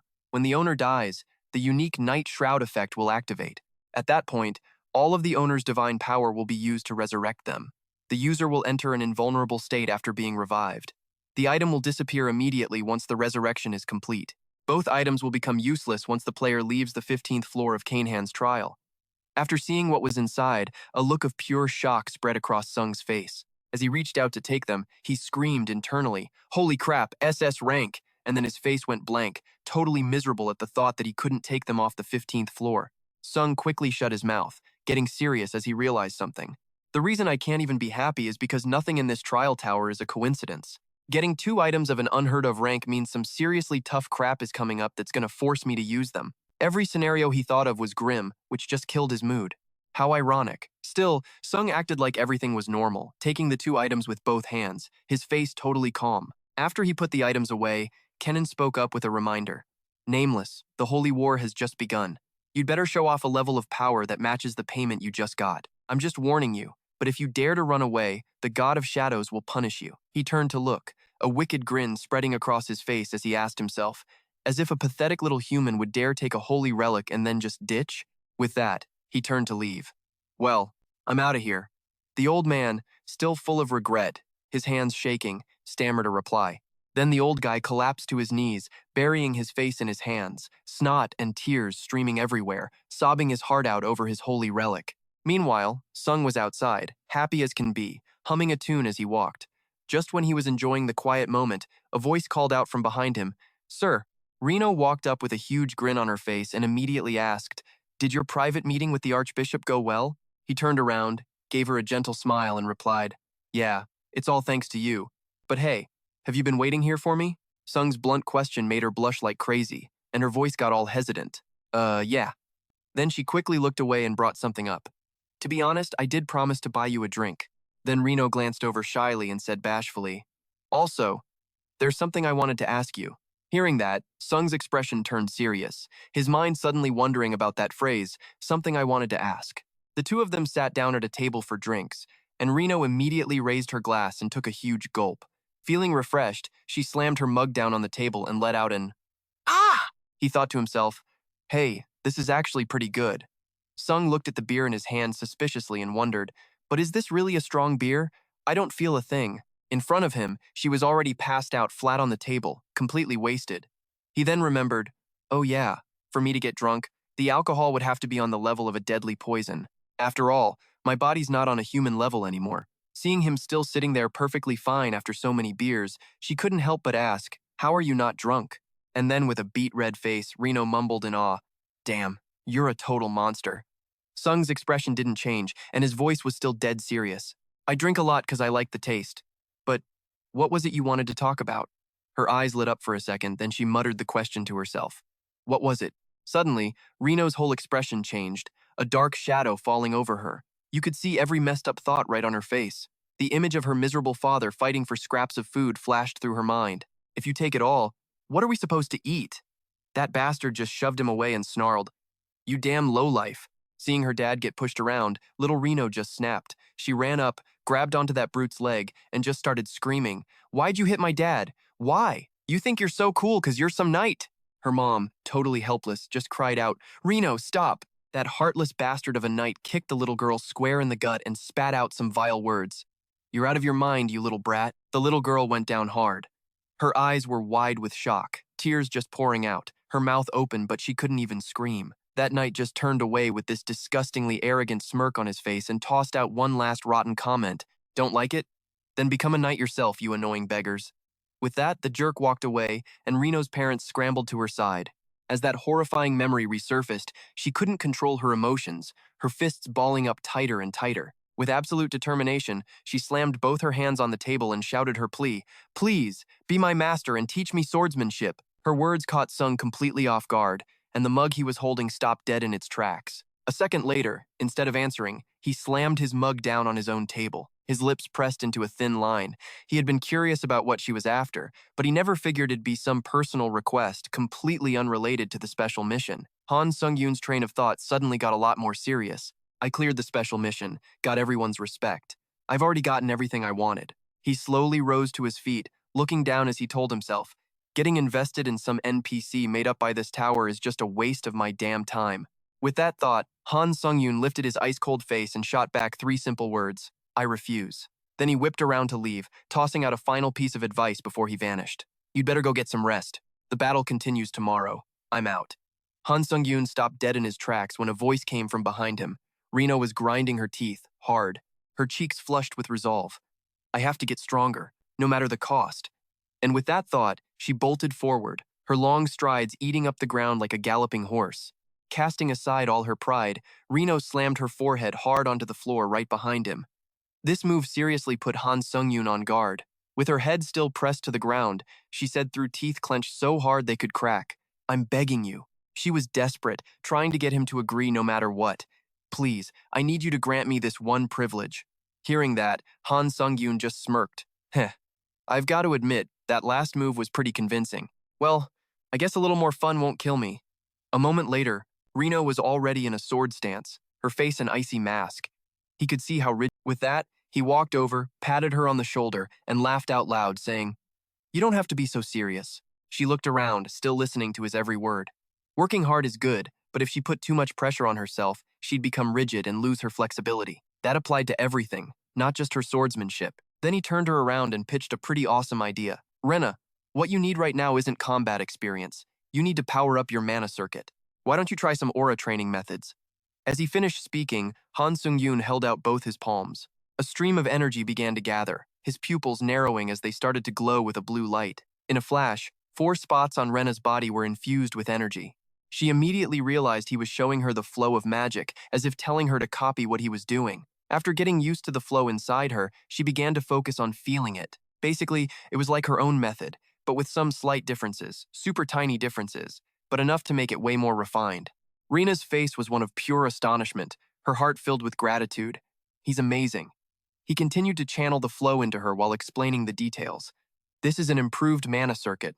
It's been tailored based on your mana usage habits, so you can use this method for your daily aura training. After finishing up, Han Sungyoon returned to his quarters, the dim moonlight spilling inside. He flopped onto the bed and said with a sigh of relief, Finally, time to take stock. The spatial bag was instantly summoned at his words. Full of anticipation, Han Sungyoon quickly reached inside to check it out. The pile of stuff from the bag spilled all over the room. This was the loot he had received from the UK's Hunter Association for killing that guy. Glancing over everything, Han Sungyoon couldn't help but exclaim, Damn, that's a lot. But despite the sheer volume, he went right back to feeling bummed when he realized none of this junk was usable. That's when he remembered something, the last of the 3 skills he'd synthesized during the trial. Black Wolf Steps A-, Absolute Charm B+, and Iron Absorption B+. It's time to use it. Instantly, the Iron Absorption B+ skill activated, and a mask with 2 sharp jaws appeared on Han Sungyoon's face. A ton of parts materialized out of thin air and assembled onto the mask, making him freak out a little. Once it was complete, the mask with its razor-sharp teeth covered Han Sungyoon's entire nose and mouth, leaving only his eyes visible. This was the Iron Absorption B+ skill, at 0% proficiency. The basic effect is to consume iron and steel to improve physical abilities, boosting strength a bit after digestion. The additional effect is consuming any item to increase stats, with the boost depending on the item's rank. At this point, he grabbed a sword from the room, still feeling a little hesitant. Damn, this mask on my face looks seriously freaky. First, Han Sungyoon opened the sharp-toothed mask wide and slowly put the sword into his mouth. With a loud crunch, the sword snapped in 2. The system started to announce, You have absorbed the Iron Cloud Staff. 50 seconds until full digestion. Digestion complete. Mana has increased by 1 point. He was a bit stunned by this announcement. Han Sungyoon's eyes didn't even blink, his determination surging. It raises stats that fast? Alright, let's try it again. So, the mask opened its jaws once more. Sharp materials started sliding right in. Alongside it were the messages. You have absorbed the Heavenly Iron Jade. 50 seconds until full digestion. Just then, Han Sungyoon spat something out, and the system explained, Digestion complete. After using iron absorption, your physical abilities have improved, expelling 0.8% of the toxic gases in your body. He stared at the pitch-black stuff he had just spat out, getting more and more confused. Toxic gases? What the hell? That's when Sungyoon noticed a major change. His body felt lighter. So this is what improving physical abilities feels like, huh? He closed the mask's sharp jaw. Even though I have no idea what's up with this ferocious look, with results this awesome, there's no way I could hate it. Totally hyped, Sungyoon kept devouring items with glee, having never imagined that eating items could be so damn tasty. After a while, the system popped up a message. You have absorbed over 8 iron-based items. You cannot digest anymore. 1 minute and 19 seconds until full digestion. He looked at the leftover items, bored, and thought to himself, so I can only absorb 8 items at a time? Lame. Sungyoon thought as he took off the mask, but compared to the growth speed from using iron absorption, I can overlook this limit. The iron absorption skill deactivated, and he slowly reached for something. Sungyoon held the priceless item in his hand, thinking to himself, I've been curious about this thing for a while now. This was the SS-rank Seal of Adoration, a black seal given by the God of Shadows to the Pope who devoted everything to him. When this seal is stamped onto the back of the hand, the unique effect Adoration will be engraved. When engraved on the back of the hand, this item will be locked and absorbed into the mark. However, this effect disappears after the challenger, Sungyoon, leaves the 15th floor personal trial. After reading it over, Sungyoon schemed to himself, by engraving this SS rank item into my body, is there a chance it'll become mine even after I leave the 15th floor? The thought of engraving something onto my body is a little messed up, but it's worth a shot. With that thought, he raised the Seal of Adoration high with one hand and pressed his other hand firmly onto the table. With everything in place, Sungyoon slammed the seal down onto the back of his hand, and a notification instantly appeared. The unique effect Adoration from the SS-rank Seal of Adoration has been engraved on the back of your hand. After the notification, the seal began to melt onto his hand. This item will be absorbed by the mark and will completely disintegrate. The seal fully dissolved, and bands of energy began to wrap around Sungyoon's arm.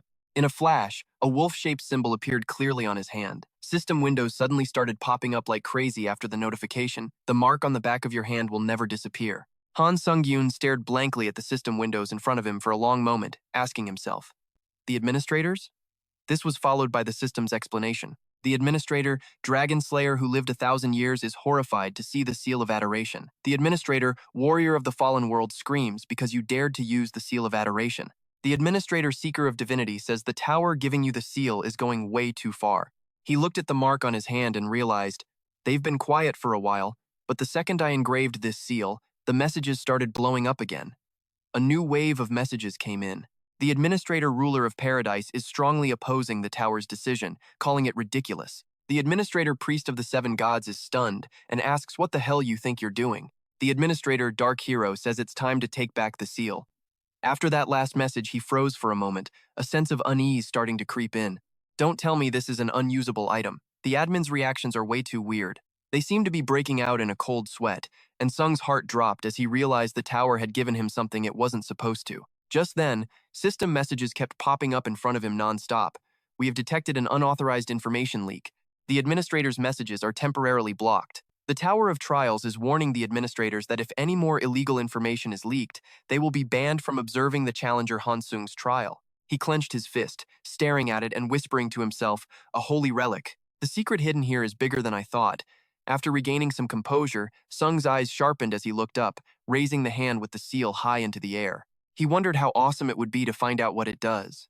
Just then, the scene before Sung's eyes suddenly lit up, followed by a system announcement. The exclusive effect of the Seal of Veneration has been activated. You may offer any talent, skill, or treasure to a god. His eyes flew open, pure shock written all over his face. Sung's face started to contort, a question forming in his mind. Offer it to a god? There's no guarantee that God won't just become my enemy. What's the point of offering anything?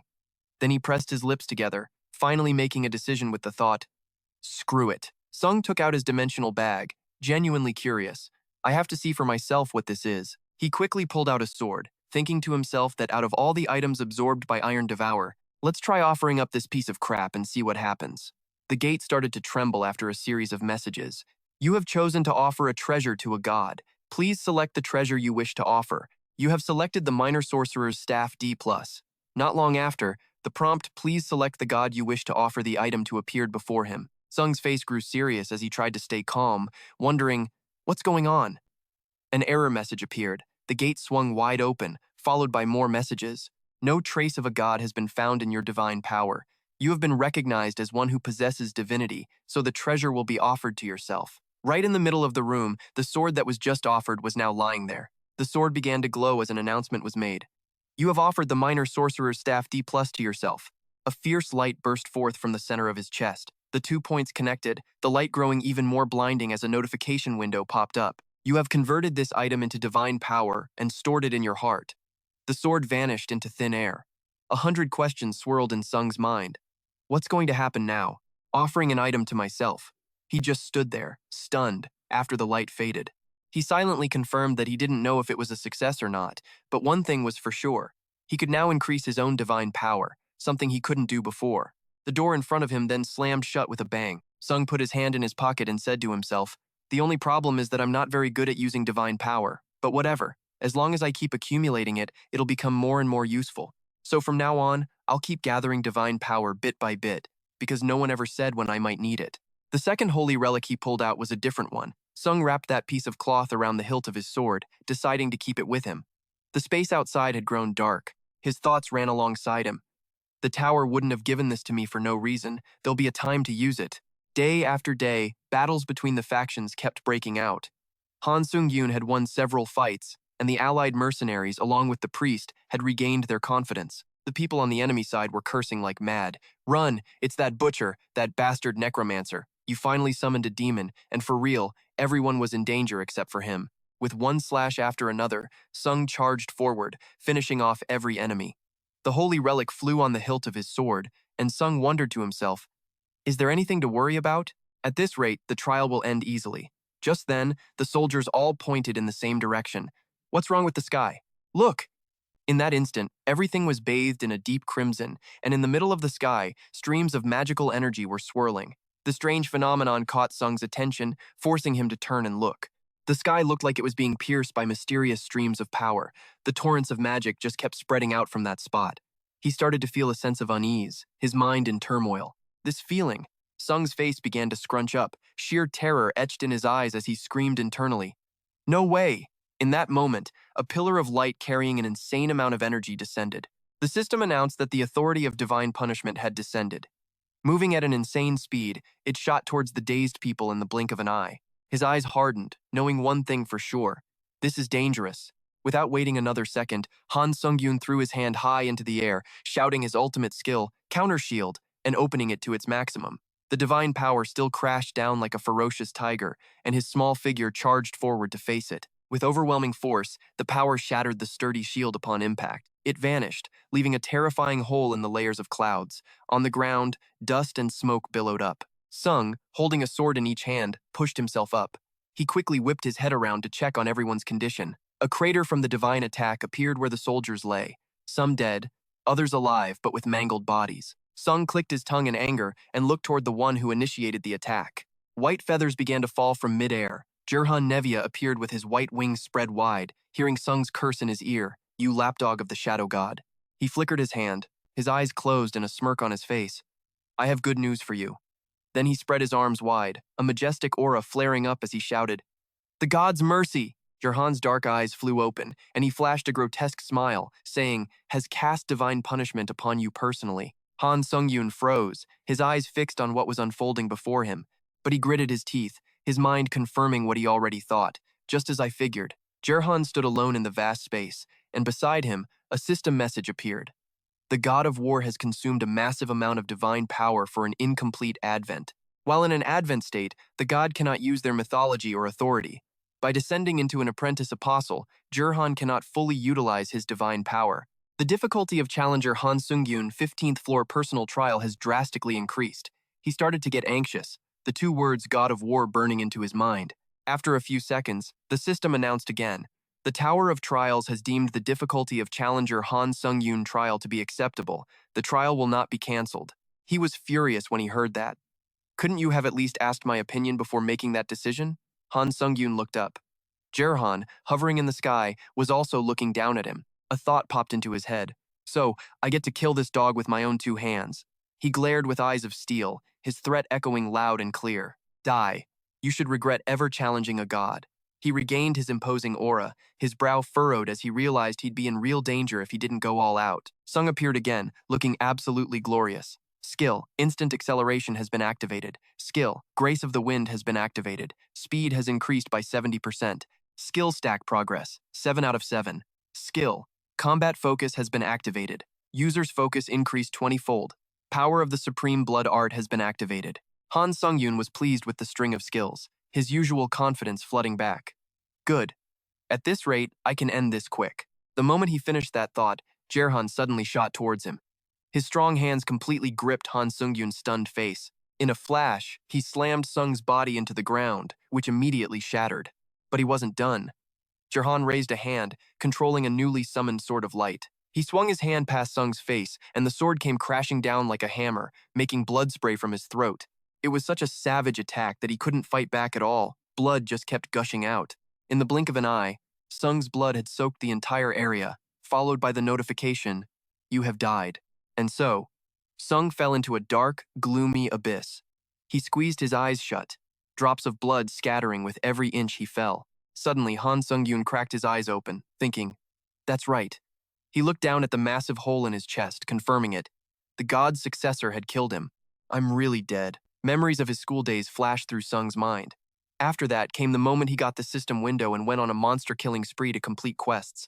A lot of different things happened while Sung was climbing the tower. It wasn't just about facing different gods. He also met so many people who supported and helped him. On the flip side, there were also the haters and the jealous ones who wanted to get rid of Han Sungyoon, but he managed to push through and overcome all of it. Han Sungyoon replayed the familiar faces in his mind. Because of all this, he had gotten to know so many different people. Back in the present, Sung's eyes held a trace of sorrow as he thought. Whether I failed or succeeded, I always gave it my all. That's just how life is. The gaping hole in his chest was drenched in blood. Sung silently admitted, "Yeah, that's right." He forced a smile, but his eyes were glistening with tears that threatened to spill over. Sung had no choice but to accept it. "I just have to accept it. This is what death is like." Facing this darkness, the utter silence gave Han Sungyoon a lot to think about. Maybe it's because I can't think straight yet, but this endless darkness, it feels so gentle and peaceful. Suddenly, a woman in concealing clothes rushed over and hugged him tightly from behind. He was momentarily stunned by the unexpected embrace. Han Sungyoon quickly spun around, on his guard. The other person wasn't angry at all. Instead, she just smiled reassuringly. "Don't worry, my child. I'm not your enemy." Han Sungyoon frowned, breaking into a sweat from the confusion as he demanded, "Who the hell are you?" She placed a hand on her chest and explained, "This is just a simulated part of me. But the fact that you don't recognize me, even after I started a holy war for you, it makes me quite sad." Hearing that, he frowned, a suspicion dawning on him. Could this be the Dark God? The Dark God reached out, a finger about to touch Han Sungyoon's chin as she praised him. "You figured it out so quickly. You really are a clever boy." But before she could touch him, Han Sungyoon shot his hand up to block her. He gave her a warning look. "Don't you touch me." The Dark God gave a mysterious smile and replied, "It's not the right time for that yet, but you'll realize it soon enough. I am not your enemy at all." She gradually backed away, leaving Han Sungyoon with one last message. "The tower has already sensed my presence. I should probably go. The more you worship me, the more power you'll gain. When you open your eyes again." Hearing this, Sung suddenly felt a bit confused. A bright light began to appear behind him. The Dark God's final words echoed, "Everything around you will change." Just then, the scenery turned strange. Sung was standing in a rain of the Crimson Sword Saint's blades. He stood silent for a few seconds, taking in his surroundings. Han Sungyoon reached out and grabbed the hilt of a sword. The system immediately announced, "The Dark God has smiled upon you. She has granted you the right to use a power that only her devoted followers can wield." Meanwhile, Jaehan was standing there, watching his own weapon sticking out of the guy's body. When he suddenly saw the weapon slowly vanish, his face went completely blank. Jaehan stared at the huge gaping hole in Han Sungyoon's body and muttered, "This is what happens to anyone who dares to challenge the gods." The villagers who saw this clutched their heads and screamed in fear, "The swordsman is dead! What are we going to do now?" Their screams reached his ears. Jaehan glanced over at them and scoffed, "What a bunch of weak humans." He looked at the barrier that was slowly disappearing, a thrill of excitement rising within him. That human created a magic shield to protect you all earlier, but now there's no one left to do it. Jaehan spread his pure white wings, hovering in the air as he declared flatly, "You will all face my punishment." Reno's jaw dropped, and she screamed in despair, "Sir Swordsman!" Amid this tragic scene, a sword suddenly fell from the sky toward her, trailing a dark aura. Seeing this, Reno stopped dead in her tracks, completely surprised. That black mist also began to envelop Han Sungyoon's body, which was sprawled out on the ground. Meanwhile, Jerhan was soaring high into the sky, feathers from his wings fluttering down behind him. He frowned, glancing down at a piece of white cloth that was slowly disappearing from his hand, lost in thought. That's right. An apostle's body like that hasn't stabilized its power enough to become my successor. Jerhan scowled in disdain. What a hopeless body. Suddenly, he froze mid-air as his body began to change, accompanied by a system notification. The god of war has terminated your successor status. In an instant, his red hair and powered-up hands vanished, revealing Jerhan's true appearance. He was now covered in sweat, his blonde bangs swept to one side as if to mysteriously hide half of his face. He gave a forced smile, calculating, "This is probably the last time I'll be able to use the war god's power. If I had stayed as his successor to use that power any longer, this body would have definitely exploded and died." Jerhan let out a gasp, his whole body trembling as he realized, "I've received the holy blessing of the gods, so now I'm so much stronger." He suddenly threw his head back, laughing like a complete psycho and screaming, "Now I have my own power. In this tower, I am the most powerful being." But then, a notification popped up, hitting Jerhan like a bucket of cold water to the face. The god of war messaged Jerhan, telling him not to get distracted and to get on with the divine punishment already. Seeing that, he scratched his head, awkwardly accepting the task. All right, this'll be quick. That mortal punk can't fight back against me. And his followers? I'll wipe them out in a flash." But before he could even do anything, a brilliant beam of light shot down right where he was standing. The sky was now filled with dark clouds, swirling together into a gloomy aura. Down below, all this strange energy started bubbling up. A beam of light erupted from the center, shooting straight into the sky. Jerhan looked down at the terrifying black vortex below him and totally freaked out, yelling, "What the hell is this?" At the same time, info started flooding in. SS rank skill. Restoration has been activated. Due to the skill's effect, you will be revived. After revival, you will be blessed. Sungyoon thought he was totally done for, but who would have guessed? Right at that moment, he rose from the thick smoke and dust.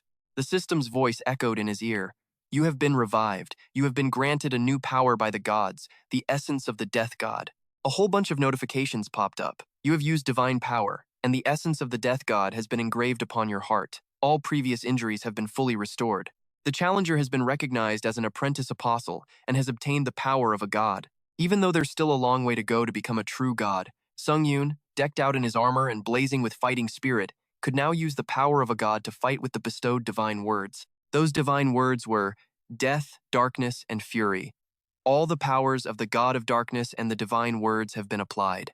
Jerhan saw this and lost his mind, screaming furiously, "No way! This can't be happening. How can a disciple of the god of darkness show up here? There's obviously no avatar of the god of darkness here."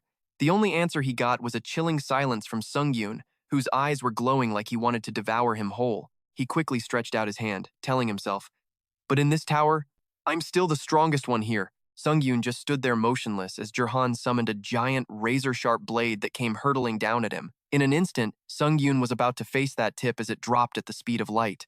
It got closer and closer, but he didn't move an inch. He just stood there and raised his hand, unleashing waves of black mana. Sungyoon's eyes flashed as he gave the order, "Devour!" And just like that, the terrifying weapon was completely swallowed by his black energy. It went totally limp, twisting in the air a few times before vanishing. In a flash, Sungyoon's spiritual power also faded, leaving just a few tendrils of black smoke swirling around him. Jerhan's eyes shot wide open, totally frozen in place. What? The helmet on Sungyoon's face began to fade away, revealing half of his actual face. He stammered, "You're?" Sungyoon glared at Jerhan, his eyes filled with killing intent, and stated coldly, "I remember now. You're the enemy who killed me." Knowing that bailing was his best option, he spun around and took off, cursing, "Damn it." Sungyoon didn't even bother chasing him, just summoning his massive sword. Sungyoon watched his retreating back, silently calculating, 70 meters. The system quickly displayed, "You have used the divine word, death. The essence of the death god has harmonized with the divine word death, greatly amplifying your dark divine power." Instantly, he pointed his sword towards him, unleashing a terrifying wave of energy. The word "die" echoed, and at that very moment, Jerhan's entire body was sliced in two. With the half of his face that was left, he screamed in agony. Sungyoon just stood there, watching the energy his sword had just unleashed, and couldn't help but think, damn, this power is way bigger and more insane than Nam Gong Huk's sword skills. He walked forward, sword in hand, as his helmet vanished.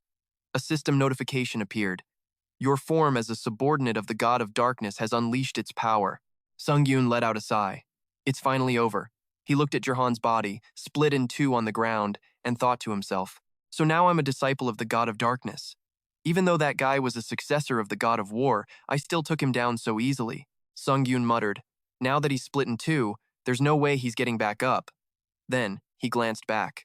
The ruined landscape and the few bodies lying around made him guess that the disciples from both sects had already left. Sungyoon thought, I should probably get going now. The other soldiers might need my help. They've still got a tough fight ahead of them. But just then, Jirhan shot up from behind him. The two halves of his corpse were slowly pulling themselves back together. In an instant, Jirhan's body reconnected, a glowing red line running down his middle. He cursed furiously. Damn it. Jirhan's eyes were darting all over the place as he let loose a rant. I didn't think you'd have the power of a disciple of the God of Darkness, but whatever, you can't beat me that easily. In a flash, Jirhan's pupils turned a terrifying shade of red. He roared, full of hatred. I'll keep fighting you with my own strength. This time you won't take me down so easily. Sungyoon felt a mix of confusion and worry as a system notification popped up.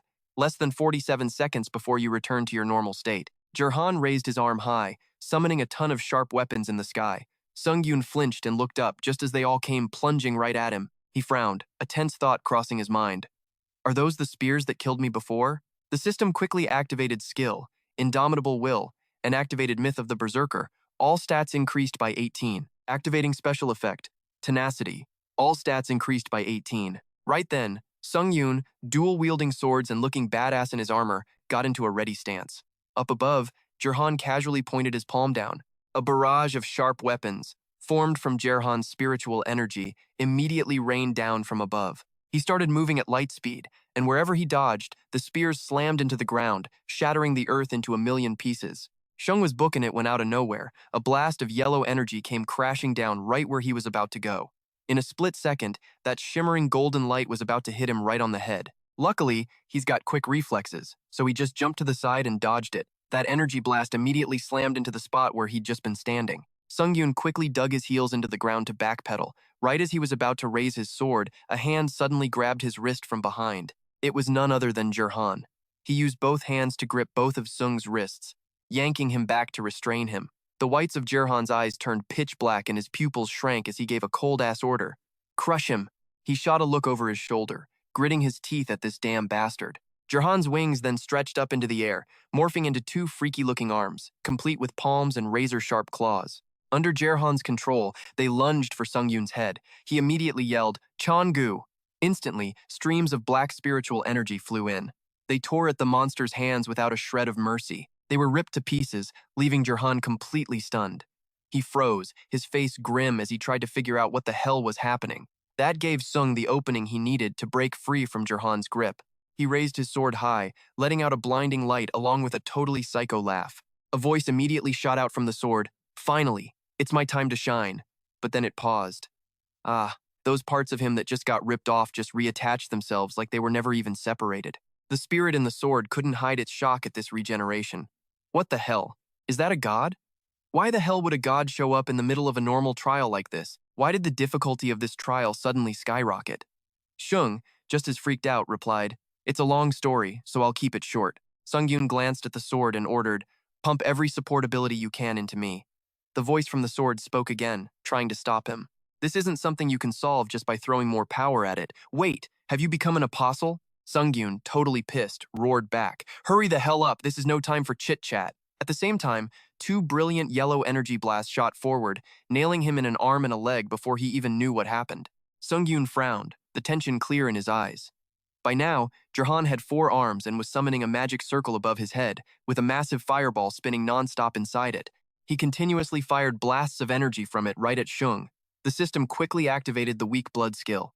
As he was trying to dodge, that same voice kept echoing in his ear. Fine. I'll lend you all of my power. A flood of information streamed in, activating the skill True Supreme Blood Demon Sword Soul, Magic Burst A+. The magical energy in your body has increased. Activating skill True Supreme Blood Demon Sword Soul, Enhanced Thought Processing. Your reaction time has been increased multiple times over. Activating skill. True Supreme Blood Demon Sword Soul. Minor Heart B+. A sub-skill has been created to support faster magic flow. The durability of the True Supreme Blood Demon Sword is decreasing by 0.4% per second. The True Supreme Blood Demon Sword Soul may disappear. Seeing that, Sungyoon looked at the sword, totally speechless.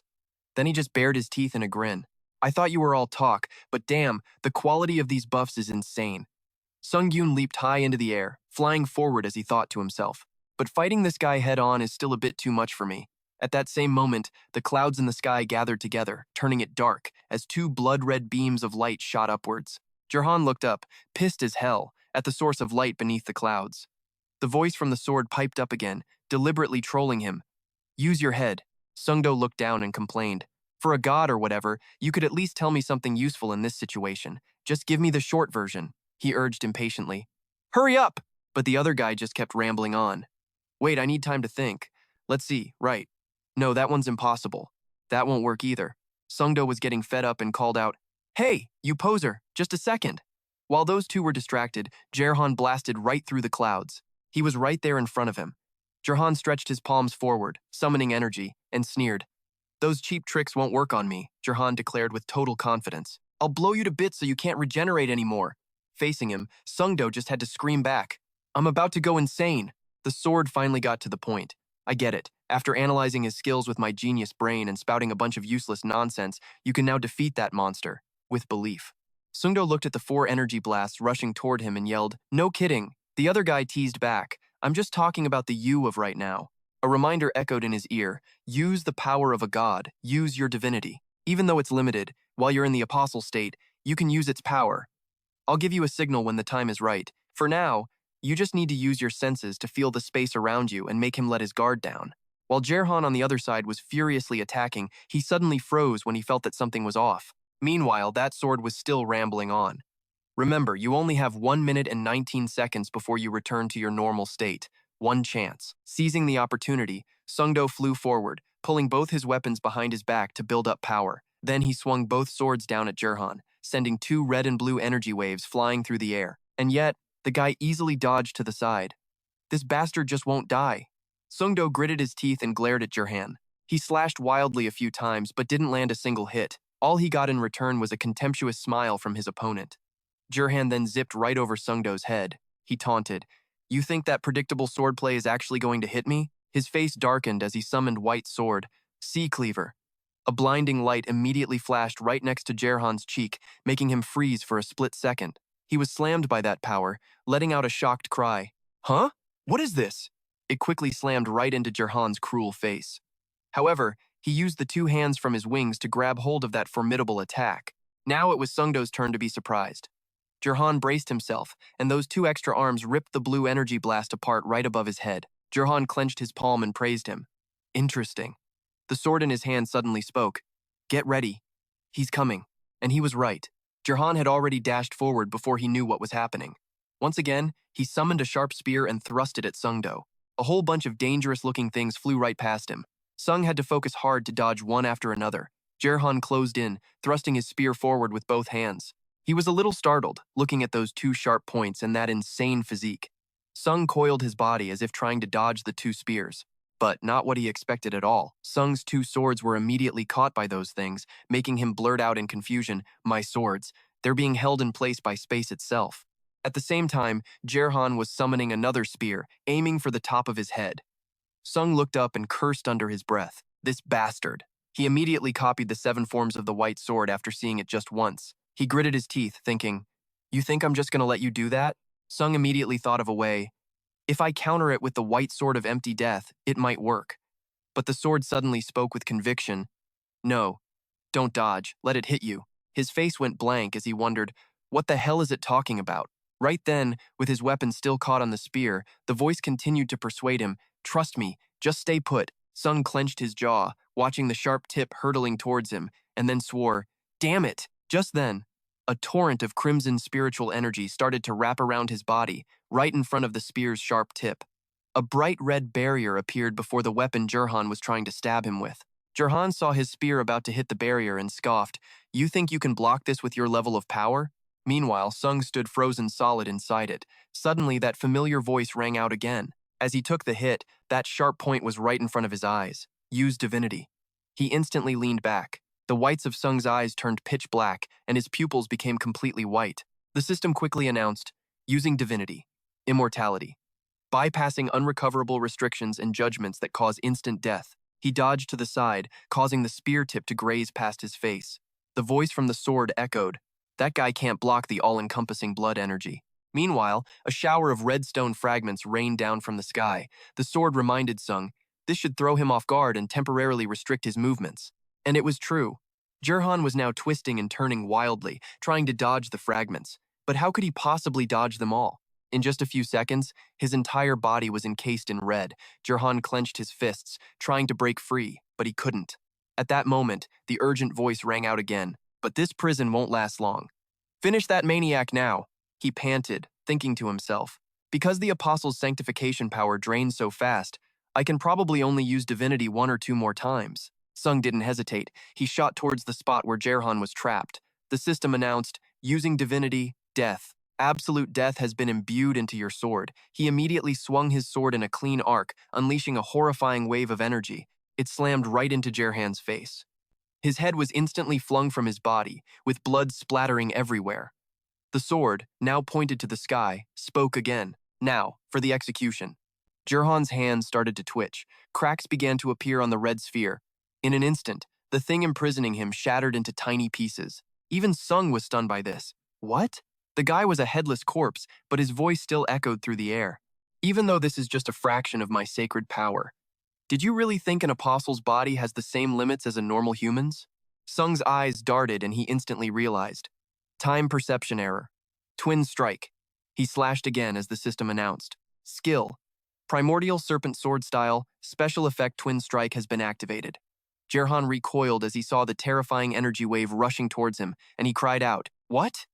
He hurriedly threw his hands up to block it. Wait, Instantly, the spiritual energy crashed down on Jerhan's position. He desperately used his 4 arms to defend himself. The energy kept pressing down relentlessly, making Jerhan gasp in shock. I've never seen this kind of power on the 13th floor. The 2 twin strikes collided, forming an X, and at that same moment, his entire body was torn to pieces. A flood of information came through. Congratulations, you have cleared the 15th floor of the trial tower. Clear reward. S-rank Nameless God's Protective Bracelet has been added to your inventory. You have received the clear reward of 100,000 points and 5,000 items. Additional clear reward of 5,000 items, S-rank Nameless God's Divine Jade, has been added to your inventory. Please move to the waiting room. At that, Sung let out a few laughs. It's really over. Suddenly, a landslide started, making him lose his balance for a moment. Sung quickly landed on the ground, slamming one hand down in a super cool pose. The system announced, you have achieved the Rebellious Rebirth achievement. All stats increase by 4. He was now fired up, staring ahead. Sword in one hand, Sung stood between heaven and earth, listening. All skills of the True Supreme Blood Fiend Sword have been deactivated.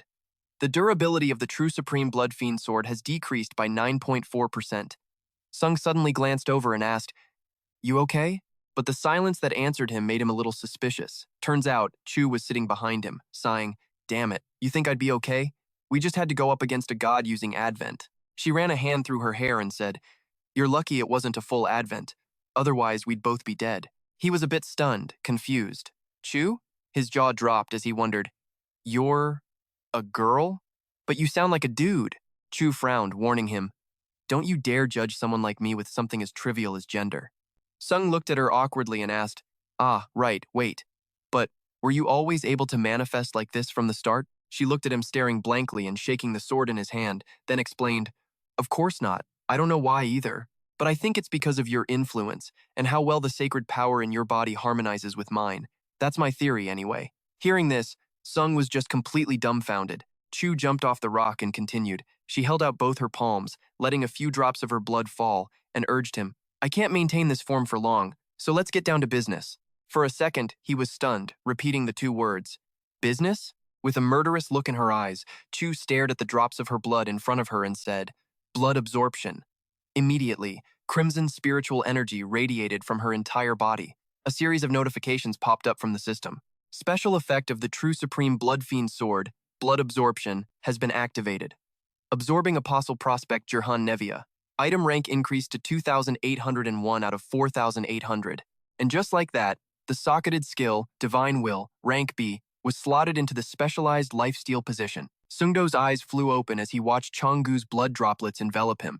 Then they vanished. She spoke up, "This is Blood Siphon, my original form. This skill's way more effective now." He just stood there, brow furrowed and speechless. She, on the other hand, let out a massive yawn and complained, "Anyway, why the hell did you have to fight a god? You better tell me later. Now that I've used my skill, I'm getting sleepy." Chonggu entered Sungdo's sword, leaving behind a message. "We'll talk later." Once again, he was left standing alone in the vast emptiness. Sungdo slowly walked over to where Jirhan had collapsed. The hand attached to his wing suddenly twitched. His eyes widened in shock at this bizarre movement. Sungdo raised his sword defensively, on guard, as he wondered, "He's not dead yet? What?" But I'm sure I saw the notification that the trial was complete. And sure enough, Jirhan's body was rising, a red circle hovering in the air right in front of his neck. That circle instantly morphed into a horrifying eye. The corpse trembled as it stood, and a bewildered Sungdo blurted out, "Damn it, how is this happening?" He suddenly remembered the system's notification. The condition to complete the trial was to successfully lead the holy war within the time limit. Sungdo stared at him with a serious expression, deducing. So, because this guy couldn't do anything else, the tower just decided the trial was complete? Sungdo imagined himself facing a god and got lost in thought. I remember seeing a message that a huge amount of holy power was paid when the interrogator god met with me privately, and the god of war had to pay a huge amount of holy power just to descend. Any more than that would be overkill. Jirhan's eye glared as a voice boomed. I will absolutely kill you. Don't think this is the end." He stood there, holding his sword, mulling over something he'd learned after his apostle transformation. A person who receives holy power has no trace of a god. Sungdo was silent for a moment. He thought about the time he flew away from Earth, telling himself he had a chance to reach the level of a god. Sungdo unleashed his demonic energy. Standing before that red circle, he came to a conclusion. If that's the case, the reason the god of war resents me is because he's afraid of a new divinity being born. He immediately summoned his sword, convinced. Now it all makes sense. Sungdo swung his sword at that bizarre eye, reminding himself, the god of war used his descent just to try and kill me. Jirhan kept running his mouth, taunting, "You're nothing but the tower's dog." He boldly slashed straight down, splitting the eye in two. Sungdo thought to himself. Meanwhile, Jirhan was still defiant. "I'll make you regret ever searching for divinity." He decisively plunged the sword in deeper, causing Jirhan's body to collapse once more. Sungdo steeled his resolve. He would kill anyone who was an enemy. That's all he had to do. The system quickly announced, "The Sky Piercer sword has destroyed a highly indestructible object.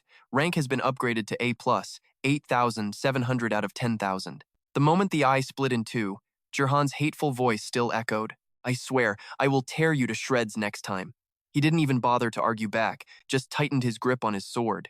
Sungdo frowned and commanded, "Devour." Information flowed in. Using Dark Divinity, devouring the designated dark target, instantly, a wave of black spiritual energy washed over the whole area.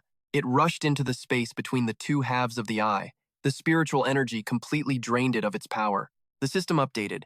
You have absorbed the soul of the promising apostle, Jirhan Nevia. Proficiency has increased by 7.7%. He was silent, thinking, but I expected the soul of someone used as a medium for a god's descent to be valuable.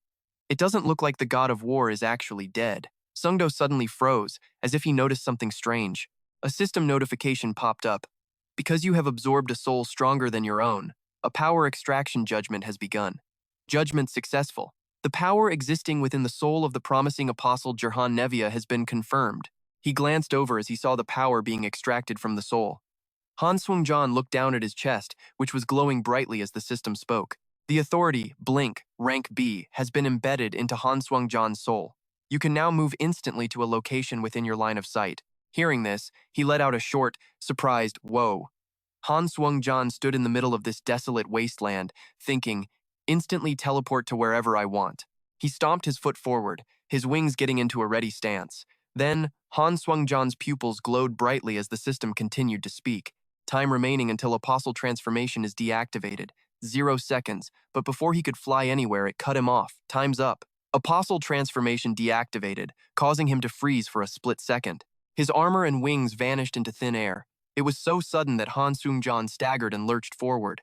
A second later, his body disappeared from this place, leaving behind a puff of black smoke in the twilight and a warning from the system. Divinity keywords. Death, darkness, and immortality are disappearing. The scene changes to a school, where the thudding of footsteps echoes across the grassy field. Everyone is racing ahead, but Sungyoon is lagging way behind. A friend up ahead with amber eyes glanced back and urged him on. "Hey, Han Sungyoon, hurry up!" But he just stood there, dazed, not understanding what was going on. Not long after, the ball was kicked into the net. Everyone erupted into cheers, celebrating the goal. In the middle of the celebration, something slammed down right behind Sungyoon. He whipped his head around to see shattered earth and rock. A horrifying sight appeared right before the student's eyes. Someone was smashed flat into the ground by a giant hand with razor-sharp claws. Sungyoon glanced over in a panic, sweat pouring down his face. He backed away cautiously as the dark shadow fell over his small frame. The creature, a muscular beast with 6 arms, was relentlessly lunging toward Han Sungyoon. His pupils were now blown wide with terror. Sweat streamed down his face as that massive hand just kept slamming into the ground. Everywhere it smashed, thunderous booms and cries for help echoed. Sungyoon was frozen solid by the horrifying massacre before him. He couldn't take it anymore, his face twisting in agony as he let out a blood-curdling scream. The word no had barely escaped his lips when Han Sungyoon jolted awake from the nightmare.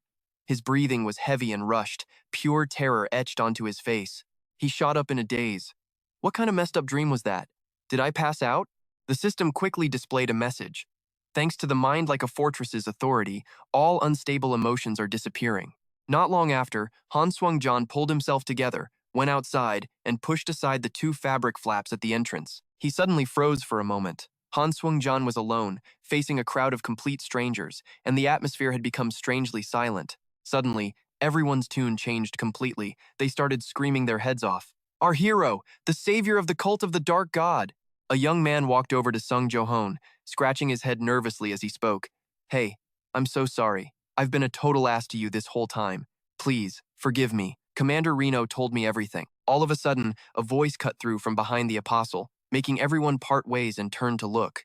They saw a trembling figure step forward, whispering, Are you really the savior of the cult of the dark god?" The old man suddenly dropped to his knees, raising his hands high as he demanded an answer. "Apostle of the dark god, why didn't you help us all this time while we were going through hell?" His face darkened, and he was speechless against the accusation. Sung walked over and placed his hands on the old man's shoulders, his voice low. "You gotta pick the right moment for things. To bait out the blood demon cult's apostle, I had no other choice." A wicked smile spread across his face as he continued. "The glory of this holy war now belongs to us, the cult of the dark god." The old man's face showed a hint of shock at Sungyoon's words. "Don't cry anymore."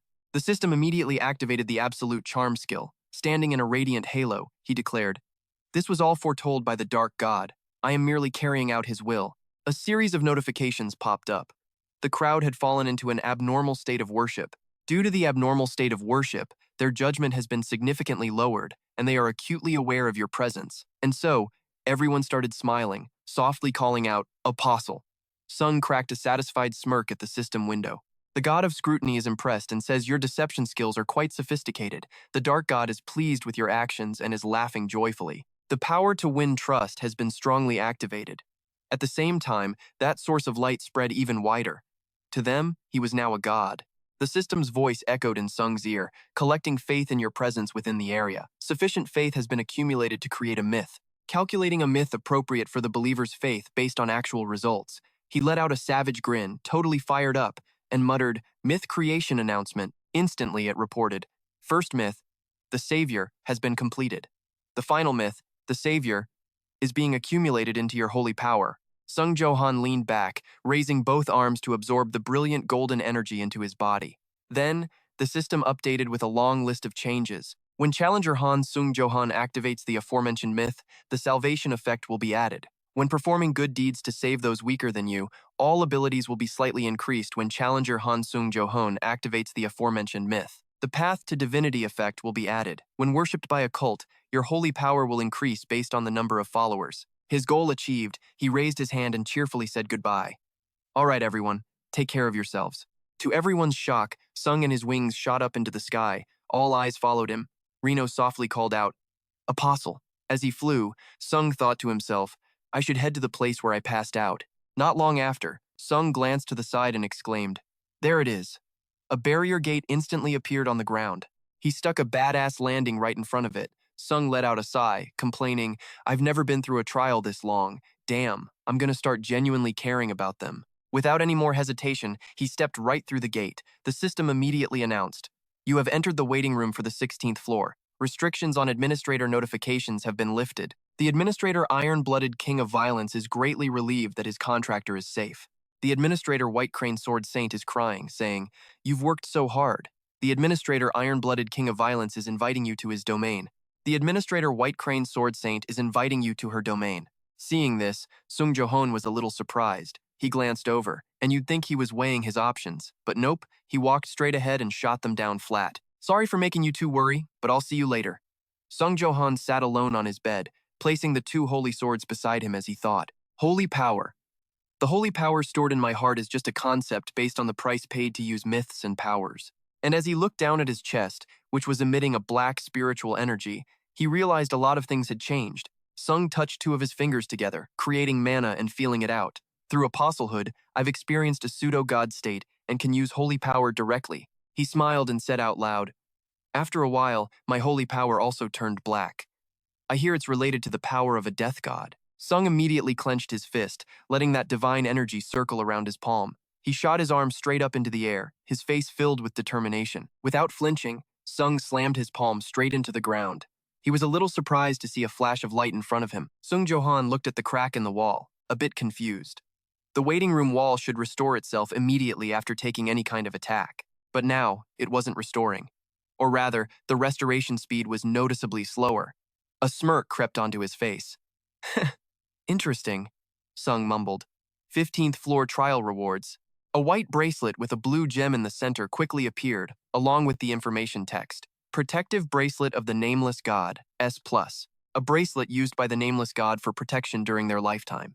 When the user is hit by an unblockable attack, the special effect Priority Defense will be activated. At that time, the bracelet will nullify the impact of the unblockable attack. However, this special effect has a use limit, and the current number of uses is 4. Next up was a brilliant blue gem, Divine Jade of the Nameless God, S+. A jade into which the Nameless God poured their holy power while they were alive. When a target is designated and holy power is infused, the special effect Absolute Seal will be activated. At that time, you can seal your opponent's strongest skill. However, this special effect can only be used once, and the sealing duration is not long. At this, he let out an involuntary "oh." Sung Jo-hoon looked pleased as he thought it over. They're both S+ rank, so they should be pretty damn useful. In a flash, a red orb surrounded by crackling mana appeared. "You have obtained the soul of the promising apostle Jirhan Nevia. All your stats have been permanently increased. Strength has increased by 4, agility by 6, durability by 4, mana by 7, and stamina by 3. Now absorbing one of the skills possessed by the apostle candidate, Jirhan Nevia. Acquired skill, Warrior's Howl, B-. Sung Jo-hoon let out a weary sigh. "This is jack squat compared to the crap I had to endure. I'll just offer it to the altar later to boost my divine power." Suddenly, the system provided more information. Now acquiring the divinity within the soul of apostle candidate Jirhan Nevia. The conditions for the Holy Power Authority have been met and are now activated. Attempting to extract divinity. Divinity extraction successful. His eyes shot open wider than ever before. Sung Jo-hoon looked down at the glowing mark on his chest in awe. "My divinity has increased by a ton." He gave the command to view his quests. Challenger Han Sung Jo-hoon is viewing quests. You have received quests from a total of 7 administrators. The administrator Ruler of Paradise has given the quest Island of the Ruler of Paradise. The administrator Divinity Chaser has given the quest The Chaser's Path. The administrator Hero of the Dark Island has given the quest Disaster of the Island. Sung stared blankly at the mess of notifications that popped up in front of him. Damn, too many administrators are giving me quests. Oh well, it's not like I have anything to lose. This just means I have more options. He stood before the row of blue screens, thinking for a moment, when suddenly Sung Jo-hoon's eyes darted to a quest panel nearby. The information displayed was, the administrator Army of the Ruined World has given the quest Savior of the Apocalypse. Completion reward. Can bestow upon one item the absolute attribute of never breaking up to 2 times. Completion condition. Make a choice you will not regret. After reading it, he let out a little "oh." Sung rubbed his chin, his thoughts immediately going to the Heavenly Blood Demon Sword. I was just wondering how I could quickly restore the durability of the Heavenly Blood Demon Sword, since the previous owner overused it like crazy. Without another moment of hesitation, he reached out and accepted it, marveling. Talk about lucky. More information streamed in. You have chosen the quest, Savior of the Apocalypse. The 16th floor's personal trial has been changed to Savior of the Apocalypse. Other administrators will be restricted from observing the trial, and only a select few permitted administrators will be able to view it. The system quickly announced the start of the 16th floor trial. Time remaining, 48 days. The theme of the current trial is Warrior. Condition to clear the trial. Make a choice you will not regret within the trial period. Failure conditions. The challenger's death or the expiration of the trial period, trial reward, can bestow the never-breaking absolute attribute on 2 items. Penalty for failure, none. And just like that, Sungyoon was warped to another place. He lay on a simple bed, groaning out loud. With a white bandage wrapped around his head, Sungyoon gritted his teeth and wondered, "It hurts so bad. What the hell is this insane pain?" The system's voice echoed in his ear, commencing the quest, Savior of the Apocalypse. The equipment you can use has been restricted, and some equipment has been moved to your inventory. Challenger Han Sungyoon possesses a skill that is unsuitable for the quest's difficulty. All stats have been fixed at 50 and will not change until the end of the trial. However, any growth-type skills acquired during the game will be recalculated after the trial concludes. He struggled to sit up in this wrecked body of his. Suddenly, Sung trembled and covered his mouth, his pupils dilating. Unable to hold it back, he bolted outside and threw up everything. Right after, the figure of a young woman approached from behind and spoke. "You're finally awake." This caught Sung's attention. He turned his head and asked, "What's going on?" Another wave of intense pain crashed over Sungyoon's body, making him feel like absolute crap. This person was DJ. She turned away, warning him, "Don't push yourself. I'll call the others in a bit." DJ's eyes turned incredibly sinister, her voice dripping with hidden meaning. "They'll be here soon, so just wait, Neil." That name made Sungyoon look down in surprise at his own face, reflected in a puddle of water nearby. In the water wasn't his familiar face, but that of the administrator of the Army of the Ruined World. That person, with amber eyes, was staring blankly back at Sung. He rubbed his forehead, remembering.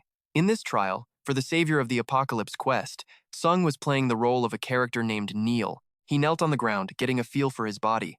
"My physical condition is terrible right now. The Heavenly Blood Demon Sword, my main weapon, and all my defensive gear are sealed, so I can't use them. So all my good stuff is completely off limits, huh? How the hell am I supposed to clear this trial?" Sung slowly got to his feet, clutching his arm. He told himself it would hurt a bit, but it's better to just play the part of this Neil guy than to rush healing my body with the blood elixir. Luckily, I still have the items I bought just in case. He quickly summoned the enemy detecting eye patch, B plus 9200p. The system announced, "You will be able to sense killing intent when it is directed at you." Explorer's homemade gloves, B plus 8500p, helps you adapt to unfamiliar situations. So now Sung had an eye patch and a pair of gloves to help him out on this mission. He looked up, thinking to himself, "This enemy detecting eye patch has a function to spot enemies. It's going to be especially useful." Just then, 2 of his teammates walked up and spoke to Neil. "Thank God, you're awake! It's a miracle! What a relief!" Just as expected from the apostle chosen by the dragon god, Sungyoon was a bit flustered.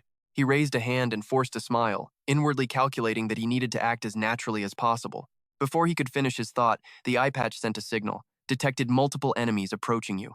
Sung was shocked and placed a hand over it, thinking, the eye patch activated instantly. He glanced left and right, searching. "Where are they?" That other voice spoke up. "What's wrong, Neil?" Sung's gaze snapped in that direction as the system's voice rang in his ears again. The exclusive effect of the B+ enemy detecting eye patch, auto-detect enemy, has been activated. Enemies will be marked red in your vision. Perhaps to his complete surprise, the 3 people were Sungyoon's enemies, but they were still acting all clueless. They asked with fake concern, "You're still not fully recovered? Maybe you shouldn't push yourself. Go get some rest." Sung froze, his jaw on the floor as sweat dripped down his face. He was freaking out inside. What? All of his teammates are enemies? He pressed his lips together, his eyes darting to one of them as it dawned on him. I finally get why this quest was ranked as mentally difficult. Not long after, all 4 of them were sitting inside a simple hut. Sung calmed himself down. For now, they probably won't try anything inside the tent. He was lost in his own thoughts, and luckily, most of my skills are working normally. Suddenly, a voice rang out, catching Sungyoon's attention. So that's what happened? The old man sitting there was Jeepa. He wondered, "Have you lost your memories, Nu?" The other 3 were dead silent, waiting for the answer. "I guess so. I can't remember anything about myself or why I'm here. Dai closed her eyes and let out a long sigh. The side effects seemed to be more serious than I thought, Jeepa chimed in. So that's how it is. She quickly recapped the situation. We don't have time, so I'll make this quick. Nu, you're a warrior, and you're the one and only apostle of the Heavenly Dragon sect. Your mission is to save this world. Daij pictured them riding in the carriage, traveling across the lands, as she explained. No, we are on a journey to defeat the Great Demon King. A vision of Nu pointing his sword at the Great Demon King flashed through her mind. Daij continued, you were seriously injured while fighting him. Sungyoon had a hunch, so that's why I have amnesia. She hesitated for a moment. She thought of a powerful being with blazing red eyes and a massive body, then explained, the Demon King serves the Demon God. He's planning to summon the Demon God, and if that happens, it's game over for this whole world. The man grimly came to a conclusion. Basically, the only person who can kill the Demon King in this world is the warrior blessed by the gods. And because of that, Shung, who was in pretty bad shape, was forced to join this adventure. So he, a warrior. Shung imagined himself fighting all alone, a solitary figure with a sword. You'll have to face all sorts of enemies until you meet the Demon King, and you need to recover as much of your strength as possible during that time. A moment ago, they were sitting in the carriage, chatting on the road since he had woken up. And we've already told you everything important. We'll tell you the rest on the way to the demon realm. The carriage barreled down the road without a single stop. The young man sitting next to Jeepa was Alan. He curiously asked Nu, you said you have amnesia? Shung, in Nu's body, just grunted in response. Alan pointed to his own face, asking awkwardly, and you don't remember my name? Shung leaned forward and made up an excuse. Because of the side effects from the battle, I don't remember who you are. Hearing that, the guy let out a long sigh of relief. Alan smiled confidently and introduced himself. I'm Alan, Nick. Just call me Alan. Also, you're talking way too formally, so just speak casually. Sungyoon's eyes darted around, more wary and suspicious than ever. Jeepa, who was sitting next to him, also spoke up. It might be because you lost your memory, but you seem calmer than before. He got a feeling. And you are? The old man quickly replied, Jeepa Danya, just call me Jeepa. You can call this old wizard whatever you like. Sungyoon coldly shot back. I see. As they were having a serious conversation, Alan's stomach suddenly rumbled with a few loud growls. He scratched his head in embarrassment, his cheeks blushing as he mumbled, even though the world's about to be destroyed, my stomach is still right on schedule. Alan immediately raised his hand and shouted, Hey, Daij, let's go hunt before we move on. And just like that, the carriage stopped again. The other three left, but not before Daij turned back to give a warning. We've lost all our food, so if we don't hunt, we'll starve to death. You just rest, Nu. We'll go find something to eat. Not long after, they brought back a tiny mouse for him. Here's your share. Night had already fallen. The three of them sat around a crackling fire, roasting a wild boar. A voice spoke up. Nu is no longer capable of being the warrior of salvation. Others will judge our decision as unjust. But at the same time, they remembered the dead little mouse and imagined Shung ending up just like it. They looked at the delicious-smelling roasted boar, completely self-righteous. We're not wrong. Even if it's unjust, this is the only way to save the world. Alan took a bite of meat and laid out his plan. Just kick him out so he doesn't die, then give it to that guy. Daij agreed, her mouth full. Yeah, that's enough. We'll do that, Zeepa added. Right. He's not a warrior or anything anymore, just a tool to save the world. They thought Sungyoon wasn't there, but who would have guessed he was sitting on a high tree branch? After hearing their entire conversation, he scowled and muttered, You bastards. Should I just kill them all? He quickly shook his head, pushing the thought away. No. Sungyoon's eyes widened as he thought. The mission completion conditions prevent me from doing that. Acting rashly will only make things worse. He glanced at the three of them, calculating. If it's just these three, I'm confident I can kill them, even in my current state. I still have plenty of time, so I'll just keep an eye on them for now. Time passed, and even after that, Sungyoon's teammates frequently went out hunting while they were on the move. He held a small piece of food in his hand and watched them leave, sighing. They hunt so much, but they won't even share food with an injured person. Before long, Sungyoon soared into the sky, telling himself, Thanks to that, I have plenty of time to escape from this prison on wheels. He walked alone through the dense forest, thinking, Good, this way they won't find me. Sungyoon looked at the scenery and told himself, I can train here.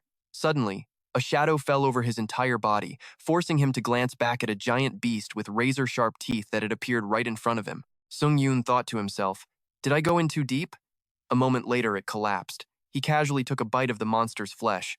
Sungyoon chewed with his mouth full, comparing, Tastes like chicken. He thought about the tiny mouse and scoffed. Right now, my body can handle physical activity just fine even without food or sleep. But seriously, eating rat meat is disgusting, even by my standards. Then there's Alan, banging his damn pot every single night, driving Sungyoon up the wall. It's not just for meals that idiot keeps banging it in the middle of the night. This whole crew, my so-called teammates, act like a bunch of damn kids. I can't take this crap anymore.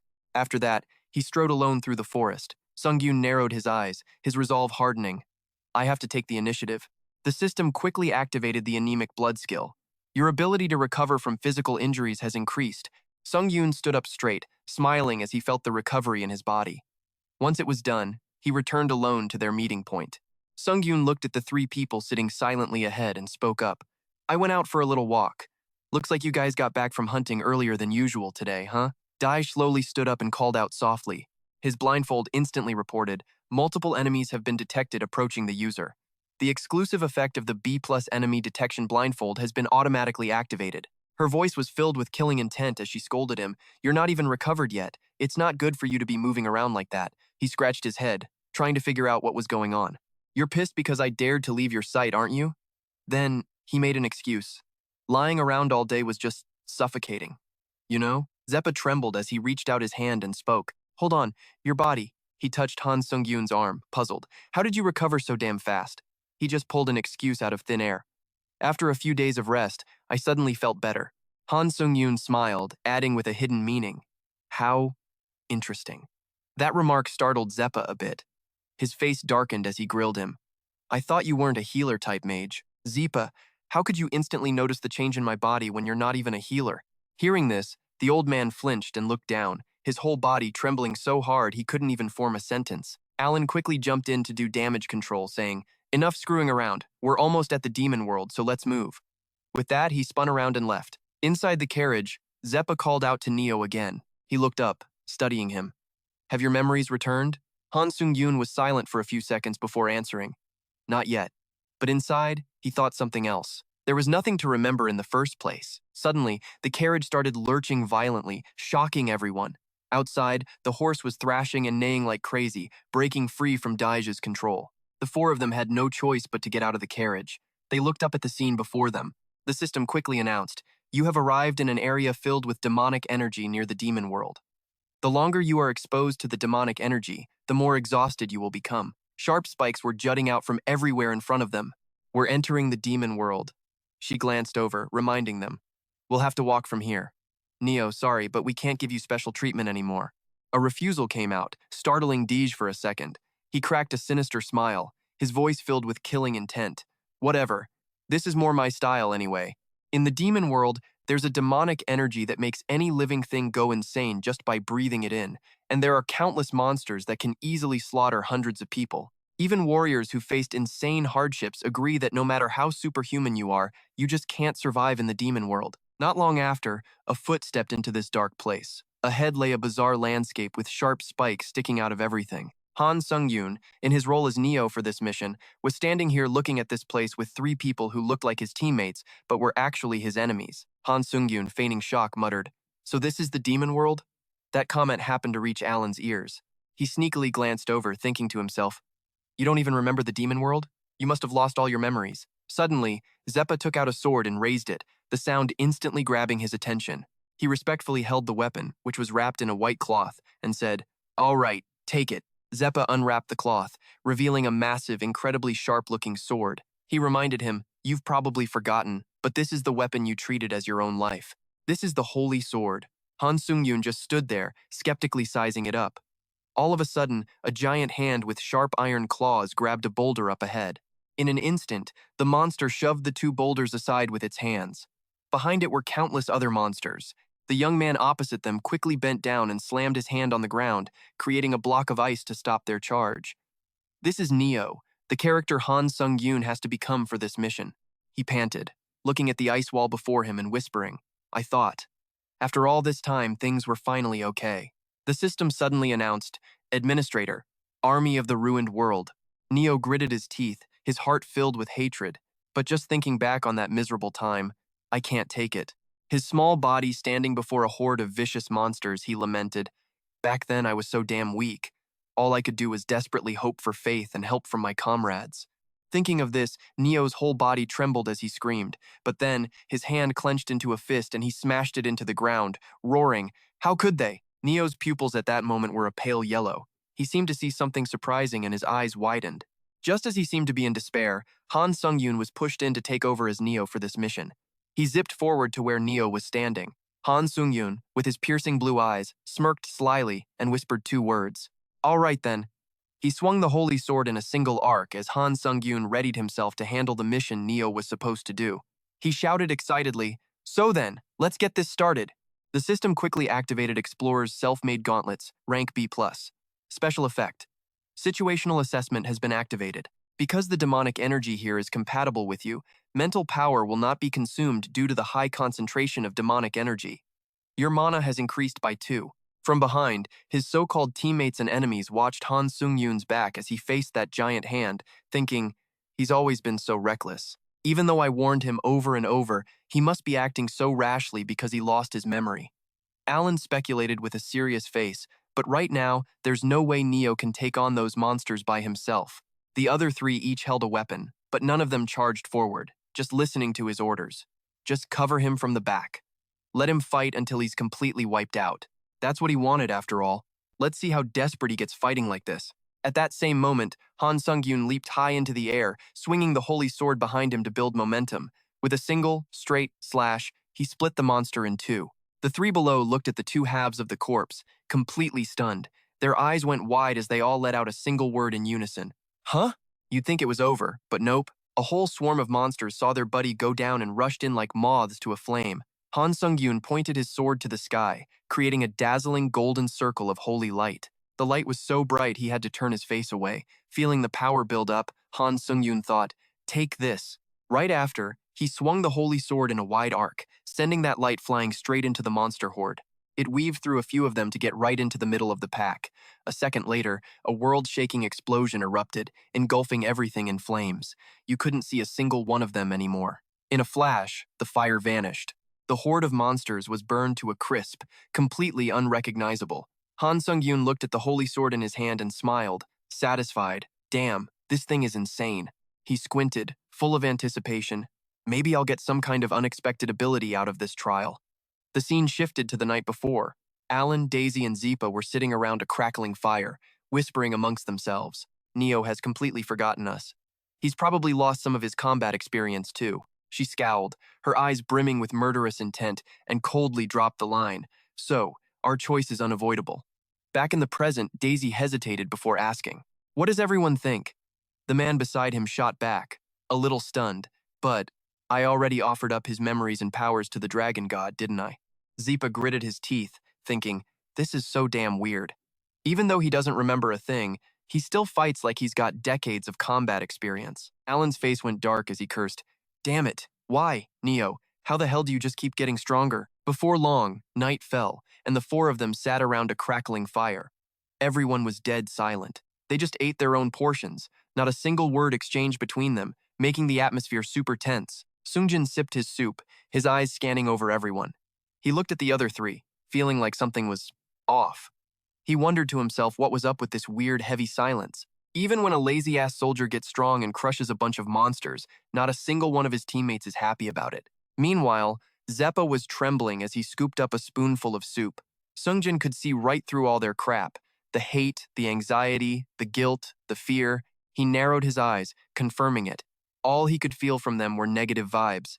It wasn't long before the bowls were empty, with only a few drops of soup left. Then, everyone went back to their own tents. Following suit, Sungyoon lay down to rest in his basic tent. He closed his eyes, trying to get some decent sleep.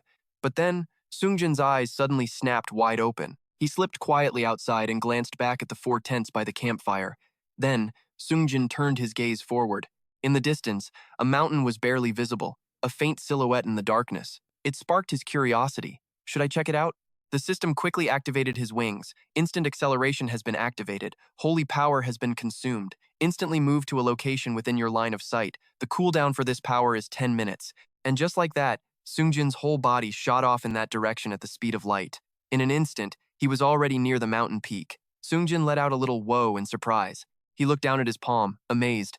That place was about 50 kilometers away, and I made it here with just one use of this thing. Instant acceleration. Sungyoon clenched his fist, totally impressed. This power is sick, About a minute earlier, he had narrowed his eyes and mentally activated the flash ability. The system immediately displayed Consume Holy Power. Instantly moved to a location within line of sight. Sungyoon looked at a streak of white light in the distance, guessing it was about 50 kilometers away. But I've already jumped that far once. He pictured a massive wall in front of him with a no entry sign to compare. It's just like it says, within line of sight. I wouldn't be able to get through an obstacle like a wall. Sungyoon thought back to his intense battles, mulling it over some more. But in a fight, I can use this to perfectly time a counterattack. And in a pinch, it can be used to bail, just like when I escaped that explosion in the blink of an eye. Back in the present, his eyes were glued to his palm. He had definitely gotten a power with some insane abilities. Now, Sungyoon was floating in midair, holy sword in hand. He used the power from his eyes to activate the Fire Dragon skill. A flood of updated information appeared. Holy Dragon Sword, rank, S+, damage plus 40%, intelligence plus 40%, magic plus 40%. This is a holy sword personally blessed by the dragon god for the hero. Only when judging evil can the Holy Dragon Sword unleash its full potential. A stream of light appears when holy power is channeled into it, activating the unique effect. Holy Light. Light carrying the dragon's energy will form around the holy sword. Next is an image of a person praying. For a sincere prayer, blessing will be activated. When activated by making a sacrifice to the dragon god, the user will be granted temporary power. Finally, a crimson circle appears when confronting demons and monsters. The unique effect punishment will be activated. When punishment is active, all stats will increase by 7 when facing demonic entities. When punishment is active, you can use the dragon's power to fight against demonic entities. Your mana will not be consumed. However, the Holy Sword item will be automatically destroyed once Challenger Sung leaves the 16th floor of the individual trial and cannot be used for any other purpose. At this point, even Sungyoon had to admit the Holy Sword's power was pretty damn amazing. But he swung the sword to one side, telling himself, it's a limited time item that can only be used during the 16th floor's trial. I should use Sword Sense and gradually absorb the Holy Sword's abilities. No sooner said than done. Sungyoon immediately slashed his palm, sending his blood flying everywhere. Right after, the system announced the activation of the Bloodseeker skill. And just like that, those drops of blood transformed into massive red projectiles that rained straight down toward the ground. They whizzed down towards the monsters gathered below. One of them seemed to sense something and turned its head, looking confused. Before any of them could figure out what was happening, they got blasted by the Bloodseeker. Every last one of them got drilled by that red energy, making them shriek in agony. Seeing them under attack, Sungyoon landed, a smug look on his face. Caught me some lab rats. He immediately jammed the holy sword straight into a nearby rock. A second later, Sungyoon pulled out another sword. Heaven-stealing sword. Rank, A+. Skill, Devour, rank, A-. Effect, can absorb the unique effects of skills from sword-type items. He looked at the sharp blade, analyzing it in his head. The holy sword has 3 unique effects. Devour can absorb 2 skills. It's obvious which ones are the best to take. Sungyoon gave the sword a graceful flourish and, at the same time, activated the Devour skill. Can absorb the unique effects of sword-type items. Blue circles swirled around him. An image of the Holy Light appeared as the system announced. Selection complete. Holy Light skill, rank S-, has been completely absorbed. Devour uses remaining, 1 out of 2. Next, the Punishment skill, selection complete. Punishment skill, rank S-, has been completely absorbed. Devour uses remaining, 0 out of 2. All uses of the Devour skill have been depleted. The Devour skill will now be completely destroyed. Sungyoon let the sword go, letting it float in midair as he considered things. Looks like I've used up a precious ability like Devour, but it would have been a total waste to pass up on the Holy Sword's powers. But the thing he was really focused on was the Holy Light. The power of the Holy Light. It could create an attack even stronger than a fully charged blow. Best of all, it didn't have a long wind-up time like the counter shield and could be used instantly. Sung muttered, Holy Light. The system quickly activated the Holy Light skill. He held his palm out, confirming that since he'd absorbed it as a skill, he could use it without the Holy Sword. Instantly, a blinding yellow holy light appeared in front of Sung's palm, but then, something felt incredibly weird, making him pause for a split second. Too late. A sudden explosion erupted right where Sung Don was standing. He was completely flattened, lying in the crater the blast had just made in the ground. He gasped, What the hell? Why can't I control the direction? And why did it explode instantly? At the same time, the system activated the Blood Mist skill to protect Sung. Just as he was sitting there questioning himself, a bunch of monsters started creeping in from all sides. Sung narrowed his eyes and cursed. You bastards. He got up, drew his holy sword, pointed it forward, and yelled, "Holy light!" And just like that, those monsters got blasted too. They all roared from the unexpected explosion. Seeing this, Sung was surprised again. Huh, it still works just fine with the holy sword. Why? Suddenly, his eyes widened as if he just figured something out. Sung slung the holy sword onto his back, held both palms out in front of him, and created a glowing red light. An idea hit him. What if I don't use mana, but holy power to control it? With that thought, Sung focused all his energy into that red circle and called out, "Holy light." Instantly, a crimson-red holy light was summoned. A sly grin spread across his face as he finally realized, this is holy power. And so, those monsters became Sung's guinea pigs for testing out this new holy power. They had no clue how to run and just stood there, taking a beating.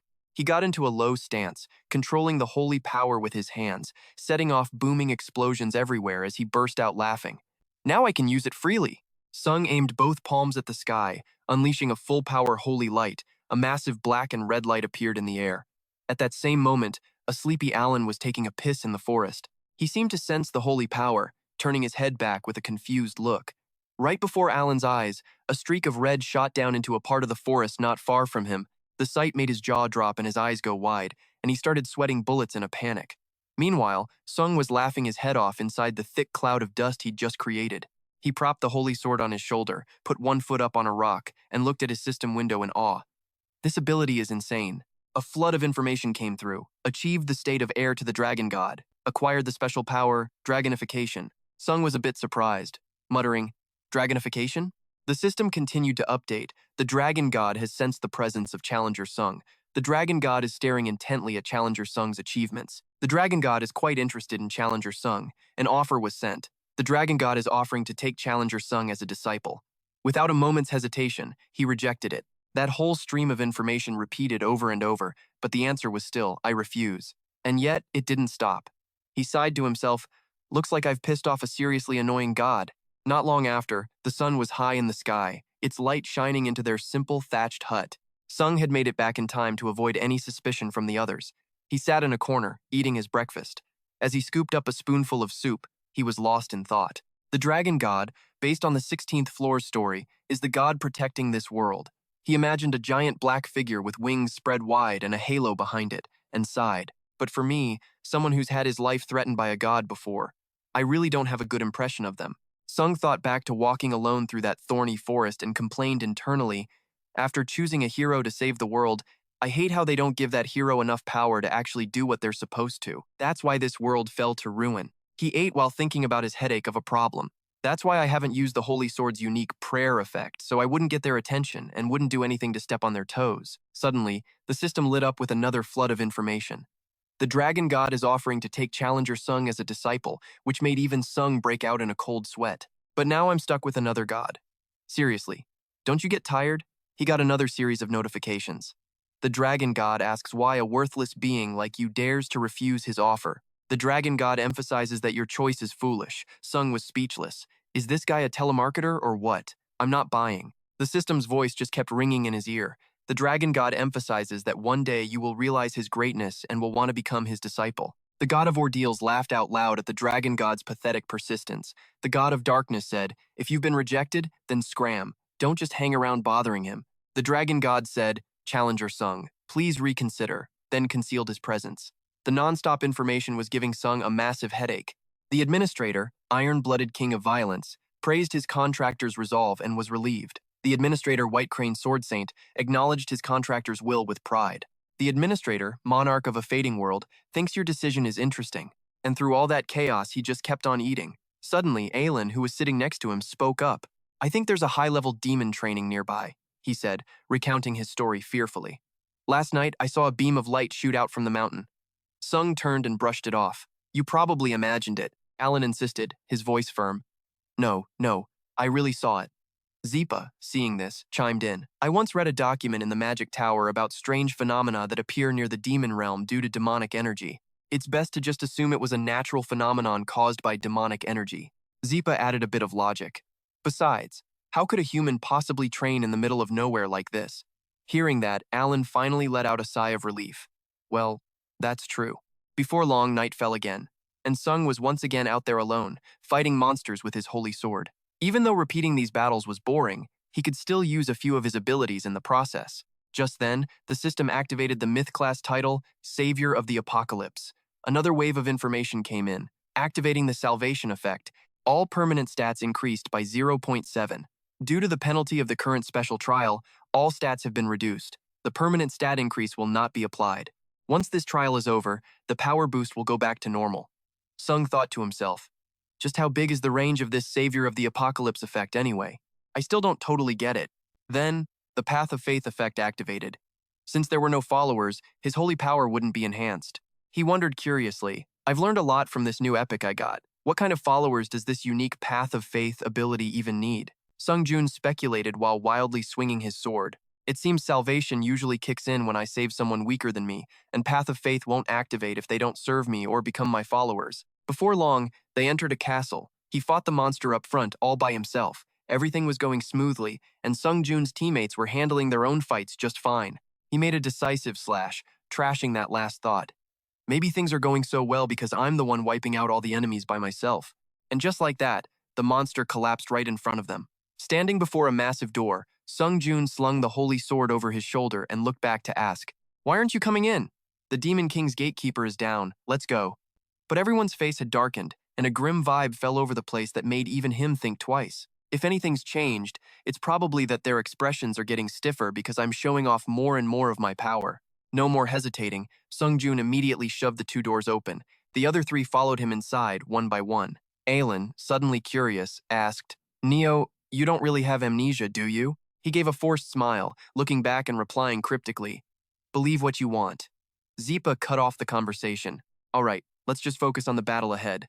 He held out a glass vial containing a purple liquid and urged him, "Drink this." Sungjoon listened with a straight face. "It's a rare strength-enhancing potion." He reached out and took it. While Zeepa was still trying to convince him, "You'll be facing the Demon King soon. Why don't you try it?"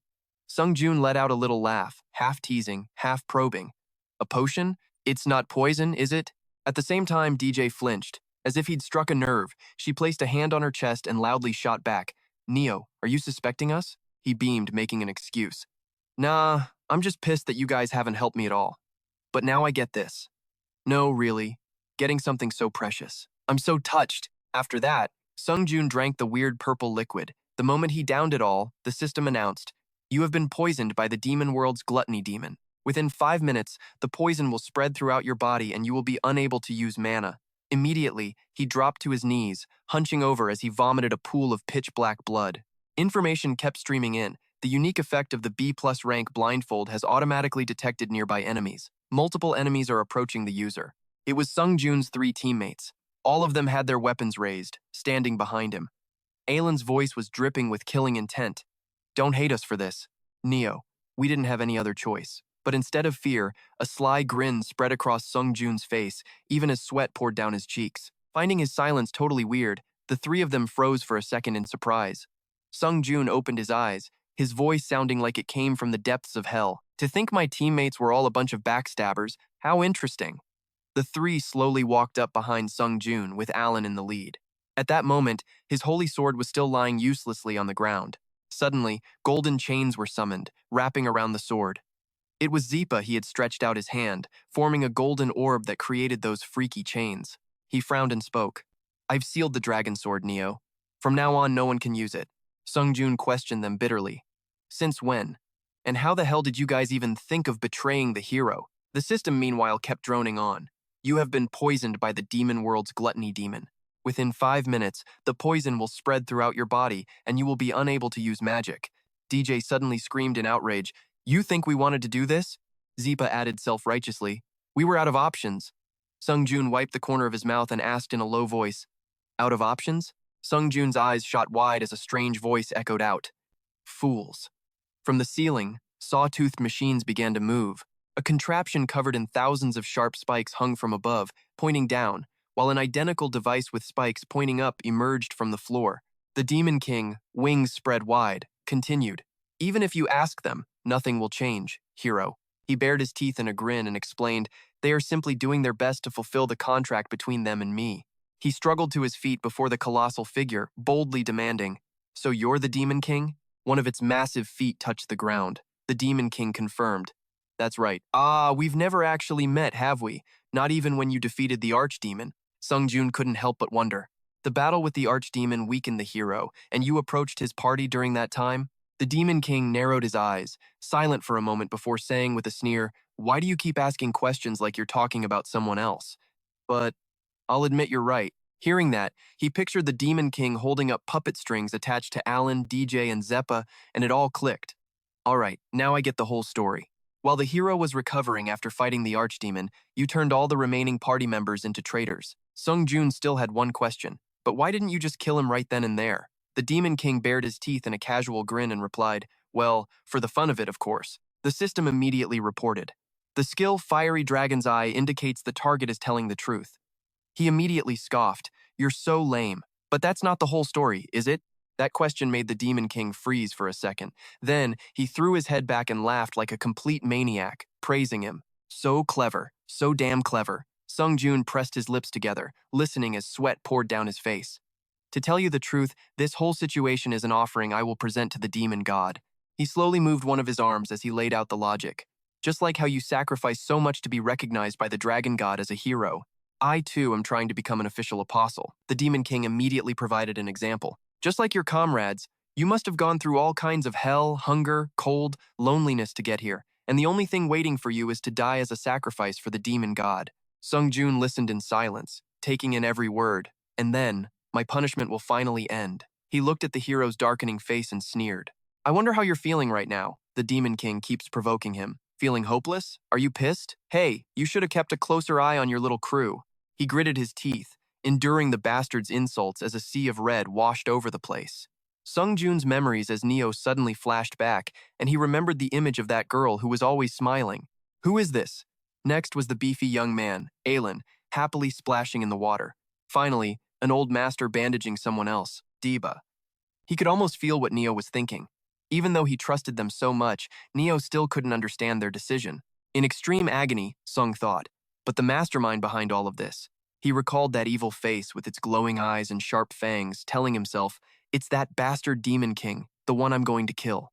Sung tried to calm himself down. I'm getting a little too worked up. No matter how many times I see this, it still makes my blood boil. Suddenly, the system's voice rang out. The administrator of the ruined army is awaiting your decision. Standing in a deep blue aura, he psyched himself up. All right, Sung. Sweat poured down his face relentlessly. Sung asked himself a question. What's your choice?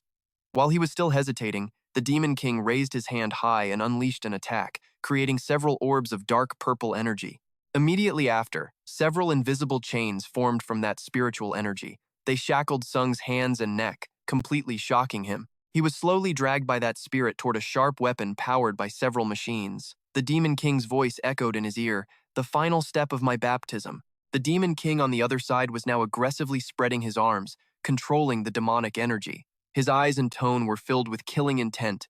Sacrifice the hero to the demon god and become an official apostle. The Demon King stuck out his long leg and kicked a nearby lever. And just like that, the device hanging from the ceiling, connected by chains, came crashing down. The sharp spikes got closer and closer to Sung's face. He bit his lip and braced himself for the impact. Below Sung was another one of these deadly weapons. With a loud crunch, the two devices slammed together, splattering blood everywhere. At that moment, red lines of energy swirled around the Demon King as he let out a maniacal laugh. The other three stood frozen, watching a series of symbols materialize at their feet from that crimson spiritual power. He gloated, roaring, Demon God, as you commanded, I offer you the hero's blood. Hurry up and make me your official apostle. And yet, the reply the Demon King received was the demon god silently glaring at him for daring to offer up such filthy blood, leaving him completely stunned. The guy just froze solid. Somehow, Sung had managed to escape, and right at that moment, he summoned a blazing red holy light right behind the Demon King. He spoke up. I coughed up my own poisoned blood, and you dared to offer it to the demon god? He must be pissed right now. The holy light grew brighter and brighter as the system activated the holy light skill. Sung raised the holy light into the air and continued. Normally, I'd make the best possible choice, right? But no matter how I think about it, he stared forward, emphasizing every single word. This world is just too hopeless to be saved. Dai couldn't help but scream in shock. Holy light? But isn't the holy sword sealed? Jipa was just as freaked out and added, how the hell is he using the holy sword's power? The third guy was even more anxious. Has the holy light always looked this bright? Is he really the hero we knew? Despite all this, the Demon King still defiantly declared, "Don't even dream of resisting. As long as you die, the demon god won't let this world fall into ruin." He furiously pointed at the other three and explained, "I made a deal with them that if I kill the dragon god's apostle, the hero, then the world won't collapse." Sung let out a sigh, full of contempt. "Geez, you sure assume a lot. Let me point out the three things you're getting wrong." A hazy smoke appeared before him again, along with the system's reminder. "The administrator of the ruined army is awaiting your decision." Then, Sung raised both his arms high, making the holy light grow to a colossal size. The other three panicked as they watched the energy it was emitting.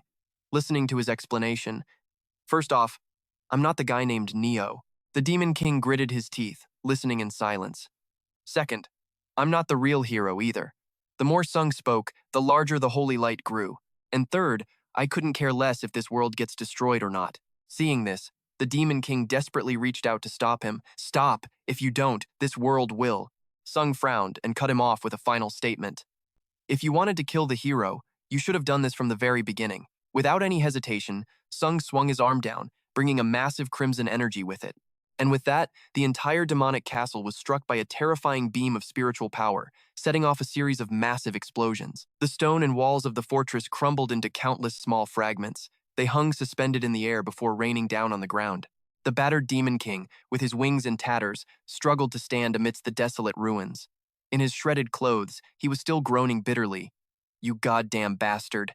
Facing the small figure before him, the Demon King roared, "What the hell are you thinking? Didn't I already tell you? I made a deal with your comrades that as long as I kill you, this world will be saved." Sung raised his hands, gave a little shrug, and offered an alternative solution.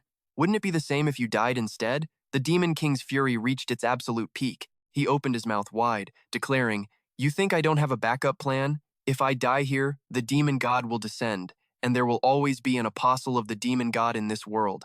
Upon hearing this, the system informed him, "The skill, Fire Dragon's Eye, indicates the subject is telling the truth." Sung's face turned serious as he thought, "The setting for this trial is messed up for real. If this wasn't a trial, just how much more screwed up would it be?" He looked up at the Demon King, who was still monologuing, "The world will collapse, but there's still enough karma for the demon god to descend. A world like this will be easily erased." Sung just asked nonchalantly, "Yeah, so what? Even if this world collapses, what does that have to do with me?" This made the Demon King tremble all over, sweat pouring down as he uttered a single word. "Huh?" The Demon King couldn't believe what he had just heard. He pressed on, "You bastard, are you really not the hero?" Sung just casually dropped a line, "I already told you." He started pointing his finger, demanding, "Even if you're not the dragon god's apostle, how can you still use that power? Who are you?" Just then, a torrent of blazing red energy was absorbed into Sung's body. He just coolly asked, "Anything else?" A second later, Shung returned in his familiar clothes, a brilliant golden light, and several faint magic circles appearing in front of him. Shung's bloodthirsty battle armor was quickly equipped. The system also began to transmit a series of messages, activating his punishment skill. While active, all of his magic stats would increase by 7. While active, his magic would be massively amplified. The power of the dragon tribe flowing through his veins caused all of his magical abilities to increase by 100%. He stomped his feet hard on the ground to intimidate his opponent. Sungyoon clenched his fists and introduced himself. "I am the challenger." He crouched down and leaped into the air, simultaneously summoning a barrage of red energy that shot forward. They formed sharp spikes as they neared the Demon King, who hurriedly raised his hands to block them, shouting, "Wait a minute, I think you're misunderstanding something." But it was too late. Those spiritual energies instantly tore into the Demon King's arm, ripping it to shreds. He glanced down in agony at his current state. Realizing he was at a disadvantage, the Demon King quickly spread his wings and flew away, his mind filled with fear. "I'm going to die. I have to retreat now." But did he really think he could escape the fight that easily? Sungyoon immediately chased after him, demanding, "Where do you think you're going?" Suddenly, his whole body froze. Sungyoon frowned, his head full of question marks. He looked down in surprise at the tiny blue lights at his feet. Turns out, Jeppa was casting a spell, creating vines that wrapped around Sungyoon's legs as he said, "Just die peacefully." Panic mixed with fear was written all over his face. "If you continue to exist, this world will be destroyed." Immediately after, thousands of arrows flew toward him like moths to a flame. Daij fired arrows frantically, trying her best to persuade him. "You're supposed to be a hero, just think about it." Those arrows whistled through the air, right at Sungyoon's back. He just let out a sigh as the sharp tips were about to touch his body. Sungyoon instantly summoned his wings, spinning around to shatter those damn arrows. Alan took the opportunity to jump up from behind with his weapon. He growled, shouting, "You selfish bastard! If you live, the rest of us are still gonna die." Alan used every ounce of strength he had, letting out a blood-curdling scream as he swung his weapon down with full force. It seemed like the sharp point was about to pierce Sungyoon's head, but who would have guessed he'd teleport in an instant, avoiding the dangerous blow. The system quickly activated the combat focus skill, and just like that, all Alan saw was a cloud of dust where Sungyoon had been, leaving him completely dumbfounded. Shung appeared right above him, scolding him. "You don't have the guts to sacrifice yourself, but you have the nerve to ask someone else to die for you?" Sungyoon glared at them like he was shooting bullets, his voice dripping with venom. "You guys aren't even worth fighting." Then he looked up at the Demon King who was fleeing for his life. Sungyoon's whole body suddenly erupted with green energy. He whispered, "Flash step." The Demon King was flying away, glancing back with a smug grin. "Haha, I'm saved." The smile vanished. The instant Sungyoon appeared right beside him and grabbed his head. The Demon King's pupils turned pure white as he let out a few screams of agony. In the blink of an eye, his head was torn clean off his body. With that taken care of, Sungyoon flew off aggressively, leaving the mangled corpse behind. That horrifying scene suddenly appeared in a brilliant blue mirror, and a strange voice spoke. "Look." The person standing before that magical mirror was none other than No. His eyes widened as he asked himself, "Is this your choice?" Neo remembered back when he was struggling in his own fight. Even though he was seriously injured, all he could do was run. Flames blazed, engulfing the entire place, and the world fell to ruin. Then, when he received the call from the tower, Neo escaped by climbing it. He bit his lip, swallowing hard, remembering the day he abandoned that place and climbed the tower like a madman. Yes, instead of those humiliating days, Sungyoon was now smiling confidently. This was the right choice. The system quickly updated. The choice of challenger Sungyoon has been confirmed. This choice has been confirmed to be one without regret. Congratulations on completing the 16th floor of the Tower of Trials. As a reward for clearing the stage, you may bestow the completely indestructible trait on one item gifted by the administrator, Warlord of the Ruined World. Please return to the waiting room. Down below, Daij witnessed the scene before her and let out a few groans. "Oh my god. What is this?" She looked at the burning tornadoes that were destroying everything, her voice trembling even more. "No way. Our life source.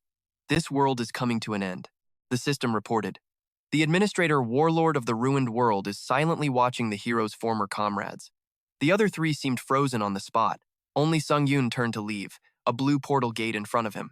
Before stepping in, Sungyoon didn't forget to look back and spew some bitter words. "You people never deserved an easy death in the first place. I hope you all die a slow and painful death along with this world. Good luck surviving." Only then did he walk defiantly through the portal. Sungyoon's figure and the gate gradually faded away. Information streamed in continuously.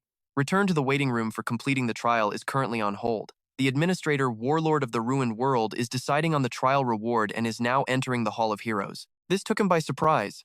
Immediately after, Sungyoon was transported to a strange place. Before him was a statue of a mighty dragon god.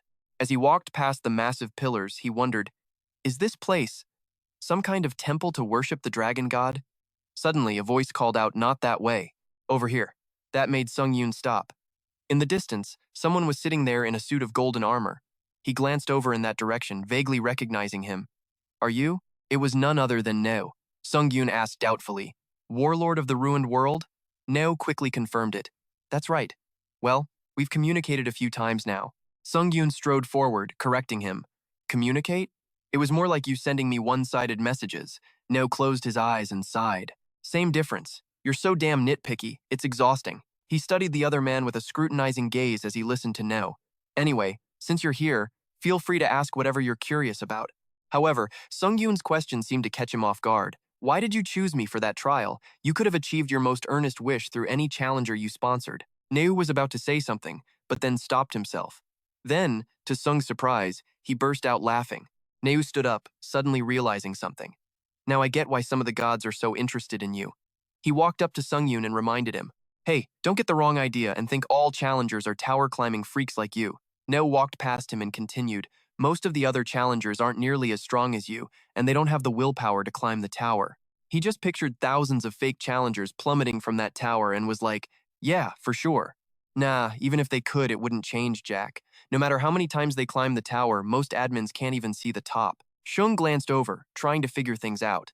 So instead of hoping to change the past with the tower, you're saying I'll get to see possibilities I couldn't otherwise, through a trial like this. That's what you mean, right? No didn't hesitate to agree. Yeah, I'd love to deny it, but you're right. Suddenly, he clapped his hands together a few times, hard. Then No spoke up. All right, let's settle this debt. Instantly, the system announced that the special ability of the Dragon God equipment set had accepted challenger Sungyoon as its user. Please select an item you wish to enchant with complete indestructibility. He stood there, smiling amidst a surrounding aura of light. Sungyoon's familiar sword quickly appeared. Decision made. Engrave complete indestructibility onto the heavenly cave sword. Next up was the Blood Demon sword. Engrave complete indestructibility onto the true Supreme Blood Demon sword. The consciousness of the true Supreme Blood Demon sword's master soul is slowly recovering. Once that was done, Sungyoon held a sword in each hand and listened to what No had to say. Most administrators wouldn't hook you up with an insane reward like this, but I'm in a good mood and I'm gifting it to you, so you better be grateful. He put away his two swords and shrugged, questioning him. We both got what we wanted. Why should I thank you for that? No sighed in annoyance. You're no fun at all. A barrier gate now stood before Sungyoon. No suddenly moved closer and said hesitantly, one more thing. He was about to step inside when No's words stopped him. Don't ever doubt the tower, he stated firmly. Even though all of us failed to reach our goals, you're different, Sungyoon. No looked at that determined face and delivered the final line. Because you are one of the few prized candidates the tower is watching. After hearing that, Sungyoon didn't argue any further and just walked into the gate. As soon as he stepped through, the system's voice echoed in his ears. You have entered the 17th floor waiting room. All ability restrictions have been lifted. Increased stats and received abilities will now be corrected. Sungyoon glanced at the notification. S rank. Successor of the Dragon God. An achievement you obtained by learning a skill belonging to the Dragon God. As a reward for this achievement, you have received the ability, Dragonification. He thoughtfully considered the achievement he'd gotten from the 16th floor trial, Successor of the Dragon God. But I thought the tower and the gods were enemies.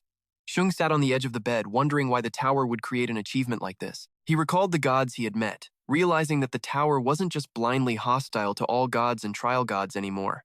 An image of the sky-high tower appeared in Sung's mind.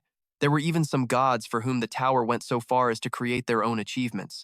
Neu's words came flooding back. You are one of the few prized candidates the tower is watching. That made him hesitate, realizing he was now one of the key candidates. Shung pressed his lips together, making an assumption. Maybe being chosen as a candidate by the tower means, I've become a god. As this thought hit him, his face filled with determination.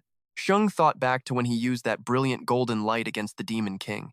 The idea that he'd received holy power wasn't exactly a baseless guess. Then there was that incredibly bizarre eye, and even when he fought bravely against a god, facing a god, Sungyoon was truly evolving in that direction. Everything was like pieces of a puzzle, slowly clicking into place. The battles, the rewards, the growth. It was like all the pieces in his head were finally fitting together. Yeah, the tower's trials. There was no doubt left. It's a process to select challengers to become gods. And if he could get through that process, Sungyoon would become a candidate, guided to become a god himself. He slowly stood up, telling himself, well, for now it's just a theory. I'll figure out the tower's real intentions once I get stronger. Shung muttered excitedly, all right, time to check out this new ability I got.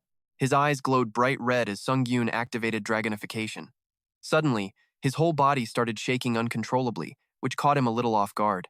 A pitch-black iron hand with razor-sharp claws appeared. A brilliant red light flared up from the center of his body.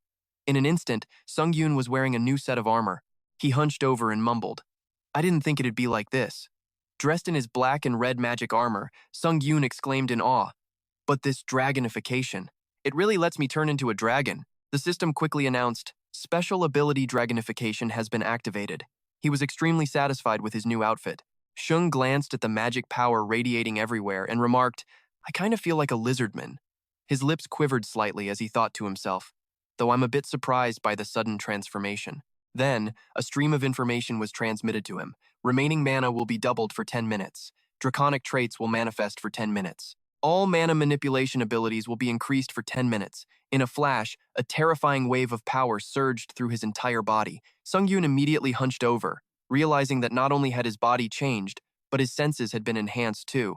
Standing in this empty room, he analyzed his surroundings without even needing to use his fire dragon eyes. I can still perceive everything around me. And on top of that, my ability to manipulate magic has improved too. Shung bared his sharp teeth, intending to just let out a breath, but unexpectedly, a small flame flickered to life.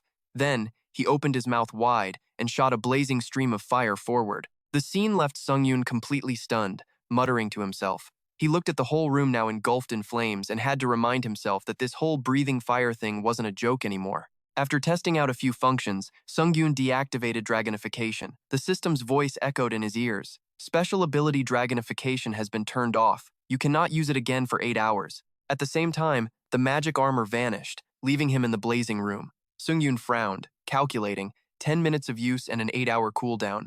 I can pretty much only use this once per fight. Cheon-gu suddenly appeared behind him. Sitting against a wall and noticing sheets of ice around the place, she groaned, "Damn it, my head is splitting. What the hell happened to the waiting room?" Hearing her, he turned around and asked, "Are you feeling any better?" Cheon-gu replied nonchalantly, "Yeah. I don't know what you did, but the sword's core is stronger." She held up her hands, her whole body trembling as her tone shifted to one of astonishment. "Wait, it's not just that. I can control the sword's consciousness now, no problem. I have no idea what you did, but my condition has improved." Sungyoon quickly explained, "I enchanted it with the indestructible trait." Cheon-gu asked in surprise, "But how?" "No, forget it." She grit her teeth and let out a teasing sigh. "No point in asking a psycho who dares to fight a god. I knew you were crazy, but this is beyond what I imagined." He remained silent, listening to Chu's words. "From what I heard, you were just some challenger from the 8th floor, and from a minor dimension, no less." She narrowed her eyes. "A challenger from a minor dimension who's abnormally strong and unnecessarily involved with divine beings," Chu said with a hidden meaning. "And I know a few things too," Sung blurted out anxiously. "Know what?" She immediately dropped the intel she'd gathered. "You're one of the candidates chosen by the tower. Is that why you're tangled up with divine beings?" Hearing this, his face grew serious as he wondered, "This again?" Chu suddenly stood up and continued, "I thought you were just some nobody, but I was wrong." She brushed past him and whispered, "You probably have a lot of questions." Sung just glanced over, lost in his own thoughts. "It fits with what Chu said. Maybe I can use this chance to clear up my doubts about the tower and the gods." Chu clapped him on the shoulder and said grimly, "What the candidates are, the tower's purpose, why some god is wary of you. But I can't give you what you want." Sung guessed, because of the tower's restrictions. She confirmed it right away. "Exactly. Even if you fail the trial and die, I don't want your soul to be destroyed too." He stared blankly and uttered, "Is that so?" He thought to himself, "But I figured that not only the administrators, but also the being inside the Supreme Blood Demon Sword couldn't freely give out information. I already knew it, but it's still a letdown." Chu walked ahead, changing the subject. "However, I can tell you a few things. No matter what happens now or in the future, there's only one thing the tower wants from you." Sung immediately asked, "What is it?" She looked back and answered, "To constantly get stronger and crush all your opponents." Chu emphasized this. "That's all the tower wants from you and the other candidates." He imagined himself walking up a ridiculously long staircase, contemplating. "The tower might have chosen me from the start, but I'm the one who wanted to climb it. No, at least that's what I thought." She put a hand on her hip and explained, "You probably already know this. Even though you climbed this far through your own effort, it also depended on the opponents the tower gave you." Sung quickly replied, "I know. The tower, at the very least, doesn't want to harm me." Chu held her palm out, teasing him. "You catch on quick. Ah, if you were only chosen as a candidate on the 10th floor, it's no wonder you didn't know." Suddenly, she froze when she heard his next question. "So I won't ask anymore. I'll be able to solve all my doubts once I get stronger, right?" Chu suddenly clenched her fist, gritting her teeth and muttering, "The more I look at you, the more I regret that you're not from my homeland. If you were from the martial realm, you'd be the strongest by now." 2 familiar swords were quickly summoned by Sung. The blood demon sword instantly shot out, landing right near where she stood. Seeing this, Chu immediately jumped back. Bursting with energy, she floated in midair, summoning power around her and declaring, "I'll make my move." Chu looked at Sung before her and declared, "You will become my disciple." The other sword radiated a crimson energy, while strange patterns appeared on it. Her voice echoed throughout the room. "My sect is the Divine Blood Sect. Do you want to learn the Blood Demon Divine Art?" Chu smiled, thinking to herself, "I'm a little bored, so I feel like doing this. Having a disciple will make things a bit more fun." But in response, a single firm no came from him. She flinched, raising her hands as if she'd misheard something, thinking to herself, "What?" Chu furiously pointed forward, making the sword aim in that direction too, and yelled, "Why the hell not? If you learn the Blood Demon Divine Art, you'll get even stronger." She rushed over and frantically shook Sung, trying her best to convince him, if you've made it this far, you have to know how powerful the techniques from the martial realm are, right? You must know the arts there are way beyond anything in the minor dimensions, right? He swayed a little and answered, yeah, I know, Chu snapped angrily. Then why are you refusing? He stepped back and explained, I know, because I learned martial arts from an administrator. But if I learn a special internal art that uses a specific cultivation method, I'll be restricted from learning other things instead of that specific martial art. Hearing this, she paused and asked, wait, who did you learn it from? Sung put his hands on his hips and confessed honestly, actually, I already have a master. I have a master-disciple relationship with an administrator. Chu's face darkened, and she stared blankly before cursing under her breath. Damn it. She ran a hand through her hair. How embarrassing. I thought I'd finally get a disciple after all this time. I can't believe I lost the chance to some unknown. Suddenly, he raised a finger and exclaimed, ah, I just remembered. I learned a cultivation method called the Supreme Blood Cultivation Art. Chu asked, confused. What's that? He thought to himself. That's right. You told me about the Supreme Blood Cultivation Art. You descendant of the Blood Demon sect. She stammered, demanding, how could you learn something only a descendant of the sect is allowed to learn? He closed his eyes and replied nonchalantly, somehow it just worked out that way. Just then, the pendant Sung was wearing began to glow. He was instantly dressed in a new, badass-looking outfit. Seeing this, Chu started making wild guesses. A gift from that woman of the Bake clan. I don't like it. She still wouldn't give up, but it suits you. My half-disciple then. I'll start teaching you martial arts. Chu opened her palm, summoning a purple sphere of magical energy and introducing it. Basically, the Blood Demon Divine Art isn't purely martial arts. It's more like magic. Instantly, those streams of energy shot towards him. The Blood Demon Divine Art has the ability to turn mana into blood, meaning Sung no longer needs to injure himself to get a large amount of blood. Although Chu bragged about it like it was some peerless divine art, it was a set of techniques that involved using blood for recovery or control. Sung glanced at her, laughing manically, and thought, however, the problem is that it overlaps with the abilities I have from the Blood Demon sect and my blood medicine. I can't believe the core of the Blood Demon Divine Art is so similar to the abilities I already have. Just then, Chu yelled, what do you think my martial art is? He rubbed his wrist at her challenge. Now, show me what you've learned. Come on, my half-disciple. The moment she finished speaking, Sung spread his palms wide, unleashing that spiritual power everywhere. Chu's jaw dropped as she stared at the energy in awe. What is this insane power he's unleashing? He's already surpassed the power of the Blood Demon Divine Art, she said smugly. See? Looks like I was right about you, huh? She thought to herself, damn, what a monster. Chu was like, so, what now? He shot back, what do you think? We keep climbing. She was shocked. Like, right now? Han Sungyoon just deadpanned 2 words, duh. Chu groaned, but you just finished a trial. She tried again. Aren't you gonna take a break? He shot that down instantly. No, I can't stop for something this lame. Just then, a blue screen popped up on the wall. Han Sungyoon pointed at it. Dead serious, I need to get stronger. A burst of light exploded out of nowhere, and he reminded himself, strong enough that no one can stop me, not even a god. A moment later, a blinding light flashed, taking Han Sungyoon to another trial. The system announced, the 17th floor trial has begun. Difficulty, hard. Trial theme, massacre. Time limit, 7 days. Clear condition, you must kill all enemies within the time limit and reach the end of the Heavenly Martial Palace. Failure condition, death or timeout. Clear reward, S+ rank cultivation elixir. Failure penalty, death. He was now standing in some gloomy darkness. Han Sungyoon scanned the area. Can't see a damn thing. This darkness is messing with my senses. Suddenly, the sword at his side spoke up. This is gonna be rough. Better watch your back. You won't see an attack coming. The system instantly announced. Skill, Fire Dragon's Eye has been activated. At the same time, Sung's pupils started to glow. Human-like shapes instantly appeared in his vision. Han Sungyoon muttered, counting them off. 1, 2, 3, 6 in total. Just as he was mulling over this whole massacre theme, a sharp blade was about to hit the back of his neck. He felt it coming, so he dodged back, pulling off a sick mid-air spin that knocked the dude's sword off course. Sung raised his hand, summoning a blazing red holy light to light the place up. So we're in a cave. He instantly shot the holy light at the ceiling, thinking to himself, using holy light in here is a bad move for me. The other guys had to cover their eyes from the glare. Sung used that opening to land and face the whole crew. Their identities were listed off one by one. Hwasun, Shaolin Temple, a sorcerer, the Heavenly Demon Cult, the Triads. What is this, some kind of messed up crossover episode? His sword warned him. When you're up against people from the martial world, you gotta be extra careful. Plus, since the theme is massacre, you've got to avoid making yourself public enemy number one. Sung's voice boomed. Listen up, I'm not scared of any of you, so let's get this over with. If you're gonna fight, then bring it on. All at once. The sword was like, dude, you're nuts. Sung gripped the hilt of his sword, his eyes glowing red. His voice was dripping with bloodlust as he declared, you're all gonna die here anyway. The other sword screamed, hey, you psycho!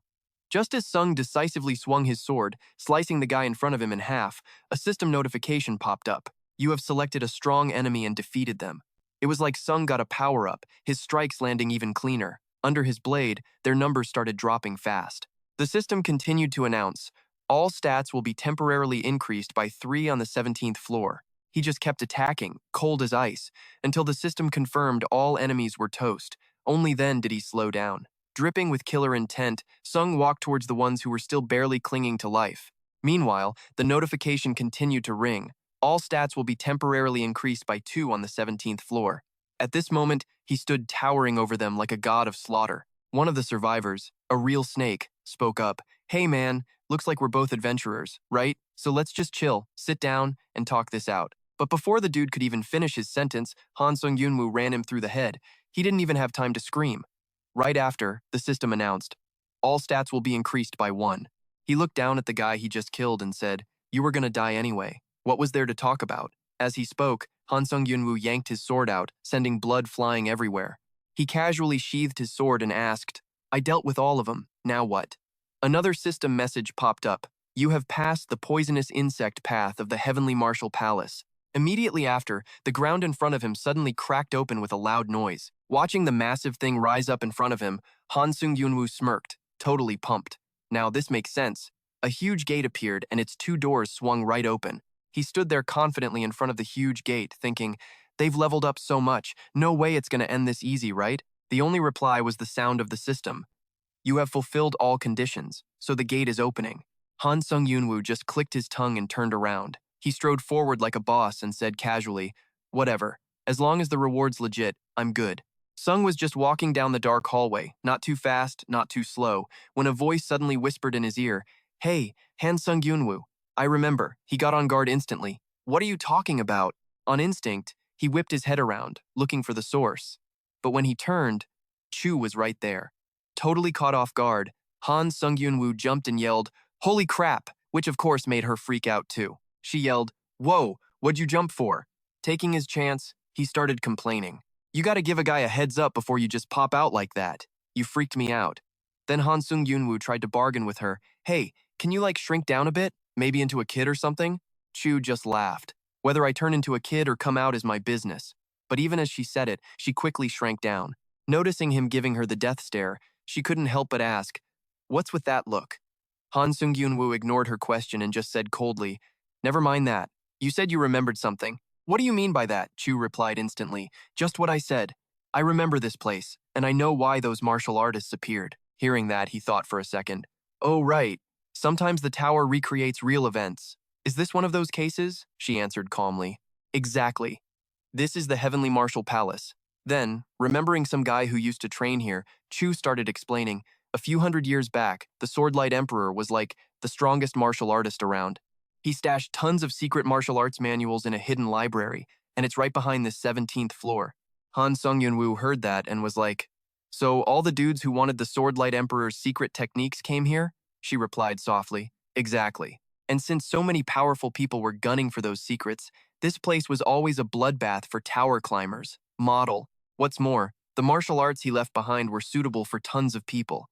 It only took a short time for someone to get pretty good with them. Images of the master martial artists appeared one by one as Ju spoke. She added, that's why the Hall of Heavenly Martial Arts is crawling with powerful fighters, so you'd better be careful.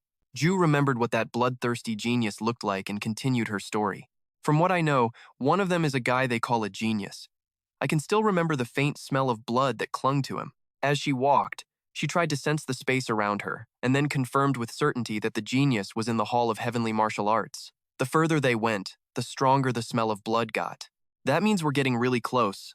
Hearing this, Sung got curious and asked, you can't remember exactly who it was? Ju answered, sounding distracted. It's been a long time, so I can't remember.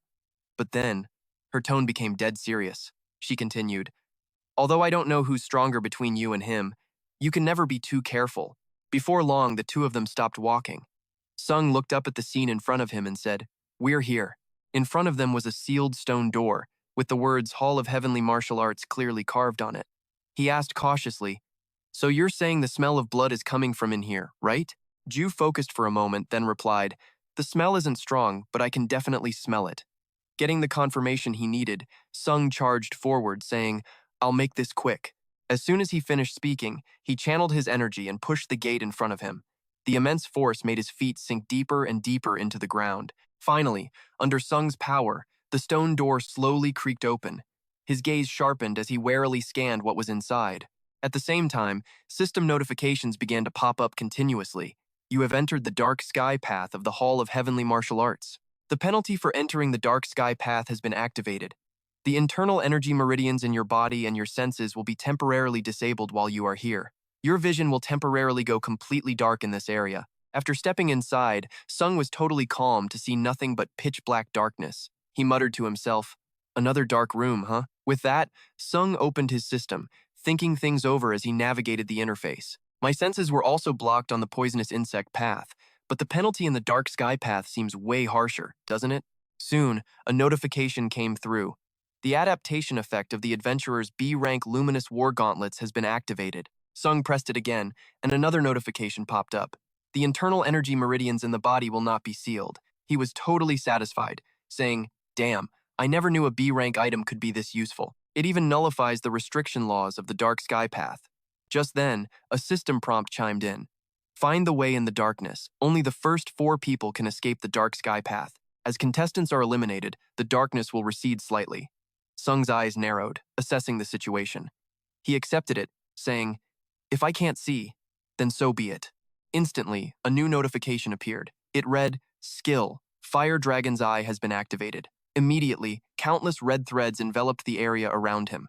With his vision improved, Sung looked around and remarked, "This cave is huge, and there are even more people here than in the last round. All right, I've dealt with the darkness. Now, where do I go?" Right after he asked, the system's voice rang out. "Skill, Sixth Sense has been activated. You have realized which way to go, but your opponents have not." Immediately after, a path suddenly lit up in the space. Sung let out a surprised ah and said, "It's leading to the exit." The circle at his feet lit up accordingly. He exclaimed excitedly, "I can get out first if I follow this path." As Sung followed the glowing path, he thought to himself, "This is a pretty tough part of the trial since all your senses, vision, and internal energy get sealed. But for me," he flashed a winner's smirk and said, "It's useless." Because of his confidence, the system quickly announced, "You have acquired guidance by achieving the objective. All stats will be temporarily increased by 4. A shortcut to the final stage will be opened." Sung stood still, taking in the information, but he was ecstatic. Feeling ready enough, he asked aloud if that genius was here. He waited a moment, but silence was his only answer. Ju just stayed quiet, not responding. Sung got a little pissed, drew his sword with a powerful flourish, and said, "No answer. Fine. I don't know if that genius you mentioned is here or not." As the system chimed in, urging him to kill the lost ones immediately, Sung, with a murderous look on his face, said, "Then I'll just kill them all." The system then added, "Before you meet them at the next gate." Not far away, in a dark and damp corner, the sounds of death echoed nonstop. Looking closer, you could see a swordsman in a blue outfit frantically stabbing his sword into the person beneath him. After a while, as if he had satisfied his bloodlust, he finally stopped. He couldn't help but curse. Damn it, is this supposed to be the secret library left by the strongest Blade Emperor? Then the swordsman thought with incredible patience. It's fine. For the past 60 years of my life, I've done whatever it takes to become the strongest. Just a moment ago, he was kneeling at the feet of the man in yellow he had just killed, begging for his life. Please, just let me live. As he remembered, the swordsman thought, if I can get my hands on the Blade Emperor's secret martial arts, I'll do anything. If I can become stronger, I can endure any amount of humiliation. A thought began to smolder within him.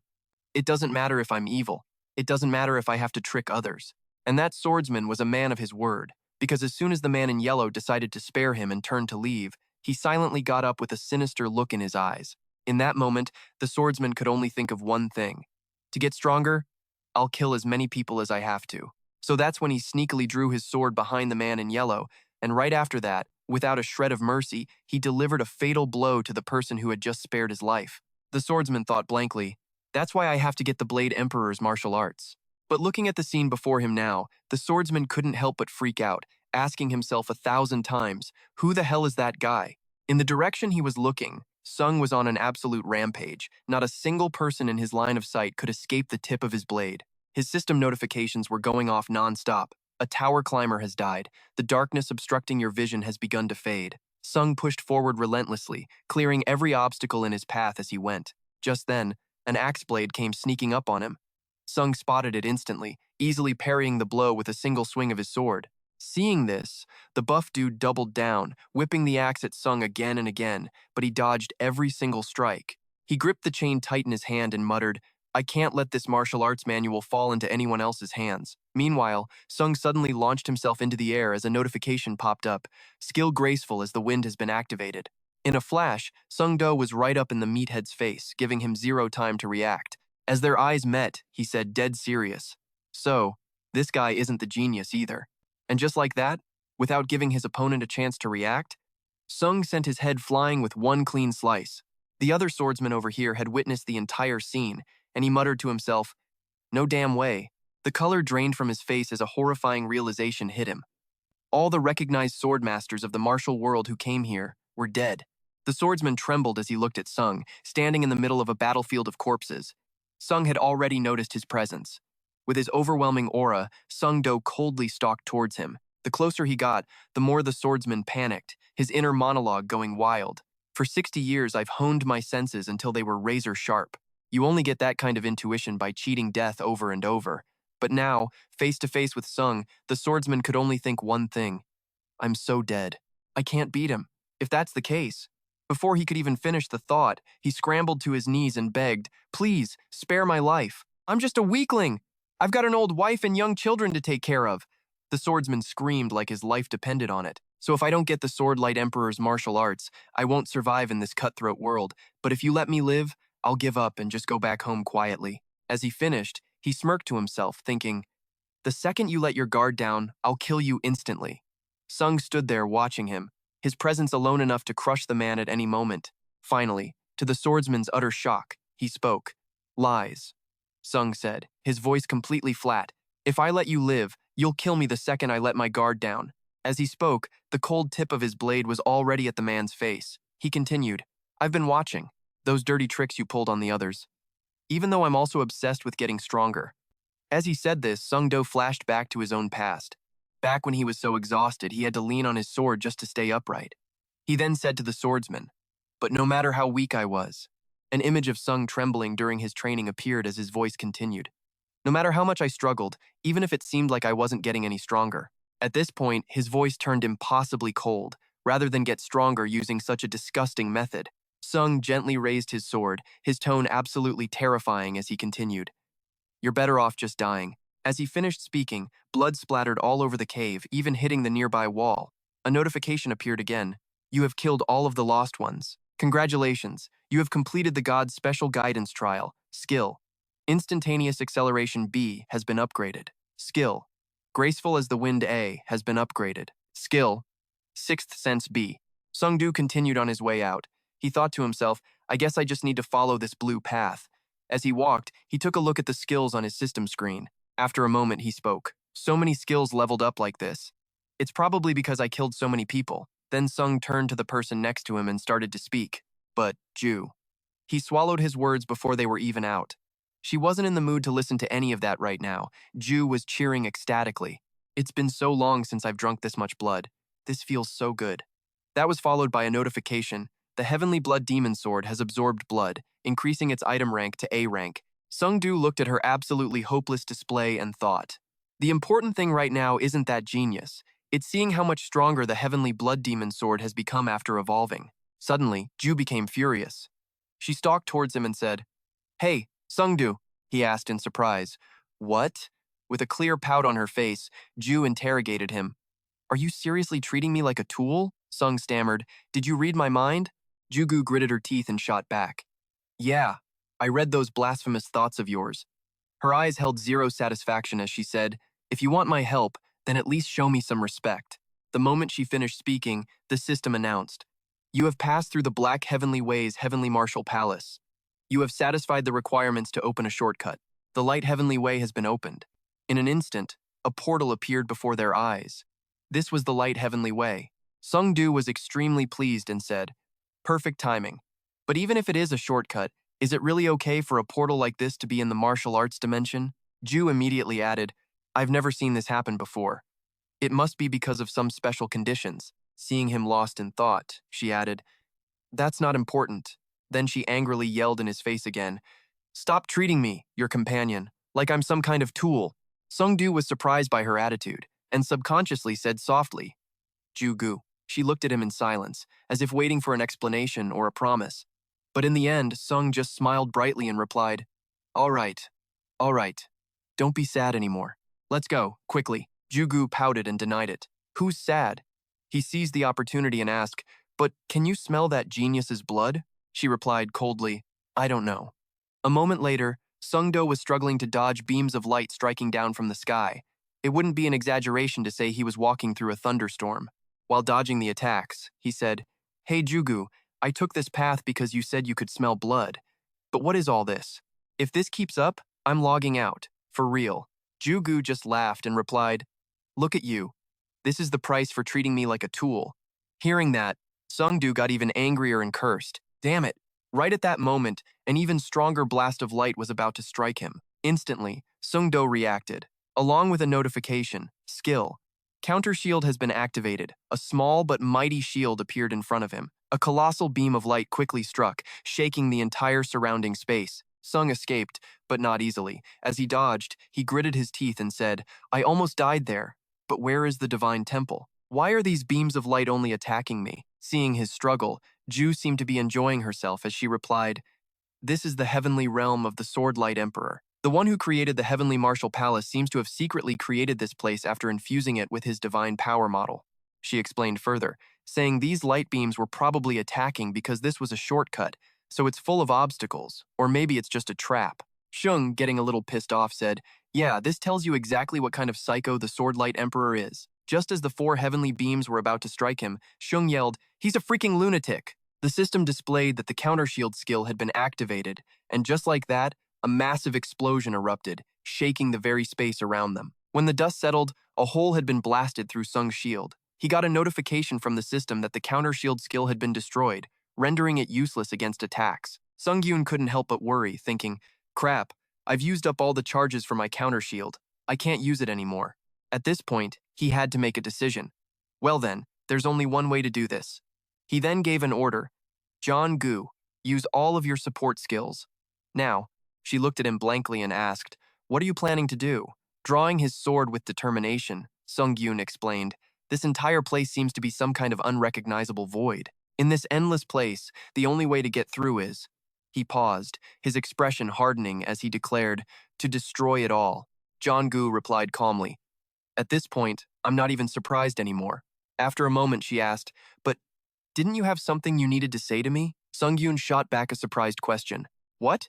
Seeing his attitude, John Gu flared up.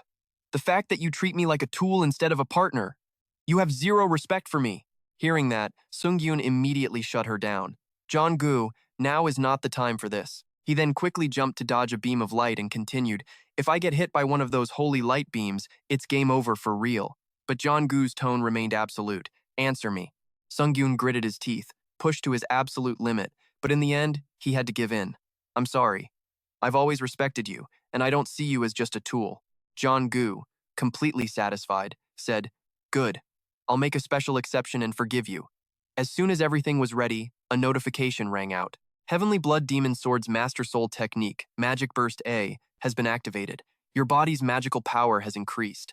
Heavenly Blood Demon Sword's Master Soul Skill, Thought Acceleration A, has been activated. You are now thinking faster. Heavenly Blood Demon Sword's Master Soul Skill, Minor Core B, has been activated. A small magic component has been created to supplement the magic's casting steps. After activating everything he needed, Sungyoon said, "All right, let's do this." John Gu quickly replied, "Count on me." The moment she spoke, a colossal beam of light, as if it had eyes, shot towards them. A notification immediately popped up. The combat focus skill has been activated. The user's focus has increased sevenfold. Accordingly, a pair of wings sprouted from Sung's back. The anticipated explosion went off, but he easily flew up and dodged it. The system announced the Holy Light skill had activated, and both Sungyoon and Jong-gu entered a state of intense focus and charged into battle. The Crimson Holy Lights, under his control, flew towards the giant beam of light. A brutal collision occurred between the Crimson Holy Lights and the Golden Beam. Shung skillfully controlled his Holy Light to counterattack. A second later, a new notification appeared. The Grotto Heaven skill has been activated. Immediately after, a massive source of energy appeared, shooting straight up from the ground into the sky. The force grew stronger and stronger, as if it was gathering the power of everything around it. The red dot in the sky glowed more brilliantly, and all the while, that source of power continued its relentless assault. Suddenly, right at the location of the red dot, a massive explosion occurred, shaking the surrounding space to its core. The system quickly announced that the destructible limit had disappeared. Sungyoon just stared, bewildered, at what had just happened. Everything before him shifted from surprise to utter confusion, because now, the sky was cracking apart like a shattered mirror. Immediately after, shards rained down, revealing a dark, gray void behind them. At the same time, a notification rang out. You have obtained the title Dimension Slasher. The Sword Light Emperor has taken an interest in the challenger, Sungyoon. Realizing this, Sungyoon grinned, full of excitement, and said, I think we did it. Jong-gu hesitated, finding it hard to believe. Really?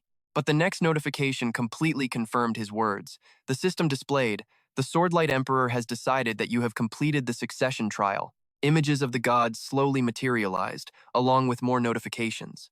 The god of darkness congratulated the challenger, Sungyoon, while applauding enthusiastically.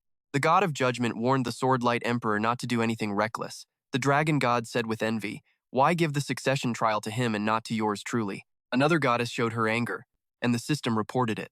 The Swordlight Emperor growled at everyone. Stop bothering me and get lost. Taking in the information, Sungyoon muttered to himself, yeah, I wish you'd all get lost too. Jong-gu, on the other hand, was not calm at all. What the hell have you been doing to cause this kind of chaos? He didn't answer and just said, I want to ask a few questions. He hesitated for a moment before speaking up. Hey, wait a sec. But just as he said that, a notification rang out, cutting him off. The true heavenly path has opened. In the sky above, a white light began to appear. The two of them looked up in unison, and Sungyoon changed the subject. He said, we should head to the next point. Jong-gu was bewildered by his constant mood swings and just let out a huh? Unable to contain her curiosity, she asked, what were you going to say? Sung replied dismissively, it was nothing. As they talked, the two stepped into the gate before them, and the system announced, you have entered the heavenly dojo of the true heavenly path. A short while later, Shung stood before a place with picturesque scenery, one that felt very close to nature. He sighed softly. This place looks so peaceful. Hearing this, Jong-gu spoke up. Guess we can let our guard down a little. From a pavilion not far away, a woman's voice suddenly called out, we finally meet. Sung looked cautiously in the direction of the sound. The Swordlight Emperor spoke gently. You went through a lot of trouble to get here. I am the Swordlight Emperor, the one who created this heavenly dojo. You have passed through the hidden gate. He asked in surprise, you mean that whole thing was a gate? The Swordlight Emperor replied, that's right. And you passed it brilliantly. Sungyoon couldn't hide his annoyance and asked, so, is the test over then? My reward still has another test attached to it. Then, as if realizing something, he added, so why did you call me here? Seeing his attitude, the Swordlight Emperor raised a hand to her face and replied, don't be mad. I just wanted to see your face. You have no idea what a headache it was dealing with the other gods drooling over you. Sungyoon was completely speechless. He could only curse to himself. Is this guy insane? The Swordlight Emperor waved at him and said gently, I wanted to talk with you more, but there's still one test left. I will teach you martial arts and some exercises if you pass. He pointed at Sung with intense conviction and said, though it'll be a bit tough for you, I believe you will pass it just like the last test. Hearing that, he panicked and asked, hold on, what exercises? And what do you mean, tougher? But before he could finish his question, the Swordlight Emperor placed a hand on his forehead and teleported him away. Not long after, a system notification rang out. You have entered the heavenly dojo of the Path of the End. Only one person can receive the martial arts left behind by the Swordlight Emperor. Sung complained helplessly.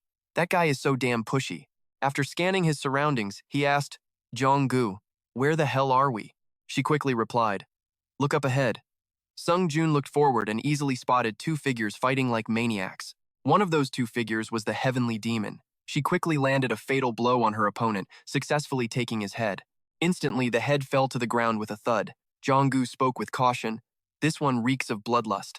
Sungyoon looked at her and asked, "So, she's the genius?" Jong-gu hesitated. "Looks like it." Suddenly, the heavenly demon shot a piercing, cold glare in their direction. Jong-gu and Sungyoon immediately went into a defensive stance. As he drew his sword, he wondered, what the hell was that pressure? Hearing this, Jong-gu also spoke up, extremely worried. "This isn't something a normal person can do. You better be careful. One mistake, and you're not leaving this place alive." Seeing that the two weren't saying anything, the heavenly demon decided to speak first. "What's this?" She looked Sungyoon straight in the eye and said provocatively, "You here to fight me?" The heavenly demon asked judgmentally, "Are you two looking for the Sword Light Emperor's martial arts?" Sungyoon remained silent, but you could tell from his grim expression that things were not looking good. Getting no response, she scoffed, "Not gonna answer even though I asked?" At this point, the heavenly demon's eyes filled with killing intent, and an invisible pressure began to radiate from her. She growled, "Looks like you've got a death wish." The moment the words left her mouth, the heavenly demon lunged forward, swinging a deadly blow at Sung's neck, much to his shock. But a moment later, she let out a surprised, "Huh?" A notification rang out. The unique effect of the Nameless God's protective bracelet, Defense Priority S, has been activated. The bracelet has blocked an unblockable attack. You have 3 more uses available. Quick as a flash, Sungyoon seized the opportunity to move. He backed away from the heavenly demon, leaving clear drag marks on the ground. Sung gritted his teeth and thought, "The Nameless God's protective bracelet just saved my ass." The heavenly demon's expression changed slightly as she said, "You survived my strike without a scratch." Then, she licked her lips with a look of intrigue. "I get it now. You're not like the trash from this hellhole." With that, the heavenly demon raised her sword again and charged at Sung. She continued with excitement, "You're an interesting one." The two quickly engaged in combat. As she attacked, the heavenly demon asked, "Who are you? I've never been this interested in anyone in the martial world." Sung angrily yelled back at her, "Before you ask for someone's name, isn't it common courtesy to introduce yourself first?" The heavenly demon smirked slyly in response. "Common courtesy? You act as if you don't know who I am." The two swords, one purple and one gold, continuously clashed against each other, with Sung appearing to be on the back foot. A recent blow from the heavenly demon forced him back, the soles of his shoes scraping marks into the ground. He said seriously, "And I'm not in the habit of giving my name to someone who tried to kill me the second we met." She pretended to think for a moment, then replied, "You know what, that's fair." The heavenly demon lowered her sword for a moment and said cordially, "Then let me introduce myself first. I am the greatest of the demonic path, the one who has struck down countless challengers." At this, she raised her sword again, and a powerful force began to rise in the air as her killing intent flared everywhere. She continued, "And I am the one who stands above all others. No matter how much time passes, I am the heavenly demon." As soon as she finished speaking, the system displayed a notification. "You have faced a powerful opponent. The skill Indomitable Will has been activated. Myth of the Battlefield's Trial Warrior has been activated. The special support Mantis Fights the Chariot has been activated." As Sungyoon struggled to block the force of her sword against his chest, he thought, "Now I get why Jong-gu said she reeks of bloodlust." Jong-gu then spoke up with concern, "So bloodthirsty. But don't worry, I'll do everything I can to help you." Sungyoon was still completely focused on the fight when his eyes suddenly narrowed in surprise. A second later, he hastily leaned back, successfully dodging a fatal blow from the heavenly demon. Seeing this, she said cheerfully, "I'm starting to like you." But her smile quickly twisted into a barbaric, demonic grin as she said, "You're just like my arrogant father." The heavenly demon recalled an old memory, the day she cut down her own father with a single strike, even as he begged for his life.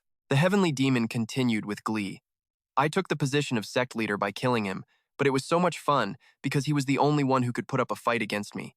As the heavenly demon relentlessly slashed at Sungyoon, she said with regret, "And after that, there was no one left in the martial world who could face me."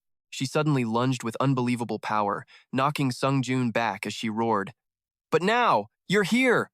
He was thrown back so hard he slammed into a stone slab behind him, the impact instantly shattering it to pieces.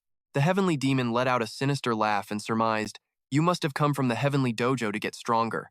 Let's see just how far you went to get that strength." Then she began to ask manically, "Have you killed your own family, betrayed your allies, or maybe slaughtered countless people?" The smile on the heavenly demon's face grew more savage, like a living demon.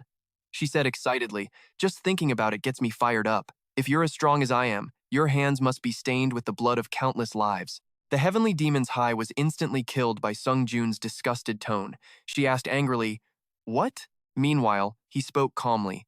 "Let me tell you something." Amidst the rubble and thick dust, the young man's determined voice rang out. "I want to be stronger, just like you." A flash of a cracked family photo went through Sungyoon's mind, strengthening his resolve. His firm voice continued to ring out, "But there's a line I will never cross." A second later, Sung appeared in a state of berserk fury. His eyes blazed a fiery red. As flames began to kindle within his body, Sung scoffed, gritting his teeth as he spoke. "I'd rather die than sin to become stronger." With that, he quickly activated his dragonification. At the same time, the system chimed in. "Unique power, dragonification has been activated." The aura blasting from Sung made the surrounding rocks tremble and crumble to the ground. The heavenly demon just stood there, completely stunned and speechless. Suddenly, a powerful blast of light snapped her out of her daze. Right after that, a dragon's roar echoed out, and a blaze of fire erupted, as if it would incinerate the entire space. The heavenly demon stood perfectly still, not even flinching. Only when the flames were about to lick her feet did she leap up and counter with a swing of her sword. As she attacked, the heavenly demon laughed. "Gotta say, that fire is ridiculously hot. But this? This isn't even enough to scratch me." Suddenly, bursting out from the raging inferno like some kind of god, Sungyoon charged straight at the heavenly demon, catching her completely by surprise. Seeing his new form, she got all interested and was like, "So, you've got another interesting outfit, huh?" With that, the heavenly demon's smirk grew wider, and she raised her sword, totally hyped as she provoked him. "But what's that going to change?" Instantly, the system blared a warning. Heavenly Demon Yusin has used the skill, Heart Sword. A second later, she launched a fierce attack at Sungyoon. He smoothly dodged the fatal blow. But he wasn't just going to take it, he instantly countered, lunging straight at the heavenly demon with his sword. Seeing this, she just gave him a wicked grin and stood there, waiting. The moment Sungyoon got close, the heavenly demon leaped up and slashed back at him.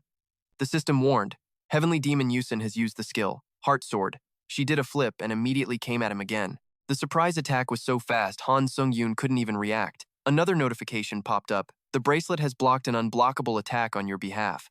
You have 2 uses remaining."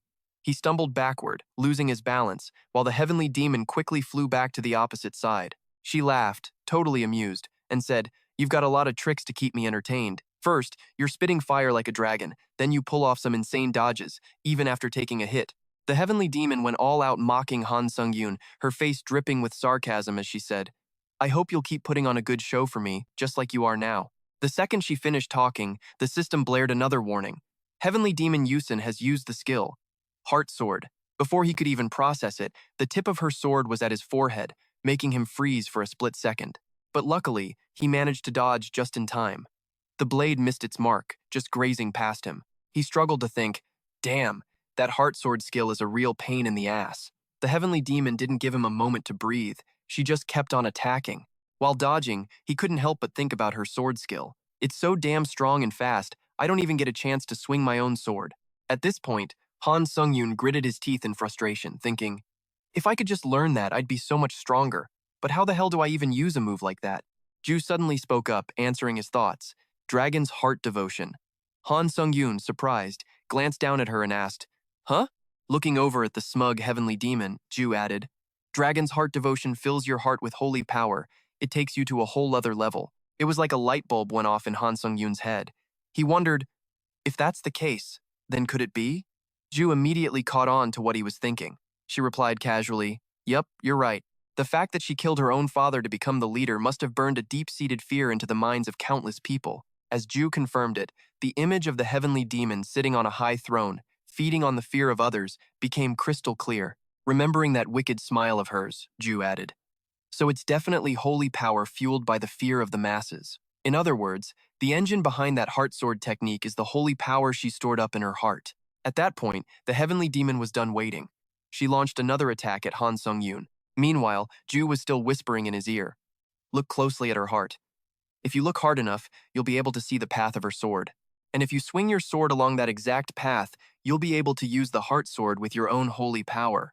Right then, it all clicked for Sungyoon. He said with total confidence, "Got it." Instantly, the system announced, "Activating skill, combat focus." Just as Sungyoon was about to make his move, he suddenly thought, "Whoa." Looking at the heavenly demon in front of him, he cheered in his head, "I can see it. I can see the path of the sword coming straight from her heart." Once the excitement faded, Han Sungyoon came up with a plan. He calculated, I'll watch, dodge, and copy the sword path exactly. Then he raised his sword, his fighting spirit blazing as he thought, the heavenly demon's heart sword. With his plan set, Han Sungyoon shot toward the heavenly demon like a bullet. Every single sword strike he unleashed was wild and powerful. She was totally stunned for a second. After pulling it off for the first time, he thought with complete satisfaction, so this is what it feels like. The heart sword is way easier to dodge now. The heavenly demon was still frozen, watching his every move. Then, all of a sudden, she broke into a sinister and twisted grin. But even though she was smiling, her eyes were filled with killing intent. She said, I can't believe you actually mastered the heart sword in such a short time. You're making this even more exciting for me. Han Sungyoon just replied coldly, what's there to be excited about?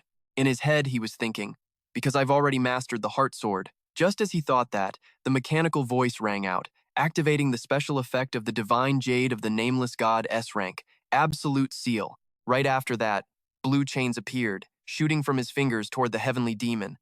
One after another, the chains slammed right into her heart. The system quickly announced, the strongest ability of heavenly demon Yusin has been sealed. Use of holy power and certain skills is now prohibited. The chains tightened around the heavenly demon's heart, making it difficult for it to even beat. The notification popped up again. 29 minutes and 59 seconds remaining until the seal is removed. Han Sungyoon pointed his sword at the heavenly demon and declared, because I'm gonna end this fight right now. His eyes were ice cold as he thought, time to put an end to this battle. Immediately after, the system announced, the divine jade of the nameless god S rank has been fully consumed. As Han Sungyoon bolted towards the heavenly demon, he said, time for a little payback, and with that burst of determination, a stream of activation notifications appeared. Skill, Swordstorm. C. Rank imbues the sword with the wind attribute. Activating passive skill. Enhance the properties of the true supreme blood demon sword. Activating special effect. Twin strike of the fairy serpent demon sword. Han Sungyoon charged forward with everything he had, thinking to himself, I'll boost the heart sword's stats with dragonification and finish her off. The second that thought crossed his mind, Han Sungyoon poured all his strength into his sword and unleashed a fatal blow at the heavenly demon.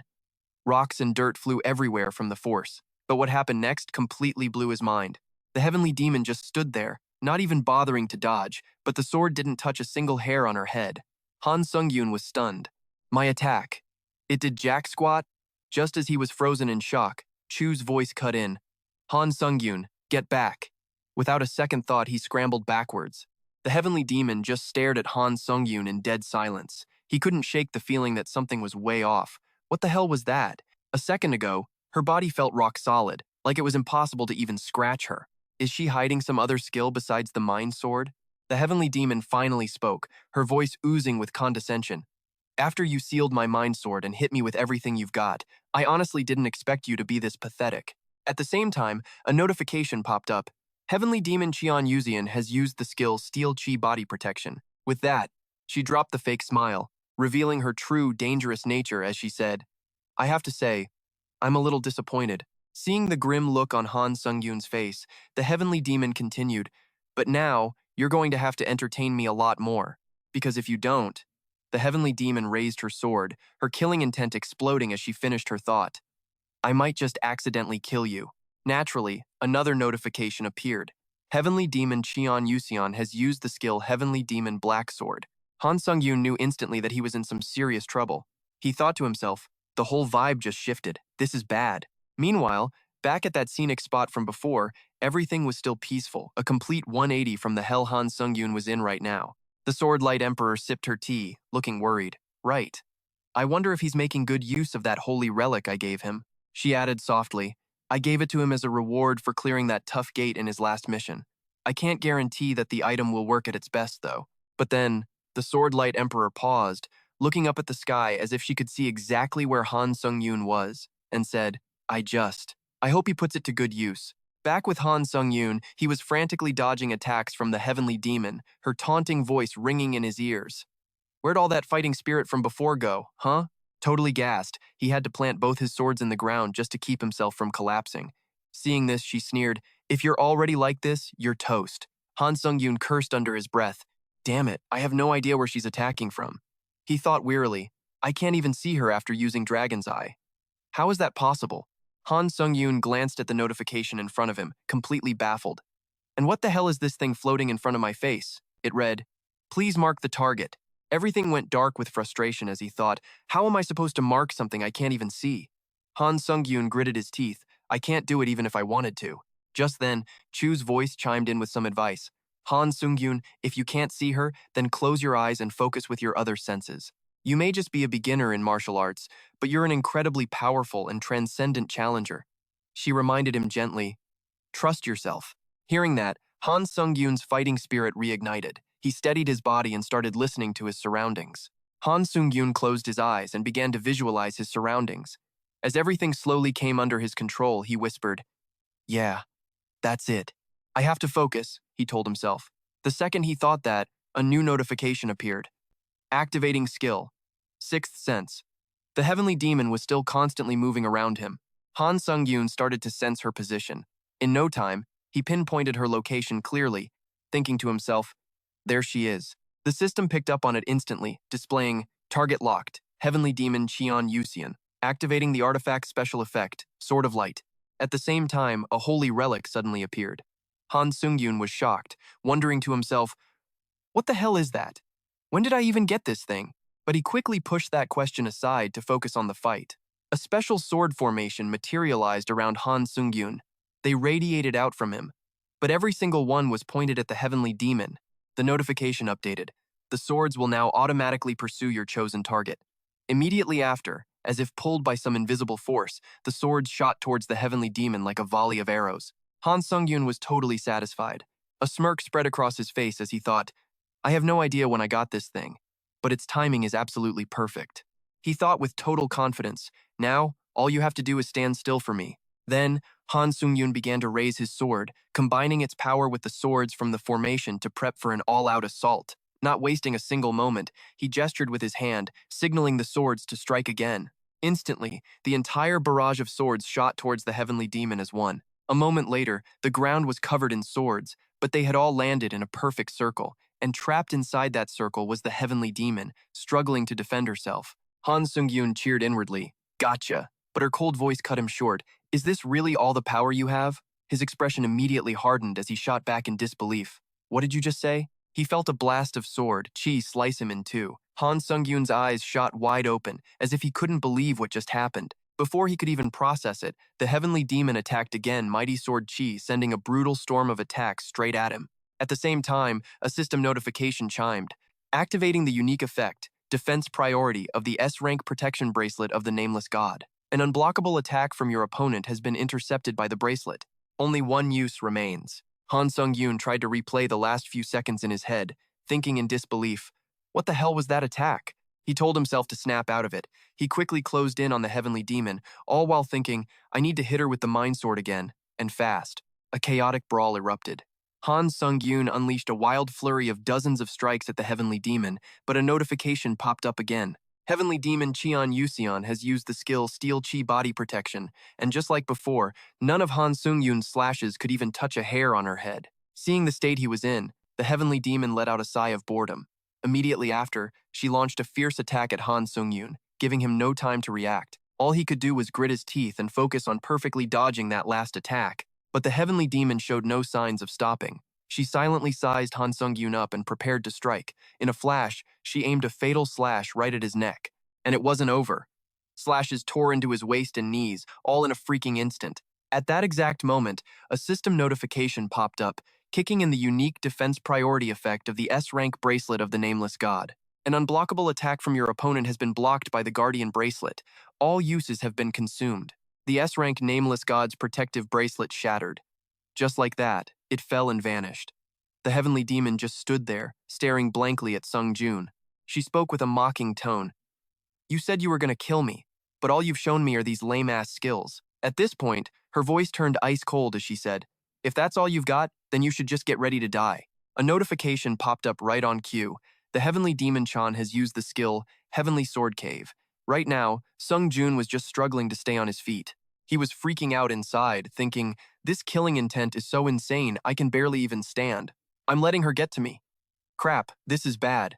But Sungyoon quickly snapped out of it and got ready to fight, even though his heart was still pounding in his chest. He wondered, can I even counter this insane pressure with my divinity?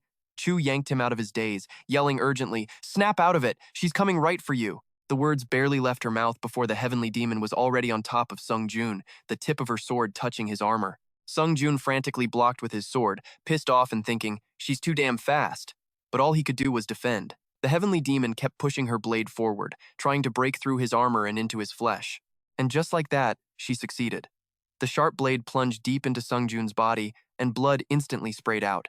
Before he could even react, the heavenly demon viciously ripped her sword out, causing even more blood to pour out. Sungyoon panicked as blood gushed from the wound, letting out an involuntary scream of pain. Just then, a system notification appeared. "Dying will skill has been activated. Your fatal wound has been erased. Your senses are temporarily amplified, and the effects of your other skills have been upgraded. Cooldown is 1 week. Immediately, the wound on Sungyoon's chest began to rapidly heal. Seeing him heal so easily, the heavenly demon sneered. "Looks like that was your last party trick." Sungyoon felt it in his gut. He had no hope of beating her. He was just a toy in this heavenly demon's hands. Seeing him lose his spirit, Jong-gu spoke up to encourage him. "No matter how hard it gets, you can't break. There's still a chance." He quickly pulled himself together and replied, "As long as I'm still breathing, there's a way." At the same time, a new notification appeared. "You have obtained the achievement, Beginning of Transcendence. The power Surging Sword Intent is evolving into Greater Sword Key." Sungyoon held his sword, suddenly feeling a massive surge of power. He thought to himself, "This feeling." Seeing his expression, the heavenly demon quickly figured it out and said, "So you learned Greater Sword Key. A little surprising, I guess, but it's totally useless." Then she held up 3 fingers and said, "Since you've been so entertaining, for this last part, I'll finish you off with just 3 basic moves." Hearing that, Sungyoon gritted his teeth in fury, but let out a sarcastic, "Oh?" He spun, swinging his sword, and added, "Thanks a bunch." With that, Sungyoon unleashed a flurry of slashes at the heavenly demon. She dodged them with ease. The heavenly demon casually knocked his blade aside and announced coldly, "That's not even close to enough to hurt me." Activating her own sword, she added, "What a letdown." The moment she finished speaking, a volley of sword ki shot towards Sungyoon. He scrambled to dodge. The attack forced him back a few steps, but right after, Sungyoon pointed his sword straight at the heavenly demon, totally defiant. A notification appeared. Activating skill, Holy Light. Immediately, a surge of light energy erupted, creating an explosion that seemed to shake the very earth, but from within the dust and smoke, a voice dripping with contempt rang out. "The fact that you have to rely on items instead of your own skills." The heavenly demon burst out of the rubble and declared with absolute power, "Means there's nothing left for me to expect from you." The second she finished speaking, she dashed forward and slammed a brutal punch right into Sungyoon's gut before he even had time to react. A second later, he coughed up a huge mouthful of blood, his eyes wide in disbelief. The heavenly demon landed lightly on her feet, while Sungyoon was sent flying into a cliffside, causing another explosion. He slumped against the cliff in pain, his armor slowly disappearing. Seeing Sungyoon sitting there, completely still, the heavenly demon spoke up. "I've used 2 moves now. That means I only have 1 left." Seeing how dire the situation was, Chu called out frantically, "Hey, Sungyoon, get up!" The truth was, he wasn't knocked out. He was just so disgusted with himself he couldn't find the will to stand. Sungyoon thought despairingly, "It's useless. None of my attacks have any effect." He kept asking himself, "Can I really beat her?" All the while, Chu's voice echoed in his ears, calling his name. The heavenly demon sized him up and said, "Looking at the state you're in, it seems you're done fighting." Sungyoon glanced at her, and a shocking thought hit him. "Why are you looking at me with that expression?" "Yeah, I know that look better than anyone." Looking deep into the heavenly demon's eyes, he recognized it instantly. It was contempt. Sungyoon thought in despair, "Is that contempt? The start of my defeat this time?" Chu kept calling his name. Sungyoon snapped back to reality, but he was still drowning in the pain of his failure. Remembering the way people used to look at him, he asked himself, "What the hell even got me this far?" He'd failed over and over, but he was sick of being looked down on by everyone. In his mind's eye, Sungyoon finally forced himself to stand. He was resolved. "I refuse to lose. I refuse to be crushed by anyone." And then, like a helpless child, Sungyoon was on one knee, lamenting, "But it's just so damn hard." That's when Jong-gu's voice rang out again. "So that's it? It's really that simple?" Startled, he turned to face the girl in front of him and asked, "Jong-gu?" She walked over to him gently and replied, "Yeah, I kept calling for you, but you weren't listening, so I had to come here myself. I read your thoughts while you were feeling so helpless." After a short pause, Jong-gu asked softly, "But you already knew that, didn't you?" that you have to keep proving yourself, over and over, by grabbing every chance you get to become stronger. At that, she suddenly turned to Sungyoon and asked him earnestly, "Who is it that you want to prove all this strength you fought so hard for?" 2. His eyes widened, a little stunned by the question, but he quickly answered in his mind. Hearing Sungyoon's answer, the system announced that the conditions had been met. Gu pressed on, her tone a bit more urgent. "Why?" He answered without a moment's hesitation. "Because I don't want to live with any regrets." The notification popped up again. It read, "You are now approaching the state of a transcendental being." As he got to his feet, Sungyoon declared, "I want to become someone that no one can ever push around, someone that no one can ever get in the way of." Staring at the girl in front of him, he got dead serious and said, "The power to stand my ground against any hardship, to never back down. That's what I want." The second he said it, the darkness crushing Sung's mind shattered, and this insane golden light just flooded everything. The system flashed. "Holy power has been forcefully activated." Gu just stared at him, totally stunned, trying to process what was happening to him. Then, a smile crept onto her face. Looks like all her hard work wasn't for nothing. In a flash, that little smirk turned into a full-on relieved laugh. Gu even gave Sung a good smack. It hurt so much he teared up, and he whipped around shouting, "What the hell? Why'd you hit me?" She just kept grinning and said, "Your face looks way better now." Seeing he was back in the game, Gu was like, "All right then, hurry up and go wreck that woman." Sung, now totally fired up, looked back with hardcore determination and said, "Got it." With his head clear, he sat up, and holy power just exploded from him. Sung thought to himself, "I can feel it." He got to his feet, just soaking it all in. "Yeah, this is definitely holy power coursing through my veins." Seeing this, the celestial demon was shocked by his recovery, wondering what the hell was going on. Sung was buzzing with energy, overflowing with holy power. He gripped his sword and thought, "Time for round 2 of my revenge." In the middle of all the smoke and rubble, Sung stood there like a total badass, radiating this cold, powerful aura, facing off against the celestial demon. Everything seemed to freeze, just broken rocks and echoes. The celestial demon broke the silence, asking, "What is this insane amount of holy power?" She was like, "You've been hiding this from me the whole time?" He just tightened his grip on his sword and shot back. "Think whatever you want. It doesn't matter because you're about to." Sung finished his sentence with one cold word: "Die." Hearing that, the celestial demon just smirked, totally mocking him. She sneered at him, "Is this your last pathetic attempt? How sad." It was obvious the celestial demon was done playing games. She reminded him, "You still have those 3 free hits I gave you, so get on with it." Sung was totally hyped to hear that.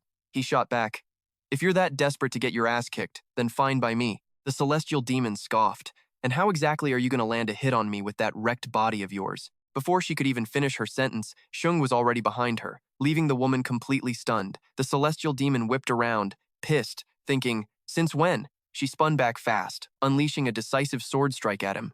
As the attack shot out with a powerful electric current, a system notification popped up for Sung. "Celestial Demon Tron Yusin has used the skill, Aura Shield." She smirked, her voice dripping with sarcasm and contempt. "I'll admit, that attack was surprising," she said. "But it doesn't matter what you try. It's useless against me." With everything he had, the tip of Sung's sword was just about to hit the celestial demon's chest. She shot back, "I'll give you props for getting this much holy power in such a short time, but is that really all you've got?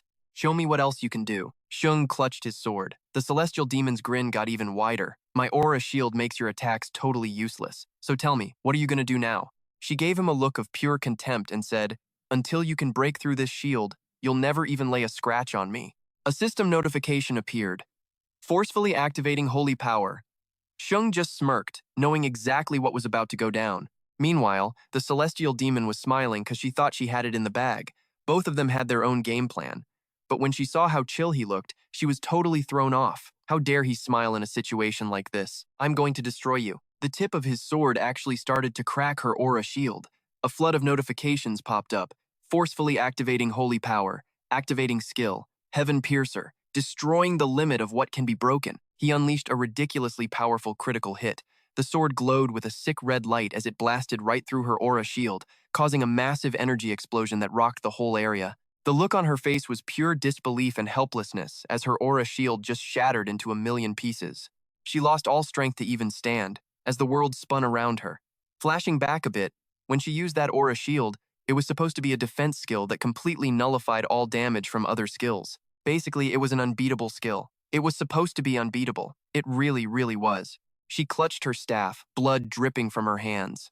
The celestial demon couldn't wrap her head around it, thinking, the skill I thought was totally invincible. Her whole body was seriously messed up from his attack. The celestial demon collapsed to her knees, her mind just empty. She was freaking out. It was broken?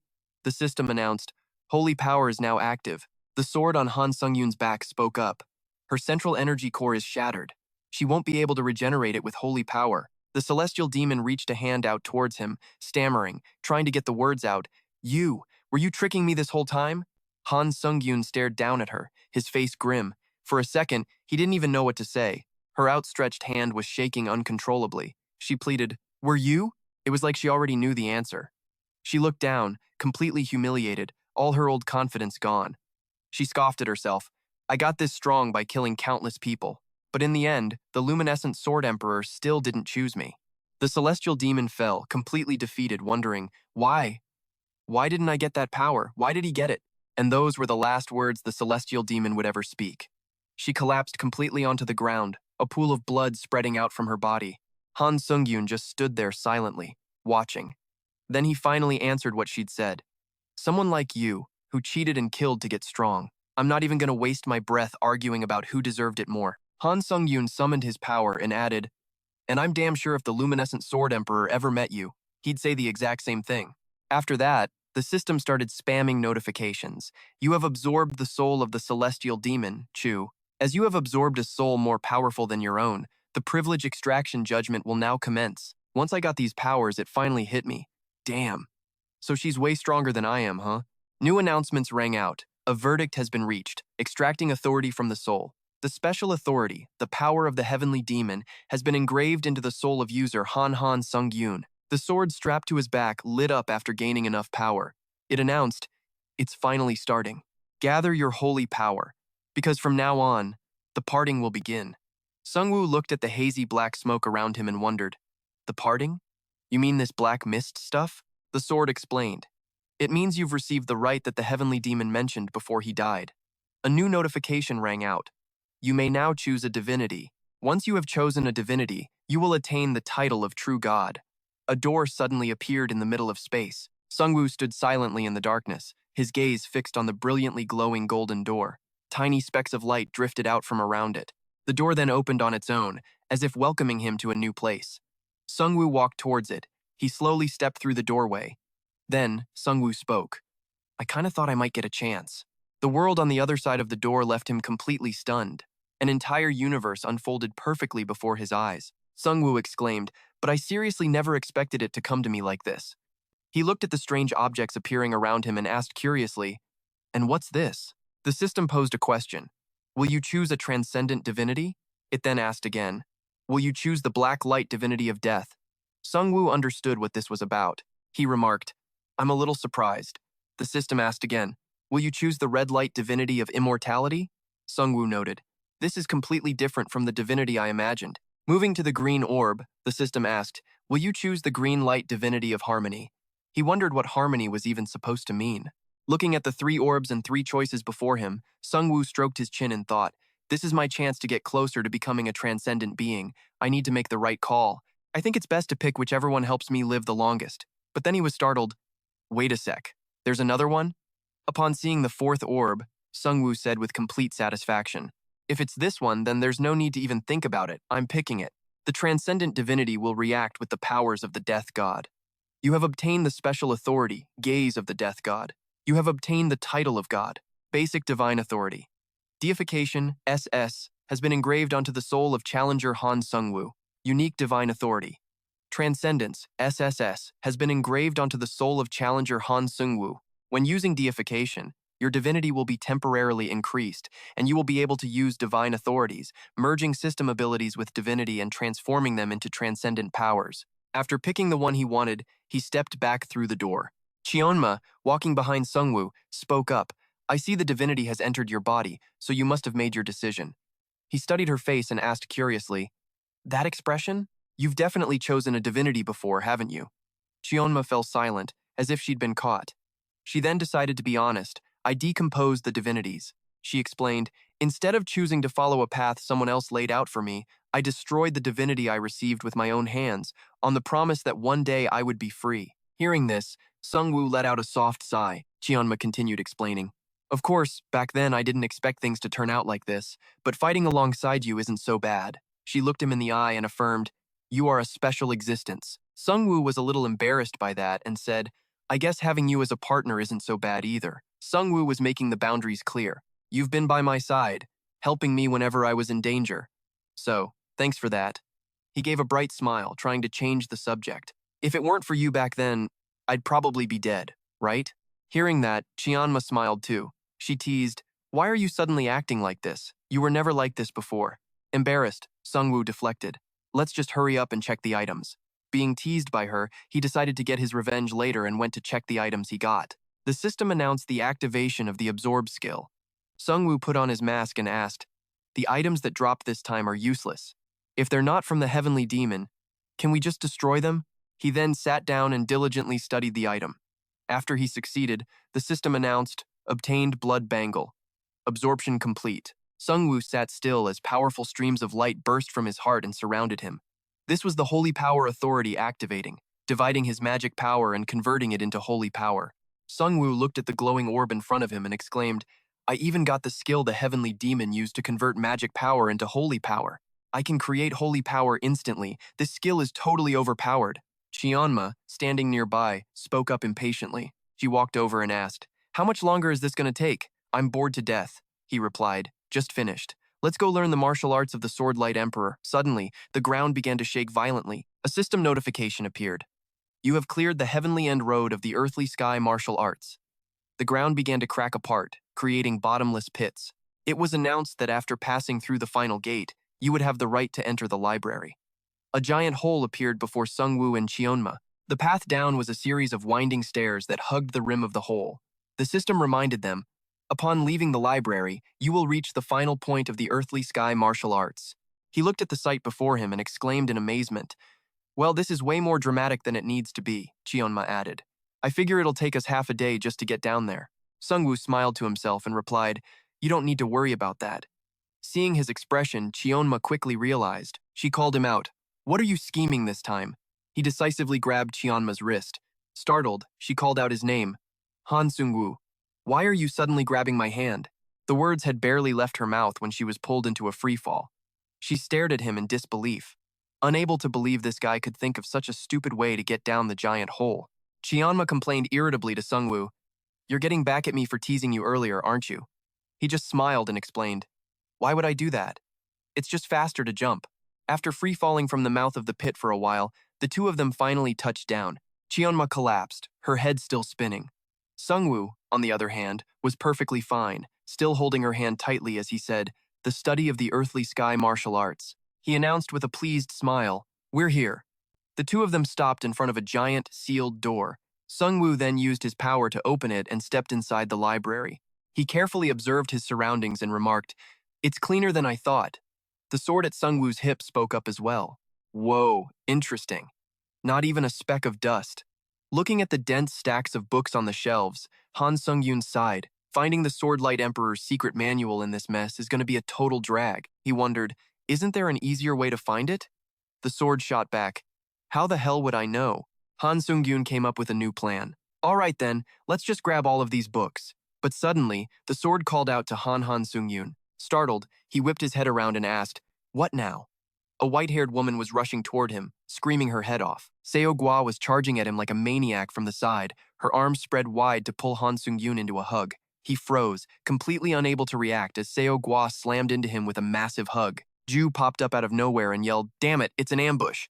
Seo Gua pointed a finger at Han Sungyoon as if to scold him. The system's voice chimed in. "Administrator White Crane Swordmaster asks what kind of stupid thing you're doing." The message came with an image of an incredibly powerful woman, her sharp-clawed hands trembling in mid-air along with the question. Administrator Iron-Blooded Tyrant King asks, "Having fun?" Meanwhile, Seo Gua was totally ecstatic, hugging Han Sungyoon tight and gushing, "You made it all the way down here. I'm so proud of you." He snapped at her, totally pissed off, "Get off me." Han Sungyoon, now both uncomfortable and angry, repeated his request. "Please, let go so we can talk." After that, Ju and Seo Gua sat across from each other at a table. He was stuck in the middle of a suffocating and tense atmosphere. Seo Gua spoke first, asking, "And who are you, clinging to Han Sungyoon all this time, huh?" Ju shot back confidently, "I'm the Seven Blood Ghost, and I'm also his partner." Hearing that, Seo Gua just scratched her head and sighed. It was as if she already felt Ju was no match for her, bringing up the fact that she was the head of the Blood Ghost sect. "I think I've heard that name before. One of the candidates, right?" Seo Gua's eyes went cold as her voice dripped with sarcasm. "But it looks like you've been disqualified from the running now." Ju absolutely lost it. She retorted with venom. "And what about you, huh? Swordlight Emperor? Ever since you locked yourself away in the Celestial Martial Palace, you're nothing but a washed-up legend." The whole time, both of them had been hitting each other right where it hurt, so they flew into a rage, shot to their feet, and slammed their hands on the table. Han Sungyoon, caught in the middle, stepped in to mediate.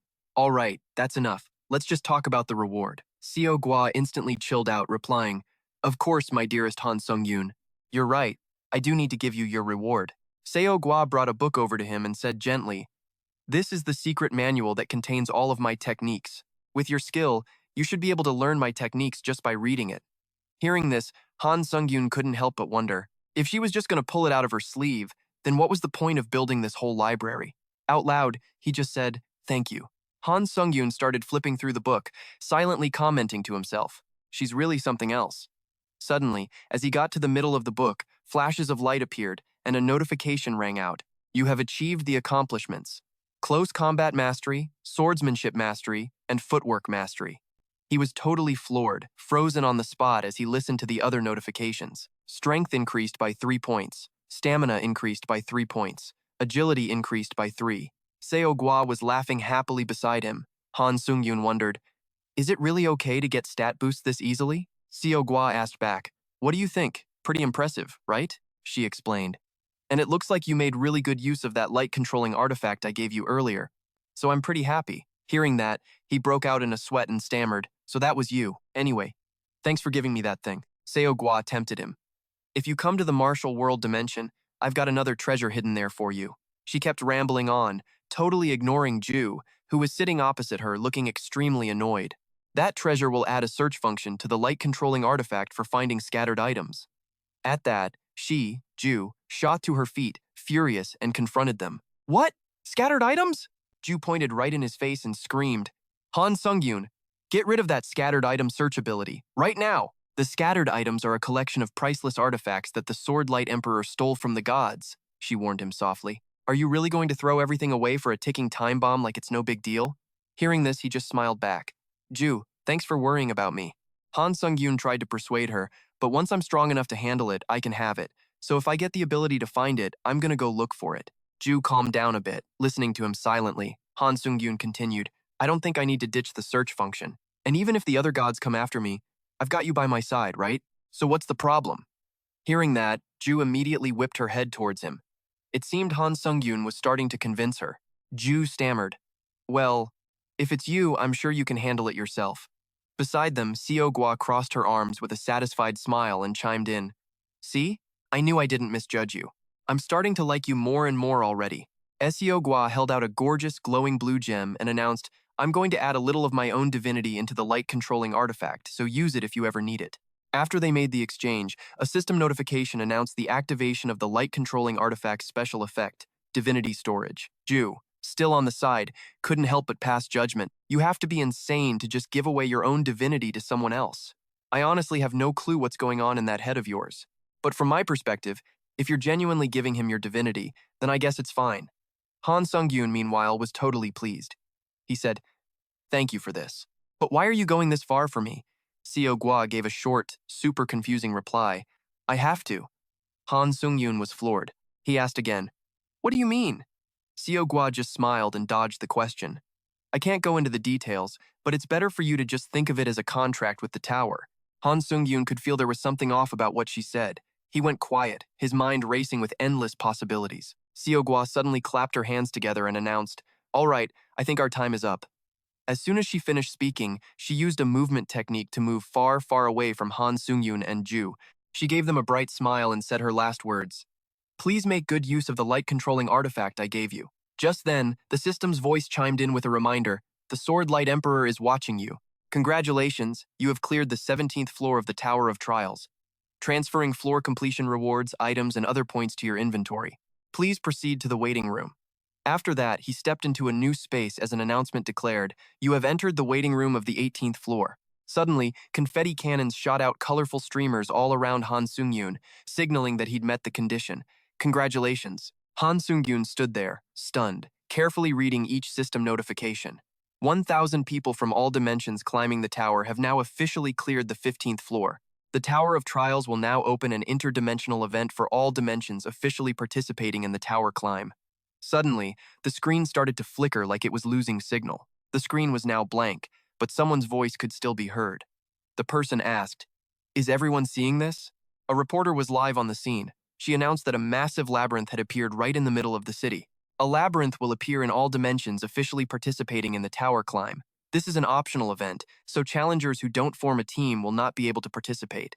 Hye-yeon was standing in a room in a high-rise building, looking down below. She was holding her phone, anxiously wondering, "Han Sungyoon, why aren't you picking up?" Hye-yeon frantically kept calling while looking out at the city, a place that seemed peaceful but had a violent storm brewing just beneath the surface. She mumbled, "This is getting serious. The system predicts that this event could turn into an interdimensional war. Participate only if you fully understand this." In a desolate house amidst the cold, falling snow, a small, flickering light was lit in front of the door. Han Sungyoon gritted his teeth, his mouth curling into a slight smirk, letting out a soft, faint sound. He was kneeling on the ground as the system announced, "You have received the rewards. Martial God's Palace and Immortal Wing Cultivation. All skills have increased." Cheol-hyeol was resting her chin on her hand, staring at Han Sungyoon. She spoke up, "Looks like you had a fun time." Cheol-hyeol sat on a high chair, her legs crossed in a powerful pose, and continued, "With the Swordlight Emperor, wasn't it?" He rushed to explain, "I was forced." Before Han Sungyoon could finish, Cheol-hyeol's eyes flashed with anger. She snarled, ordering, "Answer me." Seeing her expression, he was suddenly terrified. Han Sungyoon stammered earnestly, I'm sincerely sorry." Hearing this, her mood brightened considerably as she replied, "All right, since you seem to have reflected on your mistake, I'll let you off the hook this time." He wondered to himself, "But what did I even do wrong?" Han Sungyoon demanded. "But you said you'd tell me about this labyrinth. That's why you called me here too." Cheol-hyeol folded her hands together and announced, "That's right. I'll tell you about this Great Tree Labyrinth." She began to explain, "This labyrinth is called the Great Tree Labyrinth, and it's similar to the tower. It has a total of 10 floors. Cheol-hyeol held up 4 fingers and continued, "The difficulty levels are easy, normal, hard, and hell." Han Sungyoon was a bit shocked by this information, stunned as he exclaimed, "That's insane." He felt like he was in another dimension, faced with countless giant monsters ready to attack. Cheol-hyeol explained in more detail, "If you choose Hell mode, you will lose all of your abilities. Yeah, it's that hard." But she also reassured Han Sungyoon, "But there's no need to worry. Every time you clear a floor, you can recover 1 skill." He fell silent, thinking, then concluded, "Then optimizing which skill to recover first is key." Cheol-hyeol praised him, "Very good." Han Sungyoon brought up the system screen and replied, "If the conditions are this tough, the rewards must be pretty damn good. Let me see." But unfortunately, the notification said that the rewards for Hell difficulty could not be viewed. He asked Cheol-hyeol, "I can't see the rewards for Hell mode." She waved her hand dismissively and replied, "You're out of questions. I can't tell you more even if I wanted to." Since he couldn't get an answer, Han Sungyoon stood up and said, "Thanks for telling me all this." He confidently gave a thumbs up and declared, "I'll do what I gotta do." Cheol-hyeol wondered, "You're ready to leave already?" Han Sungyoon smiled confidently and replied, "Yeah, the other challengers are already on the move. I can't afford to fall behind." The way she looked at him changed slightly. Cheol-hyeol smiled and praised him. "Looks like you've changed for the better." She raised her hand to wave goodbye and carefully reminded him, "Next time you visit, I'll teach you a useful technique. Be careful out there." Then, the system made an announcement. Challenger Han Sungyoon's wish to return has been confirmed. The regression stone has been absorbed, now returning to Earth. He then returned to his home. Right now, Han Sungyoon was focused on changing his clothes. After he was all cleaned up, he scrolled through his phone while walking and said, "So many calls from Hye-yeon. I should call her back before." Suddenly, a system notification rang out, startling Han Sungyoon. The authority, Whisper of the Flame, is requesting to speak with challenger Han Sungyoon. A voice spoke in his ear. "Hello, 1, 2, 3, 4, can you hear me?" Han Sungyoon replied, "I can. But who is this?" The woman on the other end spoke in a pouty voice. You're so mean. Not only did you forget me, but you also forgot to even say hi when we met in Japan. Isn't that just messed up? Han Sungyoon vaguely thought to himself. This voice? The woman was on a plane, and she heard his whisper and called him out. You don't even remember my voice? She took the initiative and introduced herself. It's me, Catherine Bennett. You haven't forgotten me, have you? Han Sungyoon immediately recognized her and quickly replied. Of course not. How could I forget? Catherine let out a sigh of relief and said, That's a relief. I'll get straight to the point. She made a direct request regarding the labyrinth event. Please join my team. We still have one last spot. Han Sungyoon smiled as if everything was going according to plan and answered without hesitation. All right. Catherine was a little surprised by this outcome. She asked again, What? You decided that fast? Han Sungyoon explained, You just saved me the trouble of finding members. I should be the one thanking you, Catherine praised him. You're not just getting stronger fast, you're quick to respond to everything too. Han Sungyoon smiled and replied, It's nothing. Catherine scheduled a meeting. Okay, see you at the labyrinth entrance. Han Sungyoon replied, Got it. After that, the earpiece in his ear vanished. Han Sungyoon stood silently in front of the door, thinking to himself, This is why connections are so important. He remembered what she looked like. Catherine Bennett.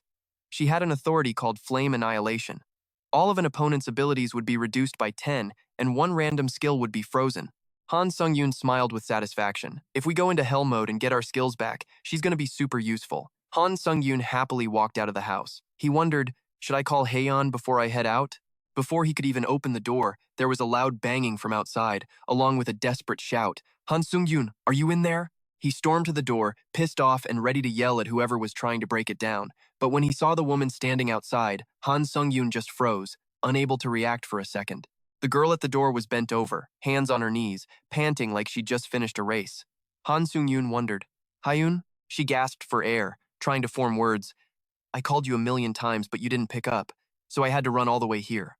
Han Sungyoon awkwardly rubbed his neck and replied, Sorry about that. I was a bit busy. But how did you get my address? Haeyeon grinned smugly and answered, There are always ways. He wondered to himself, But isn't that, illegal? She suddenly remembered something important, grabbing Han Sungyoon's hand and urging him on. That's not important right now. Haeyeon pulled Han Sungyoon outside, trying to explain as they ran, The labyrinth has appeared, and all the top challengers from every country are here for you. She continued, Your address got leaked, so they're probably on their way here right now. Hearing this, Han Sungyoon thought helplessly. You're one to talk. Haeyeon said urgently, We need to get somewhere quiet.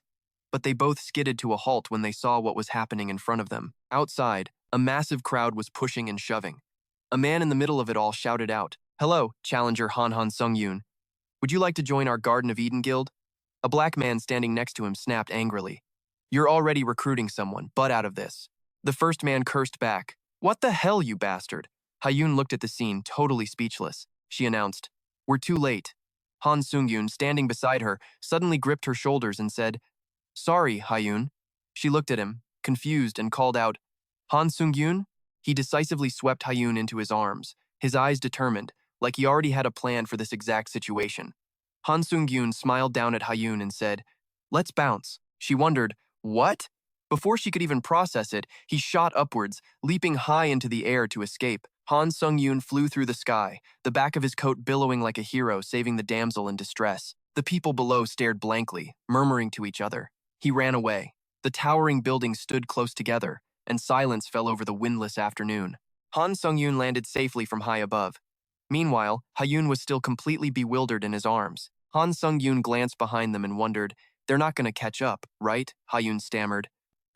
Han Sungyoon. Her head was spinning like a top. An indescribable feeling made Haeyeon's voice tremble. Can you put me down? I'm getting really dizzy. He set her down, scratching his nose awkwardly, and said, My bad. I guess I was flying a little too wild. Han Sungyoon also informed her, You don't need to arrange anything. I've already got a team. Feeling wronged, Haeyeon started bawling, tears streaming down her face. She cried, I came all the way here because I was worried about you, and it was all for nothing. Han Sungyoon, feeling guilty, replied, I'm sorry, I'll contact you sooner next time. Haeyeon calmed down, her curiosity piqued. All right, so are you going into the labyrinth right now? Han Sungyoon looked at the giant tree in front of them and replied, Yeah, this is the entrance area, so I'm heading in now. The system notification rang out.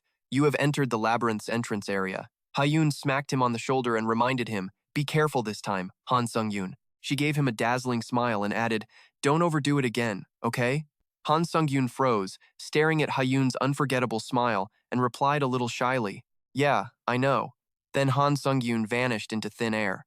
A system notification sounded, you have entered the labyrinth gate. He found himself standing in a wide clearing on the canopy of a gigantic, ancient tree. Han Sungyoon looked around, confused, and asked himself, this is the gate to the Great Tree Labyrinth? Catherine was thrilled to see Han Sungyoon arrive. She called out, you're early, huh? Hearing a voice, he turned his head to look. Soonhoon, standing behind Catherine, also spoke up. It's been a while, right? Cheon-suk smiled and asked, how have you been? Han Sungyoon smiled back. Long time no see. So we're all on the same team. Seung-hun, Cheon-seuk. He frowned, thinking, I didn't expect Hunter Seung-hun to be here too. Seung-hun greeted him cheerfully. I'm glad you could make it.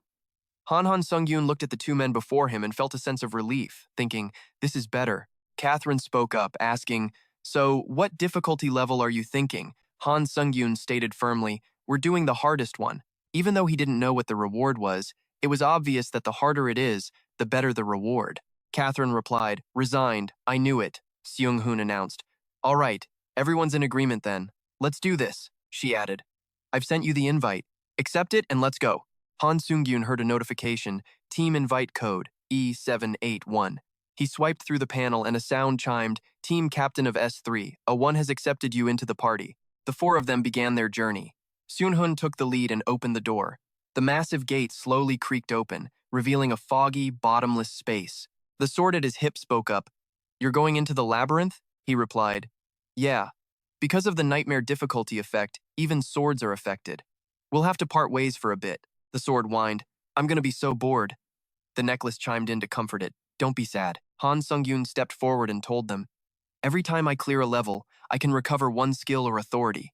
The sword started to say something, but he cut it off. I'm going now. The sword yelled in a rage. Don't you dare cut me off.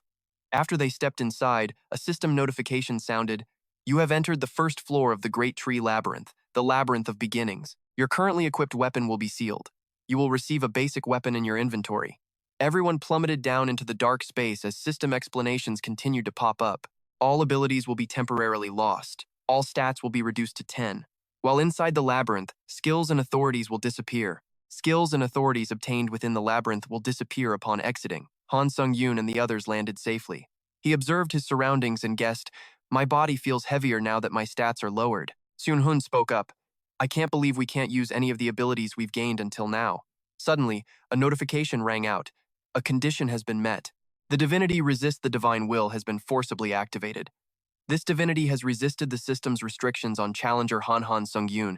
Authorities, skills, and attributes will not disappear and will be maintained until you exit the labyrinth. He smirked and thought, guess it's up to me to carry the team. Catherine's group of three stood there, stunned, watching Han Sungyoon in action. She asked in disbelief, is that seriously the speed of someone with only 10 agility points? Cheon-seok, standing beside her, was just as shocked. Did he really get all his skills back that fast?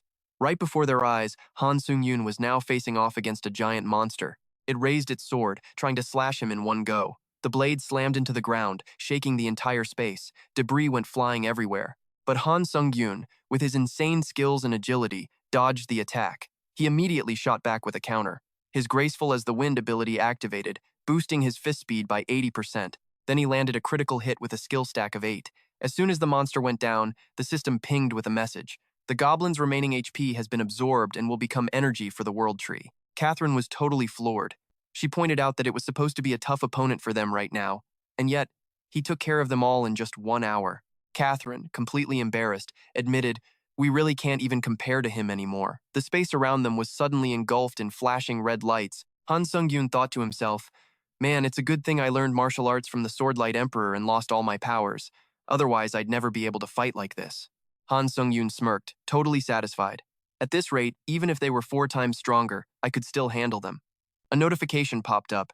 You have used all remaining souls. Stats will be permanently increased. Catherine came over, calling his name, Han Sungyoon. He looked back. What's up? She said firmly, let us get in on the fight next time. Han Sungyoon was taken aback as Catherine continued.